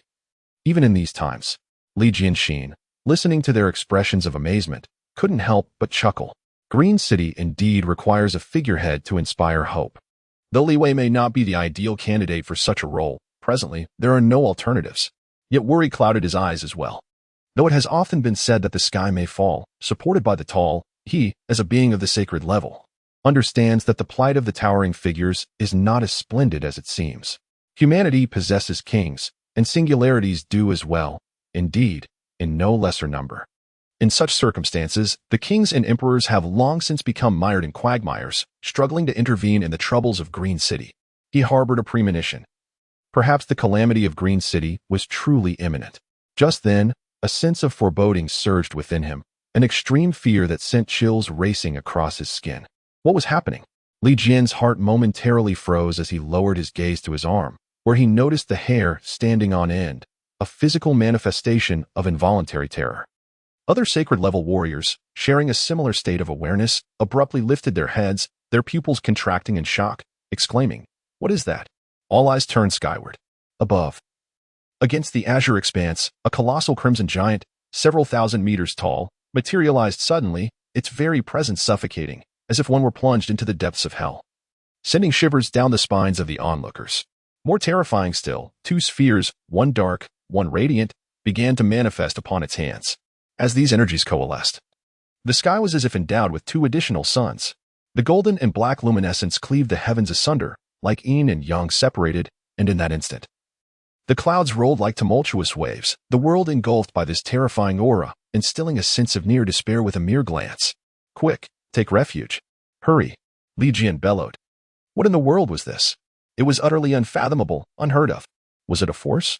It assimilated the entire sky, transforming the clear expanse into a crimson ocean in the blink of an eye. What kind of being possessed such imposing might? If this entity set its sights on them, even 100 lives would not suffice. "Get down," another martial sage shouted in unison. Gradually, the crowd, shaken from their stupor, began to seek shelter. At that moment, the giant raised its hands. With a whoosh, the golden and black suns ascended once more, occupying a corner of the sky, merging like stars, ultimately fusing together before erupting. What a terrifying spectacle it was! Even those standing on the ground thousands of meters below could feel a deathly dread in that instant. The heavens and earth were engulfed in a golden explosion, the world transforming into a blinding white, obliterating all distinction. The clouds evaporated, and the sky began to warp. The remnants of that energy sweeping across the land, even the nearby lake roiling, creating magnificent waves. What in the world was this? As the residual force dissipated, Li Jian still found it hard to fathom. Was this a king-level being? How could that be? All known king-level entities were within singularities. Or perhaps a cadre of ancient beings long in seclusion. He had received no word of a king's emergence. My heavens, what kind of power is this? It resembled a cataclysm. Could it be the ultimate weapon of genetic sequencing? If we could unravel the mysteries of our genetic sequences, would there be any need for secrecy? We could directly mass-produce and unleash it upon the singularity, apart from realms beyond the kingly or higher stages. I cannot fathom what else could possibly rival this. The crowd near the singularity was almost in a frenzy. Such power is beyond mere description. It is as if mountains could be upended and oceans could be turned. That towering giant seems akin to a divine phenomenon, astonishingly terrifying. If this were a human champion, they would undoubtedly rejoice. But what if it were a calamity born from the singularity? No one knows the identity of the entity capable of unleashing such an assault. They exchanged glances, fear evident in each other's eyes. Chapter 58. Preparing for battle. Fortunately, although the identity of this person remains uncertain, he has not launched an immediate attack against us. Zheng Qianquan gazes apprehensively into the distance. Indeed, amidst misfortune, this could be considered a stroke of luck. Li Jianxin breathes a sigh of relief, but still advises. We must investigate the recent emergence of powerful individuals. Regardless of the circumstances, it is imperative that we uncover the truth behind this matter. What about public opinion? Zheng Qianquan inquires. Given the scale of this event, it is likely that not only Green City has noticed, other cities must have as well. Many individuals may have recorded videos and uploaded them online. If that is the case, the crime rate is likely to surge. The rising crime rate has always been a source of concern for them, especially in times of natural disasters, when opportunistic crimes tend to proliferate. In such circumstances, guiding public sentiment becomes crucial. It is essential to prevent panic from spreading among the populace. Should that occur, the very fabric of societal order may unravel. Considering the genetic sequences, Li Jianxi muses, when suddenly he feels his phone vibrating. He is taken aback to discover that the caller is none other than his friend, the adept Xie Yuan, who guards the singularity. What could be the matter? Li Jianxin promptly answers the call, Xie Yuan seldom reaches out, and when he does, it typically heralds significant events. There is a change within the singularity. Hold the entrance. The Black Dragon Saint is about to emerge. Xie Yuan's furious voice erupts through the line, the surrounding noise chaotic, punctuated by anguished cries. What? Upon hearing this news, Li Jianxin's pupils constrict sharply. Is this some kind of joke? He had just prepared to return to the singularity, and now it seems on the verge of collapse. This is absurd. Xie Yuan, what exactly is happening over there? Li Jianxin presses for further information, but Xie Yuan's call abruptly disconnects, leaving him with nothing but a series of beeps. Li Jianxin's expression darkens ominously. The Black Dragon Saint, A.O. Hai, a top-tier powerhouse of the Black Dragon clan, and one of the sovereigns guarding the Singularity's 9 cities and 10 domains. Li Jianxin had once faced him in combat, only to be utterly defeated in moments. The terror of that encounter lingers in his heart. However, wasn't this individual stationed at the city? Why is he suddenly appearing today? Could it be? No, that is inconceivable. As a disturbing possibility dawns on him, Li Jianxin can hardly believe it. Is Green City truly under the threat of a full-scale assault? All personnel, assemble every powerful individual in Green City to guard the singularity. Without hesitation, Li Jianxin issues the command. The current situation cannot afford any delays. What Xie Yuan is facing remains unclear, but one thing is certain, the singularity requires reinforcements. Li Jianxin, could it be that within the singularity? Zheng Trinquan's eyes reflect disbelief. That is likely the case, Li Jianxin replies gravely. If we cannot hold this position, Green City is at risk of a counterattack. I understand. Zheng Trinquan nods solemnly. We must sever internet connections immediately. If Green City falls, we cannot allow word of it to spread. Until just now, he had been contemplating how to prevent public opinion from arising, but now there was no need for excessive concern. He decided to shut down the entire internet and signal towers of Green City. Although this action resembled a futile attempt to cover one's ears while stealing a bell, it would yield some effect. Well, let us rely on a local area network. Let us delay for as long as we can. Li Jianxin shook his head. I will attempt to request support from other cities, but if that proves impossible, then we shall use the entirety of Green City to stall the advance of the singularity, Zheng Trinquan declared without hesitation. Li Jianxin cast a glance at him and slowly nodded. Sacrificing an entire city to seal off information may seem foolish. Yet it was a necessary course of action for them. Thus far, humanity had scarcely managed to achieve victory over the singularity under comparable circumstances. Once news of Green City falling into enemy hands spread, it would not be long before the major cities erupted into the most terrifying riots in history, where humanity would face not only natural disasters but also man-made calamities. Conversely, if Green City were to be sealed off, it would present another layer of hope. In preparation for the current situation, the 3 major corporations had long been ready. The entire city was, in fact, constructed with the highest-grade techniques by the Sorcerer King. Should it come to dire straits, the inhabitants of the city would serve as sustenance for the spells. Alarm! All warriors of the rank of Venerable and above in Green City, please gather at Li Jianxin's location for a combat drill. According to the joint contract of the Extreme Saint Warriors, Gene Sequence, and the Black Dragon Hall, Green City is to enter lockdown. Alarm! All warriors of the rank of Venerable and above in Green City, please gather at Li Jianxin's location for a combat drill. According to the joint contract of the Extreme Saint Warriors, Gene Sequence, and the Black Dragon Hall, Green City is to enter lockdown. Alarm! As the air raid siren echoed continuously, a myriad of individuals within Green City were momentarily taken aback. A drill? What holiday is it today? Li Jianxin must be joking. Engaging in such activities daily is not what our taxes are meant for. Is it not utterly disgusting to impose a lockdown? I still need to visit relatives tomorrow. It seems they are only allowing entry, not exit. Let your relatives come visit you. I'll make a call to check. What the hell? Is the iPhone 14 signal really this poor? The iPhone has been terrible for more than a day or two. Just make do with it. Similar situations unfolded throughout Green City. Martial artist drills were a common excuse, yet what could be done, as who would dare to contradict the elite? Similarly, after unleashing the King of Worlds' fist and Susanoo, Li Wei returned home and began playing League of Legends. However, halfway through the match, he suddenly found himself lagging. Damn it, I'm in my rank promotion match. Li Wei lamented. He had dominated his lane, and now they say the internet is down? He hurriedly checked the network status, which indicated everything was normal. I am normal, you. There was certainly no issue with the computer. Li Wei's current setup was no longer the old household variety, but had been upgraded to an entire server. Even if the game crashed, it could not be the computer's fault. Yet he still could not connect. Should he call Li Jianxin? Li Wei glanced at the business cards on the table, lost in contemplation. After all, Li Jianxin was a renowned swordmaster. Would seeking him out due to a network outage cause him trouble? Never mind, he thought. I shall simply recline. Stretching languidly, Li Wei resolved to continue his repose.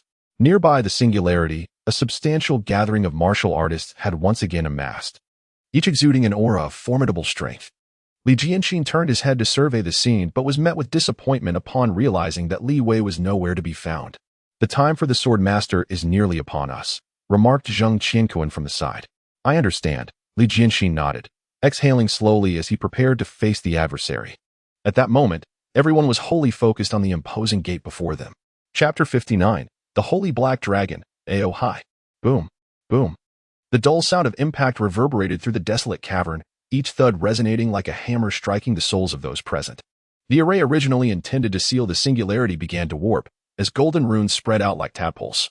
An astonishing aura began to emanate from the opposite side of the door. The visible space rippled as it was disturbed, twisting around them. This was a harbinger of something about to emerge from the singularity. It is about to come forth. Upon witnessing this scene, Li Jianxin immediately shouted, Everyone, prepare. No matter what appears, attack it immediately.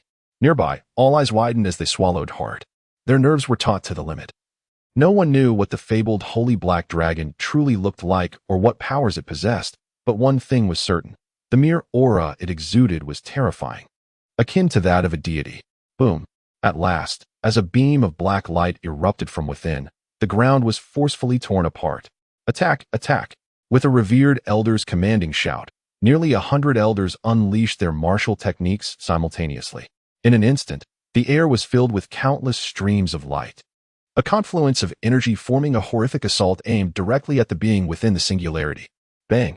When the energy converged at a single point, it unleashed a calamity-like explosion. The incandescent light burst forth like a nuclear detonation, creating a mushroom cloud that obliterated the entire cave. But that was not all. Li Jianxin, Zheng Qianquan bellowed. Without a moment's hesitation, Li Jianxin's blade, already charged with power, slashed forth as Zheng Qianquan's voice rang out.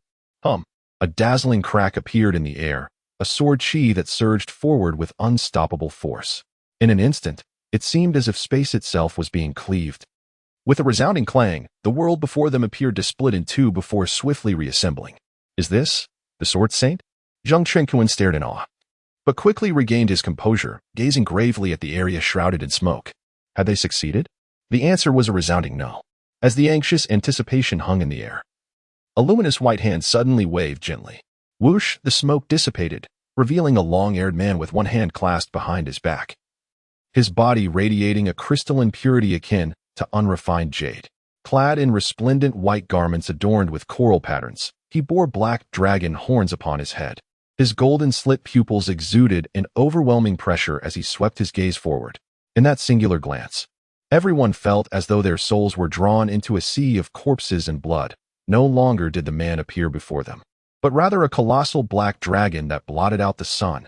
Its body stretched nearly 1,000 meters, resembling a mountain as it looked down upon the crowd. Its eyes brimming with an intense murderous intent, surrounded by vengeful spirits.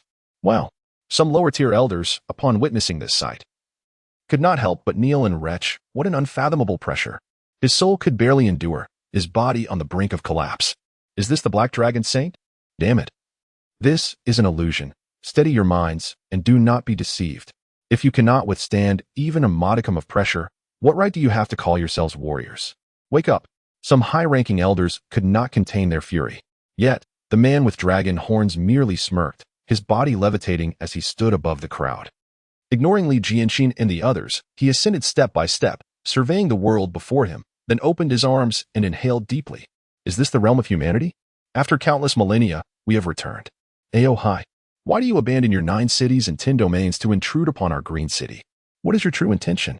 Li Jianxin flew directly in front of him, shouting in anger. You dare to cross the royal covenant and invade our territory? Are you not afraid that our royal will take action and slay you in Green City? Your royal? Ao Hai turned back, a mocking smile on his lips. Li Jianxin, are you truly foolish or merely pretending to be? If your royal could return, why would I be here? The only explanation is that your king is beyond saving. Ha! You scoundrel! Li Jianxin glared fiercely at him. He had once clashed with Ao Hai, resulting in a crushing defeat. The pure-blood Black Dragon clan was entirely different from the half-dragon state of Nangong Jiao. While Nangong Jiao could temporarily attain a martial respect's physical form after beastification, Ao Hai was born with both martial and sorceress abilities. Indeed, he possessed the full capabilities of both. He could even wield martial skills in a sorceress state. A feat unimaginable to humans, yet it was commonplace for the Black Dragon clan, as simple as breathing. Li Jianxin, you seem unscathed, but why do you not attack? Ao Hai observed him with a slight smile. With your temperament, you should rush in at the slightest provocation, only to realize you cannot defeat me and flee, correct? Oh, I see. You and Zhang Wanyang are waiting for Xie Yuan, aren't you? Upon hearing this, Zhang Wanyang, who had been hiding behind Ao Hai, turned exceptionally pale. He was another saint-level figure, Martial Saint Zhang Wanyang. The reason he had refrained from making a move was to seize an opportunity for a sneak attack. Yet he never anticipated that his plan would be uncovered before it even began. What have you done to Xie Yuan? Li Jianxin stared intently at Ao Hai. Rest assured. He is quite well, Ao Hai replied with a gentle smile, snapping his fingers. Suddenly, a black chain materialized in his hand, resembling an ethereal object, extending from Ao Hai's grasp deep into the ground. With a gentle tug, the earth trembled. With a crash, a corpse was pulled from the depths below. Before me lies a corpse, its limbs grotesquely contorted, its eye sockets hollowed out, and its entrails cruelly extracted. The pallid skin is inscribed with an abundance of cryptic symbols in vivid vermilion. Upon closer inspection, one can discern a distorted soul ensnared by chains, emitting chilling wails of despair. This is indeed the renowned sorcerer Xie Yuan, who had previously been in contact with Li Jianxin. Accursed beast! Witnessing this ghastly sight, Li Jianxin's hair stood on end, as a tempest of fury brewed within him. Ha ha, did I not forewarn you? He was alive and well. So what is there to be angry about? Ao Hai cackled, as he manipulated the chains once more. Come forth, my pets. With a resounding cacophony, myriad magical formations erupted, and one by one, human corpses were violently yanked forth by the chains. In an instant, the tide of battle shifted dramatically. Before Ao Hai stood an army of countless corpses. Chapter 60. Epic in every sense. Ao Hai, today I shall rend you into countless pieces. Witnessing this scene, Li Jianxin could no longer contain himself. Brandishing his longsword, he charged headlong at Ao Hai. Yet, beside him, Zhang Wanyang swiftly transmitted a message. Li Jianxin, steady yourself. Do not lose your composure.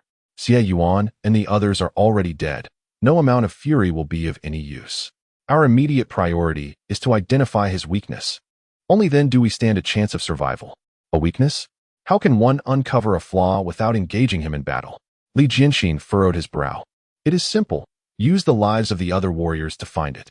Zhang Wanyang delivered a grim revelation.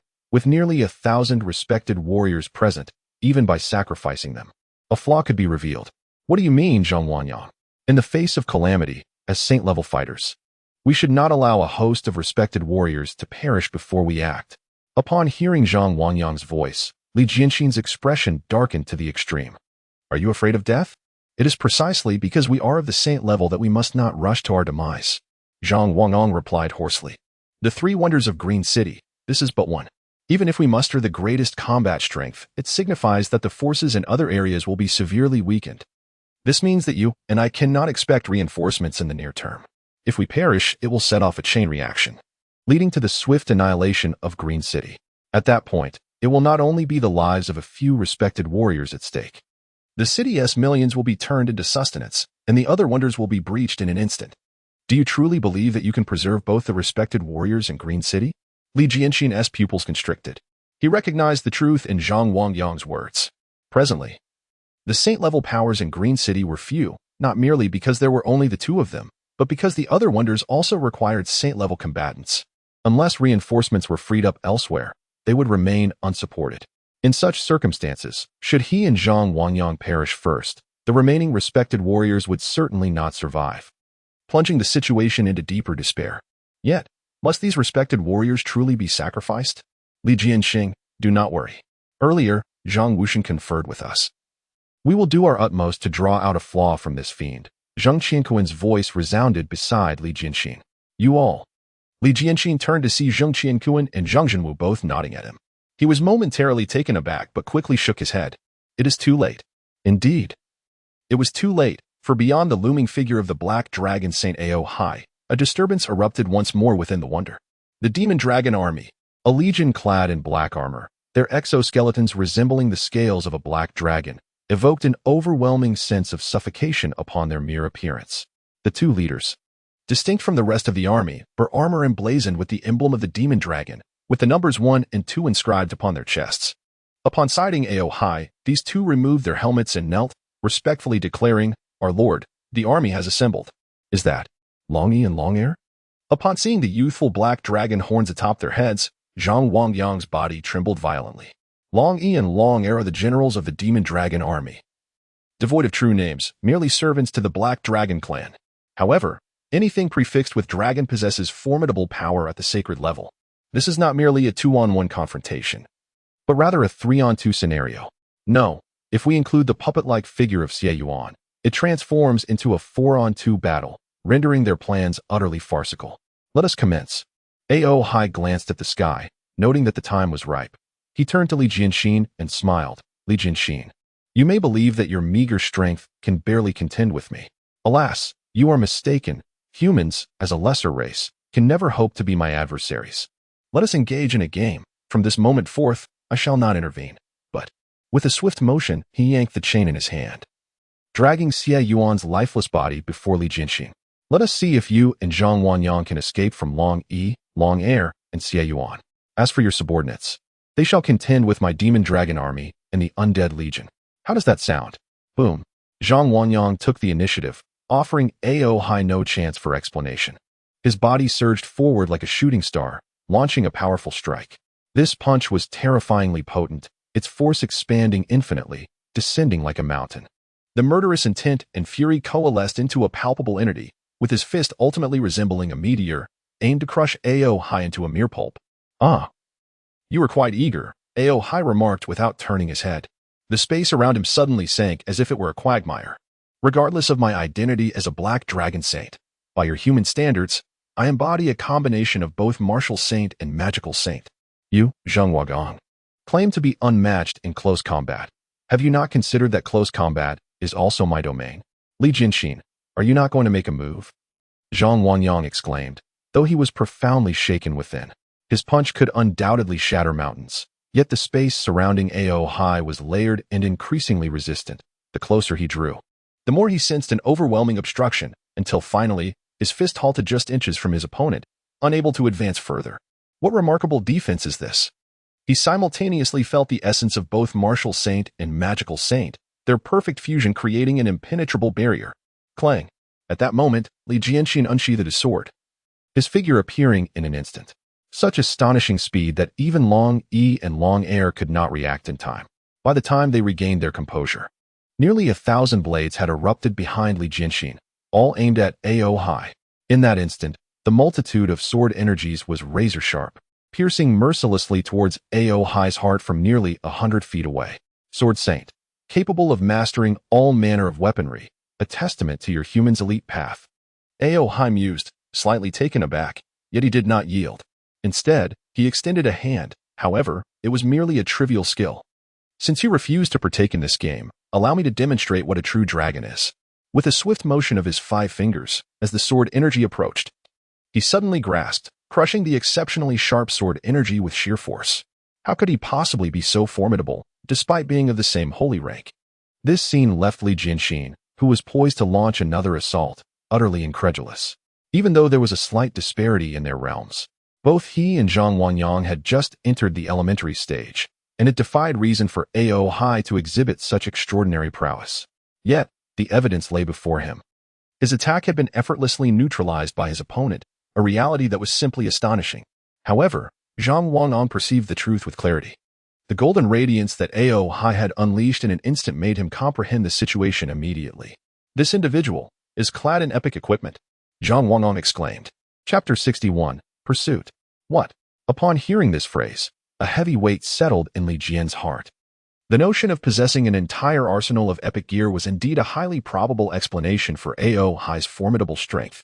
It is crucial to note that humanity has yet to unravel the secrets of crafting such equipment. The only means by which humans acquire gear is through fierce battles within the singularity. For humankind, even high-tier purple equipment is exceedingly rare. And when it comes to the pink artifact stage, it becomes an unattainable dream for most. However, this perspective holds true solely for humans.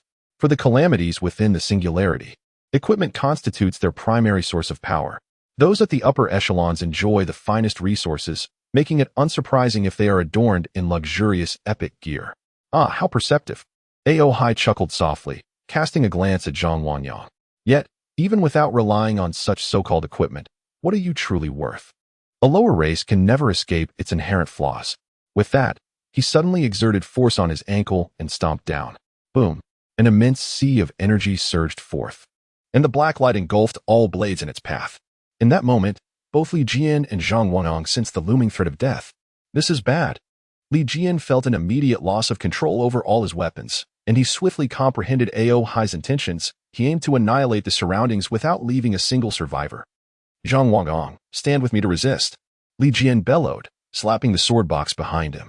With a whoosh, a colossal sword gleaming with crimson light materialized in his grasp. And golden sword energy unfurled, forming a defensive shield. Zhang Wangyang quickly followed suit, unleashing a roar as his aura transformed into a barrier, enveloping everyone within. Haha. Resist with all your might, you pitiful wretches. Ao Hai laughed heartily, and the black energy abruptly coalesced into a striking beam, sweeping through the surroundings like a blade.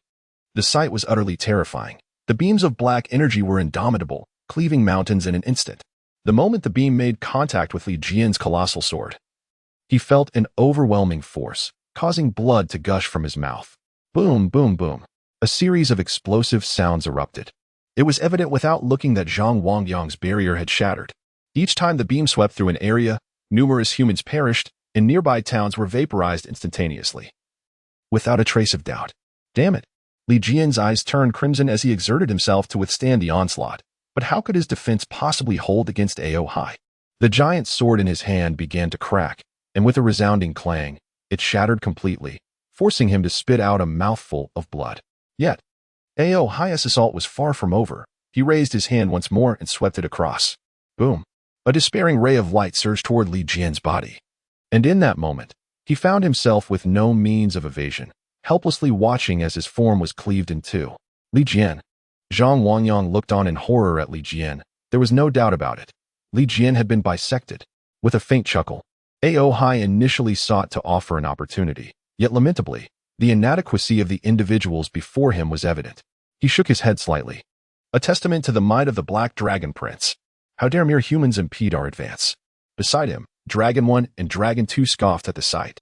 Let us march forth, Ao Hai declared with a grin. Within a day, we shall seize Green City. Indeed, Dragon 1 and Dragon 2 responded immediately with fervent nods. However, at that moment, Ao Hai's brow furrowed abruptly as he turned to the position of Li Jianxin, only to discover that the previously bisected figure had vanished. Realizing this, Ao Hai's form suddenly warped, and he reappeared at the very spot where Li Jianxin had stood moments before.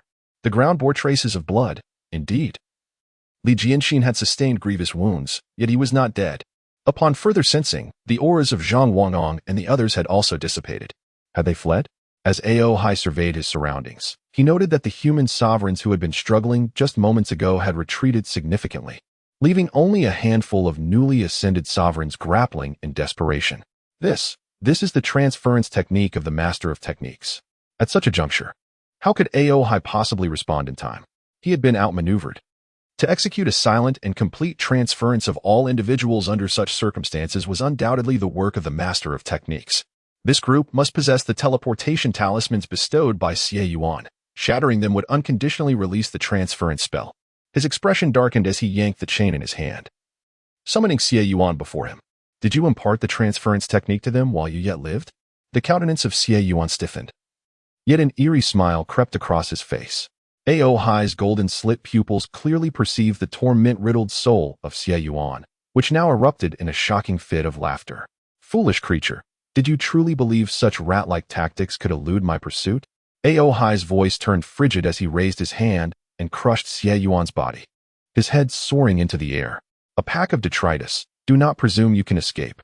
With that, Ao Hai formed an unusual seal with his hands, and in the next instant, a colossal dragon's eye materialized behind him, seemingly capable of discerning the fluctuations within the world. Within Ao Hai's vision, countless auras scattered in all directions from Green City, yet two of them stood out conspicuously, undoubtedly Li Jianxin and Zhang Wanyang. I have found you. Confirming the whereabouts of these two auras, Ao Hai scoffed, his voice icy. Hui, where? Present. Two figures emerged from the ranks of the demon dragon army, distinctly adorned in brown armor, with tiger heads adorning their shoulders, casting a particularly ominous presence. Upon hearing Ao Hai's command, the two knelt respectfully. Lead the demon dragon army to locate all sovereigns in Green City. Men shall be slain on the spot, while women are to be captured for our whims. Understood. They replied in unison, as tens of thousands of the demon dragon army released their formidable aura, a wave of murderous intent sweeping across the land. Whoosh, whoosh. Whoosh, countless figures transformed into streaks of light, vanishing from sight. Once the demon dragon army had disappeared, Ao Hai turned his gaze back to Dragon 1 and Dragon 2. As for you, follow me to pursue Li Jianxin and Zhang Wanyang. Ao Hai's time is rather limited, and although he has long been aware of the conflict among the royal beings, it remains uncertain whether the human royals or those within the singularity will emerge victorious. Moreover, the fact that Li Jianxin and Zhang Wanyang have fled the battlefield may lead to unforeseen developments. Longi and Long Air serve as Ao Hai's contingency measures for such eventualities. Indeed, a crimson glimmer flickered in their eyes, and their dragon tails swayed behind them. Let us proceed. After imparting his instructions, Ao Hai fixed his gaze intently on a distant point. He sensed that the two individuals were already at the brink of exhaustion. Chapter 62. Enlightenment. I am the reclining sovereign. At this very moment, Li Wei was at home, engrossed in short videos. Previously, he had sensed something amiss due to his sudden inability to log into a game, but as time passed, the online community erupted into chaos. On a popular video platform, following the sharing of a clip depicting the lockdown of Green City by a certain influencer, the comment section ignited with fervor. Green City is likely lost. Our network has been completely sealed off, and no news from outside can reach us. Just check my IP. It only shows Green City. Indeed, the internet still functions. Yet all I see are posts from Green City. Those influencers I used to follow have vanished. Is there anyone here who understands the reason behind this? What else could it be? The internet has become a local area network. Remember those days in internet CAFS? It's like being trapped in a LAN game of Counter-Strike. Now we are ensnared in an information cocoon. Could it be that we have genuinely fallen? Wasn't it said that Green City had been fortified for centuries? If it collapses, won't domestic transportation be severely crippled? Who knows? I had a premonition earlier. The giant in the sky should be visible to you all. That sight resembled an apocalypse. And though the video spread like wildfire, it was swiftly suppressed. Damn, the singularity has truly spiraled out of control. Nearby urban villages have seemingly evaporated, and someone managed to capture it on video. My brother is a sovereign. He just informed me that Li Jianxin's status is uncertain, and the martial sovereign Zhang Wanyang is likely either dead or gravely injured. The Black Dragon Sovereign has emerged from the singularity. The Black Dragon Sovereign? What is that worth? A king can easily crush the Black Dragon Sovereign. Does he dare to attack Green City alone? In the virtual realm, I strike with force. In reality, I remain submissive. Do you understand what the Black Dragon Sovereign signifies? You may never encounter a sovereign in your lifetime, yet you dare to disdain the saint level? Emperors against emperors. Kings against kings. This has always been the tradition. A king may not be unable to assist, but perhaps they are otherwise occupied. The actions of the Black Dragon Sovereign imply that even higher-level kings may be mired in this quagmire. Green City is likely in dire straits. Damn it. If Green City is destroyed, I will indulge today. After being stifled for so long, I intend to unleash my frustrations. You're overthinking it. Do you genuinely believe that Green City's defensive array is ineffectual? Have you never attended elementary school? It is impossible for Green City to fall. We have long prepared for mutual destruction. Li Wei observed the multitude of comments and could not help but yawn. Uncertainty surrounds Li Jianxing's fate. As he digested this information while munching on a hamburger, he found his thoughts wandering. Who was Li Jianxing again? Oh, it seemed that he had suddenly appeared while he was dealing with that Nangong Jiao fellow a few days prior, urging him to join some elite martial artists and even handed him a business card. Wasn't this individual a saint? How could he have perished so easily? Indeed, striving too hard can lead one to an unfortunate fate. Li Wei nodded in agreement, further solidifying his belief in the philosophy of recline and acceptance. Life, whether cut short or prolonged, ultimately leads to the same end. Li Jianxin has likely exerted considerable effort to reach this point. Yet his existence may not be as comfortable as one who chooses to embrace leisure. Had he known this beforehand, why not have chosen the path of ease? Perhaps he could have taken on the role of an online commentator instead. However, Li Wei suddenly came to a realization. If the Green City were to be destroyed, how could he possibly indulge in idleness? This thought momentarily stunned him. What underpins his ability to relax? Undoubtedly, it is wealth. With wealth comes the assurance of service, whether it is with a simple click online leading to a meal delivery or the fleeting distraction of short videos. Yet, from whence do these videos originate? They emerge from the minds of those who do not choose to recline. Countless manufacturers provide the food he craves, sparing him the need to hunt. An array of beverages awaits, and entertainment activities abound throughout the city, all solvable by mere financial means. But what if Green City were to vanish? Factories would cease production, and numerous businesses would collapse. Even if he chose to recline, what would remain? Would he then be forced to hunt for sustenance, prepare his meals, and entertain himself? How could one recline under such circumstances? A revelation struck Li Wei. He could not help but sit upright. The notion of idleness is predicated upon the foundation of an industrial society. If the city were on the brink of annihilation, he could not continue to recline. In other words, this city requires his guardianship. Ding! Congratulations, host, for comprehending the essence of idleness. You have grasped the nature of relaxation within your state of repose. Your realm has increased by 3. A surge of indistinct energy emanated from Li Wei's meridians, and he sensed that he had, in some vague manner, attained a new understanding. Raising his hand, he beheld an elusive domain unfolding around him. What is this? Li Wei's eyes widened. Even with his extensive exposure to countless ACG works in recent years, his domain appeared unprecedented. It was not due to the grandeur of his ability, but rather the simplicity of his realm, the realm of idleness. Indeed, the name of this domain, birthed from his mind, is the realm of idleness. Within this domain, any adversary would find themselves compelled to recline, albeit in a negative sense. For instance, while Li Wei gains vitality from his repose, his foes, succumbing to idleness, would lose vitality, and not only would they lose it, but they would also inadvertently augment Li Wei's strength. Beyond this, nothing else exists. What an odd ability. Li Wei could not suppress a smirk. It is said that upon reaching the esteemed rank, martial artists who comprehend a domain are designated titles based on their domain's name. Take Li Jianxin, for instance. He is of the saint level and the purest embodiment of the sword domain, thus earning the title of Li Jian Saint. But what of Li Wei? The realm of idleness. Shall he now be called the idle sovereign? Yet what does this idle sovereign signify? A special classification of the divine sovereign? Oh, never mind it. Upon reflection, Li Wei found solace in his thoughts.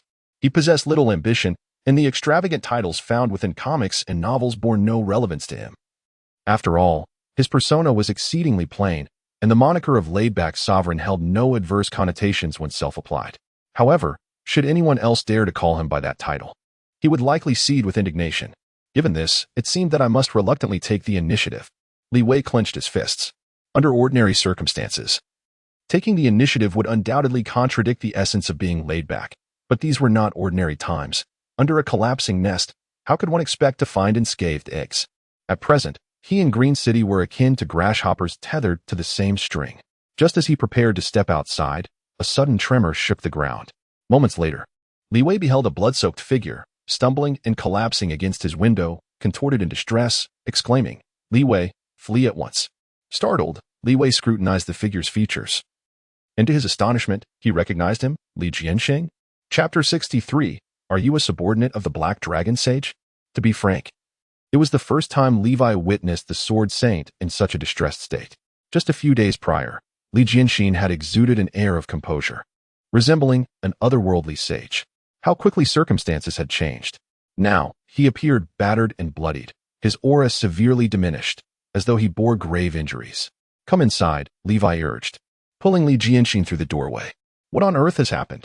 "Singularity has been breached," Li Jianxin replied weakly. "The Black Dragon Sage, Ao Hai, has emerged." At this juncture, his words became stammered. "Zhang Wangong, the martial sage, we separated to flee. But I have a premonition that Ao Hai will pursue me first due to my grievous injuries. I barely managed to recover from being bisected through secret arts."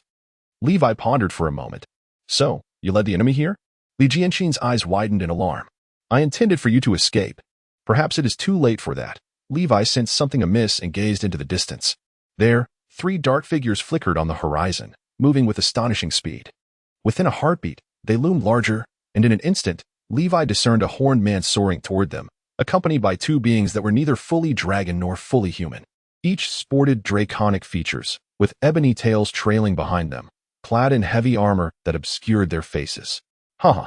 Did you truly believe you could evade my pursuit merely through the translocation arts of the sage? Ao Hai taunted, his gaze fixed mockingly upon Li Jianxin. This man. Li Jianxin's pupils constricted as his aura surged once more. Yet, before he could muster his strength, a chaotic energy surged within him, crashing against his mind, causing him to tilt his head and lose consciousness. Witnessing this scene, Levi was rendered speechless. It seemed Li Jianxin had long since exhausted his strength. His dwindling spiritual energy had backfired upon him when he forced it into action. Ha ha ha, the illustrious sword saint has fallen to such depths, how utterly laughable. Ao Hai reveled in the sight before him. Though he had yet to capture Zhang Wangong, Li Jianxin was nonetheless a noteworthy prey. And now that he lay unconscious before him, it signified the successful advancement of his scheme. Who are you? Levi rose, brandishing his blood-soaked blade. Oh, from mice to ants. Is it? Ao Hai noticed Levi with a fleeting glance, unable to suppress a smirk. A sage? He had initially assumed Li Jianxin had come here with some hidden trump card, but it was evident that the reality was far less impressive. This was no hidden weapon. Instead, he was merely a fragile insect, easily crushed. Being a human, yet managing to endure a blow from me before your demise, be grateful. Ao Hai regarded Levi with disdain, considering it a trivial matter to dispatch a human sage, hardly worth a second glance. The intangible black aura surged from the ground, enveloping Levi entirely before flowing into his being. This mere phase alone was potent enough to annihilate countless human reverence. Ha, ha, ha. Ao Hai could not restrain his exuberant laughter. After millions of years, the Beast Clan had once again reclaimed the terrestrial realm. Although this was merely a small stride, a city held considerable significance for him. As he surveyed the surroundings, the towering concrete edifices conjured an illusion of a steel forest, a sensation that greatly displeased Ao Hai. How should he proceed with the transformation? Ah, yes. He would summon the sea to inundate this place, then utilize his arcane arts to construct a forest, weaving vines into a cage to nurture some sprites, while designating an area to attract goblins and gremlins as a hunting ground. Gems would be indispensable. Let the humans handle the mining, crafting the crystalline treasures into diamonds, followed by agate, jade, and gleaming gold. This place shall become the dominion of Ao Hai. With such thoughts, Ao Hai's spirits lifted further as he prepared to depart. However, circumstances appeared to shift. What is this? A specter? At that moment, Levi was grappling with the dark essence that crawled up from beneath his feet, and with a mere squeeze, he captured the essence, which began to assume form in his grasp, like a misty globule revealing distorted faces. Ao Hai abruptly turned, fixing a penetrating gaze upon Levi. What is happening? His soul control technique was a unique art composed of countless souls.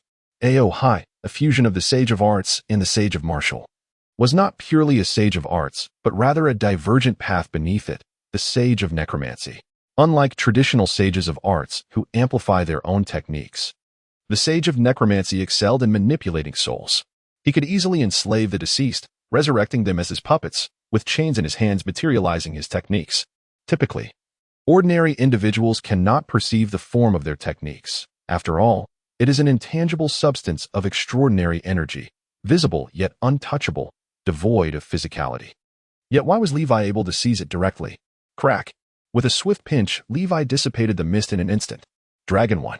Dragon 2. Ah, now it makes sense. This entity sought to invade my psyche. Levi finally comprehended the nature of this energy, akin to a soul.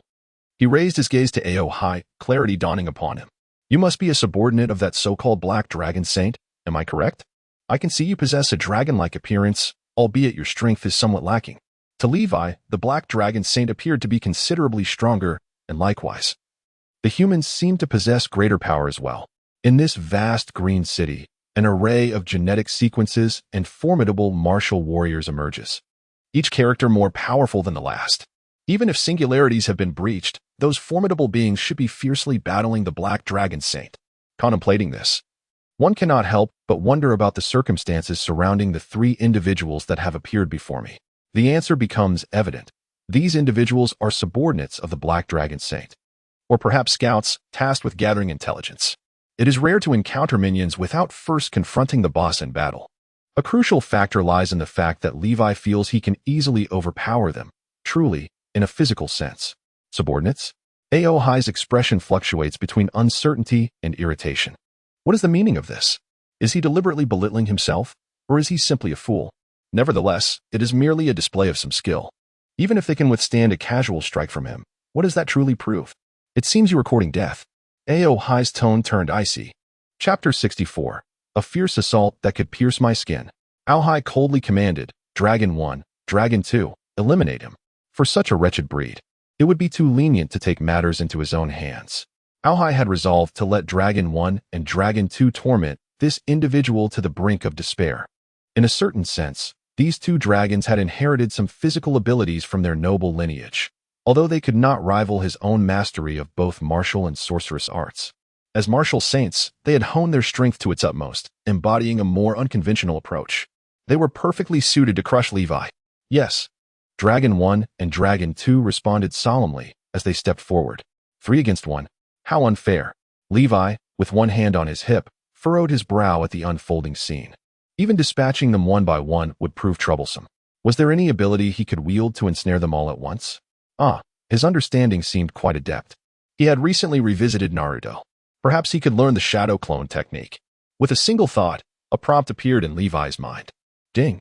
The host has comprehended the multi-shadow clone technique. Was it truly that simple? Levi mused. Perhaps this was the essence of genius. Still dawdling? Dragon 1 seized the opportunity in an instant, propelling himself at astonishing speed to Levi's rear. Clenching his fist close to his abdomen, he unleashed an overwhelming strike, compressing the surrounding air. The distortion of the air was visible as his fist bore down upon Levi's back. Bang! It missed. Dragon 1's gaze faltered, utterly shocked that his lethal blow had been effortlessly evaded by Levi. Where had he gone? He scanned around, only to find Levi standing directly behind him with his hands forming curious seals. Multi-shadow clone technique. With a puff of smoke, 2 identical figures of Levi emerged. This fellow, is he looking down on us? Dragon 1's expression darkened.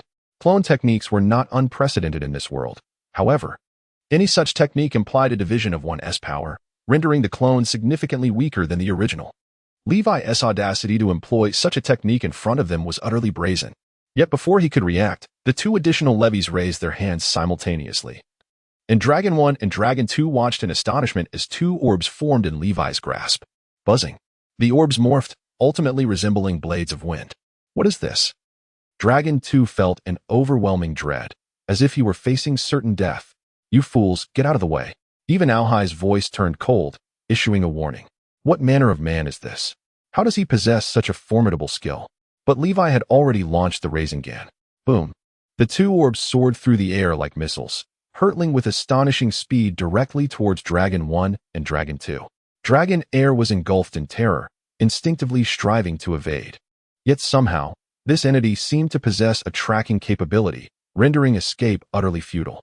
In a moment of desperation, he crushed the teleportation talisman in his palm, vanishing just as the spiraling orb approached.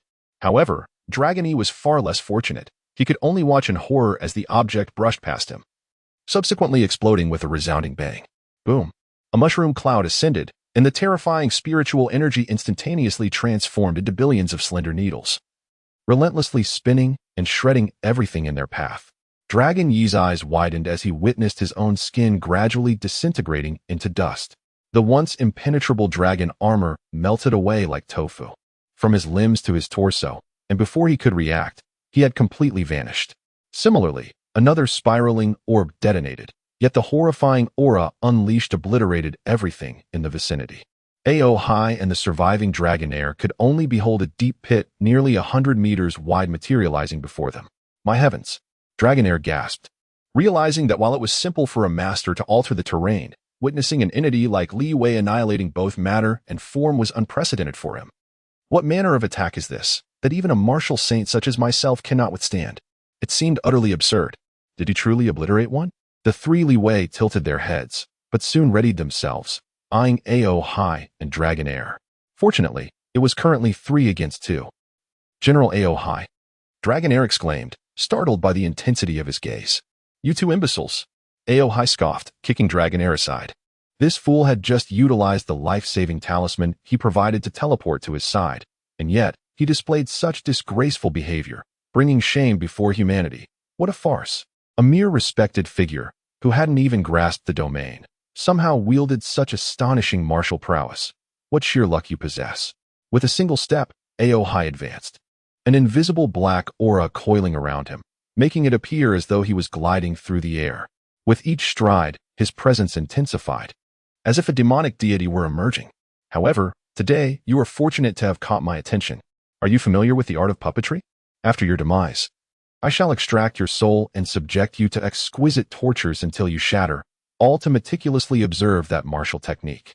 As his words fell, he stood before Li Wei, his long hair flowing without wind, a golden vertical pupil glimmering behind him, emanating an inexhaustible aura of slaughter. Have you finished? Li Wei yawned, his shadow clone mimicking his actions, noting that your little brother seems hesitant to engage. Thus, it is now 3 against 1, granting me the advantage. You believe sheer numbers confer an advantage? Aohai laughed, utterly foolish. I shall see for myself what advantage you truly possess. With a gentle grip, a trident materialized in his hand, its golden radiance dazzling like a blazing sun. Good gracious. Li Wei squinted, astonished to find that this equipment possessed special effects. The dazzling light nearly blinded him. After acquiring the Susanoo, his eyes could transform into the Sharingan, rendering his observational prowess formidable. These radiant glows, instead, posed a challenge to him. Peeking through a narrow slit of his eyelids, he stealthily observed Aohai, who suddenly moved. His figure was ethereal, vanishing like a wisp of wind, and when he reappeared, he had already leveled a trident against Li Wei's throat. Whether it was a mere clone or his true self, my keen eyesight could discern it instantly. Engaging in close combat with me signified the imminent approach of death. With a casual swipe, Aohai unleashed a formidable force. The astonishing power manifested as a dark energy, transmitting through Li Wei's body and obliterating nearby skyscrapers. This was one of the abilities of the martial sage.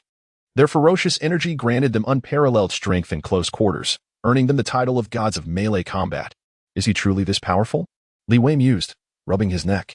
Beside him, the shadow clone widened its eyes and exclaimed, "It's red. He has bruised you." This attack was extraordinary. Previously, even skin had remained unbroken. Yet now it had been pierced. The time lying flat isn't sufficient. Even a mere pawn can break the skin. Another shadow clone sighed, pondering. Should we unleash the domain or the King Kai fist? Perhaps the King Kai fist. Otherwise, it would be quite embarrassing. Li Wei continued to touch his neck, feeling a distinct pain. Aohai, perplexed, wondered, what is this situation? Even with his extensive experience, he found himself hesitating. Had he not exerted enough force? As he contemplated this, the situation before him shifted. A crimson glow simultaneously emanated from all 3 Li Wei figures. Chapter 65, The Immortal Body? Just smash at this fellow. Aohai's countenance shifted dramatically as he beheld the scene before him. Even with his extensive experience, he could not help but feel a tinge of threat. What on earth is this human lad doing? Utilizing such a rudimentary technique of doppelgangers, yet it manages to rattle even my sixth sense? Damned beast. Do not presume you are invincible. Aohai's voice turned harsh as he vanished once more, attempting to assault Li Wei as he had before. However, this time, Li Wei's movements surpassed his speed. 3 figures encircled Aohai from 3 directions simultaneously, delivering a seemingly unremarkable punch that unleashed a deafening explosion in the air. Seeking death. Sensing the imminent danger, Aohai instinctively turned to block the strike, but as soon as his weapon was raised, he witnessed Li Wei's fist shatter his golden trident with sheer force. Aohai was momentarily stunned, no matter how he strained his imagination. He could not fathom that his most powerful weapon could be obliterated so effortlessly. Was this a jest? Yet, immediately following this revelation was a ferocious impact that surged through the fractured trident into his palm. The overwhelming force caused Aohai's expression to shift as he staggered back several paces, attempting to dissipate the power. But it was too late. That domineering strength twisted along his arm, and with a single strike, Aohai's left arm was severed, blood gushing forth, staining his eyes with crimson. Cough. Lying on the ground, he expelled a mouthful of blood, not in rage, but rather in genuine delight. You fellow, he chuckled, how amusing, truly amusing. A mere human sovereign could inflict such harm upon me in a single blow. What a thrill! However, it seems you are mistaken about one thing. As a noble dragon lineage, my regenerative abilities are beyond the comprehension of your kind. Even a severed arm, once reattached, will restore itself instantly. As he proclaimed this, just as Aohai had foretold, his severed arm began to regenerate, the delicate limb rapidly transforming. In the blink of an eye, it was cloaked in black scales, ultimately returning to its complete form. You are impressive. Aohai regarded the glowing Li Wei with admiration, stating, the human realm is fortunate to have a singularity such as yourself. Why not join us in this anomaly? I shall grant you the highest lineage, and you shall evolve into a pure-blood dragon, enjoying thousands of years of eternal life. What say you? What nonsense is he babbling? Li Wei inquired, clearing his ears, finding some words difficult to discern amidst the flurry of action. I do not understand. It sounds foolish. One shadow doppelganger mused. This creature appears impervious to destruction with a single punch. Is it truly this formidable? Such must be the anomaly. Even a mere foot soldier possesses such strength, another shadow doppelganger reflected. TSK, can you not comprehend? Aohai chuckled softly, rising slowly to his feet. You humans possess an inexplicable tenacity. Nevertheless, I shall adhere to my original plan of eliminating you and subsequently transforming you into a puppet. What do you think? Levi crossed his arms, scrutinizing Aohai, and in an instant, his body moved, appearing before Aohai with astonishing speed. Aohai's gaze was still fixated on Levi's previous position until he realized that Levi had gradually morphed into an afterimage, thus comprehending the truth of his disappearance. Where? The answer lies, right before him. Spiral sphere. Useless. This armor of mine is the most remarkable dragon armor among the sacred ranks. Even at the pinnacle of the holy level, it would be impossible to. Damn it. Aohai was halfway through his words when he abruptly noticed his armor cracking. His expression changed, and the next moment, he saw Levi directly blast a gaping hole through his body, causing his entire form to shatter with a resounding thud. Ha ha ha. How amusing. Such astonishing offensive power. Do you truly consider yourself a revered being? The remnants of Aohai's head emitted a sound of admiration, as the splattered blood momentarily froze in midair. With a mere thought, all the blood was instantly coalesced into a corporeal form, in a perfect figure, standing 2 meters tall. Reappeared before Levi. Not dead yet? Levi scratched his head. It was his first encounter with such an eerie ability. Could it be that this brute force was incapable of killing him? Indeed, as a noble dragon lineage, I am nearly invincible when it comes to the reconstruction of my physical form. This is the true essence of the sacred level. Aohai stood upright once more, clenched his fists, reveling in the surge of power coursing through him, a cruel smile creeping across his lips. However, you are different, as a mere human. Any fatal wound you sustain will lead to your immediate demise, just like this. With a swift motion, he approached Levi, his palm sharpened like a blade, aiming directly for Levi's heart, intent on piercing through. Yet, the moment his palm made contact with Levi's chest, he was met with an insurmountable barrier. Looking down, he realized he had failed to breach Levi's skin. His hand had instead shattered. Aohai. What is happening? The technique proved ineffective. Even physical prowess bore no fruit? I see now. Levi suddenly grasped the situation, recalling the core residing within the head of that mechalines. As long as that core remains intact, he would not perish. It seems you are akin to that, correct? Even if you are not, theoretically. Obliterating your body into ashes should prevent any possibility of revival. Heh. Reduce my body to ashes? Just based on, Aohai regarded Levi, initially intending to mock him. What is this mechaline? Has he lost his mind? However, mid-sentence, a chill of cold sweat appeared on his forehead. For Levi's visage had dramatically transformed. How should one describe those eyes? They appeared to have turned a blood-red hue, with swirling magatama within them. Somehow, upon witnessing those eyes, Aohai was suddenly engulfed by an overwhelming sense of threat. Damn it, though this fellow's words may not be entirely accurate, they undeniably posed a threat to him. How could there possibly exist a means of infinite resurrection in this world? Within his being, there indeed resides a core, yet it is not one of the mind, but rather the heart. The true black dragon possesses 3 hearts. As long as one remains unscathed, the other 2 can swiftly revive, regardless of the extent of their damage. This is the secret to his infinite rebirth. However, the current Levi appears to possess the capability to reduce him to ashes. What to do? The usually composed Aohai suddenly found himself in a state of disarray. He realized a troubling truth. He was utterly incapable of penetrating Levi's defenses. While Levi could effortlessly shatter his corporeal form, and even his equipment. In this predicament, it is he who finds himself utterly helpless. Chapter 66. Fighting is futile. Running is quite swift. What nonsense is this? Upon realizing this, Aohai was suddenly enveloped in an unprecedented fury. Given his noble status, he could have easily shown mercy if his opponent were of royal lineage. However, at this moment, standing before him was not a human king, nor a saint, but a mere esteemed one. How could such a being be vanquished by a lowly adversary? This was inconceivable. I shall tear you to shreds. At that moment, Aohai revealed the true essence of a deity, unleashing the unique pressure characteristic of a holy level warrior that began to permeate the heavens and the earth. His head transformed into a fearsome dragon's visage, and his body began to swell, as if something was about to break free from its confines. The sheer force of his presence made the world tremble. Goodness, he possesses a transformation ability? Witnessing this scene, Li Wei was taken aback. Was this minor soldier within the singularity truly that formidable? Nonetheless, I wonder if you can withstand the searing blaze of Amaterasu. After acquiring Susanoo, Li Wei had gained a unique power, 2 Eternal Meijiki Sharingan. However, it felt somewhat misleading to call them Eternal Meijiki Sharingan, as he sensed that they could still evolve into Rinnegan. Li Wei had an inkling that with a mere exertion of will, his eyes could morph. If one were to compare these eyes to characters from the original Naruto series, they resembled those of Uchiha Madara. Yet with a remarkable difference, Li Wei could learn the abilities of all Meijiki. Amaterasu, Kodo Amatsukami, Kamui. Indeed, it was outrageous. One couldn't help but wonder whether that ancient sage had lost his senses, as if he had bundled up the entirety of Naruto's powers and sent them over. With that thought in mind, Li Wei gazed at Aohai before him, his focus sharpening, and then murmured, Amaterasu. Boom. Black flames erupted from the still-forming black dragon, reaching temperatures comparable to the core of the sun. After undergoing the enhancement of the Kaioken, the flames began to spread at an astonishing speed, engulfing the entire dragon in an instant. The destructive power was terrifying. Even before Aohai's form fully materialized, he sensed his body beginning to dissolve. This force possessed a remarkable annihilative quality. No matter how he attempted to recover, his body would, in the next moment, turn to ash. What the hell is this ability?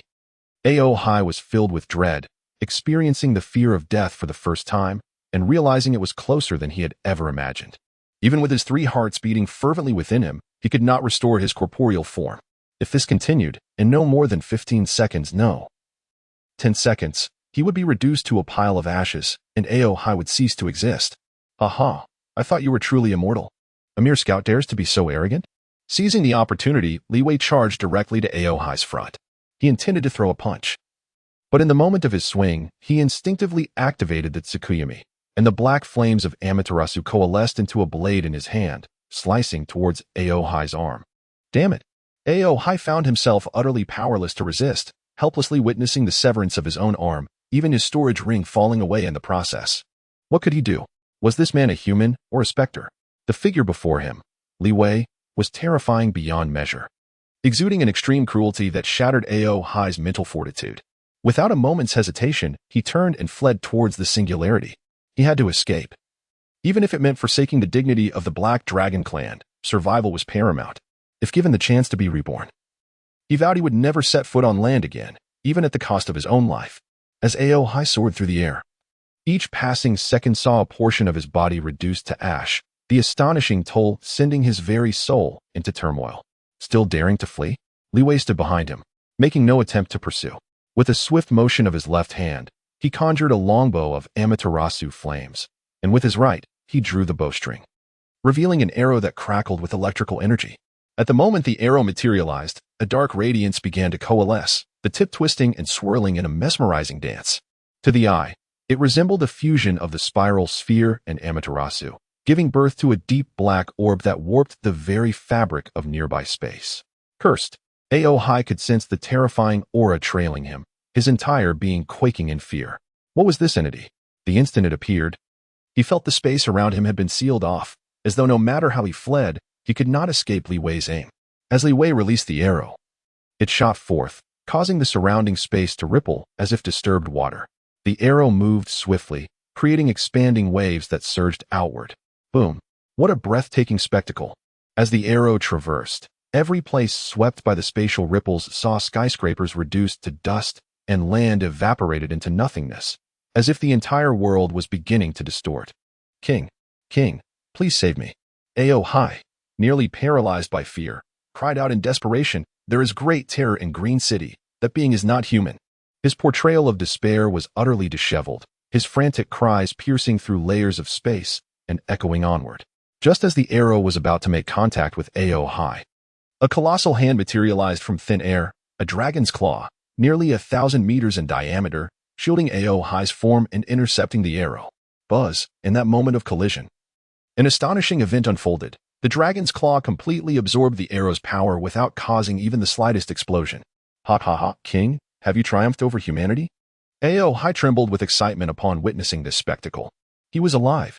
There was no doubt that this hand belonged to his father, the Black Dragon King, Ao Yun. A stalemate. A calm voice echoed through the void, but soon an unsettling undertone emerged, reminiscent of a collective gasp, as if struck by an overwhelming blow. "Seeking death."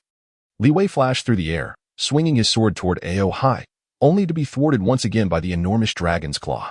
Crack! A thunderous sound echoed through the air. This time, it was Li Wei who was taken aback. His full-force strike had failed to affect this individual. "Young member of the human race, exercise restraint." An ancient voice resonated from the void once more. However, Ao Hai, sheltered within his father's palm, appeared visibly shaken.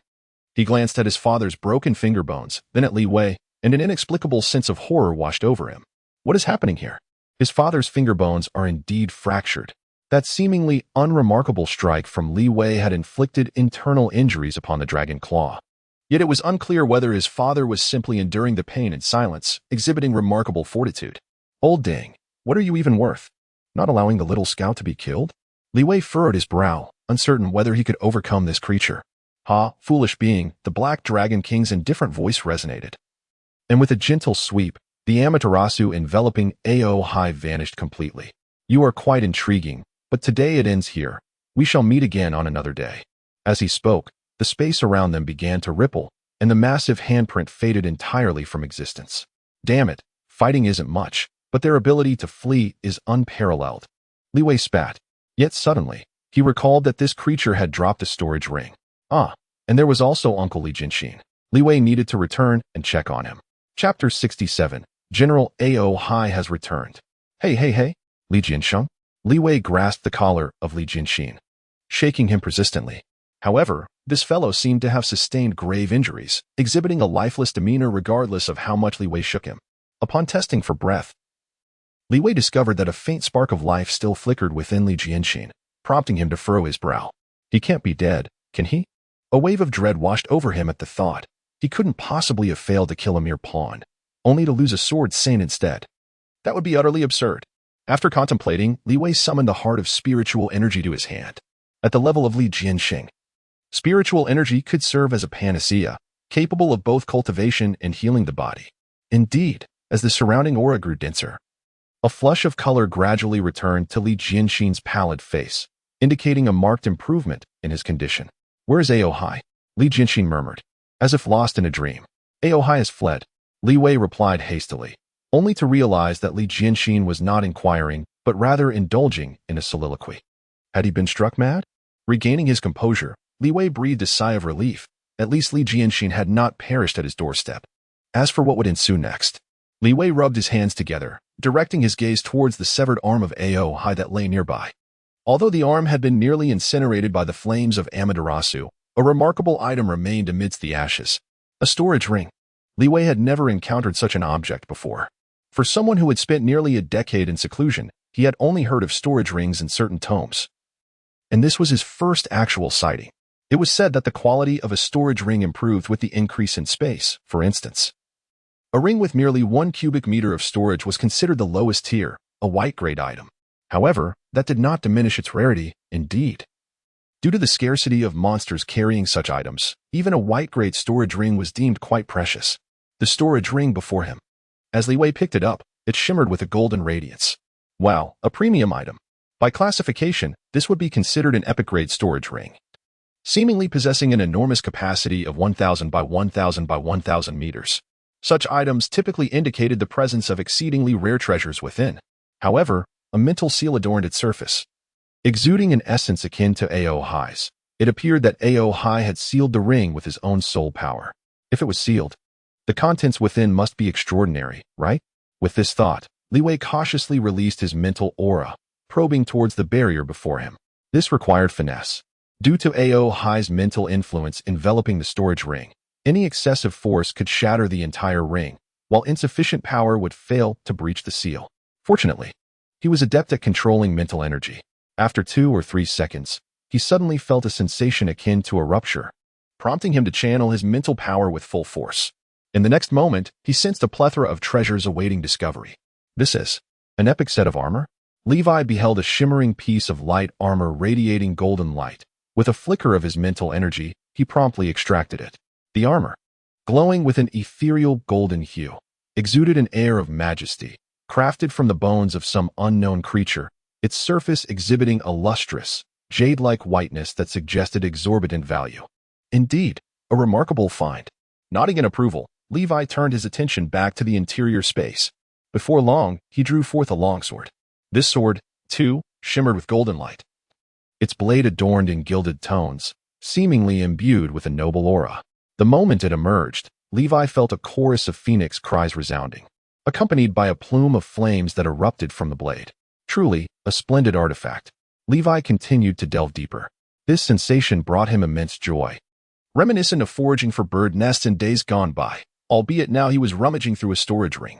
Martial skills, techniques, secret arts, and the pathways to ascension. Countless tomes were laid before him on the ground. Following this, a variety of rare materials appeared. Among them was the spirit heart that Levi had previously received as a reward from the system, but there were also numerous spirit fruits piled high, saturating the surrounding air with an overwhelming humidity, as if shrouded in mist. The essence within was intensely concentrated, beginning to liquefy, yet before it could disperse, Levi instinctively absorbed it into his being. Bang! A soft sound echoed within him, akin to the shattering of shackles. Levi scratched his head, sensing that he might have broken through once more. In summary, the haul was substantial. After a prolonged search, Levi finally emptied the contents, sword in hand, clad in armor, resembling a fully equipped warrior. Moreover, how should one describe this gear? It felt as though it possessed its own sentience.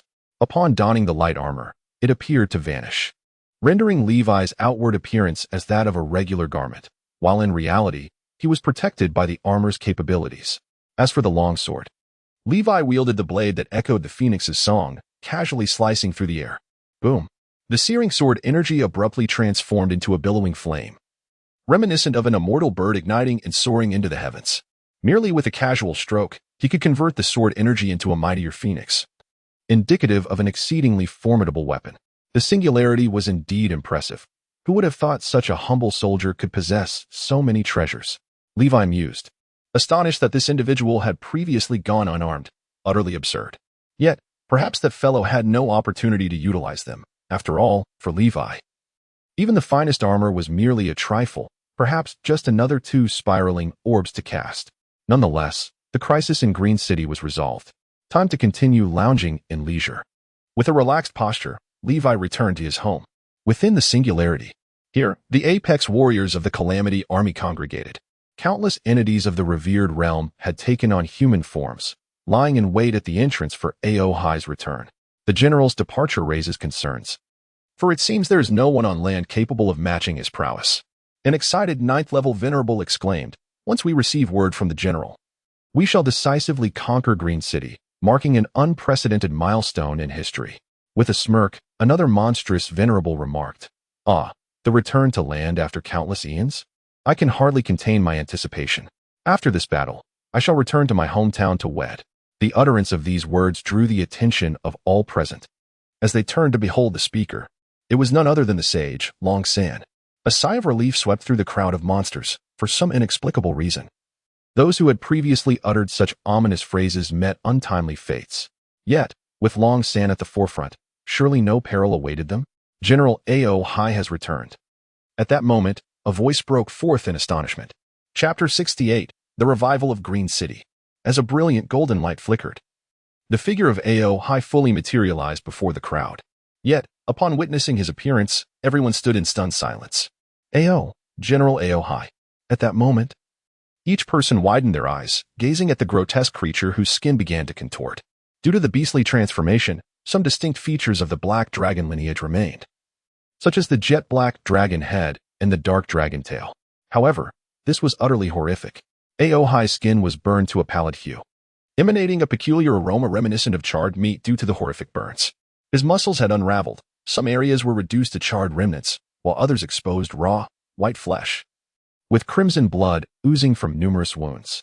The grotesque visage bore even more destruction, the skin around the gums long since incinerated, revealing a set of menacing teeth. Bang, bang, bang. Upon his emergence, Aohai appeared somewhat deranged. Noticing the crowd before him, he suddenly jolted and exclaimed, "Retreat! All forces, retreat! There are human powerhouses on land. Staying here is a path to certain death." My goodness! The disaster-stricken warriors instinctively recoiled. Was this the voice of General Aohai? Yet, upon seeing his condition, they felt a chill run down their spines. What kind of battle must he have endured to end up in such a wretched state? This cannot be real. Saint Black Bear, go inquire. At that moment, a lizard man prodded the enormous man beside him, whose body was remarkably robust, yet his head was that of a black bear. "Why don't you go?" murmured Saint Black Bear. "You are tough. General Aohai wouldn't dare strike you," the lizard man whispered. "If neither of us asks." General Aohai is the scion of the Black Dragon clan, while we are merely cannon fodder from foreign tribes. If the Black Dragon King lays blame upon us, we would suffer unwarranted calamity. You lizard brains are quite cunning. Saint Black Bear sighed, rising cautiously to face Aohai. "General Aohai, is the situation not favorable? Those revered ones stationed outside the singularity have been forced back. Now is the perfect opportunity to annihilate Green City." Annihilate Green City? Upon hearing these words, Aohai's pupils constricted sharply as he fixed a fierce gaze upon Saint Black Bear. "Did you not hear what I said? Get out." He delivered a powerful kick, sending Saint Black Bear sprawling. What a jest! Green City had become Aohai's nightmare. As the scion of the Black Dragon clan, he had been raised with a silver spoon in his mouth. In terms of martial prowess and arcane skills, no disaster-stricken warrior of his age could rival him. Until today, how immense had his confidence been? To put it bluntly, Aohai was invincible in his generation.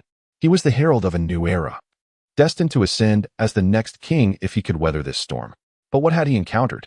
A monster against which no amount of assault could breach its defenses. His trident, forged over a decade from rare treasures collected from distant lands and tempered with black iron, was deemed indestructible and capable of severing anything. Yet, what happened when it faced Li Wei? It merely reddened his skin? How absurd. Such a level of assault could obliterate an entire city, yet against that mere respected figure, it only resulted in a minor abrasion? Damn it! Damn it! Aohai clenched his battered fist, still haunted by a profound fear. Undoubtedly, his resolve was shattered, and his path to invincibility was crushed today by Li Wei. The black flames continued to linger ominously in his mind. Whenever he thought of Green City, Li Wei came to mind, and the mere thought of him sent chills down his spine. How could such a mere human possess such formidable strength? Listen up.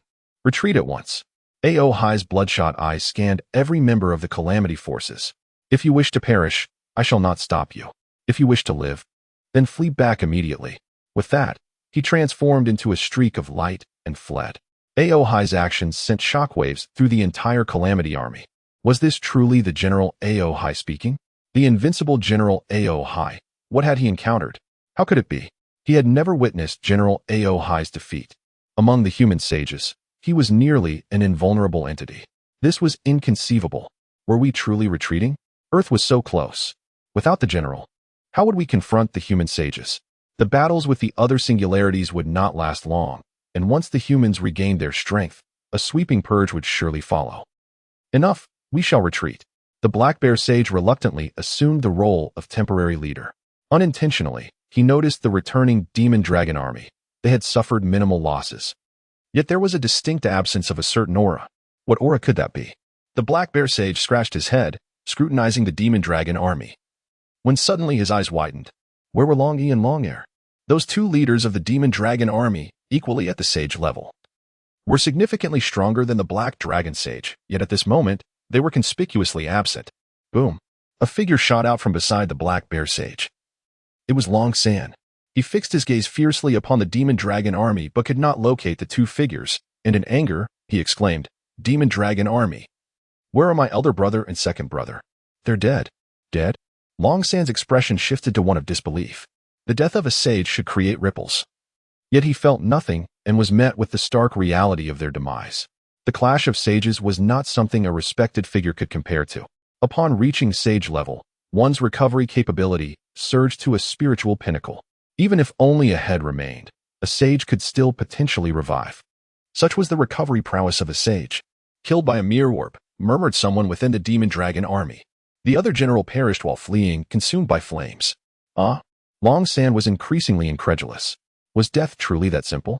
His figure momentarily swayed precariously. Withdraw the troops. The Black Bear Saint retracted his neck, cursing under his breath. What had the demon dragon army and AO High encountered in Green City? It was akin to a ghost story. Witnessing this scene, the remaining members of the Catastrophe Legion, still yearning to resist, were instantly filled with dread. If even the mightiest demon dragon army met such a fate, how could they possibly dare linger in the vicinity? Shortly thereafter, the vast ranks of the singular Catastrophe army gradually faded away. Days later, the upper echelons of Green City, noticing the unusual stillness from the singular, dispatched personnel to investigate. Upon discovering the emptiness left behind, they came to a profound realization. Green City seemed to have come back to life. Chapter 69. His name is Li Wei. What transpired that the calamities within the singularity retreated entirely? The human warrior scrutinized the footprints within the singularity, his eyes flickering with uncertainty. Was it a conspiracy or something else? Conspiracy, it seemed, held no relevance to the simplistic minds of the calamities. Yet the current circumstances were profoundly unsettling. Despite their overwhelming advantage, positioned just a thought away from seizing Green City, why did they choose to withdraw at such a critical juncture? As the human warrior continued to observe within the singularity, he gradually unearthed astonishing revelations. The blood, so rich in spiritual energy, could it possibly belong to that black dragon, AO High? The soil bore remnants of a powerful aura, while the surrounding weeds grew wildly, spurred by the presence of this blood. Yet, the familiar scent within it left the human warrior utterly astounded. This essence was unmistakably unique to AO High. AO High had been injured. Shock overwhelmed him, compelling him to promptly report the situation within the singularity to the supreme martial artist. Shortly thereafter, the network of Green City was suddenly unlocked.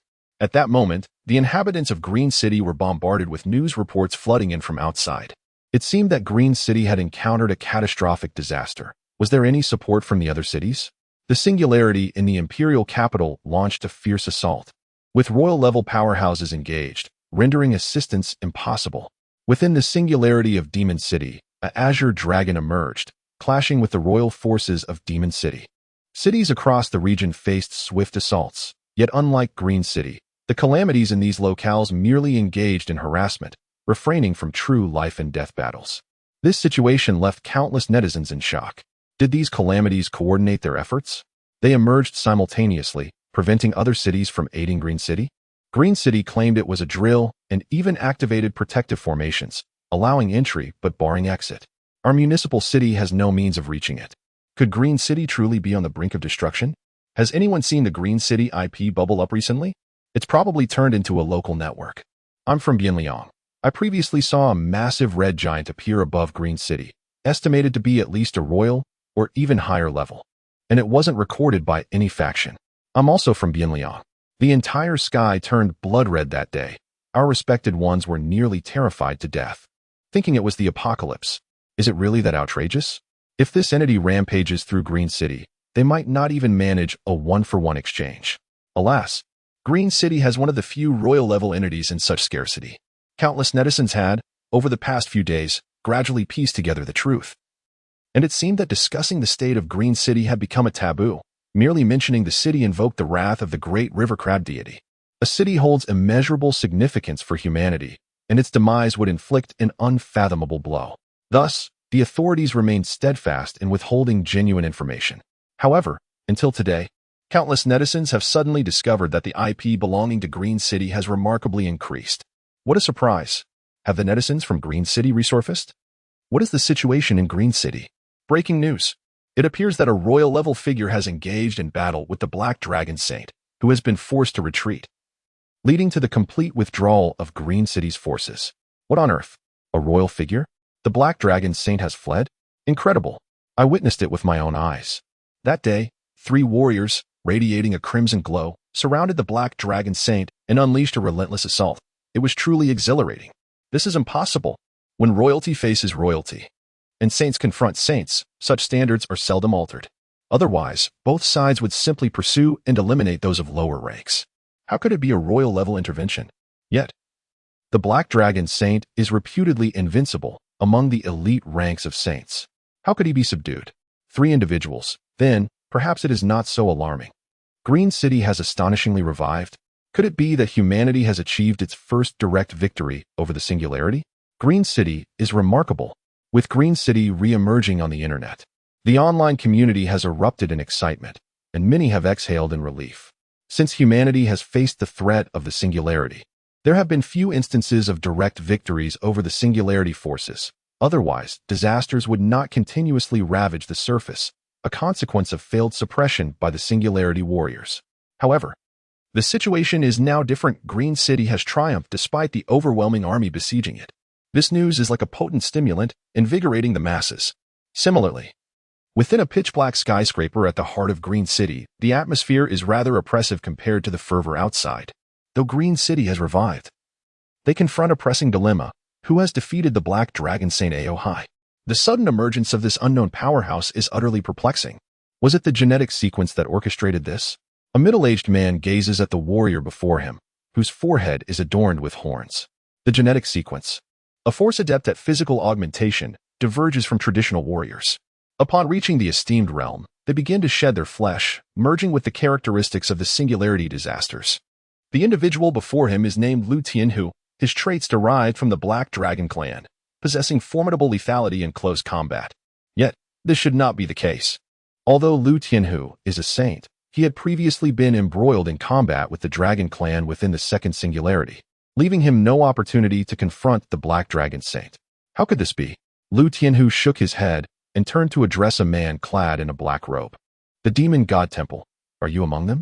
The Demon God Temple, a sanctuary of sorcery, houses an array of arcane arts.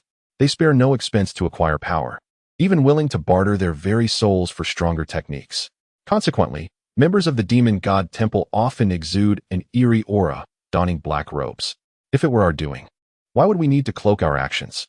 The robed man cast a sidelong glance at Lu Tianhu. Indeed, Lu Tianhu opened his mouth. The Demon God Temple has always acted with arrogance. Should they truly defeat Aohai, they would undoubtedly emerge to flaunt their victory. How could they possibly conceal their identities? Thus, the question arises, who has truly vanquished Aohai? Nevertheless, such matters are of little consequence. That formidable individual seems to be an ally rather than an adversary, and it is of no importance to dwell on it. Beside them, the extreme sage warrior Zhang Qingyun remarked, in the wake of this battle, the Green City's revered figure is left in a precarious position, and even the saint-level powerhouse Xie Yuan has perished. Moreover, Li Jianxin remains in a state of incapacitation. We are now confronted with a dire situation devoid of capable individuals. Zhang Wangyang and Zheng Qianquan, you two have survived the singular point battle. Do you possess any potential candidates? Chairman, do you imply? Zheng Qianquan's eyes widened in astonishment. Indeed, the extreme sage warriors, the genetic sequence, and the Demon God Temple are preparing to unite their efforts to cultivate a cadre of elite warriors, Zhang Qingyun replied nonchalantly. Zheng Qianquan felt a jolt of realization. Zhang Qingyun, Lu Tianhu, and the adjacent Xie Yunj were no ordinary saint-level beings. They stood merely a step away from kingship, representing the pinnacle of Green City's combat prowess. Should these three join forces, even the Black Dragon Saint would have no choice but to flee. Had it not been for the calamity unleashed during the singular point eruption, these three would have been engaged in battle at other singular points, and Aohai would scarcely have dared to assault Green City. Now, the three factions are actually joining forces to nurture new talent? I have a candidate in mind. Zheng Qianquan swallowed hard. His choice was Li Wei. Chapter 70. Is there such a remarkable person in the world? Upon hearing the name Li Wei, Zhang Qingyun and his companions were instantly intrigued. It seemed that this Green City harbored such an extraordinary individual. Lu Tianhu remarked, I must admit, I have not heard of this name before. What is his strength? Immensely powerful. Zheng Qianquan replied, his expression turning serious. This individual is renowned in our Green City as a prodigious young talent. At a tender age, he has already reached the realm of a respected master, and he may even be even stronger. Moreover, Li Wei has recently achieved numerous military exploits, showcasing his formidable prowess. Zhang Wanyan chimed in. Not only that, but Li Wei's talents are truly exceptional. He even defeated Lin Wudi in battle. What? Upon hearing this, Zhang Qingyun and his companions could no longer maintain their composure. They had heard of Lin Wudi, a notorious traitor who had gained infamy recently. Initially, they thought he would pose a significant challenge on the surface. It now appeared that he had been vanquished by this young prodigy, Li Wei. Exchanging glances, they all perceived the satisfaction reflected in each other's eyes. No, it was more than mere satisfaction. This was nothing short of monstrous talent. However, if Green City possessed such a genius, why had they not unveiled him sooner? Why had it come to this? Xia Yunj lamented. If we had devoted all our resources to him earlier, perhaps he would have already ascended to the sacred realm, rather than remaining stagnant in the respected master stage. At these words, Zheng Qianquan and Zhang Wanyang exchanged awkward glances. It was not that they had refrained from recommending Li Wei. Rather, it was that Li Wei himself was indifferent to such matters. Zheng Qianquan quickly clarified, "What you say is indeed correct. However, this young man has one significant flaw." He hesitated, feeling quite embarrassed. Despite Li Wei's many merits, this flaw was indeed exasperating, and he felt a twinge of discomfort just mentioning it. "Come now, what are you hesitating for? Are we going to devour you?" Xia Yunj urged impatiently. He simply prefers to be idle." Zheng Qianquan replied, exasperated. "We have made countless attempts to encourage him to strive harder, yet Li Wei remains unwilling to train. Not only that, he is lethargic in his everyday life, squandering his remarkable talents. Alas, furthermore, although Li Wei seldom indulges in smoking or drinking, he has developed some rather peculiar hobbies, such as collecting model toys, playing video games, watching movies, and indulging in anime. In short, none of his pursuits relate to cultivation." Zhang Wangang whispered to the others. Hearing this, everyone fell into a contemplative silence. While these hobbies were not inherently wrong, they did seem rather frivolous. Ahem. Zhang Qingyun cleared his throat and then smiled. Even so, the fact that he can cultivate to the level of a respected master at such a young age suggests that his innate talent must have transcended conventional boundaries. In light of this, let us three unite our efforts to take him under our wing as a disciple, providing him with thorough guidance. Indeed, it is true that geniuses are inherently proud. Without a hint of temperament, they could hardly be deemed exceptional. Xia Yunj smiled faintly, noting that the more extraordinary the talent, the greater the need for wise elders to guide their path. Otherwise, no matter how brilliant they may be, they remain but a frog at the bottom of a well. Ha ha, let him witness the prowess of us old fellows. Lu Tianhu grinned widely. "Thank you, esteemed elders, for your assistance." Hearing this, Zheng Qianquan and Zhang Wanyang felt a surge of joy. Their sentiments towards Li Wei were tinged with regret. The human race has languished in weakness for so long. How could they allow such a rare genius to be overcome by indolence?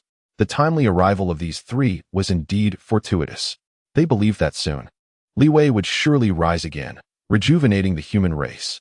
Half a day later, intelligence reports indicated that the community where Li Wei resided had become a no-man's land after the last battle, save for Li Wei himself. This had led him to treat the entire complex as his private garden. With his esteemed power and wealth, he had employed a group of workers to construct a small villa near the artificial lake, complete with a grand courtyard, proudly proclaiming its aesthetic appeal. When Zhang Qingyun and the others arrived at the community, they were taken aback from a distance by the singular villa, evoking surprise within them. "This young man certainly knows how to indulge himself," Zhang Qingyun chuckled softly. He found Li Wei's actions rather endearing, reflecting on the carefree nature of youth. "You are quite the match, akin to a turtle gazing at a green bean. There's a connection." Xia Yunj smirked and continued, "Gentlemen, let us deliberate on how we can persuade Li Wei to engage earnestly in our training. The pride of such a genius is formidable. I suspect ordinary methods might not suffice." "Ha, I understand the current youth all too well. They disregard titles. What does it matter if you are a veteran in the field? If your skills do not surpass theirs, they will not concede," Lu Tianhu laughed heartily, decisively stating.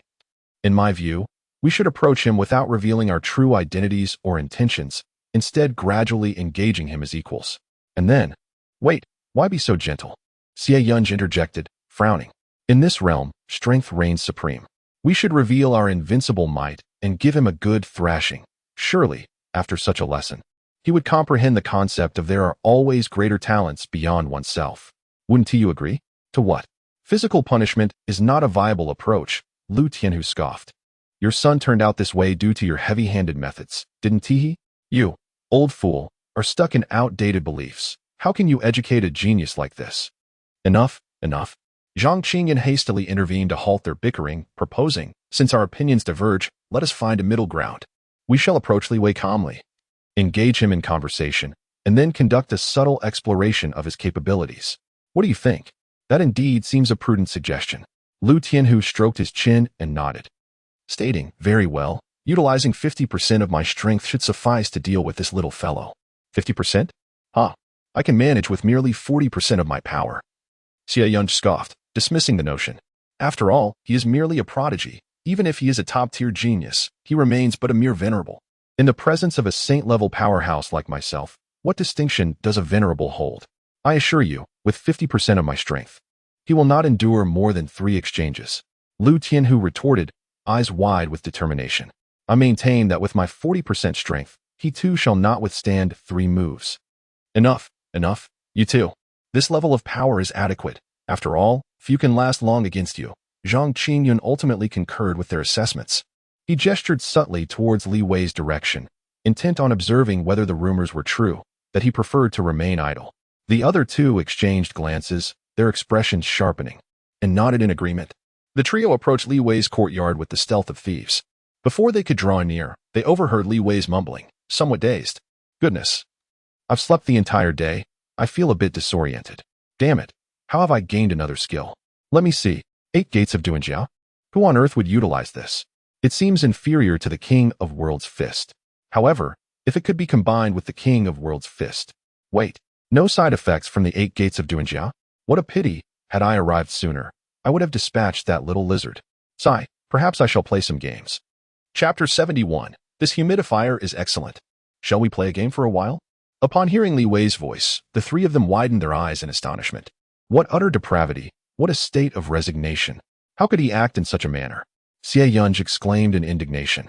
I initially thought the notion of resignation merely referred to a lack of diligence in cultivation or a lack of seriousness in studies. But to think it could manifest in this way? Not only did he sleep the entire day, but now he wishes to indulge in gaming? What is he even doing? Lu Tianhu and Zhang Qingzun were equally taken aback. Was this not exceedingly absurd? However, did Li Wei's actions signify his despair towards humanity, leading him to willingly descend into degradation? Contemplating this, Zhang Qingyan remarked, Old Xie, you are still too rigid. In my view, the behavior of the youth is not entirely unrelated to our older generation. Consider this, with the decline of our race and witnessing the continual fall of talented predecessors. It is only natural for them to feel despondent. Degradation, in this case, seems quite normal. Yet, this was still too. Xie Yunj felt somewhat unconvinced. But upon reflection, he found merit in Zhang Qingyun's words and sighed, Alas, I fear if the younger generation continues down this path, what hope remains for our people? Why worry so much? Lu Tianhu queried, I am not interested in all that. What is this thing Li Wei speaks of? The 8 gates of Duanjia. Have you heard of it? I suspect it is some form of ancient cultivation technique, Xie Yunj mused, furrowing his brow. Suddenly, he added, this lad might be practicing using ancient methods, but from what I gather, he seems dissatisfied with the 8 gates of Duanjia. And what sort of entity is this Realm King Fist? Lu Tianhu inquired further, perplexed. Enough of the debate, I am familiar with both. One originates from the manga Dragon Ball, and the other from Naruto, Zhang Qingyan interjected, his lips twitching as he sighed. My grandson is quite fond of these 2 series, constantly imitating ninjutsu and the like. Yet, ultimately, they are merely juvenile literature. Both Xie Yunj and Lu Tianhu fell into a state of shock. Goodness. Li Wei must be at least 20 years old. How could he still be so juvenile? In an instant, all 4 of them began to worry about Li Wei's future. However, there is an old saying in the country, since we have come this far, it would be remiss not to see what Li Wei is truly up to at this moment. Even if we ultimately disapprove of him, we cannot simply stand by and watch a prodigy descend into ruin. Determined, Xie Yunj prepared to approach Li Wei. Just then, Zhang Qingyun suddenly stopped him. Wait. Confused. Xie Yunj looked at Zhang Qingyun, who pointed towards Li Wei's living room. Look over there. The living room was connected by a transparent door, allowing them to see the situation inside. Xie Yunj glanced over and saw Li Wei, engrossed in his game, inadvertently knocked over a nearby soda, which splattered all over his keyboard. As Li Wei cursed, he hurriedly called for something. That object was dark and slimy, opening its mouth wide towards him. Li Wei tossed aside the keyboard, and to their astonishment, the object directly consumed it. The incessant sound of chewing echoed, while Xie Yunji's eyes widened in astonishment. Good heavens! The Lord of Stench? A calamity, or rather, a rare treasure amidst calamity, the Lord of Stench. This entity has the capacity to consume anything, and, through a peculiar process, transform it into an extraordinary energy reserve for the cultivation of the powerful. Typically, a thumb-sized Lord of Stench is already exceedingly rare and precious, sufficient for a respected figure to utilize for an extended period. Yet, what lay before him? Was it not the size of a basketball, or perhaps even two? What on earth was he feeding this Lord of Stench? Surely, he couldn't be treating it as a mere garbage bin. Such extravagance, such audacity. Xie Yunji trembled as he remarked, ordinary individuals who nurture a Lord of Stench usually prepare an abundance of precious materials, fearing that the spiritual essence might be insufficient, leading to a sluggish transformation. But he fed it a keyboard? How foolish, utterly foolish. He longed to kick Li Wei away and tend to the Lord of Stench himself. No wonder his cultivation speed was remarkable. It was all due to this. If this were given to other prodigies, how many respected figures would emerge? Lu Tianhu's eyes reddened. The human race is numerous, yet the martial artists are scarce. Is it due to a lack of talent? Certainly not. What humanity lacks is not genius, but resources. At present, all materials available for human cultivation reside within the singularity. Yet, within the singularity, all treasures have long been divided among the myriad of powerful races, leaving humanity to merely survive there, with every resource being invaluable. An entity like the Lord of Stench incited envy among them, as such beings were seldom encountered by these saints. Upon witnessing Li Wei's possession of such a creature, lavishly feeding it a keyboard, they felt as though they had lived their lives as mere dogs. However, before they could recover from their astonishment, Li Wei casually produced a fully verdant fruit from seemingly nowhere. The moment the fruit appeared, the surrounding spiritual energy surged in density, transforming into a mist-like form, instantly moistening the vicinity, leaving the three in shock. The heart of spiritual energy. This was the heart of spiritual energy. The trio screamed internally. The heart of spiritual energy is birthed from countless spiritual energy fruits, and its purpose is simple, to voraciously gather spiritual energy. It is the essence of the heavens and earth, the very source of cultivation for martial artists. Should an ordinary person find themselves in a place rich with spiritual energy, they could extend their lifespans simply by being present, without any effort. Terrifyingly, while ordinary spiritual energy fruits can prolong life by 10 years, the potency of this heart of spiritual energy could potentially extend one's life by 100 years. Yet, this is not the greatest effect of spiritual energy. A heart of this caliber not only accelerates cultivation but also promotes wound healing, allowing one to achieve twice the result with half the effort in martial practice, making it the most formidable tool for cultivation in the martial realm. In this era, whether concerning genetic sequences or other superorganizations, the emergence of any spirit fruit is often met with a relentless onslaught from the great sages. Yet, this heart of spiritual essence, even they have only witnessed it in the hands of the most formidable beings within singularities. Now, it appears in the possession of Levi, this lad. Upon seeing this object, even Zhang Xingyun's eyes turned crimson with envy. If it weren't for his cultivated demeanor and recognition that Levi is a prodigy of the human race, he might have been tempted to seize it by force. Calm down, calm down. He fervently admonished himself internally. No wonder he has attained the rank of a venerable at such a tender age. It must be due to this heart of spiritual essence. How splendid! With such an artifact at his disposal, he is undoubtedly poised for further cultivation. After all, the heart of spiritual essence is known for its terrifying ability to concentrate spiritual energy, potentially accelerating one's training manifold. Xie Yunji and Lu Tianhu shared a similar reaction. With the heart of spiritual essence nearby, even they felt the stirrings of ambition to cultivate, let alone Levi. However, as they entertained these thoughts, Levi, in a surprising turn, activated an electric fan and suspended the heart of spiritual essence in front of it. As the fan whirred to life, the spiritual energy condensed within the heart was dispersed like a fine mist into the surrounding air. Levi's spirits soared. This humidifier is excellent. It alleviates the dryness. Humidifier. Humidifier. The three words struck the trio like a bolt from the blue, leaving them frozen in disbelief. Chapter 72. Apologies. I did not exert my full effort. Such audacity was utterly astounding. The crowd had not anticipated that Li Wei could exhibit such outrageous arrogance, inciting their ire. Xie Yunji exclaimed in anger, He is truly oblivious to his own fortune. I have never witnessed such a waste of spiritual energy. Do not restrain me. I shall teach him a lesson. Lu Tianhu, no longer disputing, shared in the indignation. What a flagrant display of complacency, even in the pursuit of pleasure. Want it not to indulge in such a manner. This young man possesses a flawed character. Allow me to impart some proper education upon him. Zhang Qingyun opened his mouth to speak, but found it futile at that moment, for he had never encountered such a use of spiritual energy. To treat something as precious as the heart of spiritual energy as a mere humidifier? Only someone with Li Wei's peculiar mindset could conceive of such a notion. His expression darkened as he murmured, "Do not strike too harshly. Merely let him understand his own inadequacies." "Is that so? Let us proceed." Xia Yunj took the lead. Standing boldly upon the terrace, his eyes aflame with determination as he fixed his gaze upon Li Wei. Unexpectedly, Li Wei was swifter. Flinging open the window and regarding the three with a wary expression. "What are you three sneaking about for in my home? I assure you, I have not violated any building regulations. This neighborhood is largely uninhabited, and I merely constructed a modest villa here. Who cares about your trivial affairs?"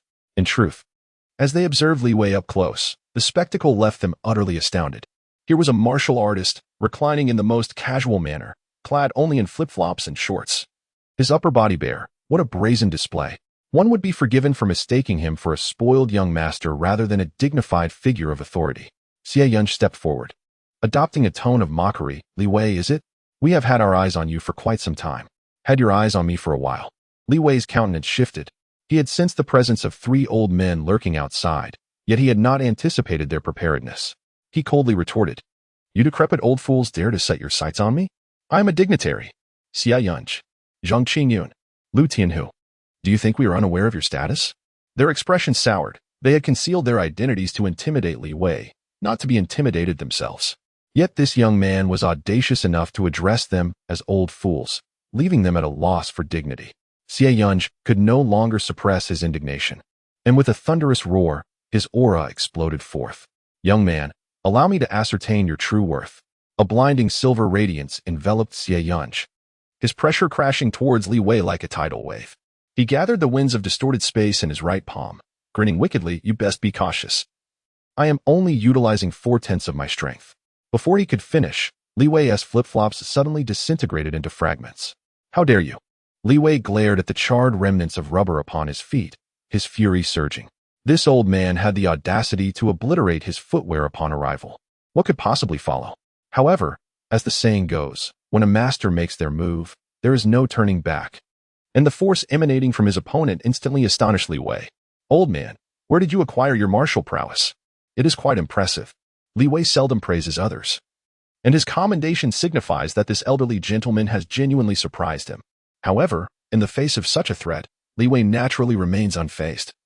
Stepping back a pace and instinctively activating his ethereal transformation, Xia Yunj felt his overwhelmingly powerful attack penetrate through Li Wei, and upon regaining his composure, he discovered that he had been captured by Li Wei, rendered immobile. What on earth is happening? I was clearly attacking. Why did my hand pass through his body only to find myself restrained by him? Xia Yunj stared at Li Wei, who grasped his wrist, momentarily stunned, then attempted to withdraw. Yet, he found himself utterly unable to move. "How audacious!" he bellowed, and with a thunderous crash, the ground fractured beneath him. His muscles surged with tremendous power, amplifying his strength several-fold, and he yanked with all his might. Still, he could not break free. What is this phenomenon? Xia Yunj was taken aback, only to find Li Wei observing him with a curious gaze, not bad, but a bit lacking in strength. With a gentle toss, Xia Yunj was forcefully propelled backward. Zhang Qingyun and Lu Tianhu, witnessing this scene, were equally astonished. "Old Xia, what on earth are you doing?" Lu Tianhu exclaimed in desperation. "Do you understand what education means?" Xia Yunj had proclaimed his intention to teach Li Wei a lesson, yet it seemed as though he himself was the one being schooled. "Don't let this brat become too arrogant. Let us move in." Zhang Qingyun admonished darkly, "This old fellow cannot be allowed to go easy." Yet, unbeknownst to them, it was Xia Yunj who was the most bewildered. Damn it, the force I just unleashed would have sent any ordinary reverent flying. But Li Wei remained utterly immovable. It felt as though he was attempting to pull a mountain. No matter how hard he exerted himself, he could not shift him. What kind of sustenance has this boy consumed? Does he possess some innate divine strength? Were it not for the fear of harming Li Wei with his full power, He would have tested the extent of this boy's potential. With this thought, Xie Yunji turned to the other two. Do not take this lightly. This boy is indeed formidable. If you cannot handle him, then let me take over. What are you blabbering about? Lu Tianhu clearly remained skeptical. Meanwhile, Li Wei's attack was already upon them. Receive my punch. This blow before him was devoid of any fanciful embellishments. It was simply the culmination of Li Wei's lifetime of physical refinement. He stepped forward, pivoting his waist with ease, and unleashed a powerful Russian swing punch aimed directly at Xie Yunji, the force of which was astonishing. What a bold lad. A flicker of brilliance flashed in Xie Yunji's eyes. This boy truly possesses remarkable audacity, daring to launch an offensive against him. Seemingly unaware of the formidable defense of his sacred body, he could confidently assert that even if he stood still and allowed Li Wei to strike, Li Wei would not succeed. Before he could finish his thought, Li Wei's fist had decisively crashed into his chest. Bang! A thunderous roar erupted, a force piercing through Xie Yunji's chest, the sound so resounding that it shattered the glass of Li Zhao's door. Cough! Xie Yunji forcefully swallowed the blood that surged to his throat, his white beard trembling as if electrified. He feigned composure and said, "Young man, your strength is commendable." Li Wei stared in astonishment at his slightly reddened fist. "Old man, is your chest made of iron?" It was his first encounter with such a formidable opponent. His strike had been delivered with significant force, yet this old man had withstood it effortlessly. Truly a testament to his immense strength. Indeed, Xie Yunji replied nonchalantly, "Young lad, do you now comprehend the concept of there are always greater talents beyond your own?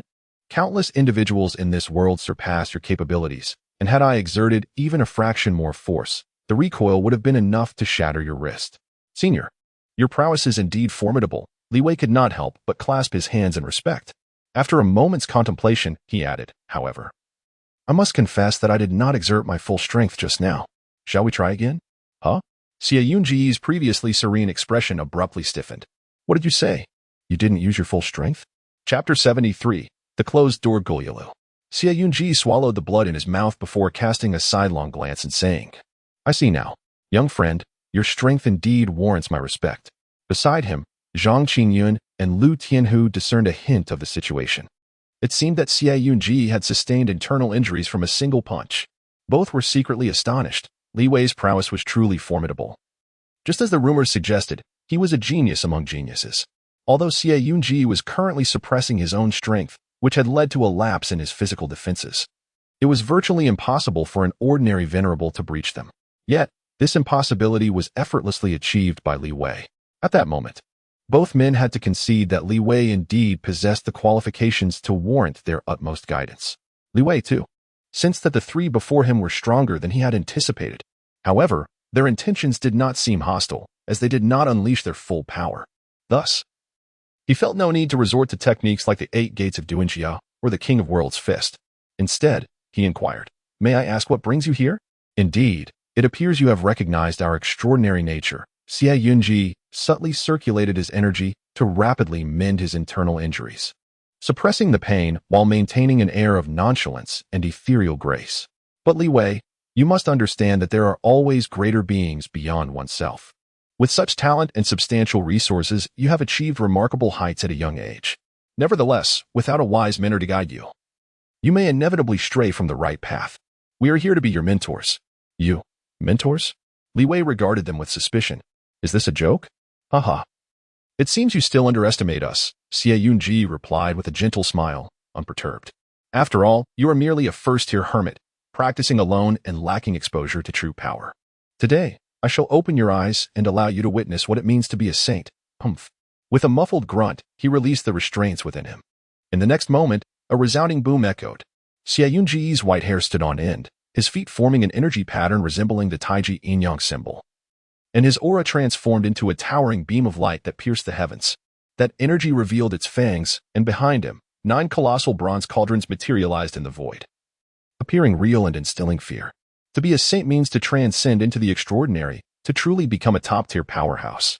Li Wei, while your strength is commendable, your realm is still far from sufficient, Xie Yunji remarked with a smile, stroking his beard reminiscently. "In my youth, I too was a genius among geniuses. But I encountered a saint-level powerhouse whose mere gaze could have ended me. He left an indelible impression on me." Lu Tianhu added from the side. This so-called transcendence into the saintly realm can be understood in simpler terms as having comprehended a certain force of rules. Some individuals believe themselves to possess boundless strength, convinced that as their power intensifies, they can surmount all challenges in the world. Thus, the enhancement of their strength becomes their path. Subsequently, every opportunity for growth they encounter manifests as a means to augment their might. The results of this pursuit are astonishing. A master of the path of strength could shatter mountains with a mere finger, exemplifying the pinnacle of power. As he spoke, he noticed Li Wei dawning. Instantly, his brows furrowed in irritation, and he contemplated reprimanding the young man. However, recalling that Li Wei was not yet his disciple, he restrained himself and inquired with a frown. "Are you even listening?" Li Wei replied with a nonchalant, He merely wished to roll his eyes. What use were such words to him? He was not engaged in cultivation. Even though others perceived Li Wei as a master in his own right, he harbored no illusions about his abilities. After all, he was the layback master, content to merely recline while encouraging others to do the same, which he deemed quite perfect. As for the esoteric realms beyond mastery, he had no interest in delving into them, as they held no relevance for him. Did they not understand the essence of laying flat? Such a dismissive attitude. Lu Tianhu, known for his temper, was incensed by Li Wei's demeanor, his nose flaring in annoyance. This insufferable lad, despite my generosity, he shows no gratitude and has the audacity to yawn. Truly, a hopeless case. He scolded, "Li Wei, your confidence in your abilities is excessive, given your current state. No matter how abundant your resources may be, without diligence, your rate of progress will lag behind others by countless folds. If I possessed your talent, I would have long since claimed dominion and swept through the singularities. And you? You show no ambition, utterly lacking in initiative." Zhang Qingyan interjected, "Our race is currently weak. In terms of advanced combat power, we are no match for the singularities, and we stand on the brink of invasion at any moment. As for mid-tier combat strength, it is in disarray. Our resources are scarce, and while it may be one thing to squander them, why not exert a modicum of effort to enhance your strength for the benefit of our homeland?" Li Wei, cleaning his ears, promptly responded, "You are all quite right. Those capable should bear more responsibilities. I appreciate your guardianship over humanity." At these words, a glimmer of satisfaction flickered in the eyes of the three. He displays gratitude. How commendable. It seems Li Wei is indeed teachable. After all, even a wayward son can return. Yet, as they contemplated this, Li Wei abruptly pulled the window shut with a decisive clap, leaving the others outside in disarray. "Wait, weren't you just expressing gratitude to us? Why the sudden change of heart?" Xie Yunj fumed, almost inclined to shatter the window. "You may dedicate yourselves to humanity if you wish, but I shall remain relaxed." "I see no reason not to recline comfortably," Li Wei declared, flopping onto the tatami mat, blissfully donning his headphones and retrieving a comic book. "Farewell, and do take care." The group was left astounded by Li Wei's audacity. What manner of extraordinary being was this, who lay back with such unabashed confidence? Was this a jest? The three of them have become renowned as the illustrious trio of Green City, yet now they have humbled themselves only to meet such a fate. How lamentable. How lamentable indeed. Yet in the end, they all exhaled a deep sigh. Perhaps it is destined for our human race to falter. Xie Yunj spoke with a sense of despondency, reflecting that even the most exceptional talents harbor such thoughts. Where then lies the future of humanity? The youth is beyond guidance. The youth is beyond guidance, muttered Lu Tianhu repeatedly. Zhang Qingyan furrowed his brow and ultimately shook his head in resignation. Very well, with such an attitude. Even if we were to nurture him, it would only lead to further frustration. Thus, let us depart. However, before we do so, Li Wei, I have something to convey to you. The final statement was directed towards Li Wei. Chapter 74, The Pinnacle Power of Green City. What is the matter? Levi inquired, looking at the other person with confusion. Zhang Qingyan replied, Green City is in grave danger, especially recently. With the emergence of Aohai, the entire city is engulfed in turmoil. Although the reason for Aohai's departure remains unknown, it could launch another assault on Green City at any moment. You must exercise caution. Xie Yunj added. Aohai is no trivial adversary. He is a top-tier warrior of the Black Dragon clan, possessing both martial and magical prowess, and is clad in epic-grade equipment. As for the so-called 9 cities and 10 domains, allow me to elucidate. Within the singular point, the alien races have established 9 colossal cities and 10 distinct domains, encompassing various rare resources and countless formidable beings, thus forming a total of 19 regions. Aohai is the lord of one of these cities, a master of immense strength. If you encounter him, your demise is nearly assured. If you wish to remain unscathed, now is the time to depart. Such power? Levi exclaimed in astonishment. No wonder there has been such commotion these past few days. A figure of such significance from the singular point has attacked the surface. However, he had no recollection of how high. Only remembering that he had recently driven away a somewhat formidable dragon, though he could not recall its name. No, a dragon of such strength surely cannot be an insignificant being, just as he remembered those named Long E and Long Air. Alas, if he continued down this train of thought, he might appear overly clever. As a recluse, why ponder so much? Thinking requires energy too. With this realization, Levi found his mind at ease, focusing inwardly and feeling a sense of clarity. Do not take this lightly, young one. We, the elder ones, offer you this final counsel. Lu Qinhu said, hands clasped behind his back. This individual possesses dual mastery of martial and magical arts, equipped with epic gear. Capable of single-handedly overwhelming both Li Jianxin and Zhang Wangong, commanding the Dragon Legion and the Necromancer Corps. Be wary, lest you become his puppet one day, and humanity loses yet another talent. You may choose to remain in the shadows. Protecting others can also be a contribution to our kind. Oh, thank you for the advice. Levi cupped his hands in gratitude, appreciating their wise words, though he could not help but sigh. Were it not for his inclination towards a laid-back existence, he would have truly wished to accompany them. But for now, he decided against it. However, the name Alhai resonated with a sense of familiarity, as if he had encountered it before. Curse be it, his mind seemed to be racing again. Amida Buddha, he thought. I must lie down and clear my mind. Very well, since you are unwilling to take us as your mentors, you must tread your own path, Lu Tianhu remarked, shaking his head as he turned to Zhang Qingyun and Xie Yanj. What shall we discuss?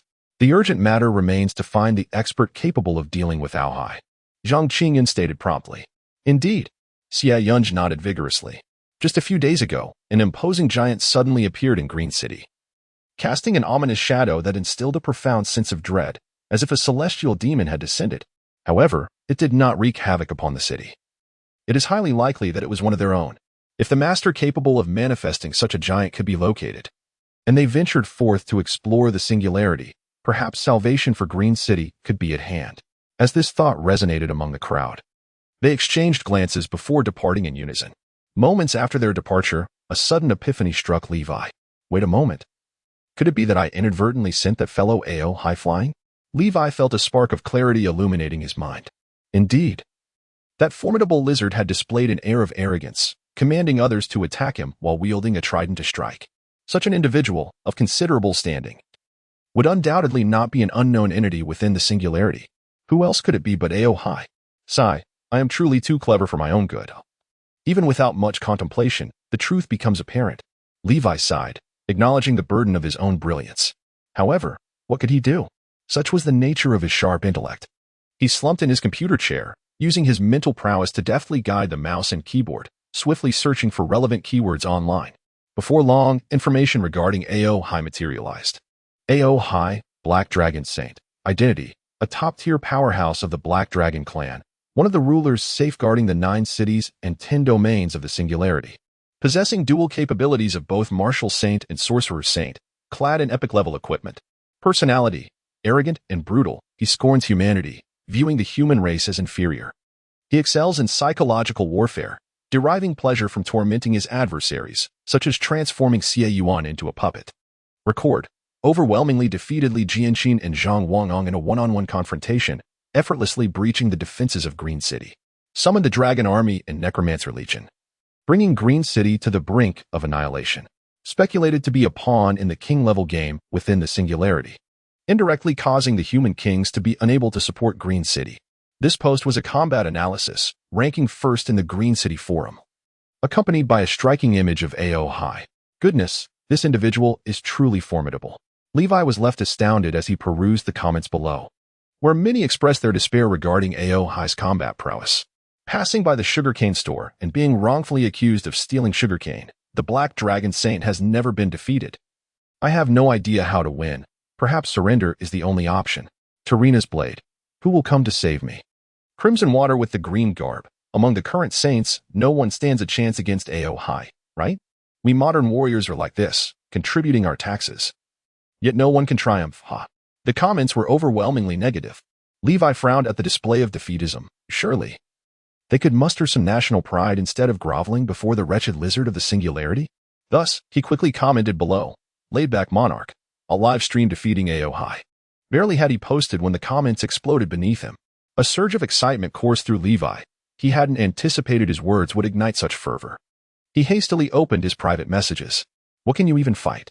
You're the strongest? Can you even defeat me? Where do you come from, you braggart? This group of beasts." Li Wei, infuriated, directly showcased his esteemed certification in the post. Before long, a throng of individuals came forth to apologize. As for those who did not express remorse, Li Wei promptly reported them to the authorities. Insulting a respected figure is a grave offense. How dare a band of jesters contend with him? Subsequently, he gleefully delved into the profiles of Xie Yunj and his companions. Upon investigation, even Li Wei himself was taken aback. Goodness, these individuals are formidable? 1. Xie Yunj identity. Senior member of the Demon God Temple, half-step king level saint.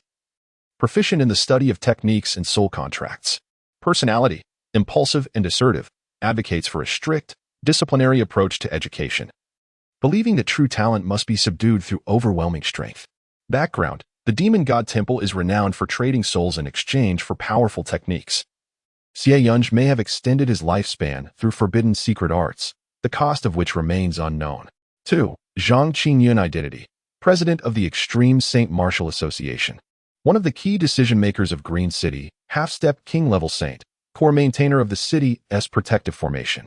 Personality, composed and pragmatic, promotes a strategy of balance, and values a broad perspective on the larger picture. Background: he participated in designing the protective techniques of Green City, which rely on the entirety of the city's populace as sustenance, a decision made with ironclad resolve. 3. Lu Tianhu identity. Senior member of the gene sequence, half-step king-level saint. Expert in physical modification, has gained close combat enhancements through the integration of Black Dragon lineage blood. Personality, bold and forthright, champions the supremacy of strength, with a strong desire for possession of rare treasures. Background: known for hunting calamities and seizing organs for modification. Lu Tianhu's arms are the product of sacred limbs transplanted from the Black Dragon lineage. Note: the aforementioned 3 individuals represent the pinnacle of combat prowess in Green City. They are also the closest to reaching the king level. Chapter 75, Spiral Sphere, Exquisite Strength. Meanwhile, Zhang Qingyun and his companions had returned to the Supreme Martial Artists Guild. However, upon entering, Xie Yunj was immediately struck by the sight of numerous martial artists, none of whom had reached the level of a master.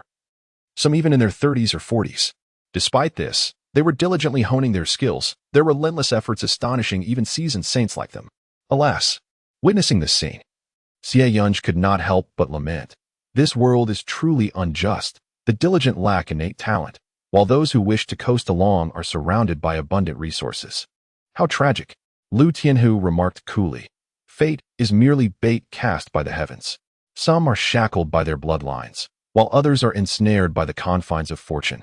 Yet those who grit their teeth and strive to break free from their destinies shall undoubtedly be rewarded by the thunderous gifts of the great path.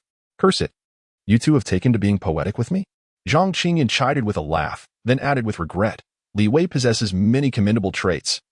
Yet his utter lack of character is his most fatal flaw, one that cannot be altered. In today's world, does humanity lack talent? Indeed, it does. But what it lacks even more is resources. As long as we possess sufficient resources, we could cultivate any level of warrior directly. Unfortunately, we are currently resource deprived, which hinders us from training more individuals. Thus, we find ourselves in need of greater talents, nothing more. Alas, Li Wei seems like a lost cause.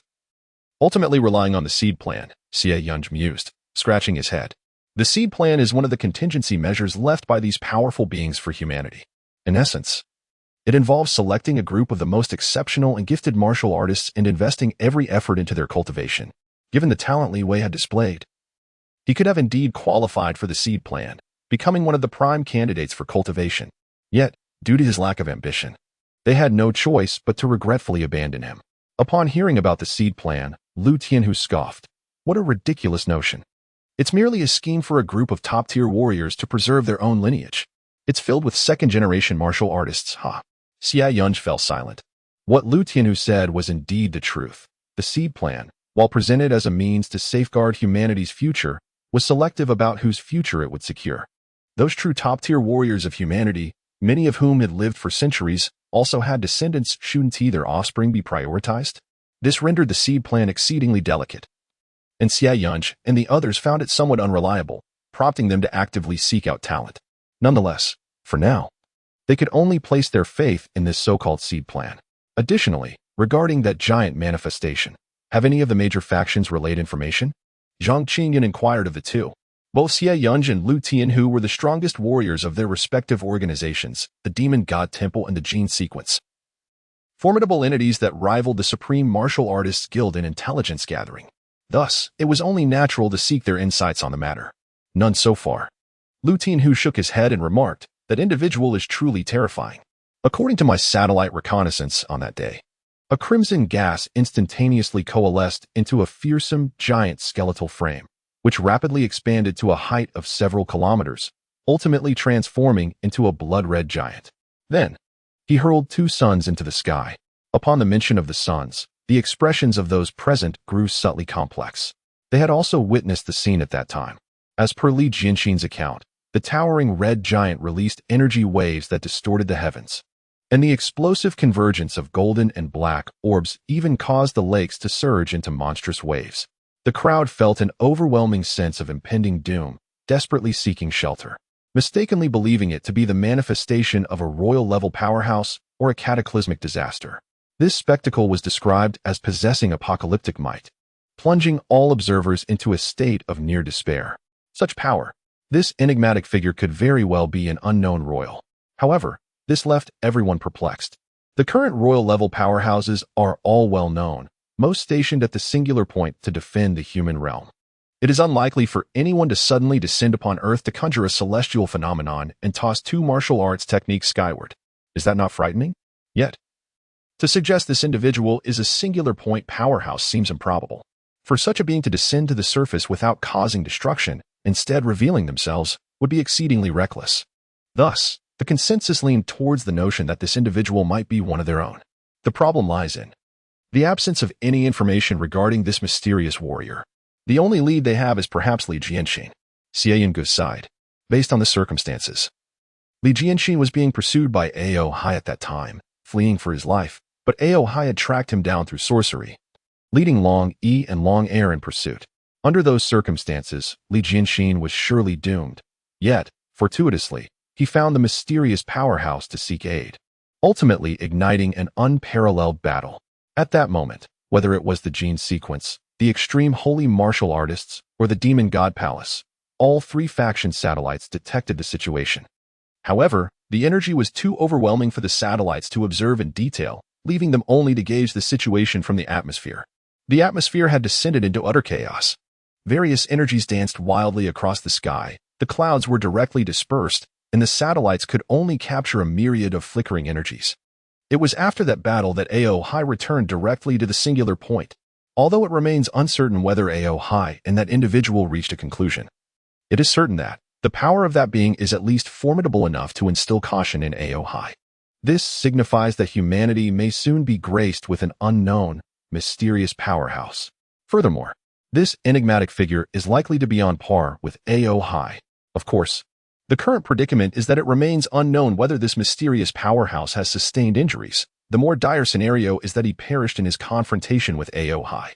Should that be the case, all that they have done would be rendered utterly futile. Presently, the only clue lies with Li Jianxin, yet he shows no signs of awakening. All they can do is remain anxiously hopeful. One wonders if Li Wei has any knowledge of the mysterious powerhouse. Lu Tianhu was suddenly struck by an idea. Sensing that he might have stumbled upon a crucial oversight, wasn't he quite close to Li Jianxin at that moment? From the perspective of a martial artist, if one were attentive, it would be possible to catch a glimpse of that enigmatic powerhouse's presence. Everyone was momentarily taken aback. Indeed, how had they overlooked this aspect? Should they inquire with Li Wei?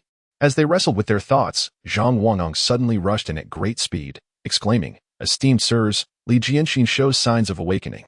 What? The crowd was immediately taken aback. Li Jianxin was on the verge of awakening? This was indeed monumental news. They promptly set aside their considerations regarding Li Wei and hastened to Li Jianxin's bedside. Li Jianxin's pallid eyelids trembled slightly, as if he were battling against some invisible shackles. His fingers suddenly curled tightly around the edge of the bed, the metallic frame emitting a piercing creak. while the muscles beneath the sheets tensed up in response to excruciating pain. Those were the spasms of wounds that had forcibly healed after being bisected. Indeed, he was on the brink of awakening. His eyes darted rapidly beneath closed lids, and his mouth opened as if he wished to articulate something. Zhang Qingyun, filled with excitement, swiftly grasped his hand and inquired, Jianxin, when you were pursued by Ao Hai, did you see anything? Which powerhouse came to your rescue? Li Jianxin's mouth moved as he uttered incoherent murmurs. Luo. Luo?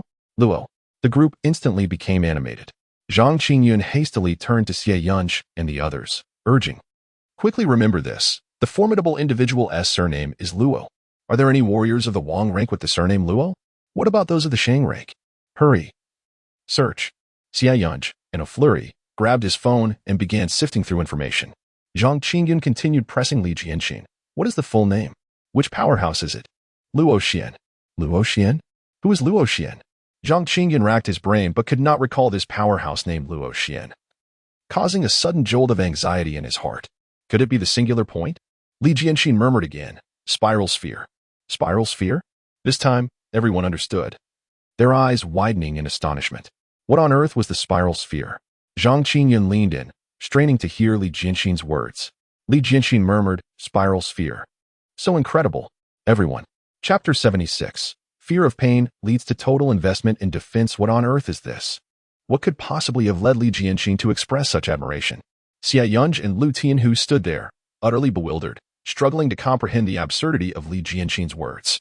The spiral sphere is so powerful. What is this spiral sphere? Xie Yunj glanced at Lu Tianhu.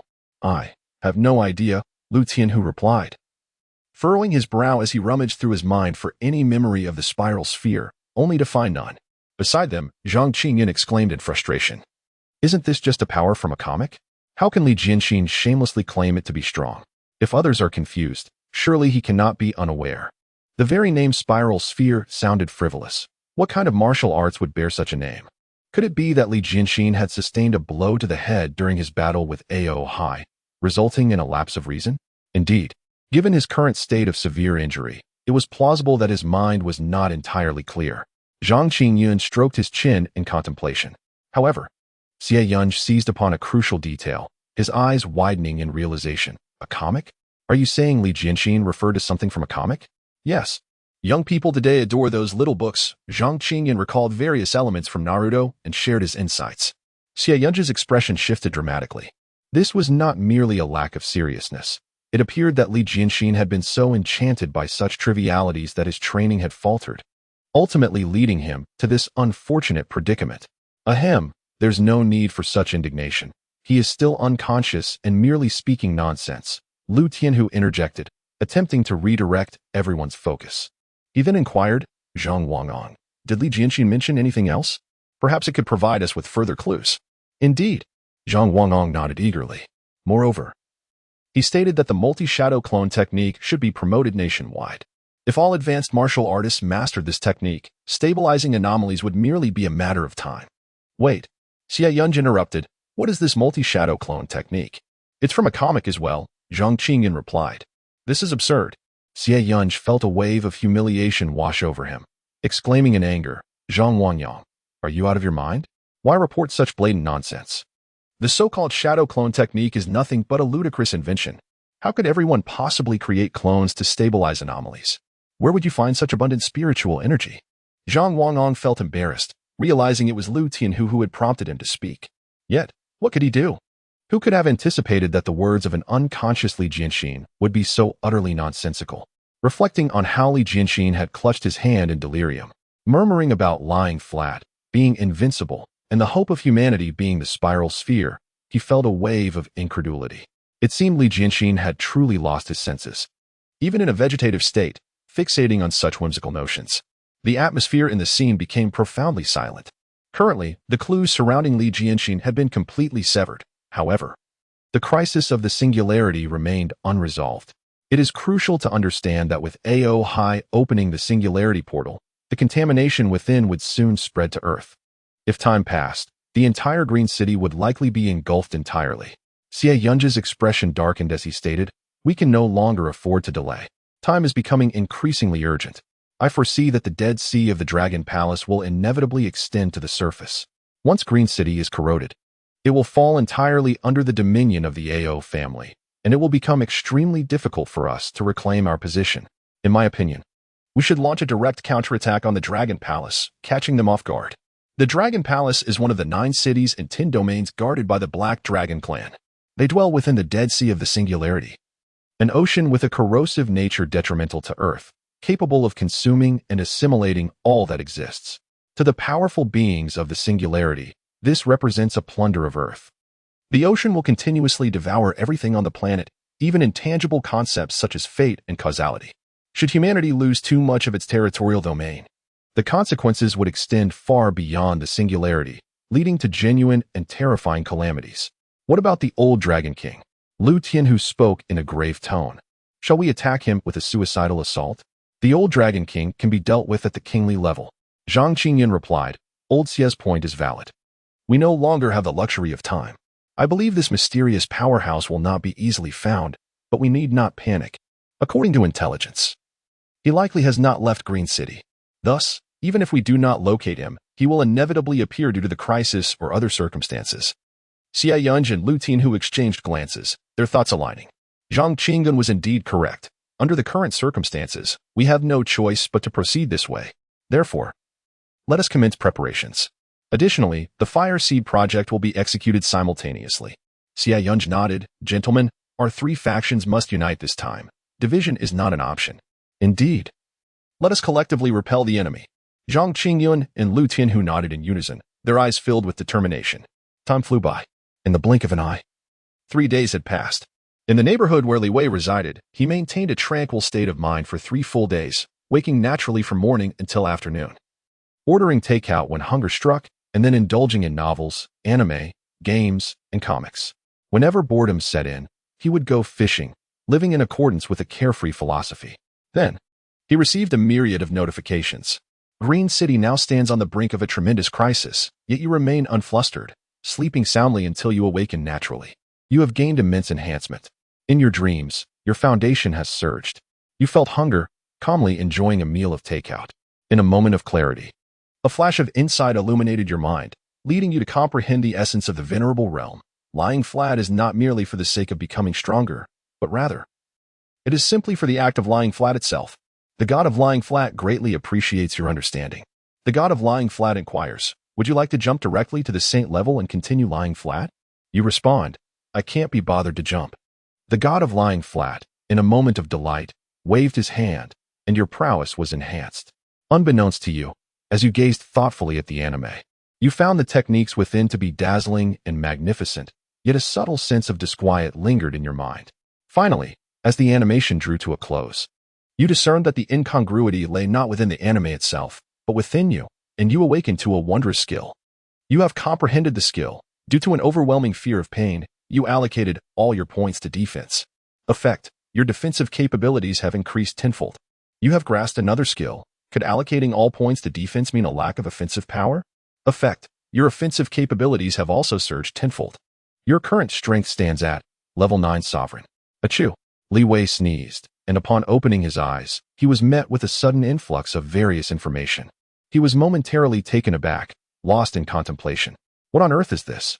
Chapter 77. The disappearance of the disciple. Levi rubbed his nose and stared at the translucent prompt box before him for quite some time. The spicy hot pot in the takeout container continued to sizzle with red oil. He picked up a fishball and stuffed it into his mouth, mumbling indistinctly. Is this damned system infected with a virus? Suddenly, the sparrows outside the window took flight in a frenzy. Unbeknownst to him, a faint golden aura swirled around his body, shredding the falling willow leaves into powder. Stretching lazily, the gust of wind created by the hem of his shorts snapped the clothes-drying rack on the balcony with a sharp crack. What the hell? Has my strength increased so abruptly, and now it's such a hassle? Levi widened his eyes and quickly closed them. Ding. You find the sudden surge in power too troublesome, thus you have acquired the ability to perfectly control your strength. Phew, perfect. This is indeed perilous. I almost destroyed my home. However, tenfold defense? He poked at the ethereal energy subtly manifesting on his arm and, as if struck by a sudden realization, pulled out his phone. Could it be because of the anime I watched yesterday? Even the damn name is the same. This system is as lazy as I am. Moreover, it seems my strength has inexplicably risen to the 9th level of the revered realm. Levi scrolled through the system panel, recalling that just the day before yesterday he had only entered the revered realm. Wait, when did I level up?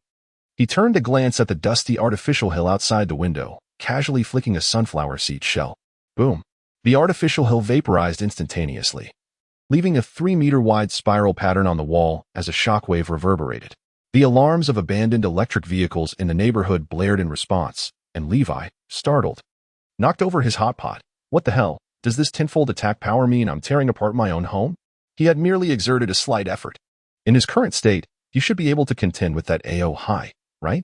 Yet, the speed of this upgrade is bewildering. What distinctions exist between the 1st and 9th levels of the revered realm? Levi's expression was one of utter confusion. However, this was not something he needed to know. Should he not simply recline in ease? But wait, I almost forgot that AO High seems intent on invading Green City. Should I intervene and deal with him? Levi sat on the tatami, lost in thought. Logically and emotionally, he should simply continue to relax. Yet, he had previously resolved that his relaxation hinged upon an endless stream of entertainment and immediate access to takeout whenever he desired, all of which required others to fulfill. If Green City were to fall, what purpose would it serve for him to lie here alone? To sleep? That simply would not do. Thus, he must protect Green City, just as he would safeguard his own street. But should he proactively seek out the singularity? It's unfamiliar territory. Perhaps he should wait at home for AO High to come to him instead? Levi began to waver. Just then, he sensed someone entering the neighborhood. Who could it be at this hour? They didn't seem particularly strong either. Levi felt puzzled. Could they be akin to those from Sieyun Pavilion? As he pondered, his mental energy enveloped the entire community, granting him a godlike perspective from above, allowing him to immediately discern the appearance of the newcomer. A youth clad in a pale blue long robe arrived at the community and immediately clasped his fists, saying, I am Lu Wumian, and my elder sister, Lu Qingwei, has been under your tutelage for 3 years. I have come to, oh, Lu Qingwei? Who might that be?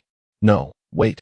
Suddenly, Li Wei recalled that he indeed had a disciple named Lu Qingwei. He exclaimed, Are you here to find me? Although there was a considerable distance between them, Li Wei's mental fortitude amplified his voice as if it were a trumpet. The young man heard this and quickly replied, Indeed, Lu Qingwei is my cousin. And she, get to the point. My sister asked me to deliver a package to you. Swiftly, the youth produced a box of self-heating hot pot from his sleeve.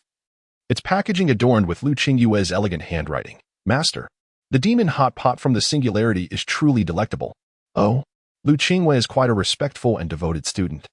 Although she appears to be of similar age to myself, she possesses a keen understanding of my tastes, Li Wei mused, feeling a surge of warmth in his heart. He promptly said, Wumian, is it? Ahem, please come in and have a seat. I have a newly constructed villa by the artificial lake in the center of the community. The youth hesitated and said, Actually, there is one more thing. How should I address you? Li Wei fell into contemplation. Indeed, how should one address this matter? After pondering for a moment, he inquired, How old are you? Just turned 18. Then you may call me Li Wei. We shall regard each other as equals. Li Wei responded without delay. All right, brother Li Wei, Lu Wumian chuckled. My cousin mentioned that she has recently made a breakthrough and is on the verge of reaching the realm of the respected. Currently, she is unable to return from the singularity, so she asked me to assure you not to worry. Ah, I see, Li Wei realized. No wonder Lu Qingwei mentioned she had matters to attend to. She was off to the singularity for her breakthrough. The signal there is quite poor, making it difficult to contact her. So, is there anything else you wish to discuss? Ahem, I hope it is not too presumptuous of me to inquire about your strength. Lu Wumian quickly added, I heard from my cousin that you can easily defeat a 3rd level respected. Could it be that you are a 4th level respected, or perhaps even higher?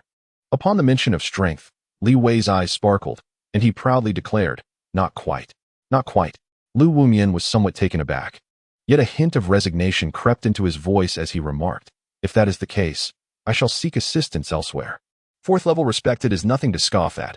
I am a 9th level respected, Li Wei proclaimed, embellishing his own persona. Eh? Lu Wumian choked momentarily but quickly regained his composure, offering a wry smile as he replied, Brother Li Wei, please do not jest with me. I am well aware of how many 9th level respected individuals reside in Green City. Such a realm is not easily attained. Moreover, the advanced respected in our Green City have limited quotas. once one reaches the respected realm. Breakthroughs require a substantial amount of spiritual energy. In the absence of sufficient energy, one must rely on spiritual fruits for replenishment. And the allocation of these fruits is strictly regulated. Each year, only a select few can achieve breakthroughs. He rambled on, leaving Li Wei astounded. So, it turns out there are such intricacies involved in the breakthrough to the respected realm? Indeed. It becomes clear why the formidable Lin Wudi and Nangang Jia were so intent on seizing spiritual energy. A realization dawned upon Li Wei, and he couldn't help but nod in acknowledgement. All right, I have a general understanding now. What is it that you wish for me to do? Li Wei interjected. Lu Wumian immediately responded. In truth, our Green City is preparing for a large-scale offensive against the Singularity, led by several saint-level powerhouses aiming to eliminate AO High.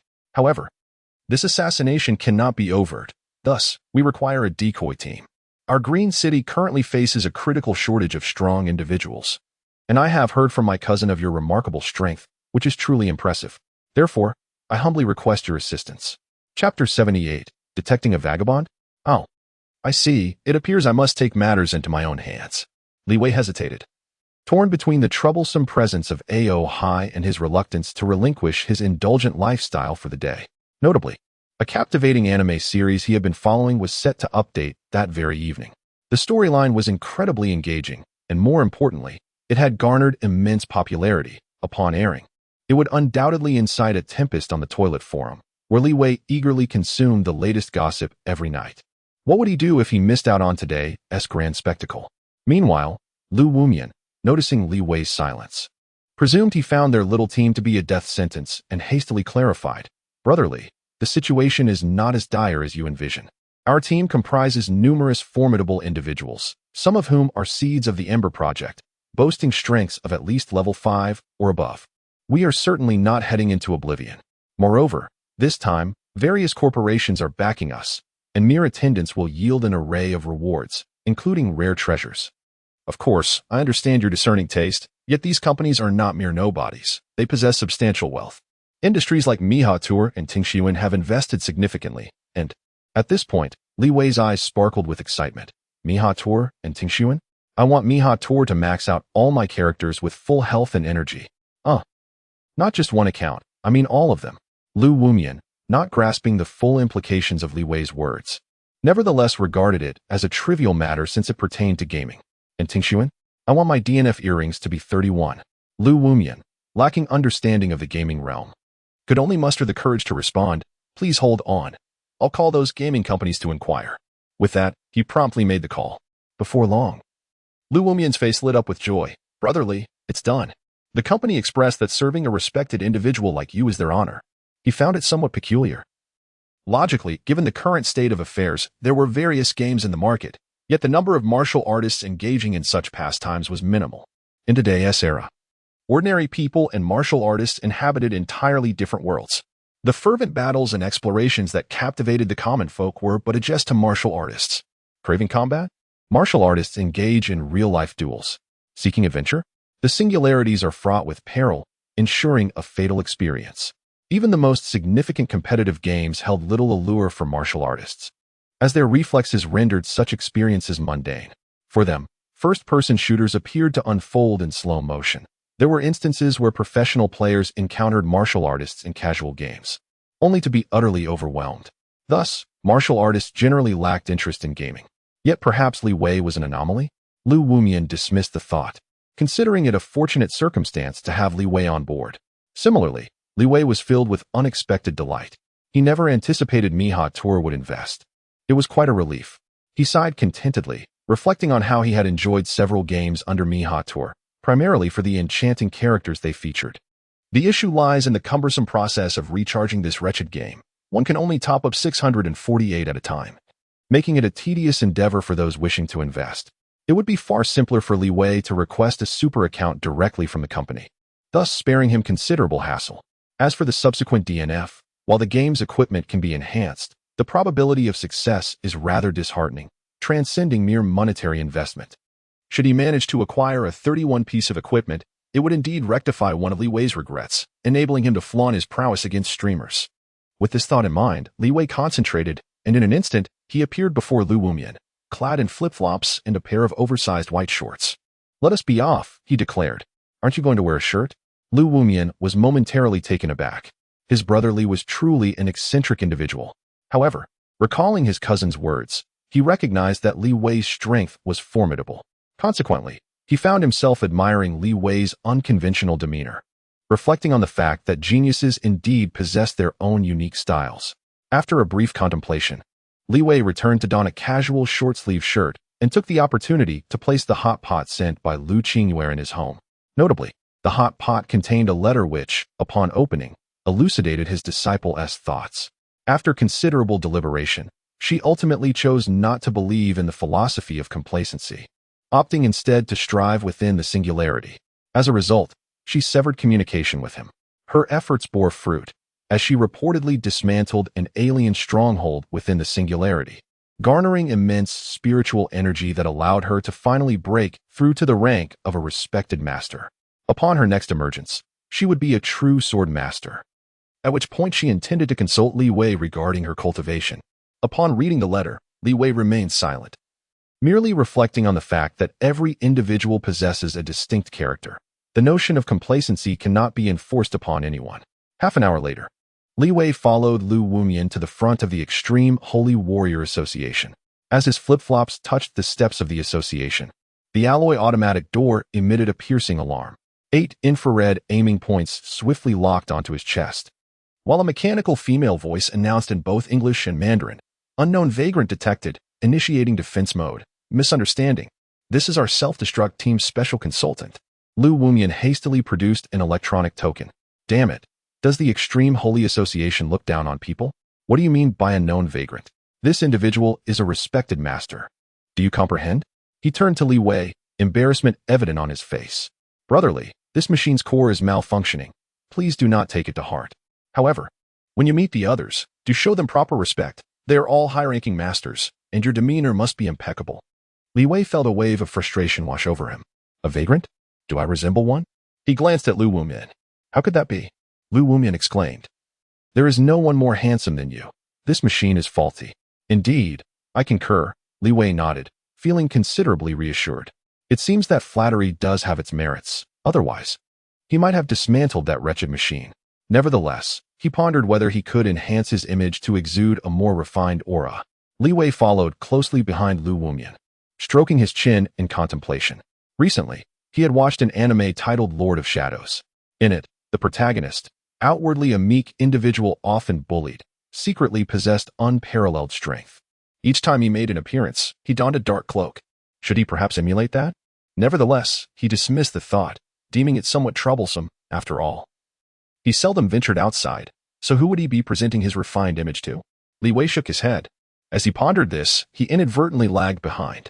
Unbeknownst to him, Lu Wumian had already spotted several esteemed figures standing ahead and promptly exclaimed, esteemed ones, I bring forth a formidable warrior." Chapter 79. Swift resolution. Before me stand several esteemed individuals, each possessing extraordinary strength and noble identities. The leader among them is a man named Song Tianyan, whose vibrant red hair resembles flames, and who carries a long sword upon his back. As he observes Lu Wumian approaching, he nonchalantly remarks, "Lu Wumian, with your discerning eye, what formidable beings do you perceive?" Beside him, Dr. Lin smiles lightly and states, "Lu Wumian, I just heard from the direction of Teng Sun that the powerful individual you sought requires nothing but game items. This is indeed intriguing. Game items." Upon hearing this, both Song Tianyan and Su Jiuli were taken aback. Dr. Lin nodded, explaining, "Indeed, are you familiar with the game DNF? He desires the enhanced equipment within it, as well as a super account from Mihayu." Song Tianyan, Su Jiuli. The strength of these individuals is no less than that of a 6th-level respected master, and such beings typically regard games with disdain. It is not merely disdain, but rather a reflection of the old-fashioned mindset held by the three, who believe that games and novels are mere distractions indulged by the ordinary. Their aversion to various forms of entertainment was palpable, and hearing that a powerful individual sought such trivialities could not leave a favorable impression. Lu Wumian was also momentarily stunned.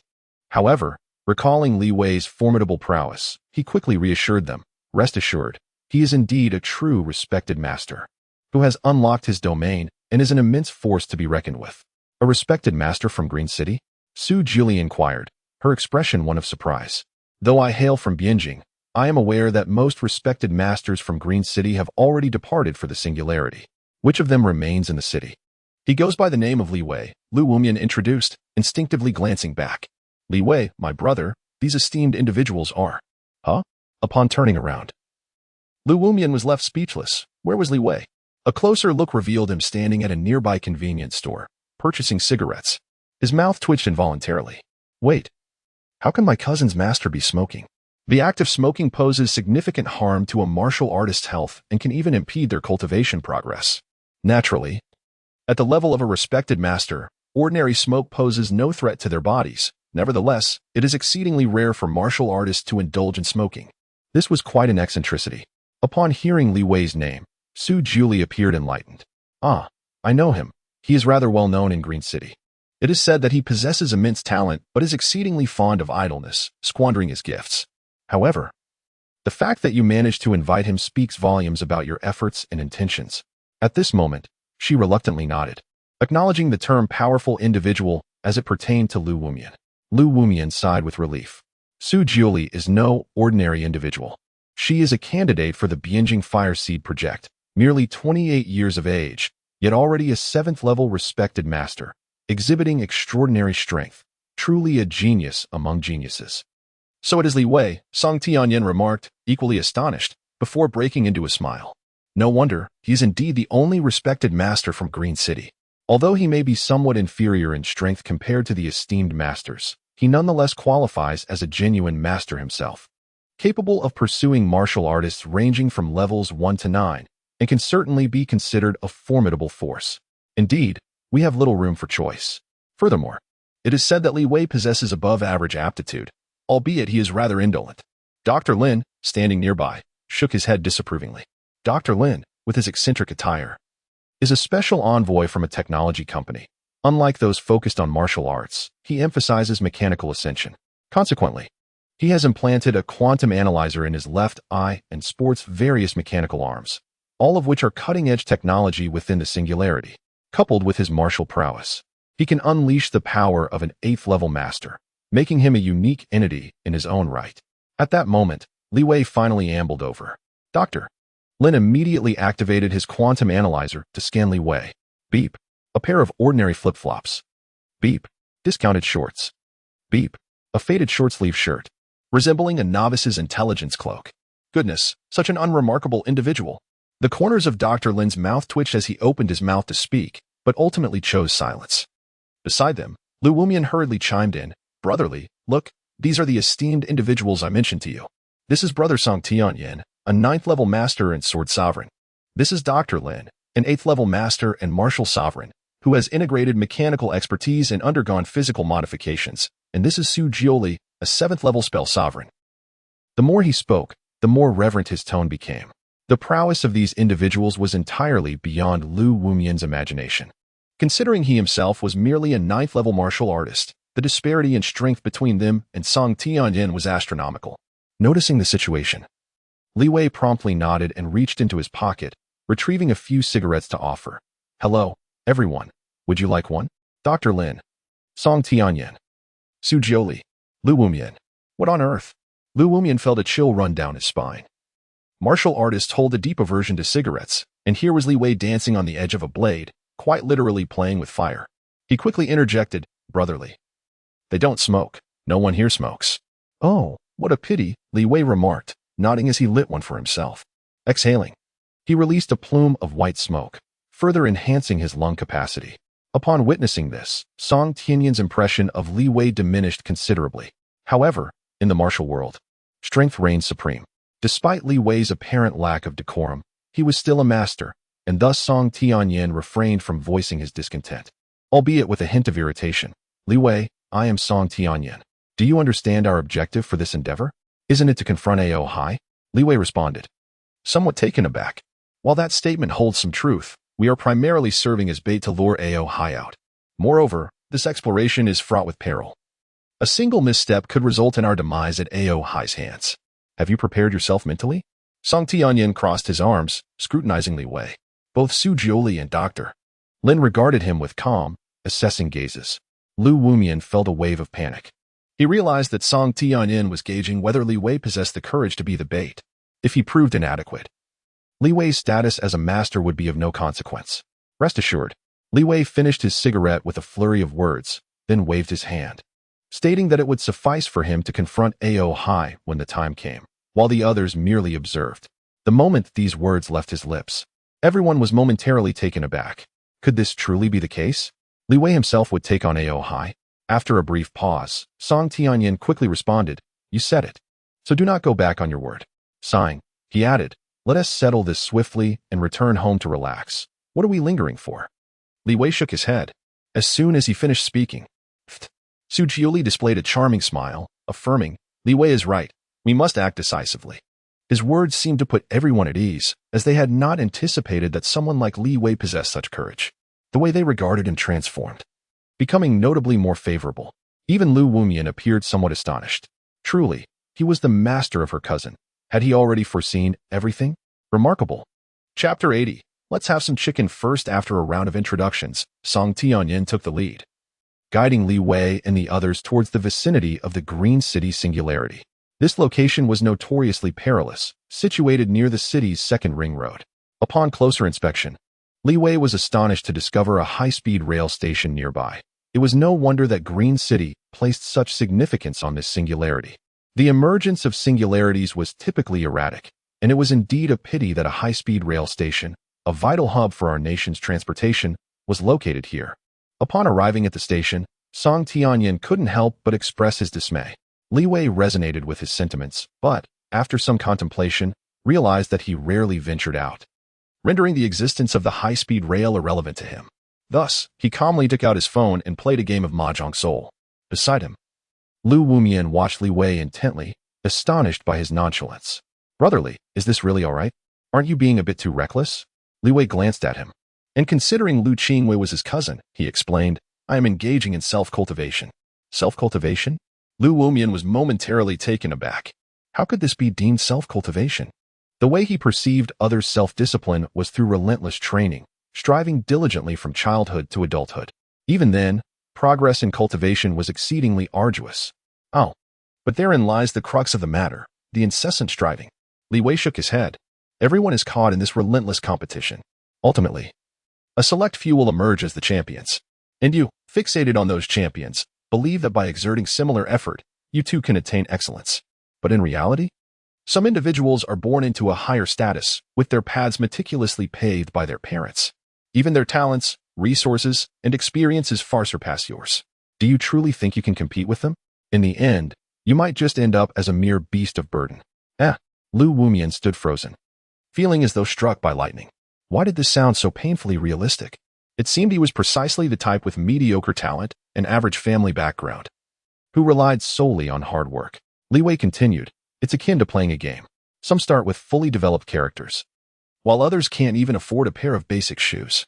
When you see someone effortlessly vanquishing a formidable foe, you think that by grinding all night, you can catch up, only to discover that their account was provided by the company, fully equipped and maxed out, while you can't even afford to buy stamina for daily quests." No, brotherly, you are mistaken," Lu Wumian quickly interjected. "At least I have worked hard, achieving better income and status than many others. Even if my circumstances are not ideal, surely I am better off in the lowest tier?" Li Wei pondered, stroking his chin. "Little Lu, what class do you belong to?" My parents are martial artists, and our family is considered a modestly affluent tier in Green City.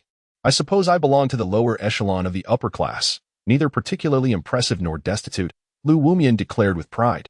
"Have you ever considered what your life would be like if you did not strive for success?" Li Wei asked. "That is impossible.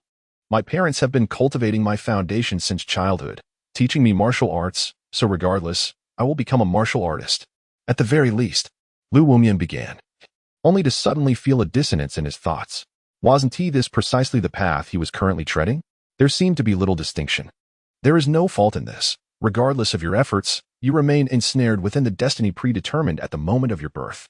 Of course, there are individuals who have risen from humble beginnings, yet how many of them have ascended through diligent adherence to the rules? At this juncture, Li Wei cast a glance at the mahjong displayed on the screen and suddenly exclaimed, "Ha! A national hero with a unique 13-sided hand. I shall soar above 3 opponents. I am destined to be the Mahjong sage.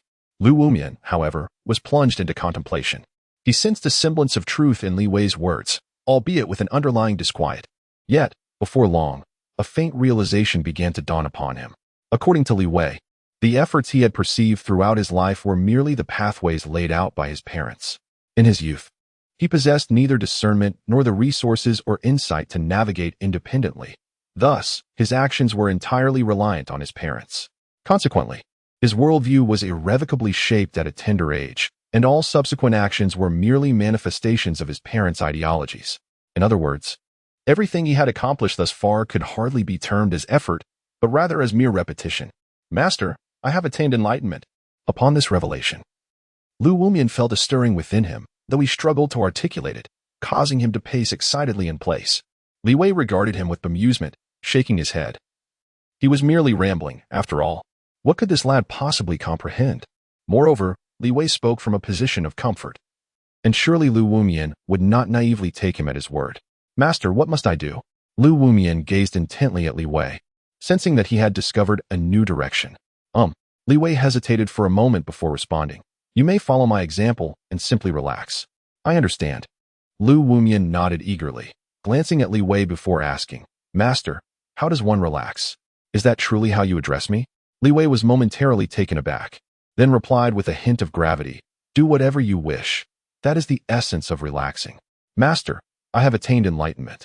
Lu Wumian's excitement intensified, and he promptly retrieved his phone, opening a short video, blissfully scrolling through it. Li Wei's mouth twitched. This lad was certainly quick to grasp concepts. Yet, he felt a sense of satisfaction as a notification appeared before him. New characters have entered the realm of relaxation. Lu Wumian joyously liked a video featuring a beautiful woman.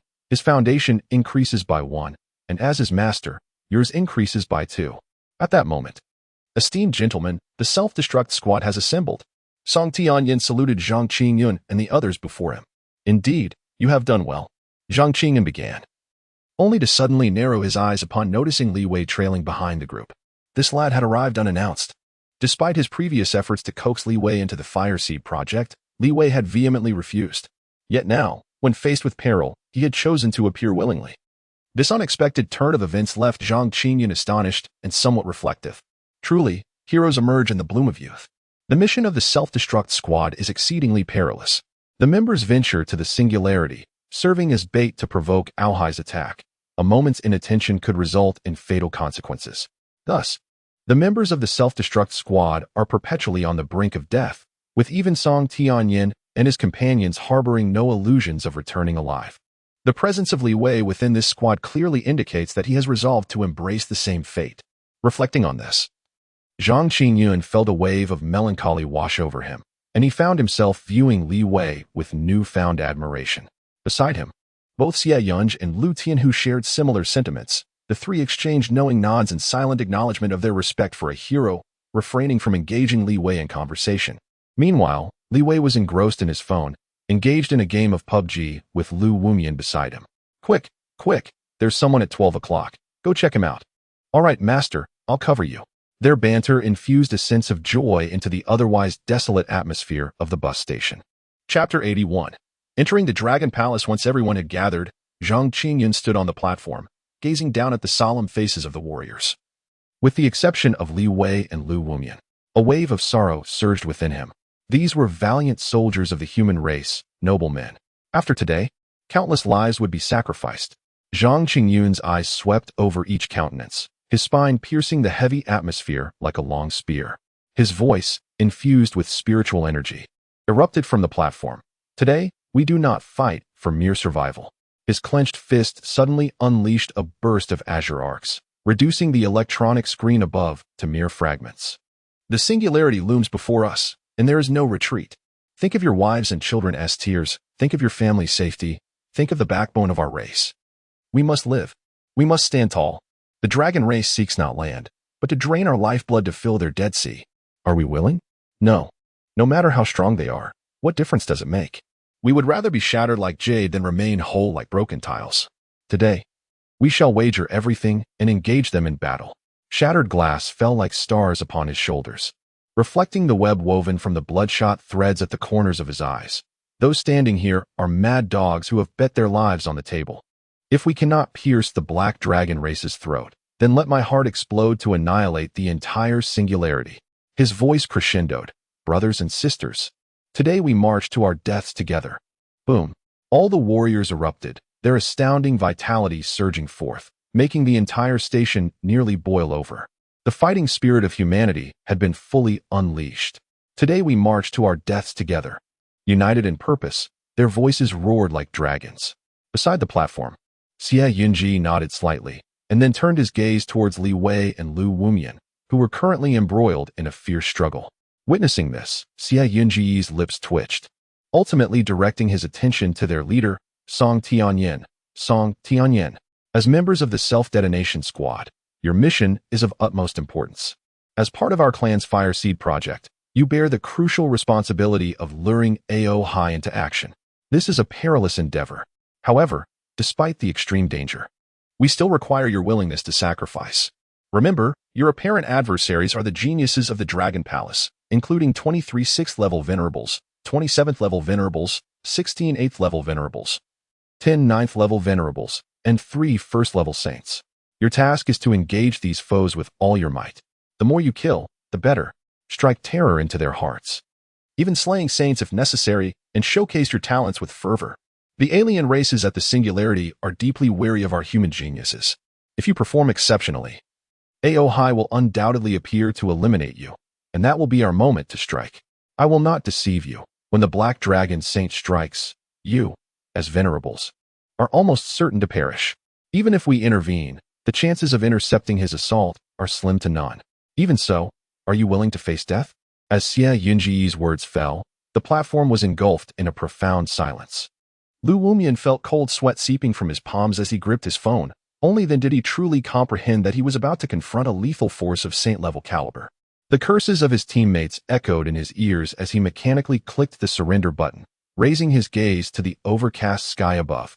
Song Tianyan took the initiative to step forward, the clash between his sword sheath and spine resonating with a melodious dragon's chant. His gaze swept across Su Jiuli's slightly trembling eyelashes, landing on Li Wei's swaying flip-flops. This was our destined fate. Dr. Lin and Su Jiuli exchanged solemn nods. Xie Yunj, feeling a sense of relief, nodded approvingly, but his expression darkened upon realizing that Li Wei was still engrossed in his game. He felt a surge of irritation. Yet upon reflection, he realized that even a laid-back individual like Li Wei had emerged to face the challenge, which was indeed the finest answer.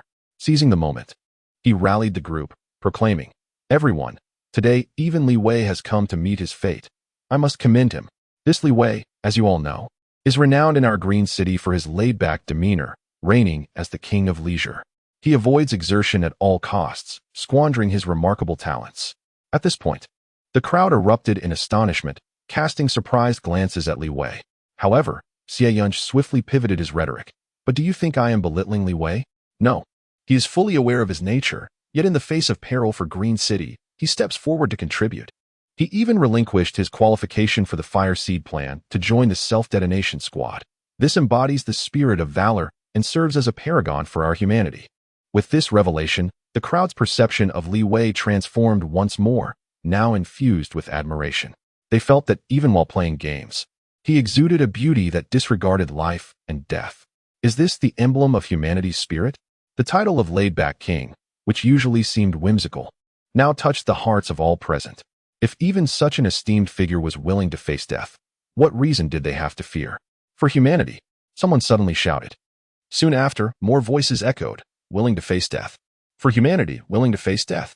The morale surged to a fever pitch. Only Li Wei, amidst his gaming, could not help but remove his headphones and glance at Lu Wumian, asking, "What are they saying?" "I have no idea, master." Lu Wumian shook his head. "Forget it." "It doesn't matter," Li Wei shrugged, then declared, "Next round." "All right." "Alas, it is a pity for Li Wei's extraordinary talents," lamented Lu Tianhu. "Such is the world. However, I never expected Li Wei to possess such resolve. I truly underestimated him before. This spirit is indeed commendable," Xie Yunj reflected. Zhang Qingyun focused intently, stating, "Everyone, we must set out now. This journey may very well lead to our demise, one must remember." The Dragon Palace harbors not only the Black Dragon Saint, but also the Black Dragon King, both posing significant risks. Xia Yunj and Lu Tianhu exchanged knowing smiles, with Xia Yunj saying, "Let us depart. If we delay any longer, I might begin to feel afraid." Haha, indeed. With morale soaring, they plunged into the singularity, determined to leave no trace of their foes. Lu Tianhu was the first to enter the singularity, vanishing from sight. Following him, Zhang Qingyun and Xia Yunj also filed in. As the large group gradually disappeared, Li Wei slowly removed his headphones, curiously surveying the singularity. This is not his first visit, yet this time feels distinctly different. The entrance is significantly larger than the one he previously encountered while battling goblins, resembling a colossal vortex of time and space, with a faint sense of dampness pervading the air. Song Tianyan elucidated, "This realm is akin to the Dragon Palace, mirroring the legendary descriptions from our ancient tales. Thus it embodies the entirety of the ocean. Due to its corrosive influence on Earth, we refer to it as the Dead Sea." "Is it truly an entire sea?" Li Wei exclaimed in astonishment. "How shall we breathe within it?" The inquiry rendered Song Tianyan momentarily speechless. Li Wei, a 9th-level warrior, can effortlessly hold their breath for half a day, and as esteemed practitioners, we can sustain ourselves without air for an entire day. It is hardly a concern. Moreover, the Dead Sea contains oxygen bubbles that facilitate breathing, allowing one to replenish air with ease. Li Wei waved his hands dismissively. "Holding my breath seems too cumbersome. I shall first procure a wetsuit and an oxygen tank. Please wait for me." Yusong Tianyin was left dumbfounded. "Are you going for a leisurely dive? This is the Dragon Palace. Do you comprehend that? How can one harness their power while clad in a wetsuit?" He felt a surge of frustration rising within him, but Li Wei had already returned. "Ah. The shopkeeper informed me that a warrior of my caliber requires no wetsuit. An oxygen tank will suffice. Let us set forth." With kindness, he distributed an oxygen tank to Lu Wumyan. "Here, take one, Xiao Lu." "All right, master." Lu Wumyan promptly complied. Li Wei glanced at the others.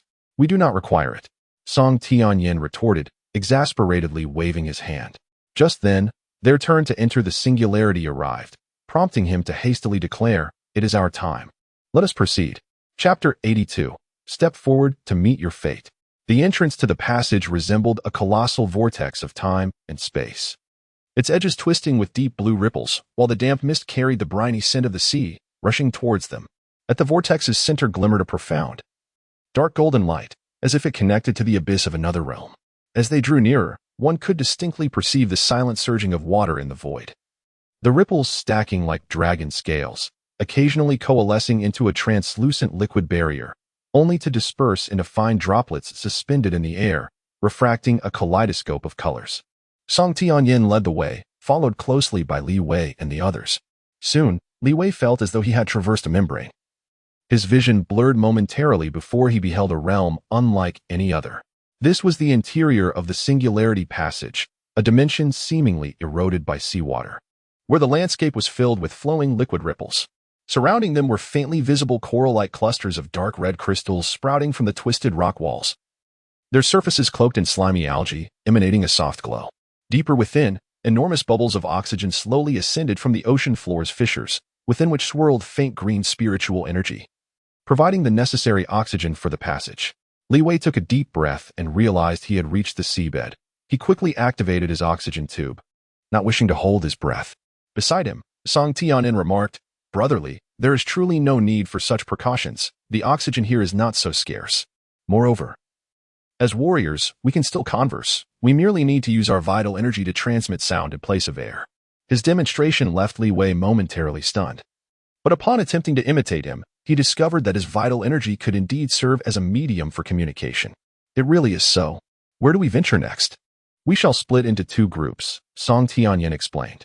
"Though we belong to the self-destruct team, there are 10 such teams in total. You will handle the periphery while we delve deeper within."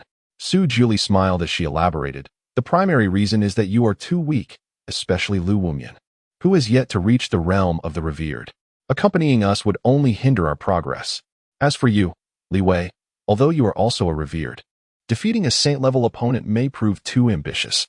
It would be more prudent for you to join Lu Wumyan. Together, you can break through from the periphery and serve as a distraction for us." Lu Wumyan felt overwhelmed with emotion. Su Julie's offer to attract attention was, in truth, a gift of survival opportunities to them. No problem, Li Wei nodded, realizing that it mattered little where he lay. Take care, everyone. Doctor. Lin also inclined his hand in farewell before proceeding ahead. Lu Wumian cast a furtive glance at their exit, through the bubbles. He could barely discern the embryonic form of the dragon palace, with dark dragon-shaped shadows occasionally gliding past in the distance. The sound of scales grinding against each other intertwined with the flow of water, exuding a disquieting sense of pressure. The entire exit reeked of the unique decay and brininess of the Dead Sea. Yet the distortion of time and space rendered a magnificent and enigmatic spectacle of the deep sea. His heart tightened. Stepping out from here would lead directly into the core area, where they would undoubtedly be besieged by numerous foes. Doctor. Lin and the others were truly facing a perilous situation. The three individuals were unfazed by the situation, merely exchanging faint smiles before their figures vanished at the exit. Lu Wumian sighed, exclaiming, Master, I truly wish to fight them to the death. That is also an option, Li Wei did not object. But I believe it would be unwise. I yearn to grow stronger, to become even more formidable. Lu Wumian clenched his fists and declared, I have come to understand that while your theory of passivity holds merit at this juncture, if I do not dedicate a life for my city, what distinguishes me from a mere fish on the shore? Everyone else is sacrificing. I cannot fall behind. Master, why do you remain silent? You are correct. Lu Wumian felt as though he was being treated as a fool, his fists tightening in indignation. Is it that martial artists have no voice? This is utterly infuriating. I merely wish to grow stronger. What fault lies with me? However, due to Li Wei's prowess and status, he dared not voice his grievances, and merely nodded in agreement. Li Wei, meanwhile, silently proceeded toward another exit. Before long, he caught sight of a glimmer of light, and upon stepping outside, he was instantly awestruck by the scene before him. The surrounding rock walls were adorned with viscous bioluminescent algae, and grotesque clusters of dark red coral protruded from the crevices.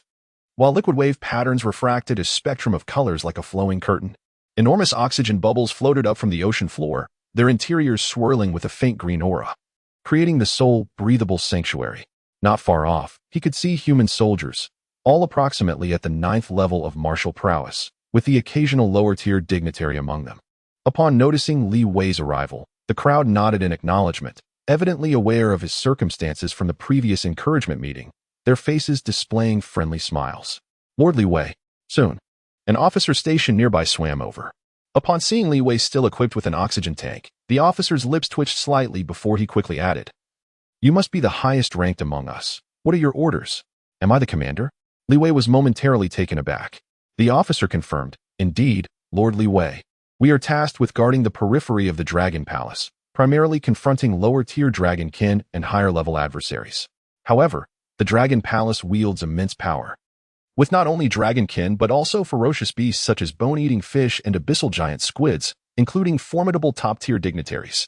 Currently, several dignitaries have perished on the front lines. Aside from you, we are left with but one dignitary. Please issue your command. My goodness, this situation is dire. Li Wei's expression shifted to one of alarm, and he promptly instructed, Have everyone retreat to recuperate. The stationed officer, expecting tactical commands or orders for a desperate fight, was taken aback by the call for rest, exclaiming, But Lord Li Wei, if we do that, the front lines will be left unsupported. It matters not. I shall take action. Li Wei smirked, adopting a demeanor reminiscent of a returning dragon king as he clasped his hands behind his back and stated, From here on, it shall all be entrusted to me. After all, our mission is merely to draw the Dragon Palace's attention and stage a feigned assault. How difficult can it be? Quickly, summon everyone back. I will handle everything. Understood. The assistant officer clenched his teeth. Under normal wartime conditions, such commands would undoubtedly originate from a genuine think tank rather than being dictated by mere strength. However, their battalion had suffered severe casualties and had completely lost contact with higher command, leaving them no option but to rely on Li Wei. Soon, the officer communicated through a conch shell to the various combat teams, stating, The esteemed Li Wei has decreed that all units retreat and surrender themselves to him alone. What? This is preposterous. Even if he is revered, how can he possibly face many foes on the battlefield alone? This is absurd command. I must obey the order. Before long, a multitude of soldiers swiftly withdrew. The commander, filled with trepidation, glanced at Li Wei. Esteemedly, as per your request, all frontline soldiers have now returned. What is our next course of action? Li Wei waved his hand, positioning himself before a coral where he could observe the front line from a height. Shadows were darting about wildly, unmistakably the monstrous entities of the Black Dragon clan. Hiss! Li Wei opened an oxygen tank and inhaled deeply, feeling a surge of vitality. He suddenly roared, "Ao Hai, come forth and meet your demise." Boom! The sound wave and vital energy resonated through the waters, unleashing a formidable force that traveled for thousands of miles in an instant. Chapter 83. The essence of the lying flat sect. Levi's roar echoed like a meteor crashing into the sea. The violent sound waves fracturing the liquid surface into shimmering ripples that spread for 1,000 meters. In the distance, the dark red coral reefs erupted in response. A series of oxygen bubbles bursting amid the sonic explosion, emitting crackling sounds akin to firecrackers. Such audacity, daring to directly provoke His Highness. Humans, prepare to meet your demise. It seems you are weary of life. The seabed instantly boiled like hot oil. Initially, an array of furious voices resonated around Levi's ears. Following that, a cacophony of splashes erupted as various bizarre creatures surged forth at astonishing speeds through the water. Tens of thousands of black dragon warriors glimmered with metallic hues in the deep blue water, their crimson vertical pupils fixating on Levi's position. At the forefront, the serpentine-necked dragon guards lashed their spiked tails, stirring the currents into swirling vortices. Behind them, abyssal priests raised coral staffs, dark green incantations coiling like serpents around their slate-gray skin. Rend this arrogant fool to shreds. 3 10-meter-long sawtooth manta rays broke the waves first, their serrated dorsal fins slicing through the water, trailing a boiling white wake. Following closely were schools of bone-eating fish, resembling a menacing tornado. Their scales standing on end like blades, effortlessly polishing the rocks they passed into smooth mirrors. Even more bizarre were the amalgam beasts, half fish, half octopus, spouting inky fluid. Their tentacles adorned with numerous eyes that simultaneously emitted crimson beams. Humanoid creatures clad in shells had their chests ruptured, white bone spikes shooting forth like a torrential downpour of pear blossoms. The entire marine expanse descended into chaos, dark currents entwining with scales, bone fragments, and frothing blood, weaving a fatal net in the murky depths. The scene was overwhelmingly exaggerated, an all-encompassing spectacle. Not only those behind Levi felt the intimidation. Lu Wumian was so frightened that her legs turned to jelly. "Master Levi, we are meant to attract attention, focusing on guerrilla tactics. Not like this. With such a multitude of monsters, it would be no exaggeration to say they sought to drown them." Ultimately, within the singularity, the hierarchy of monsters was strict. And Levi's direct provocation of their black dragon saint would incite even the smallest shrimp to rage, eager to reduce Levi to ashes. Thus, he became the target of their collective wrath. Levi remained poised atop the coral branches, his gaze serene. "A mere rabble, watch me." He clenched his fists. And Lu Wumian could not discern the nature of his impending attack, only sensing the extraordinary potency of Levi's power as the surrounding ocean began to boil, releasing countless tiny bubbles. Gurgle, gurgle, gurgle. The noise escalated as Levi swung his fist. Suddenly, his fist carved a vacuum trajectory through the deep blue water, the liquid waves exploding outward like Moses parting the sea. Boom. In an instant, an astonishing fist imprint materialized in the ocean. The imprint traveled at incredible speed. The moment it struck the first sawtooth manta ray, the 10-meter-long behemoth was as if struck head-on by a meteor, its dark silver scales fracturing in layers, flesh disintegrating into a scarlet mist amid the shockwave. The lingering force of the punch swept through the air, scattering the shattered remains of countless bone-eating fish, creating a metallic deluge in the seawater. What? With but a single strike, both humans and the Dragon Palace were left utterly astonished. Is this truly an ordinary esteemed one? No. Is this even an esteemed one? The stationed officers found themselves momentarily at a loss for words, unable to articulate their astonishment at Levi's extraordinary prowess.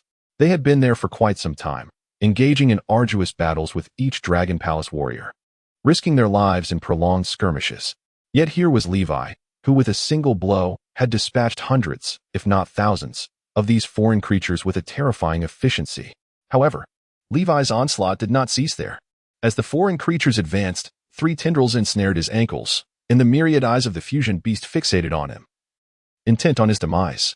At that moment, an aura emanated from one of them, revealing it to be a level 1 esteemed one from the Dragon Palace, exuding a formidable presence. Yet, all it received in response was Levi's foot. The flip-flop met its face, and the entire fusion beast was swung like a whirling meteor hammer. crashing into the wall along with its spiked projectiles. As the coral reef collapsed in a thunderous crash, Levi casually severed the entangling tendrils and tossed them to Lu Wumian, saying, "Take this. We shall prepare a teppanyaki feast in the oxygen bubble later." Huh? Lu Wumian stood there, dumbfounded, clutching the squid tentacle, perplexed. Why? How could Levi be so formidable? Was he not merely an esteemed one? What on earth was happening? Yet, those foreign creatures were even more bewildered, as countless abyssal priests froze in place, their incantations dissipating. Upon seeing Levi, the abyssal priests erupted in panic. This is a high-ranking esteemed one, not someone we can oppose. Quickly summon the saint-level warriors. Damned humans, employing such despicable tactics to lure us in. Are not human esteemed ones typically arrogant? Why then does he dress like this? Retreat. We must summon the saint-level general. We need the power of the dragon pearl. I refuse to die. A cacophony of frantic voices erupted. The abyssal priests, being highly intelligent and evolved beings, were not easily intimidated, especially not by the Dragon Palace's turtle emissaries. They swiftly retreated towards their palace rather than rush towards death. Observing this, Lu Wumian grew anxious and exclaimed, "Master, we cannot allow them to escape. What is the rush?" Levi rolled his eyes and addressed the officer behind him, saying, "I will pursue them. You all remain here and do not move." The stationed officer was momentarily taken aback before reacting, urgently shouting, "Lord Levi, you must not." Ahead lies the Blood War Hall, a frontline bastion where the dragon and human races clash, heavily fortified with war machines and saint-level guardians. Our mission to divert their attention has been accomplished. Now we must retreat, and they will naturally send forth their strong ones. Lu Wumian also advised, "Indeed. Now that we have reached this critical juncture, it is unwise to take unnecessary risks. The most crucial point is that our presence there would be of little assistance. In fact, we might even become a hindrance." Upon hearing this, Li Wei suddenly realized that this fellow had not contributed in any way thus far. "Lu Wumian, do you not wish to grow stronger? Allow me to impart a unique opportunity for you to enhance your abilities." With his hands clasped behind his back, Li Wei resolved to reveal his treasured skills. "Really? Is that so?"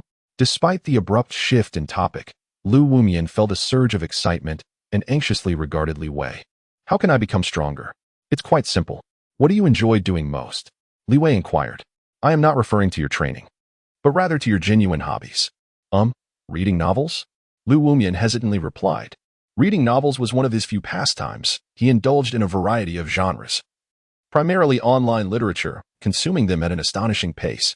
While his elders often urged him to read classic literature, he believed that both classics and light reads had their merits. Online novels required little mental exertion. One could digest the essence and derive emotional satisfaction without the depth that classics demanded. "Oh, do you have them with you?" Li Wei casually asked. "I have plenty on my phone, but in this sea. Simply envelop it with your vital energy to create a barrier. The seawater won't penetrate." Li Wei replied nonchalantly, "Since you acknowledge me as your master, I shall reveal to you a genuine method for enhancement. If you read novels for a continuous hour, you will rapidly grow stronger. Indeed, remarkably so." "What?" Lu Wumian exclaimed in astonishment. "How could that possibly be?" Before he could voice his objections, Li Wei continued, "As it stands, your presence beside me is merely a burden. When I venture into that blood battle hall, you would be of no help. Instead, you should head directly to Song Tianyan. At least you want to face death there. Seize this opportunity to gradually break through. I shall lend you my support." Lu Wumian remained bewildered when suddenly Li Wei grasped his shoulder.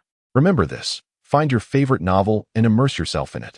Read joyfully, for otherwise, you will not grasp the essence of my lying flat philosophy." With that, he unleashed a surge of vital energy, propelling Lu Wumian away with great force. Boom.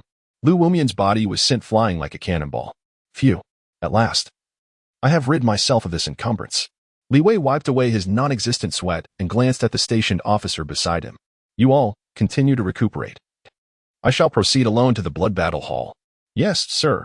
Chapter 84, Dragon Pearl. In the battlefield before him, countless alien races were in disarray, retreating swiftly and retracting their lines. Levi gazed into the distance and quickly discerned their destination, a colossal palace situated approximately 20 kilometers away. The entire edifice was submerged in a hauntingly blue sea, with liquid ripples resembling layers of flowing glass, interspersed with viscous bioluminescent algae drifting in the undercurrents. The dome was formed by twisted coral reefs, its surface adorned with dark crimson crystal clusters that flickered with phosphorescence, casting the battlefield into a bizarre deep blue realm. 3 large characters were inscribed above, indecipherable to Levi, yet he surmised that it must be the fabled Blood Battle Palace. What a magnificent structure, he mused. Yet he wondered if Ao High resided within its confines. With thoughts swirling in his mind, Levi did not pause in his actions. He stepped onto the coral and suddenly exerted force beneath his feet. Boom! The ground cracked underfoot as Levi propelled himself forward like a torpedo. In mere seconds, the 20-mile distance was traversed, and he collided violently with the grand doors of the palace. How audacious, to dare intrude upon the Blood Battle Palace. It seems you seek death. At the entrance, a 9th-level master glared with furious eyes. He appeared to be of the Black Dragon clan, his body enveloped in black scales. With a swift motion of his claw-like hand, a legion of bone-eating fish swiftly assembled, their cold gazes fixed upon Levi. In response, Levi formed a spiraled shuriken with his hands. The 9th-level master observed as Levi casually tossed a small orb. Immediately, boom! Countless bone-eating fish were obliterated by the overwhelming energy, the ocean brimming with remnants of the shattered schools. The 9th-level master's eyes widened in shock, his spirit nearly fleeing. A holy-level invasion. Summoned the Dragon Pearl. Dragon Pearl? Levi's eyes sparkled with intrigue. He yearned to uncover this treasure. Simultaneously, in the Dragon Palace, at the Sea Sacrifice Hall. This was the site where abyssal priests conducted sacrificial rites to enhance the strength of the dragon race. In the center stood the Black Dragon Totem Pillar, where priests exchanged human souls for the blessings of Ao High's power. Due to its paramount importance, it occupied the very core of the Dragon Palace. Moreover, this location was chosen by Ao High for his impending breakthrough. At this moment, the Black Dragon Totem Pillar erupted with lava-like dark red patterns, and the bioluminescent algae clinging to it transformed into myriad ethereal green sparks under the intense heat, cascading like a reverse meteor shower towards the ocean floor. Ao High, coiled atop the totem pillar, began to twist and expand. Each obsidian-like scale oozed a viscous black liquid that crystallized in the seawater, continuously collapsing and reconstituting with a sound reminiscent of dislocated bones. Suddenly, the entire marine expanse fell into an eerie silence. The previously surging undercurrents congealed into a gelatinous substance, and the incantations of the abyssal priests hung suspended in midair, the dark green symbols appearing as if frozen within amber.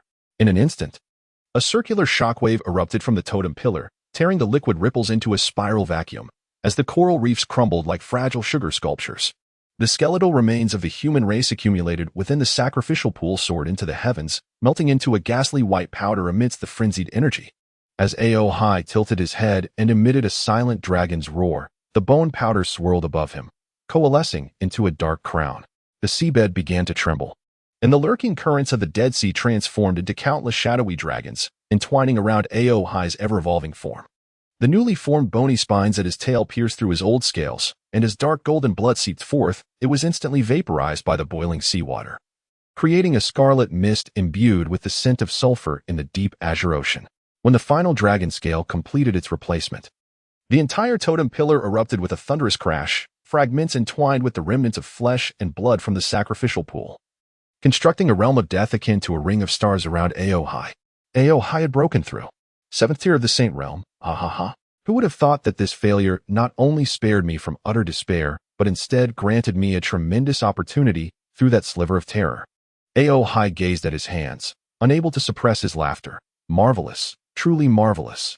I never imagined that the human race possessed such formidable warriors capable of battle. Alas, when it comes to fortune, it must still be the Dragon Clan. This time, you shall surely be unable to kill me directly. Ha ha ha. Beside Ao High stood a middle-aged man draped in bones from beginning to end. If a saint from Green City were present, they would immediately recognize that this man was none other than the Bone Eater from the City of Bone. His upper body was a pale skeletal form riddled with cracks, while his lower half comprised dozens of serpentine tails crafted from human vertebrae, oozing a viscous black ichor from each joint. The aura emanating from him was no less potent than Ao High's, and perhaps even stronger. At that moment, the Bone Eater gazed intently at Ao High, lost in contemplation. Ao High had indeed gone mad, of that he was certain. Ever since his abrupt return to Dragon Palace from Green City a few days prior, he had completely lost his sanity. It was as if he had encountered something horrifying, Any slight disturbance made him react like a startled bird. The Bone Eater had never witnessed such a state in Ao High before and had initially suspected he had fallen prey to a royal assault. Yet, how could a king ever lay hands on a saint? In the current world, it was common knowledge that kings fought kings and saints contended with saints, a tacit rule upheld by all. How could Ao High have broken such conventions? However, what transpired next astonished the Bone Eater even more. He had been prepared to seize control of the entire Dragon Palace. Yet Ao High suddenly seemed to gain insight and began an impromptu seclusion. Though still somewhat deranged, his newfound understanding was genuine. In just a few days, Ao High had achieved consecutive breakthroughs, ascending directly to the 7th tier of the Saint realm. Such speed was unprecedented, even for him. It is known that at the Saint level, the phrase one step, one realm is not an exaggeration. Even he himself was merely at the 9th tier of the Saint realm. As an established powerhouse, how could he possibly be compared to Ao High? The only explanation was that Ao High had encountered something extraordinary. With such thoughts in mind, and seeing Ao High's breakthrough and newfound confidence, the Bone Eater quietly inquired, "Congratulations, Ao High, on your remarkable gains. I am curious, what exactly did you encounter that led to such a profound transformation?" As the matter was broached, Ao High's expression shifted dramatically, as if recalling some dark history. Gritting his teeth, he declared, "I underestimated humanity. I have encountered a hidden anomaly. That individual triumphed through clones and employed ingenious techniques to vanquish me. Fortunately, my strength allowed me to narrowly escape. Otherwise, I might have perished in the Green City." Barely escaping from that person, the Underworld's remains caught the key phrase and nodded slightly. What was that person's strength? It was unclear, but certainly not that of a king. However, this individual was quite peculiar, relishing the guise of a mere first-tier venerable, which led me to let my guard down. As Ao High recounted this, his teeth clenched in frustration. Yet today is unlike any other. I have broken through to the 7th tier of the Saint realm. Thanks to him, I gleaned inspiration that allowed me to comprehend that level of power. I have now discerned the essence of death, and should I encounter him again, I will ensure he is utterly annihilated. So it seems, Ao High has lost his confidence after being bested by a first-tier venerable. The Underworld's remains pondered swiftly, perceiving that despite Ao High's boastfulness, he likely lacked the resolve to continue battling. The 9 cities and 10 domains, while grand in title, are heavily influenced by rankings. The Dragon Palace ranks last among them, and Ao High owes his position as city lord to his black dragon father. Otherwise, he would have long been supplanted by a peer-level saint. In contrast, the bone-eroding city, where the Underworld's remains resided, held slightly greater strength. Yet that slight edge was a chasm of difference. He contemplated, "Ao High, why not join forces and seize the Green City? Since we are here, we cannot return empty-handed. After capturing the Green City, I could also partake in the spoils. Although the Earth's spiritual energy is scarce, its fate is a potent boon, and the entire singularity is coveted by all." Yet, he wondered if Ao High would truly acquiesce. As the Underworld's remains deliberated, Ao High's eyes suddenly brightened, and he exclaimed, "Ha ha ha, my brother in the Underworld, even without your suggestion, I yearn to battle alongside you. Together, let us seize the Green City." His rapid agreement surprised the Underworld's remains, who instantly understood the underlying reason. Ao High likely lacked confidence, prompting his invitation. This was understandable, as surviving such a calamity without succumbing to inner demons was already a stroke of fortune. It was an opportune moment for the Underworld's remains to seize an advantage. With this in mind, he smiled faintly, "Leave it to me. Whether a saint or even a king dares to come forth, I possess means to contend with them." "Haha. Splendid." Ao High boomed, raising his hand and casually stating, "Dragon Pearl, come forth." With a resounding boom, a dark golden beam of light, 1,000 meters in diameter, cascaded from the portal into the ocean. This beam was not mere energy, but a liquid crystal formed from countless minuscule dragon-shaped runes, each echoing the ancient sacrificial incantations of the Black Dragon clan. The seawater traversed by the beam was not vaporized but assimilated into a pulsing, flesh-like substance. As countless human souls struggled to surface within the sanguine mass, only to be devoured by the runes as new nourishment. Before my eyes, a radiant stream of light converged at an astonishing speed into Ao High's palm, transforming in an instant into a swirling golden orb. Though it exuded an air of opulence, it also emanated a chilling and formidable aura. Witnessing this spectacle, even the enigmatic Minghai felt a shiver of trepidation. Just what level has this dragon pearl attained? Like me, it has ascended to the 7th tier of sanctity. A subtle smile graced Ao High's lips as he calmly remarked, "Brother Minghai, let us proceed. Very well. With hands clasped behind his back, Minghai added, let me listen to the lamentations of humanity. Chapter 85. The terrifying Aohai, the Hall of Concealed Blades, serves as the armory of the Dragon Palace, primarily dedicated to forging weapons and armor exclusive to the Dragon Clan. Consequently, it stands as the second stronghold of the palace, situated in close proximity to the main hall, the Dragon Abyss, making it an ideal location to drive Aohai out. At this moment, Song Tianyin and his companions are engaged in fierce combat here. Dozens of self-destruct teams have dispersed throughout the armory, clashing against various venerables, each side battling relentlessly. This arena belongs to the human prodigies, and only through ceaseless combat can they showcase their talents and draw the attention of the Dragon Palace. At this very moment, within the Hall of Concealed Blades, countless colossal dragon-scale swords float above a pool of molten lava, their blades reflecting the crimson golden sword energy emanating from Song Tianyin. He lightly touches the tip of a broken spear with his toes, as behind him, his sword sheath splits open with 7 gaping slits, from which not mere sword energy flows, but rather a viscous liquid fire essence. The fire essence plunges into the boiling metallic magma below, instantly igniting a dark red pillar of flame that soars to a height of 1,000 meters, transforming the dragon bones and weapons suspended from the ceiling into glowing red-hot iron. Damn it, Dr. Lin mutters under his breath, lamenting that this Hall of Concealed Blades is located inland, built atop an active volcano. It is excessively hot and hinders my performance.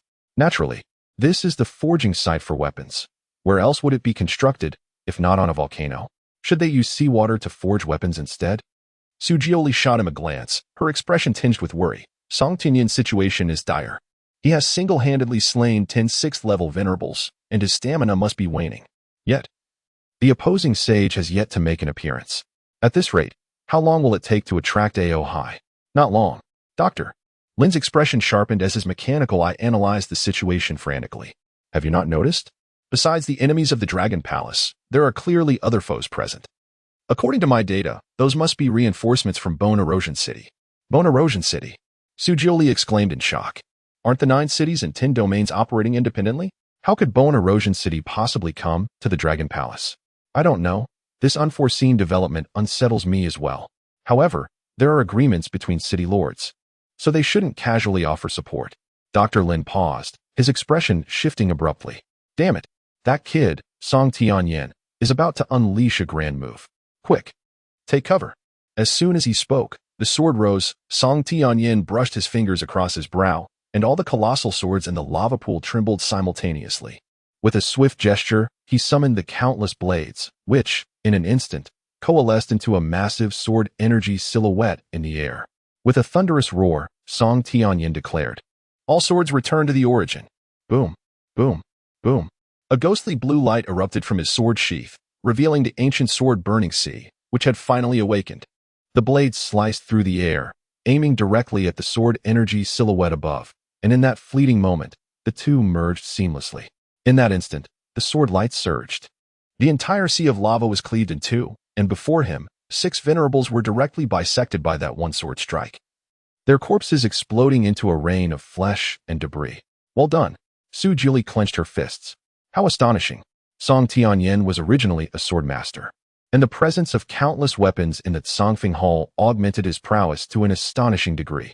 This rendered him nearly invincible among his peers, with no one able to withstand his strike. The formidable warriors of the Dragon Palace before him were utterly incapable of resisting his sword, which filled them with astonishment. However, at that moment, a cold snort echoed from within the Tsangfeng Hall, followed by the emergence of 3 holy beings from the Broken Blade Mountain. 3? The instant Song Tianyin beheld their arrival, a heavy dread settled in his heart. The Tsangfeng Hall actually harbored 3 powerful holy beings. If there had been merely one, he might have had a chance, but facing 3 meant that escape was his only option. Sujioli and Dr. Lin were equally taken aback. But just then, Dr. Lin's expression shifted dramatically as he shouted, Song Tianyin, retreat. There is new information. Song Tianyin had initially resolved to fight to the death, but upon hearing Dr. Lin's urgent call, he instantly withdrew. At that very moment, a flash of golden light pierced through the darkness of the distant ocean, shattering the black membrane of the seawater and creating a large opening in the Tsangfeng Hall, yet no water rushed in.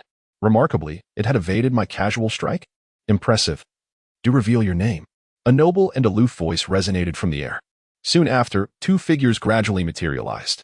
The foremost figure was draped in a coral-patterned snow-white robe, its hem shimmering with the faint glow of deep-sea phosphorescence.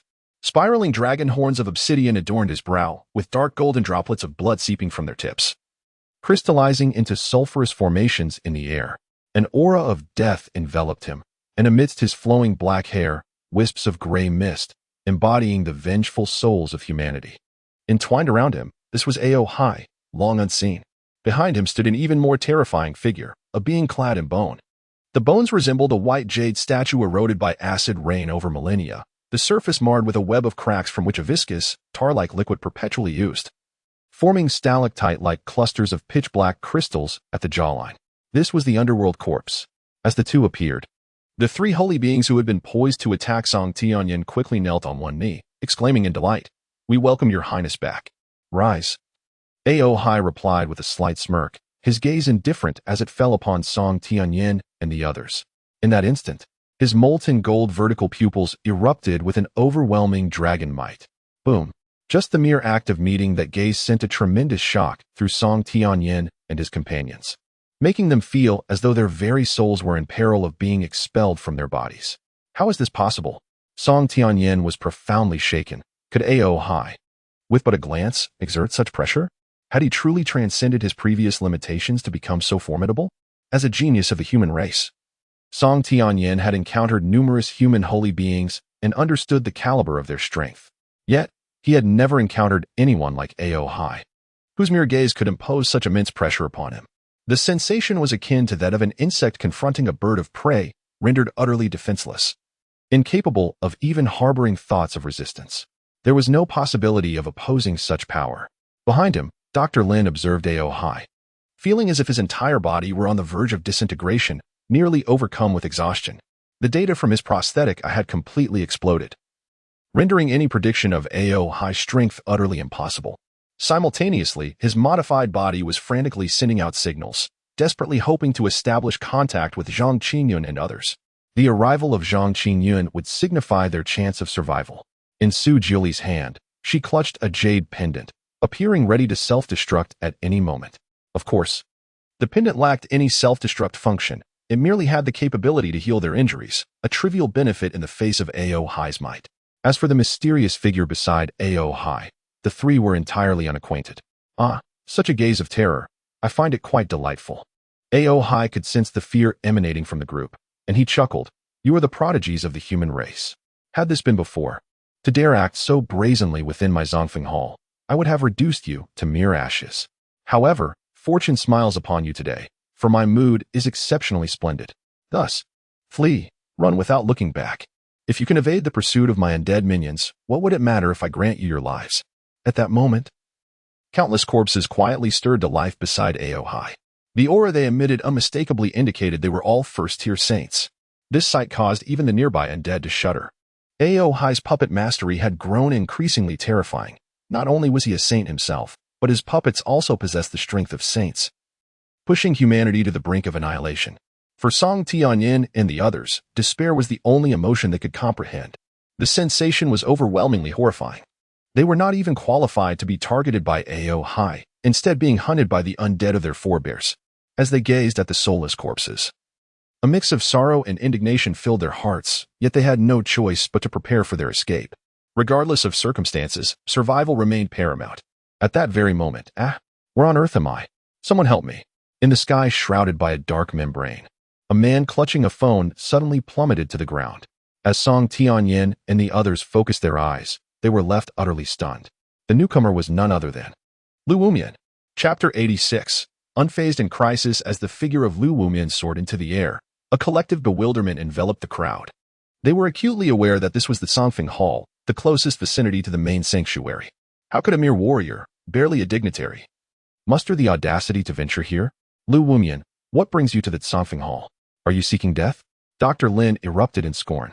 Although they were a self-destructive squad, it was not their intention to perish without cause. At this moment, as they faced the relentless pursuit of Aohai's subordinates, it was imperative to remain focused on their escape. Yet, the arrival of Lu Wumian, a veritable albatross, seemed to court disaster. Unbeknownst to them, Lu Wumian himself was in a state of complete confusion. Who am I? Where am I? What am I to do? He surveyed his surroundings and was immediately met with the sight of Ao Hai hovering above, a smirk playing on his lips, alongside the grim visage of Ming Hai. A shiver ran down his spine. As a martial artist, Lu Wumian had encountered Ao Hai's likeness online, and he recognized him instantly. However, he dared not confront the stark reality. This was Ao Hai. How could a mere ninth-tier warrior like him presume to challenge such a formidable figure? A mere glance could seal his fate. How was he to survive? Lu Wumian was at a loss. All he clung to was a single piece of advice from Li Wei. Do not overthink. Just read your novels. Though he was filled with reluctance, the situation left him little choice. He could not expect Song Tianyin and the others to ensure his escape. Thus, after a careful glance around, Lu Wumian resolutely retrieved his phone and opened his beloved novel, Do Emot Song Qiong. At that very moment, an unseen panel emerged, one that Li Wei could perceive. Your disciple Lu Wumian has chosen to lay low. Lu Wumian is engrossed in reading Do Emot Song Qiong, a novel he cherishes, and this marks his third reading. He is well versed in its content, thus gaining enlightenment from its teachings. Your disciple has inadvertently comprehended a martial technique, flame-splitting wave chaser. Observing your disciple's relaxed demeanor brings you immense satisfaction. Coincidentally, having also read Do Emot Song Qiong, you feel a surge of inspiration and acquire a special ability, Azure Lotus Heartfire. You find this delightful, and, upon glancing at your disciple's insights, you too master the flame-splitting wave chaser. Ding! You have mastered the flame-splitting wave chaser to perfection. Meanwhile, in the Blood War Hall, Li Wei was taken aback by the notification. Could his disciple be this formidable? It was astonishing that, while lying low, Lu Wumian had garnered such remarkable enhancements, seemingly surpassing his own prowess as a master. This felt unjust. He was, after all, the one who had truly embraced relaxation. However, after a moment of contemplation, Li Wei swiftly discerned the crux of the matter. Do Mo was undoubtedly Lu Wumian's favorite, and having read it thrice, it was only natural for him to experience a surge of enlightenment. It was unlikely such extraordinary fortune would be repeated. However, it is still insufficient. I recall there being a technique in this book called the Buddha's Furious Fire Lotus. If only I could master that. Li Wei pointed, and an azure flame manifested at his fingertip. The nearby ocean began to boil, the terrifying temperature of this strange fire causing the heavens and earth to change color. On the side of Lu Wumian, Song Tianyin and the others initially intended to pull him away.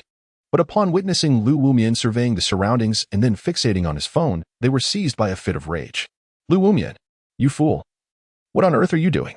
Do you even realize the perilous environment you find yourself in? Su Jioli was nearly exasperated to the point of collapse. Unable to maintain her composure, she exclaimed, Look behind you, look around you, enemies surround you. What are you doing? Are you using your phone in the Dead Sea? Dr. Lin, with his prosthetic eye, discerned Lu Wumian's actions, and, upon closer inspection, his face turned pale. Damn it, this kid is reading a novel. Lu Wumian, have you lost your mind? Are you insane to be reading at a time like this? Song Tianyin, standing behind, immediately darkened in countenance. Is Lu Wumian truly this outrageous? Time was of the essence. Retreat was no longer an option. As the captain, he could not allow Su Jioli and the others to meet their demise.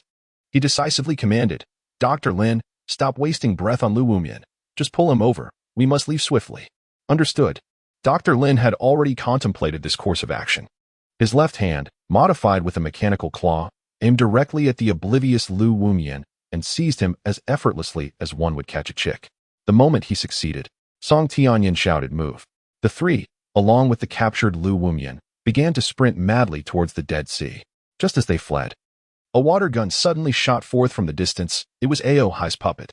Boom. 5 holy ranked figures swiftly swept past, charging directly at the quartet.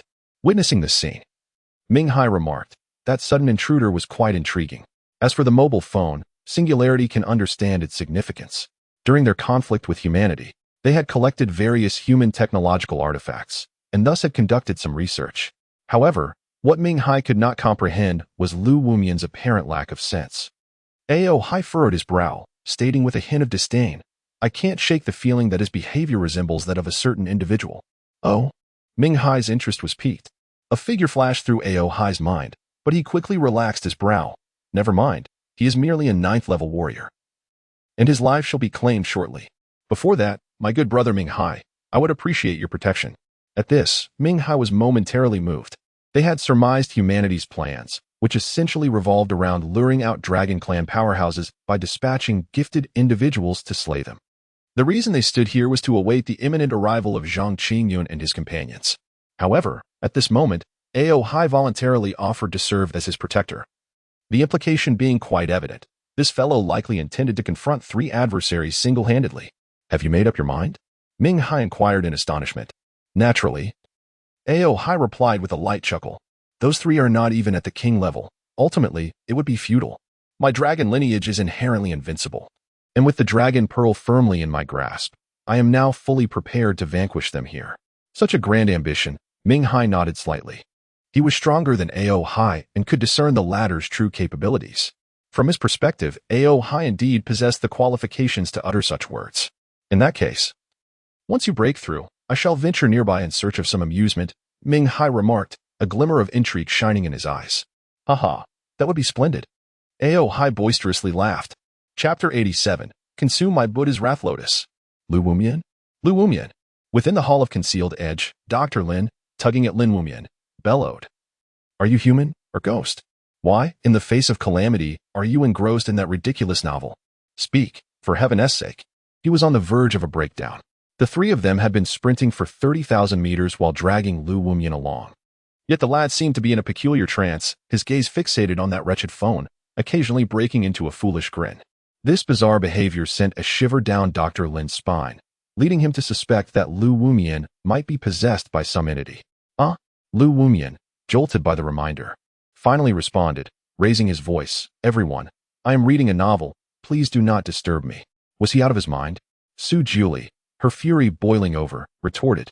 Are you insane? We are fleeing for our lives, and you are still reading? I thought you were with Li Wei.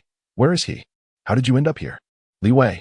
At that moment, Lu Wumian recalled something and urgently exclaimed, Right. Li Wei decided to venture alone to the Blood Battle Hall, and before he left, he simply dropped me off here. What? Upon hearing Lu Wumian's explanation, the 3 were engulfed in horror. The distance from the Blood Battle Hall to the Concealed Edge Hall was no less than 20 kilometers. How could Li Wei possibly abandon Lu Wumian here along such a long stretch, especially beneath the sea?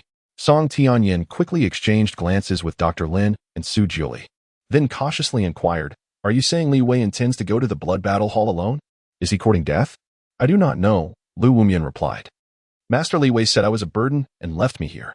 As he spoke, he suddenly sensed a shift in the trio's demeanor. Realizing they might be suspicious of his identity, he hastily clarified, I am the genuine Lu Wumian, an ally. Please do not mistake me. Then let me ask you, what does it mean for Li Wei to send you here? Does he not realize that the Concealed Edge Hall is even more perilous than the Blood Battle Hall? Su Jiuli questioned sternly. Li Wei provided me with a trump card. He instructed me to keep reading the novel, claiming it was the essence of his Lie Flat sect. Lu Wumian explained. However, the expressions of the 3 were utterly incredulous. Reading novels is the essence of the Lie Flat sect? This sect is rather absurd. Nevertheless, as they raced onward, Song Tianyin nodded at Dr. Lin and Su Jiuli. This behavior indeed mirrored Li Wei's. The lore surrounding Li Wei painted him as someone who remained indifferent while others fought at his doorstep, engrossed in games as if he were oblivious to the chaos. Now, Lu Wumian bore a striking resemblance to Li Wei, and they recognized this as the hallmark of the Lie Flat sect. However, while Li Wei could afford to be nonchalant, he possessed extraordinary talent. Could an ordinary martial artist like Lu Wumian truly aspire to emulate him? Especially at such a critical juncture? Unexpectedly, Lu Wumian suddenly became agitated, exclaiming, Please do not disturb my reading any longer. I have just had an epiphany. There is something to the concept of lying flat, and I may have grasped something significant. Dr. Lin, nearly driven to madness by this fool, bellowed. Are you out of your mind? At such a perilous moment, you still choose to read a novel? It seems your faculties are impaired. Stop reading. Our priority is to escape. Even if you were to channel your vital energy and flee with us, it would be far more beneficial than being dragged along by Dr. Lin, which is severely hindering our stealth efficiency. Su Jiuli, desperate to snatch Lu Wumian's phone away, was met with his vehement protest. Don't touch it. This is essential for our survival. While you make your escape, I will handle things here. This guy is utterly delusional. Seeing that she could not dissuade Lu Wumian, she resigned herself to the situation, stating, Very well, Lu Wumian, you had better survive, or I shall have you hung up for a beating. Before Su Jiuli could finish her sentence, Three ashen gray puppets tore through the fabric of space. The foremost puppet transformed its arms into bone sickles, their blades swirling with a dark golden deathly aura, corroding even the lava beneath into charred pits. Dr. Lin's mechanical arm instantly deployed a plasma shield. As the bone sickle struck the blue barrier, erupting in a shower of blinding sparks that sent lava splattering beneath his feet. "Retreat to the sword tomb," Song Tianyan shouted. Unleashing 7 waves of sword energy, the crimson light carving deep, bone-exposing scorch marks into the puppet's chest. Yet, the puppet clad in tattered robes opened its mouth and voraciously absorbed the fiery essence from the lava pool, its chest wound healing instantaneously. This was terrifying. The puppets, already at the first tier of saint level, were now attacking in unison, leaving even Song Tianyan feeling a sense of despair. Fortunately, at this critical moment, Sujioli flung out 12 lightning talismans, which formed a bagua array midair. Lightning struck down. In an instant, the third puppet, adorned with a bronze mask, suddenly formed seals with its hands, causing the gigantic dragon-scaled sword hovering nearby to redirect its tip, channeling the thunderbolts entirely towards Song Tianyan's sword box. Song Tianyan let out a muffled groan as he crashed into the rock wall, the burning sea sword slipping from his grasp and plunging into the lava, causing the molten rock to surge upward like an enraged dragon. Song Tianyan. Sujiuli's face paled, realizing that the lightning had been diverted by the enemy, revealing a vast disparity in their abilities. "I'm fine." Song Tianyan nearly retched his innards, stealing a glance at Lu Wumian, who was still engrossed in his novel, mumbling to himself. Leaning in to listen, he heard Lu Wumian murmur, "So that's how it is. The Buddha's wrath lotus, huh? It seems I have comprehended the Buddha's wrath lotus. This is it. This fool has completely lost his mind. To hell with the Buddha's fire lotus. Our teammates are on the brink of death. Why isn't lightning striking this idiot? They can summon the weapons of the hidden edge hall. Dr. Lin's quantum eye flickered wildly as his left arm's armor suddenly split open, revealing a miniature nuclear fusion reactor. "Take this, you fools." A red and white beam pierced through 2 of the puppets, only to be refracted and scattered by countless floating sword blades as the third puppet raised its hand. The light rain obliterating the entire coral reef above into powder. Suddenly, 3 puppets formed a triangular formation, encircling their target, as dark golden incantations erupted from the intersection of their bone sickles. Sujioli's cloud-patterned embroidered shoes lightly tapped the surface of the lava, and as her ice blue spiritual energy began to coalesce into an ice lotus, the lava beneath her feet abruptly solidified into obsidian. The puppets had transformed the lava pool into a realm of death. As she stumbled against the rocky wall, she caught sight of Dr. Lin's mechanical limbs emitting wisps of smoke, while Song Tianyan's sword energy faded like a candle flickering in the wind. It was over. Everything was lost. The Dao robe puppet emitted a hoarse synthesized voice, and the bone sickles of the 3 puppets simultaneously illuminated with dragon-shaped sigils. At the moment the beams of death intertwined into a web, Lu Wumian's foolish laughter suddenly echoed from the edge of the battlefield. "Haha. I understand now. In such dire moments, only the Buddha's wrath lotus can turn the tide. The protagonist always arrives, albeit belatedly." Despair washed over the crowd as they turned their heads. There, they beheld Lu Wumian curled up amidst the wreckage of broken swords, clutching his phone, the blue light of the screen illuminating his ecstatic grin. This fool, even on the brink of death, appeared so joyful. Could this truly be the bliss of surrender? If only I had known he was such an idiot. I would not have saved him. Sujioli thought in exasperation. The beams of death had enveloped them entirely. Song Tianyan's protective sword energy shattered like eggshells. Sujioli's feathered attire began to carbonize, and Dr. Lin's mechanical skeleton twisted and deformed under the intense heat. In his peripheral vision, Song Tianyan noticed what seemed to be a figure breaking through the membrane above, and upon closer inspection, it appeared that Zhang Qingyun and the others had arrived. Alas, it was ultimately too late. Sighing, he thought that if they could just hold on a little longer, perhaps they could survive. Just then, he witnessed a bright light suddenly emanate from Lu Wumian. 2 flames were born, one azure and blossoming like a lotus, and the other cold as winter, seemingly capable of freezing 1,000 miles. The fusion of these extraordinary flames required balance. In that final moment, Lu Wumian brought his palms together. The azure-white flames intertwined between his fingers, forming a spiraling tempest as the countless magma fires within the Hall of Concealed Edge trembled and drew forth their heat. The molten waves surging toward the center of the flames like a pilgrimage. What is this? Sujioli suddenly realized that this was no mere illusion. She widened her eyes, discovering that the madman slumped amidst the corpses exuded a pressure that compelled all 5 holy-grade puppets to step back simultaneously. Get down. Song Tianyan's anguished shout pierced the air. He witnessed the fire lotus in Lu Wumian's palm bloom into 24 petals, each containing terrifying energy, as the dark red lava boiled and churned within the azure-white flames. This was an unknown martial technique they had never encountered. Yet, only Lu Wumian knew that this technique was called the Buddha's Wrath Lotus. Chapter 88. The power of the divine lotus. At the moment the wrathful fire lotus of the Buddha blossomed, a dual-colored flame of azure and white entwined and ascended like a pair of lotus blooms. The azure flame resembled molten lava from the earth's core, forming a liquid lotus where each petal surged with a ferocity capable of scorching the heavens and boiling the seas. The white flame, on the other hand, mirrored a storm of ice crystals compressed by the polar glaciers, ensnaring an absolute zero that shattered atoms in its frigid embrace. The two opposing energies converged in Lu Wumian's palm, collapsing into a radiant sphere of blinding white light. Suddenly, the lava pools within the Hall of Concealed Edge erupted in a tumultuous boil, as crimson fire essence transformed into countless streams of blazing fire that were violently extracted, causing the entire volcano to be drained of heat in an instant, solidifying into obsidian basalt. As the luminous sphere expanded to its critical point, 24 lotus petals burst open with a resounding boom. A brilliant flash emanated forth, and the energy waves released from the lotus core spread outward in a circular pattern, fracturing the very fabric of space like fragile glass. The bony sides of 5 sacred tear puppets vaporized upon mere contact with the ripples. Their ashen gray shells enveloped in ice crystals before being incinerated into twisted metallic remnants within a fraction of a second. The array of draconic weapons suspended from the dome seemed to undergo a supernova's wrath, disintegrating into cosmic dust within the azure and white radiance. At the center of the explosion, the chaotic vortex formed by the dual flames evaporated the lava pool, creating a vacuum with a diameter of a kilometer. Dark red coral clusters melted like wax, dripping down to coalesce into a boiling lake of glass upon the ground. 3 puppets attempted to form a defensive formation, but were torn apart into fundamental particles amidst the turbulent energy, deprived of any chance to resist. The entire Hall of Concealed Edge collapsed with a deafening roar, the shockwave even tearing through the outer liquid barrier.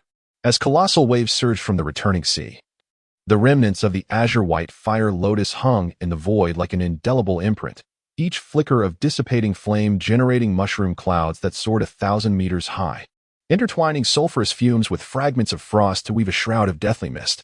An unknown duration passed before 3 heads emerged from the earth's crust: Song Tianyan, Su Jiuli, and Dr. Lin. Upon their emergence, they were confronted with a scene reminiscent of hell, leaving their mouths agape in disbelief. What on earth? Song Tianyan struggled to articulate his feelings, finally erupting in exclamation after a prolonged silence. What was happening? He felt utterly bewildered. Just moments ago, they had been pursued by 5 first-tier sacred puppets, their power so formidable that despair had begun to seep into his heart. Yet, who could have imagined that Lu Wumian, merely a 9th-tier martial artist, could conjure flames of such terrifying magnitude? They had witnessed the moment the lotus exploded, the flames soaring, the sea retreating, presenting a vision akin to the apocalypse. Was this truly the power of a 9th-tier martial artist? The sacred warriors, not a trace remained. Dr. Lin surveyed the surroundings in horror, his eyes scanned in vain, for apart from the sea, all that remained were the massive craters created by the otherworldly flames. This situation was utterly absurd. Su Jiuli stood in stunned silence, gazing at Lu Wumian, then abruptly grasped his hand, her excitement spilling forth as she questioned, "What is going on? Have you truly attained enlightenment from a novel?" Upon her utterance, the eyes of Song Tianyan and Dr. Lin instantly gleamed with a newfound clarity. Indeed, a person of Lu Wumian's caliber could not possibly have unleashed such a formidable martial technique.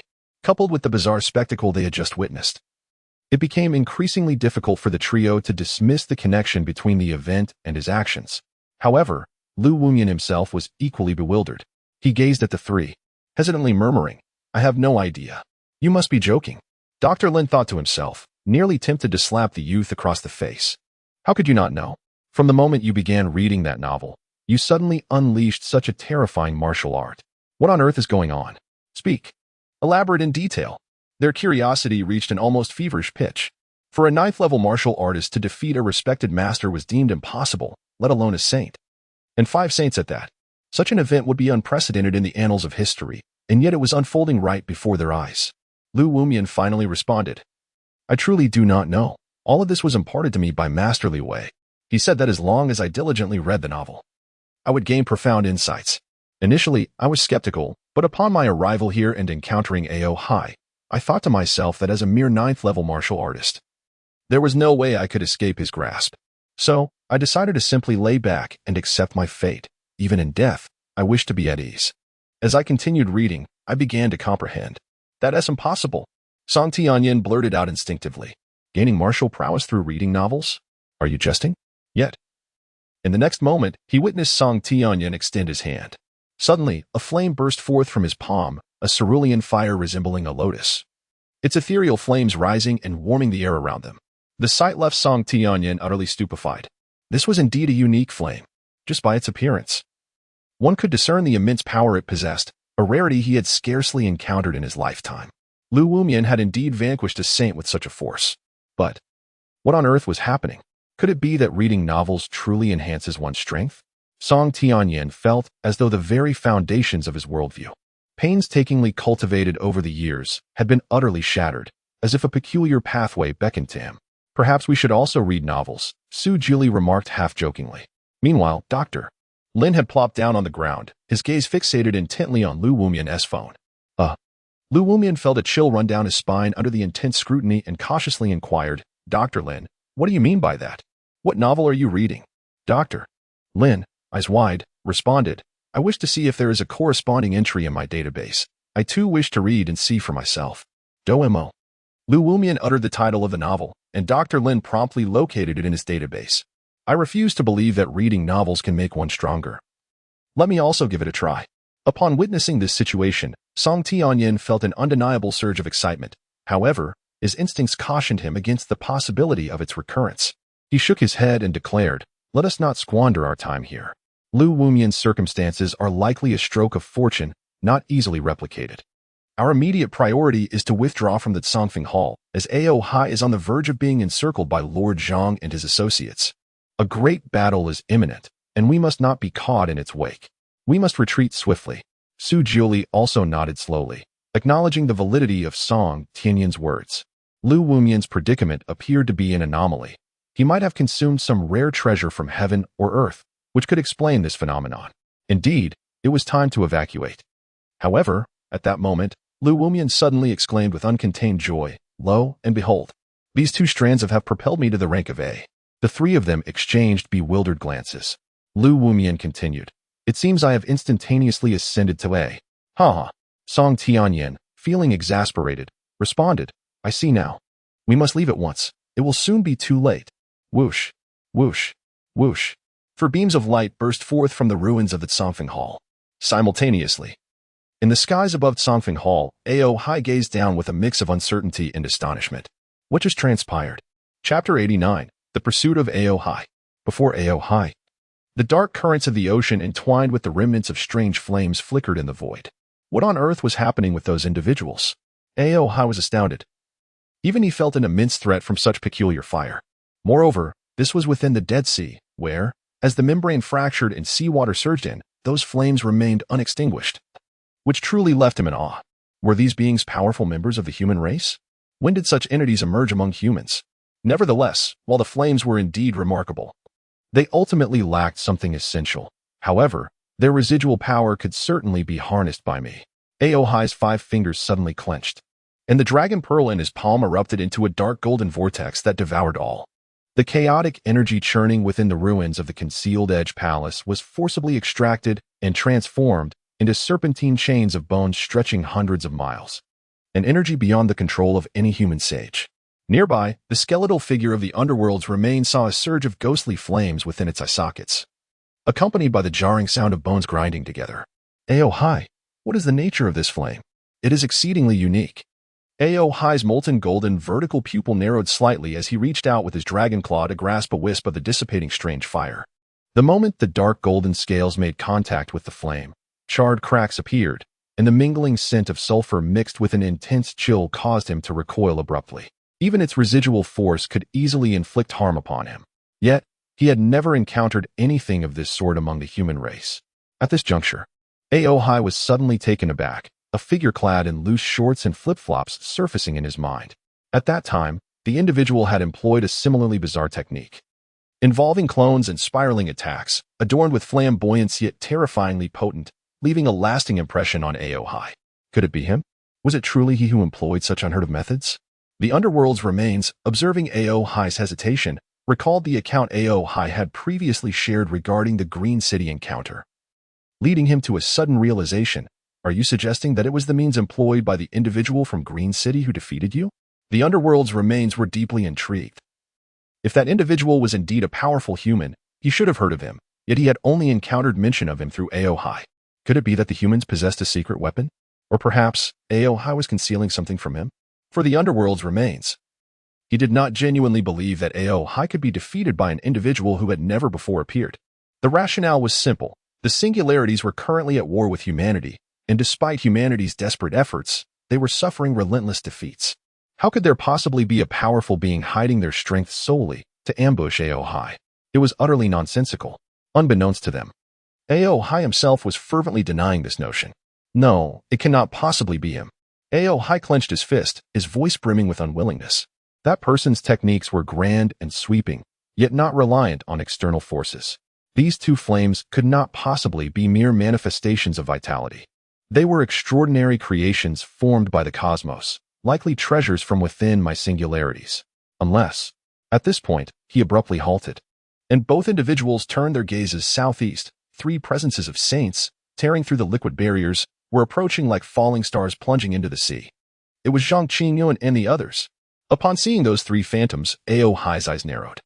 The ominous figure of Ming Hai clearly noticed the arrival of the human race as formidable warriors intent on besieging Ao Hai. With a smile, he remarked, Ao Hai, it seems your adversaries have arrived. I can handle them alone. Ao Hai rose, emanating an astonishing aura, with dragon orbs swirling around him, radiating an air of mortality. It appears you have returned to your prime, Ming Hai acknowledged. As per our agreement, I shall seek out some amusement nearby. He was aware of Zhang Qingyun and the others. Although they possessed some capabilities and had managed to defeat the previous incarnation of Ao Hai, the current Ao Hai, having evolved, was on an entirely different level. In other words, these three had arrived too late. Naturally, Ao Hai chuckled lightly. This shall be the burial ground for Zhang Qingyun and his companions. Meanwhile, at another location, Zhang Qingyun felt the overwhelming energy level. His gray-white eyebrows were ruffled by the chaotic currents, and the bronze compass in his hand cracked with a web-like pattern. This usually composed master of formations felt his pupils tremble violently as his sleeves fluttered without wind, the flags within rustling like startled birds. He too perceived the level of the S energy and could not help but feel a sense of dread. Such power could not belong to the human race. Could it be that Ao Hai had acquired some new artifact? What a jest! This was utterly absurd. The talents of humanity would likely be vaporized by such a technique, leaving no trace of their existence. Xie Yun's gaze was similarly fixed on the distance, his expression grim. Good heavens, Ao Hai has concealed such a lethal move. But wait, Ao Hai does not wield flames. He is remarkably adept in the art of puppetry. If he has a lethal technique, it must pertain to water. Given that he is the lord of the Dragon Palace, most aligned with water and most opposed to fire. Lu Tianhu focused on the swirling 24-petal lotus pattern within the energy remnants and stated, these two flames are far too immense, even underground in the ocean. They would disrupt the ecological balance of the Dragon Palace. Ao Hai could not possibly utilize such forces, especially here in a place he holds in utmost regard. The only possibility is that another formidable foe is lurking near Ao Hai. Upon hearing this, Zhang Qingyun and Xie Yun's expressions shifted dramatically. It appears that this time, we truly face a life-or-death situation, Zhang Qingyun remarked calmly. Ha ha ha, while the young ones march towards their demise, what do I have to fear? Xie Yun laughed heartily as the three continued their flight towards Ao Hai's location. Moments later, they beheld Ao Hai's position. He was coiled within the abyss of the rent asunder by with a crimson fissure on the left side, flowing like molten lava, while the right side crystallized into icy flames. The juxtaposition of these two extreme energies formed a spiral pattern at their intersection, echoing the cosmic balance of yin and yang. This fellow is absorbing the energy from those two flames. Witnessing this scene, Zhang Qingyun's pupils constricted as he shouted, do not grant him the chance to comprehend. Attack directly. Three streams of light surged forth, hurtling towards Ao Hai. Meanwhile, on Ao Hai's side, the residual power of the was swept away by the dragon orbs. And he was once again submerged by the ocean, countless waves swirling in a dark vortex, engulfing his figure. Suddenly, The submerged waters of Aohai began to emit a flurry of bubbles. Initially, there was but a small cluster, yet soon the bubbles multiplied and swelled in size, culminating in the abrupt emergence of a colossal black dragon from the abyss. With a thunderous roar, the dragon, having transformed into a form exceeding 100 meters in length, displayed scales that gleamed with an intense luster. Upon closer inspection, one could discern the anguished souls of humanity trapped within. This was indeed the true essence of Aohai. Hovering behind him, the dragon orb had expanded to the size of a house, its surface adorned with spiral patterns reminiscent of the Buddha's wrathful fire lotus, radiating both fiery energy and an overwhelming aura of resentment. Ha ha ha, Zhang Qingyun, your timing is impeccable. Aohai had long been aware of Zhang Qingyun and his companions, and as they approached, he swept his tail, causing the solidified coral reefs to erupt with a deafening explosion. The ensuing shockwave, imbued with the formidable pressure of a seventh-tier sage, swept across the land. Today, I shall use your vital blood to honor my newly comprehended cycle of life and death. Chapter 90, The Undead Strikes on the Other End. At the Blood War Hall, Li Wei obliterated the guards into mere remnants. He then gazed into the distance, where a brilliant light erupted from the dim ocean, akin to the birth of a sun in the night. Astonishment washed over him. Was this the Buddha's wrath lotus? That rascal Lu Wumian has succeeded. A sense of relief enveloped Li Wei. It appeared that Lu Wumian had not squandered his goodwill and had indeed refined the sacred flame. Clearly, the extraordinary fire bestows an unimaginable enhancement to one's strength. Even someone of Li Wei's caliber could grow stronger upon acquiring such a flame, let alone a martial artist like Lu Wumian. It was likely that the moment he obtained the flame, he directly breached the realm of the venerable, soaring to new heights of power. However, given Lu Wumian's weak foundation, he would probably receive rewards related to strengthening his base in the future. Reflecting on his own journey, Li Wei couldn't help but sigh. He had unwittingly become a true veteran of relaxation. How swiftly time flew. Suddenly, a formidable presence surged toward him. Li Wei's gaze sharpened as he peered into the distance. There, from the shadowy coral, a viscous, tar-like fluid seeped forth, and dozens of serpentine tails, composed of interlinked vertebrae, crushed crystalline clusters as they languidly slithered out. Cackling, the skeletal figure of the undead emerged from the shadows, its cranial cavity illuminated by phosphorescent flames that swept over the charred remains of the Black Dragon clan. Intriguing, was that explosion you unleashed? Merely a venerable. Yet you command such a celestial wonder. How tantalizing. Li Wei cast a glance at him, surprised. This figure's appearance did not resemble Aohai. Yet the aura bore a slight resemblance. He furrowed his brow and asked, "Who are you? A singularity?" "Indeed, I am a singularity." The undead, hands clasped behind his back, made no effort to introduce himself, instead strolling leisurely beside Li Wei, marveling at him. Such a formidable physique, coupled with an astonishing foundation, merely the aura emanating from you is enough to leave me astounded. You are indeed an interesting individual, young man. What is your name? Though the undead hails from the Bone Erosion City, as a fellow city lord, he could leverage the power of the Dragon Pearl to survey the entirety of the Dragon Palace. Thus, he had been silently observing Li Wei for some time. Through this period of scrutiny, he discerned that Li Wei was terrifyingly formidable. Such a physique could not possibly belong to an ordinary venerable, rivaling even that of a low-level saint. Moreover, Li Wei's aura was exceptionally robust. No ordinary human could attain such a level. Even some ancient, fearsome races seemed barely able to match Li Wei's prowess. How had this individual refined his physique to such an extent? This was the undead's greatest curiosity. It wasn't until he witnessed Li Wei wield the extraordinary fire that the undead was nearly certain. Li Wei must possess these two flames to have transformed his body into something so formidable. The power of these flames, having already been demonstrated, now ignited the undead's envy. If only he could take these two flames back to cultivate them and subsequently refine them for himself, what a splendid prospect. He believed that he would soon attain another ascension. However, before his thoughts could materialize, Li Wei's assault erupted suddenly. A flame shot forth in a direct line towards the undying corpse. Impudent. The serpent tail of the undying corpse plunged violently into the rock strata, causing the entire seabed to collapse with a resounding crash. Large sections of land were overturned, effectively isolating the strange fire. He chuckled. What audacity, daring to strike directly at me. But let us see how my attack fares. With a swift motion, his serpent tail lashed out like a whip, moving with a terrifying speed that brought it before Li Wei in the blink of an eye. Li Wei's gaze flickered as he leapt back 100 meters, propelled by an air bubble, while the azure flames swiftly traversed the ocean floor, ensnaring the serpent tail and causing the water to boil violently under the intense heat. Indeed, this flame was formidable.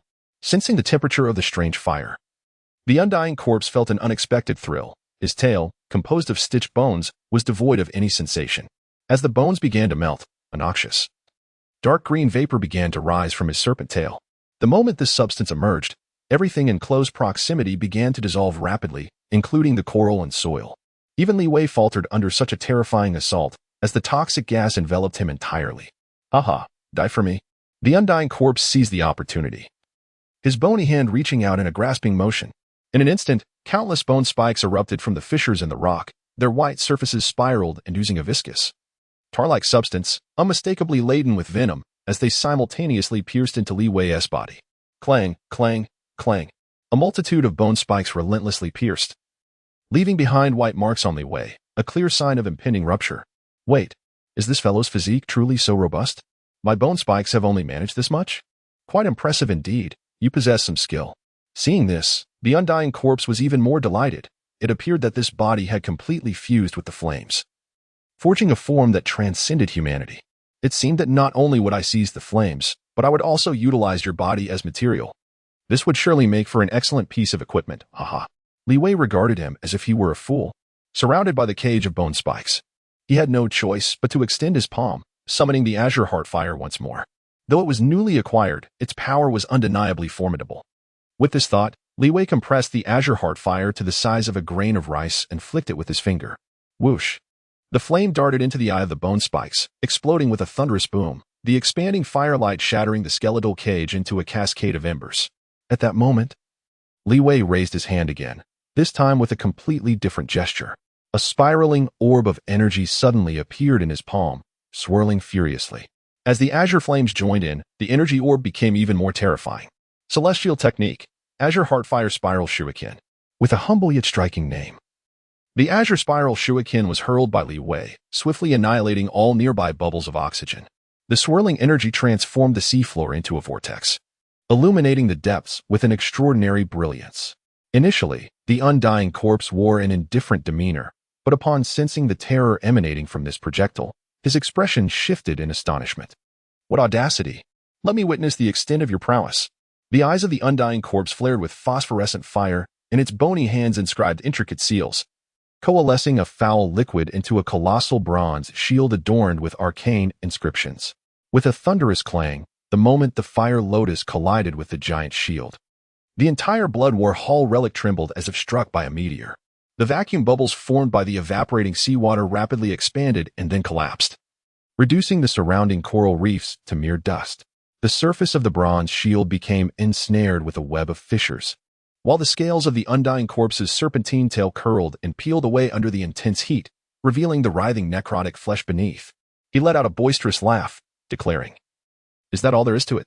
But as the words left his lips, he realized that Li Wei had conjured two identical spiral orbs once more. Chapter 91. The Ascendant King. The moment this entity emerged, the specter of death abruptly retreated. Simultaneously, a violent explosion erupted at the very spot he had just occupied. The sea evaporated, the earth quaked, and the ocean floor was directly transformed into a gaping abyss. Was this merely a casual attack of yours? It dawned on the specter that this young man before him was far more formidable than he had initially presumed. Regaining his composure, he remarked indifferently, "Very well, it appears you are not as feeble as I had imagined. Henceforth, I shall no longer conceal my strength. Allow me to exert merely 50% of my power, Just as the specter prepared to unleash a counterattack with his secret technique, the surge from the Dragon Pearl resonated unexpectedly. The primal force of the bone corrosion city within him receded like a tide, and he furrowed his brow. The Dragon Pearl is manifesting its might at this moment? TSK, it is only natural for a symbiotic entity to protect the treasures within the Dragon Palace. Very well, since the Dragon Pearl resists, I shall grant you this concession. With that, the specter turned to Li Wei, offering a faint smile. Young man, you are fortunate. Today, I shall spare your life. A golden aura gradually enveloped him, as if he were on the verge of vanishing. Observing this, Li Wei unleashed a surge of vitality, only for the specter's form to dissipate with a sound akin to a puff, transforming into a pool of corrosive liquid that seeped into the crevices of the ocean floor, leaving only mocking laughter echoing in the air. With the power you just exhibited, Even 100 of you would not stand a chance against me. Live well? And do not perish before Ao Hai. Those two flames in your body are to be preserved for me, ha ha ha. He fled without hesitation? Li Wei found himself momentarily stunned before the fissure. It was perplexing. This individual appeared quite formidable, yet before the battle even commenced, he had fled. As for the taunts he had uttered, Li Wei dismissed them. His previous techniques, whether the King's Fist or the 8 Gates, had proven ineffective. In a true life-or-death struggle, the outcome was uncertain. However, this entity's furtiveness made him wonder if there was an underlying scheme at play. Alas, it was truly vexing. Li Wei, disinterested in further contemplation, shifted his gaze and noticed peculiar fluctuations emanating from above the concealed edge palace. After a moment of sensing, realization struck him. That was likely the true Ao Hai. Regardless of the current circumstances, slaying Ao Hai was undoubtedly the right course of action. With this thought, Li Wei swiftly propelled himself in that direction. Meanwhile, above the concealed edge palace, Zhang Qingyun and his companions formed a triangular formation, encircling Ao Hai at the center. The bronze compass erupted with a blinding azure light, thousands of intricate formations entwining around the black dragon scales like living entities. Xie Yunji's arms bulged with sinewy strength as his fists, infused with the force to shatter mountains, surged toward the dragon pearl. Lu Tianhu wielded his long blade, which transformed into a silver-white streak, the blade's edge freezing liquid waves into crystalline ice upon contact. A mere swarm of ants dares to covet the heavens? Ao Hai's dragon claws gently tapped the dragon pearl. Dark golden ripples instantaneously engulfed all the formations. Be careful. Zhang Qingyun's expression shifted as he witnessed this. The wave struck him instantly, causing him to involuntarily grunt and retreat 3 steps, the compass in his hand cracking. What on earth has this creature endured? In a short span of time, his strength appeared to surge dramatically. It is the Dragon Ball. This wretched being can harness the power of the Dragon Ball to enhance himself. He seems to be merely at the 7th tier. Yet he is perilously close to the royal level. Xie Yunj cursed vehemently and launched his attack. As his iron fist was mere half an inch from the Dragon Ball, thousands of contorted human faces suddenly emerged within it. A piercing shriek transformed into a tangible sound wave, causing the armor on his arms to disintegrate inch by inch. The exposed, stark white bones, once submerged in seawater, were rapidly corroded into a honeycomb structure.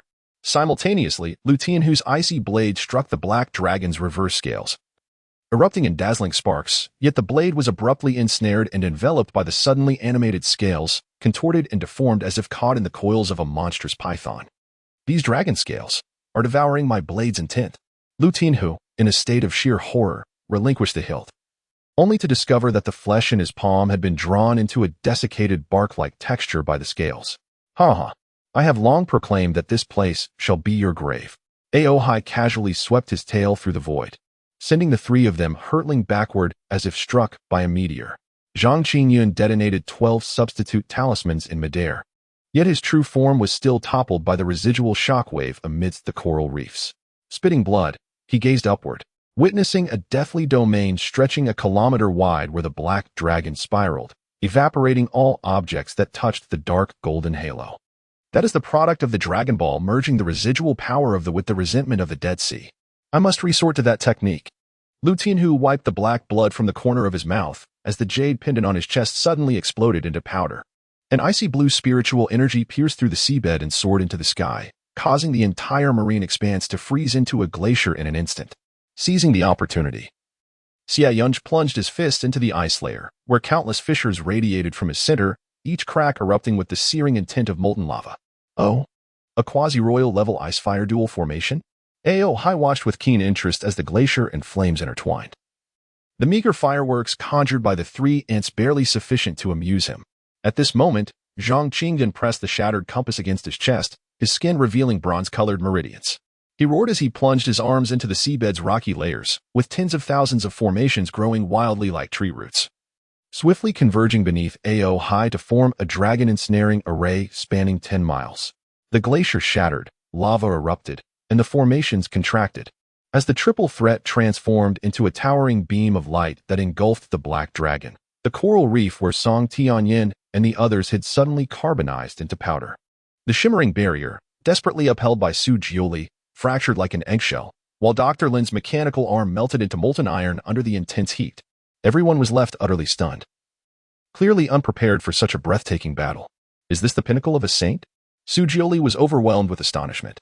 This is the full might of a saint. Lu Wumian stared vacantly at the chaotic sea, torn asunder by energy turbulence, his phone screen already scorched black by the blinding light. Don't dawdle, quickly take cover with me. We cannot be slain by the residual waves. Song Tianyin shouted urgently. The residual force is too potent. He could barely maintain his footing. Fortunately, the group was distanced from the epicenter, allowing Song Tianyin to shield them from harm. However, a crisp cracking sound suddenly emanated from the center of the light beam. Crack. The black dragon's claws tore through the chaotic currents of energy, and from the fissures of its reverse scales flowed not blood, but a viscous, tar-like dark golden liquid. A spiral incantation erupted from the dragon horn on Ao Hai's forehead, and the scales, rent asunder by the triple killing formation, began to proliferate and reorganize within the incantation, swiftly transforming into a suit of bone armor that enveloped its entire being. Humph. The power is indeed formidable, but this is where your journey ends. The dragon pearl suddenly expanded to the size of a mountain, its surface adorned with lotus patterns reminiscent of the Buddha's wrathful fire lotus. Ao Hai's molten golden vertical pupils locked onto the three intruders. As it opened its mouth, it swiftly devoured the dragon pearl, swallowing it whole. In the aftermath, boom. A tremendous and terrifying pressure erupted from within Ao Hai, its astonishing aura manifesting as a tangible force, violently pushing outward. In that moment, Zhang Qingyan felt his chest shatter inch by inch. The fist energy of Xia Yunj was torn to shreds by the deathly aura, and Lu Tianhu's frozen crystalline domain disintegrated amidst anguished cries. The three were like insects trapped in amber, helplessly watching as Ao Hai advanced, enveloped in an energy of annihilation. What in the world is this? Xia Yunj bellowed. Is he about to ascend to kingship? Chapter 92, The Unusual Levi quickly. Zhang Qingyan exclaimed, utilizing the last of his vitality to shatter the storage ring, and the ancient bronze carriage enveloped the three within its confines. The stone horse, burdened by the wailing souls, continuously disintegrated, yet still neighed as it charged towards the sea. Ao Hai chuckled lightly, watching the carriage transform into a stream of light. And with a mere flick of his claw, three bone spears entwined with the restless spirits shot forth from the pearl, piercing through the rear of the carriage in an instant. The interior erupted in three clouds of crimson mist, accompanied by the faint sound of splintering bones. Did you truly believe you could escape my domain? Within the Dragon Palace, everything is but a thought away. Ao Hai nonchalantly flung away the blood droplets from his claws. Laughing heartily, today, I shall crush you all. Boom, boom, boom. The Dragon Palace trembled violently as the sea surged, and chaotic currents formed like hurricanes beneath the waters, sweeping in all directions. In that moment, those observing from a distance, including Song Tianyin and others, felt an overwhelming sense of impending doom as these currents surged towards them like harbingers of death. In a critical moment, Zhang Qingyun's bronze carriage suddenly approached, and with a swift motion, Xie Yunj grasped the earth beneath Song Tianyin and his companions, lifting them into his grasp. Concurrently, everyone began to frantically advance towards the sea's surface. Senior Zhang, seeing the situation unfold, Song Tianyin realized that Green City had lost all hope. Yet he could not help but voice his anguished frustration. If we leave, will Green City fall? Indeed, Zhang Qingyan replied, devoid of emotion. The failure to eliminate Ao Hai meant that he was utterly invincible within the territory of Green City, as he used Green City as a fulcrum to invade Earth. The entire singular army would launch their assault from there. At that point, the battlefield would no longer be the singular but Earth itself, and humanity would face a truly despairing moment. Zhang Qingyun could not allow such an era to dawn. Thus, he had to escape to Green City, activate the Grand Array, and, at the cost of his own life, reduce the entire Green City to ruins. Even the three sages. Su Jiuli's nails dug deeply into her palm, her feathered garments soaked with cold sweat. Dr. Lin's mechanical eyes emitted smoke from overload, as the database incessantly flashed crimson warnings of invincible. At this moment, the black dragon glided through, crushing the last coral reef, and the deathly aura emanating from the dragon pearl enveloped the entire sea. Ao Hai suddenly turned to gaze at the hiding place of the others, a cruel smile dancing in his molten gold eyes, reminiscent of a cat playing with its prey. He let out a long howl, his body gradually disintegrating in the light. Yet he did not vanish, for he transformed his entire form into particles of light. Wherever these particles shone, Ao Hai could manifest. Old Zhang, hurry. Lu Tianhu urged, Ao Hai has disintegrated into light. Do not let him touch you, or we shall be caught. I know, Zhang Qingyan replied, his expression anxious as he fixated on the path ahead. However, the carriage was ill-suited for swift movement across the sea, and his vision was far less keen than it would be on solid ground. As everyone charged recklessly forward, the sharp-eyed Xie Yunj suddenly exclaimed, "Damn it! You're about to collide with someone. This is not a battlefield. Who else would be here?" As Zhang Qingyun was about to retort, he focused his gaze and was instantly taken aback. Could it be Li Wei? How could this rascal be here? The figure before him was all too familiar. Dressed in his characteristic baggy shorts, with one flip-flop missing, he held an oxygen tank in hand, leisurely inhaling its contents. Such a demeanor, such an air of relaxation, unmistakably belonged to Li Wei. But ahead lay the Dragon Palace, where Ao Hai resided.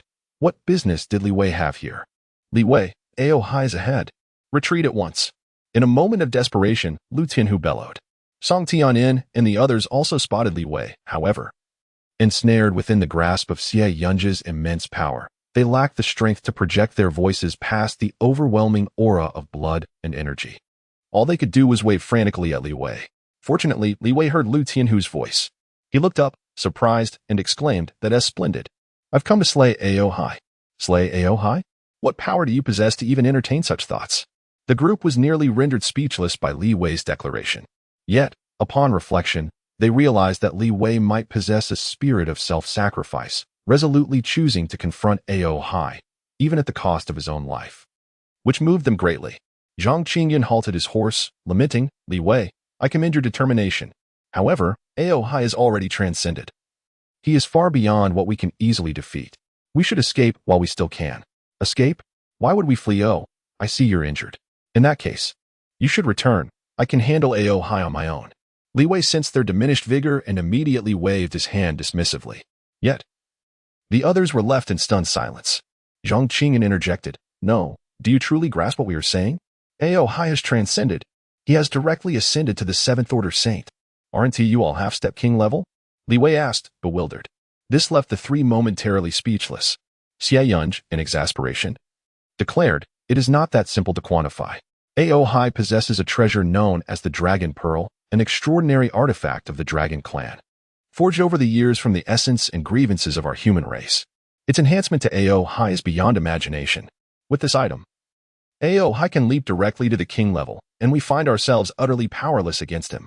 The existence of the Dragon Pearl is the fundamental reason for our impending defeat. Lu Tianhu added gravely, not only in the Dragon Palace, but other city lords also possess similar innate treasures. Rather than merely being artifacts, these treasures share a symbiotic relationship with the lords. They are, in essence, living entities with formidable strength, and when fused with their respective lords, can significantly amplify their power. This is dire. We are out of time. Xie Yunj urged anxiously. Ao Hai has already spotted us. Look to the sky. That is his dragon eye. If we do not leave now, it will be too late. Li Wei, get in the vehicle, Zhang Qingyun shouted. At this critical moment, if Li Wei did not depart, none of them would escape. Yet, Li Wei was astonished. Are you implying that Ao Hai will pursue us? In other words, do I merely need to bide my time to encounter Ao Hai? Is that so? No, wait. Li Wei, what on earth are you thinking? Zhang Qingyun felt an unsettling shift midway through his statement. Li Wei exhibited no intention of retreating. His mind solely fixated on vanquishing Ao Hai. What could possibly instill such immense confidence in him? To Zhang's astonishment, Li Wei responded with elation. That is splendid. Let him come. I shall await him here. This fool. His mind has undoubtedly gone awry. Chapter 93. Indeed, you are Ao Hai. Li Wei, do you truly comprehend who Ao Hai is? Zhang Qingyun's expression grew grave. His voice tinged with an unmistakable urgency. Ao Hai is the lord of one of the 9 cities and 10 domains, the Black Dragon Saint of the Dragon Palace. The power contained within his Dragon Pearl is extraordinarily formidable, capable of enveloping the entire Green City. Now, having fused with the Dragon Pearl, his strength can entirely rival that of a king-level powerhouse. The king level represents a realm where one genuinely masters the forces of space and embodies the laws. Do not presume that we have not exerted ourselves to the utmost. Ao Hai's domain has already transcended the realm that mere mortals can shake. Li Wei gained an understanding of the terror that comes with king-level prowess. The revered realm merely signifies the initial formation of a domain, where vital energy or spiritual essence can be materialized for rudimentary manipulation. The saint level surpasses this, allowing the domain's reach to extend up to a kilometer, rewriting the rules within it entirely.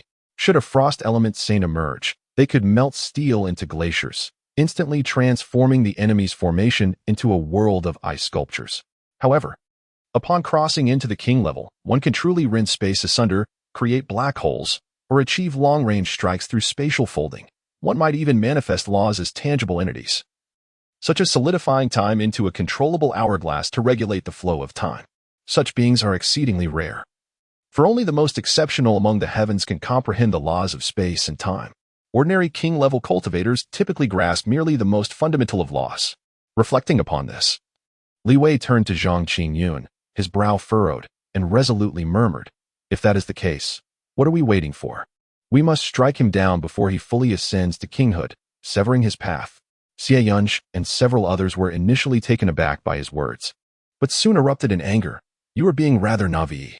We have exerted every ounce of our strength merely to force him into a temporary state of inaction. Do you truly believe that your status as a mere revered one can shake his foundation? Ao Hai has already harnessed the powers of space and laws through the Dragon Pearl, combined with his puppet techniques, sorcery, and other mysterious methods, rendering him nearly invincible among kings. Even if you possess exceptional talent and charge into his domain, it would merely be a death wish." Before their words had fully settled, the group quickly exchanged thoughts, while Lu Wumian and others, ensnared in the air by the ethereal hand, clearly heard the dialogue. Lu Wumian sensed an opportunity, and during the brief calm between the two factions, hastily conveyed through the gaps in the domain, "Esteemed seniors, there once existed an unparalleled powerhouse in Green City. If he were to emerge now, would we still have a chance? An unparalleled powerhouse." Lu Tianhu frowned, asking, "Who knows who that person truly is? How strong could he possibly be? If he possessed a trump card capable of contending with king-level power, we would have encountered him by now." Li Wei's eyes brightened with intrigue as he queried, "Is the mysterious powerhouse you speak of the one who unleashed the immense giant force in Green City?" "Precisely. That is him." Zhang Qingyun nodded affirmatively. Li Wei continued, "That individual not only suppressed Ao Hai single-handedly, but also rescued everyone. All were in pursuit of his identity." In unison, the others affirmed, "Indeed, it is he." "Did he also save Li Jinxin?" Li Wei pressed on. "That is correct." Xie Yunj and the others exchanged incredulous glances. Yet none dared to refute. At this moment, a wave of astonishment surged through their hearts. Could it be that Li Wei was acquainted with that enigmatic powerhouse? What else could account for his audacity in posing such a question?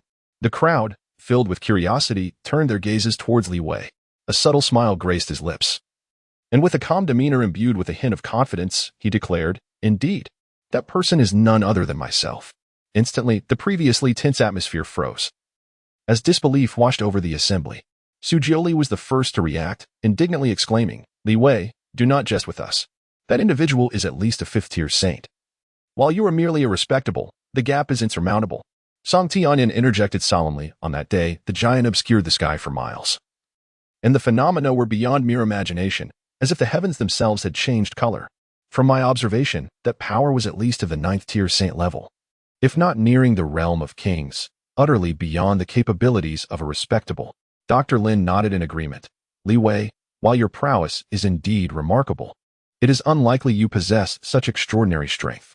However, as the three rebutted him, Lu Wumian merely opened his mouth. Only he understood the true extent of Li Wei's terrifying might. The memory of Li Wei's single punch that devastated a multitude of alien beings remained vivid in his mind. Moreover, the Buddhist wrathful fire lotus was intrinsically linked to Li Wei. With so many mysterious attributes enhancing him, Lu Wumian could not gauge Li Wei's true power. Yet he was certain that he was far more formidable than anyone could imagine. Alas, his voice carried little weight. Even if he were to defend Li Wei, the others would likely remain skeptical. Zhang Qingyun sighed. "Very well. Regardless of whether that mysterious powerhouse is real or not, our immediate priority is to escape." The crowd communicated through the exchange of vital energy, a far swifter method than spoken words, allowing their thoughts to traverse in an instant. Yet, even in this brief exchange, mere seconds had slipped away, an eternity in the midst of a battle between saints and even kings. No sooner had Zhang Qingyun spoken than an invisible pressure began to rise from the sea, resembling the roar of 1,000 galloping steeds. The surface of the ocean erupted into a tempest, swirling into a spiraling column of water that coalesced into a massive golden vertical eye, the very golden gaze of Ao Hai.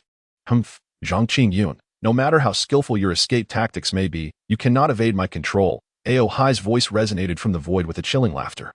"I have long regarded the sea as my private garden, Wherever my will extends, no matter where you hide, you shall not escape my grasp. Countless beams of light intertwined upon the sea, transforming into the form of a colossal black dragon, its scales cold and its luster dim, yet exuding an overwhelming chill that instilled terror. This was Aohai's true form. However, it manifested only briefly before he reverted back to human shape. Donning a white robe adorned with faint coral patterns, resembling a nobleman emerging from a painting at first glance. Yet, the sinister aura he emanated was palpable and commanding. As Aohai appeared, all present felt an oppressive weight descend upon them, akin to the shadow of death enveloping their hearts. Zhang Qingyun laughed uproariously, defiantly declaring, "Ha! Aohai, even if we are to perish, we shall take you down with us." With a thunderous crash, the bronze carriage shattered, and he, along with Xie Yunj and Lu Tianhu, drew their swords, resolute in their determination to face their fate. Song Tianyin exclaimed, "We must retreat swiftly. Remaining here will only hinder the few saints." Su Jiuli and the others nodded in agreement. The pressure was utterly terrifying, and merely standing still made them feel as though they were suffocating. Yet there was one exception among them, Li Wei. Upon seeing Aohai, he did not retreat but advanced, shouting to the heavens, "Indeed, you are Aohai. Aohai, we meet again, and this time, you shall not escape." Chapter 94. The King's Fist, Activate. Ah! This Li Wei. Observing Li Wei's eagerness to confront Aohai, Zhang Qingyun and the others were utterly perplexed. This was Aohai, after all. As a prodigy of the human race, to not flee was one thing, but to willingly march towards certain death? Was he not vying to become a mere puppet? This young man, it seemed, was so accustomed to arrogance that he had lost all sense of urgency. Xie Yunj was infuriated, cursing vehemently, wishing he could kick Li Wei back to safety. How could he not realize the peril? If Aohai were to kill him, what would be the worth of their collective efforts? Were these seasoned warriors not fighting for the hope of humanity? However, Aohai's reaction was beyond anyone's expectations. Upon hearing Li Wei's voice, he turned to look in that direction, and upon recognizing Li Wei's face, he appeared as though he had seen a ghost. Exclaiming in terror, "How did you get here?" In that moment, Aohai retreated thousands of meters in a frenzy, almost instantaneously leaving behind only a shadow. He was fleeing. What was Aohai doing? The onlookers were utterly astonished. Was this Aohai truly running away? Wasn't he supposed to have the upper hand? What was happening?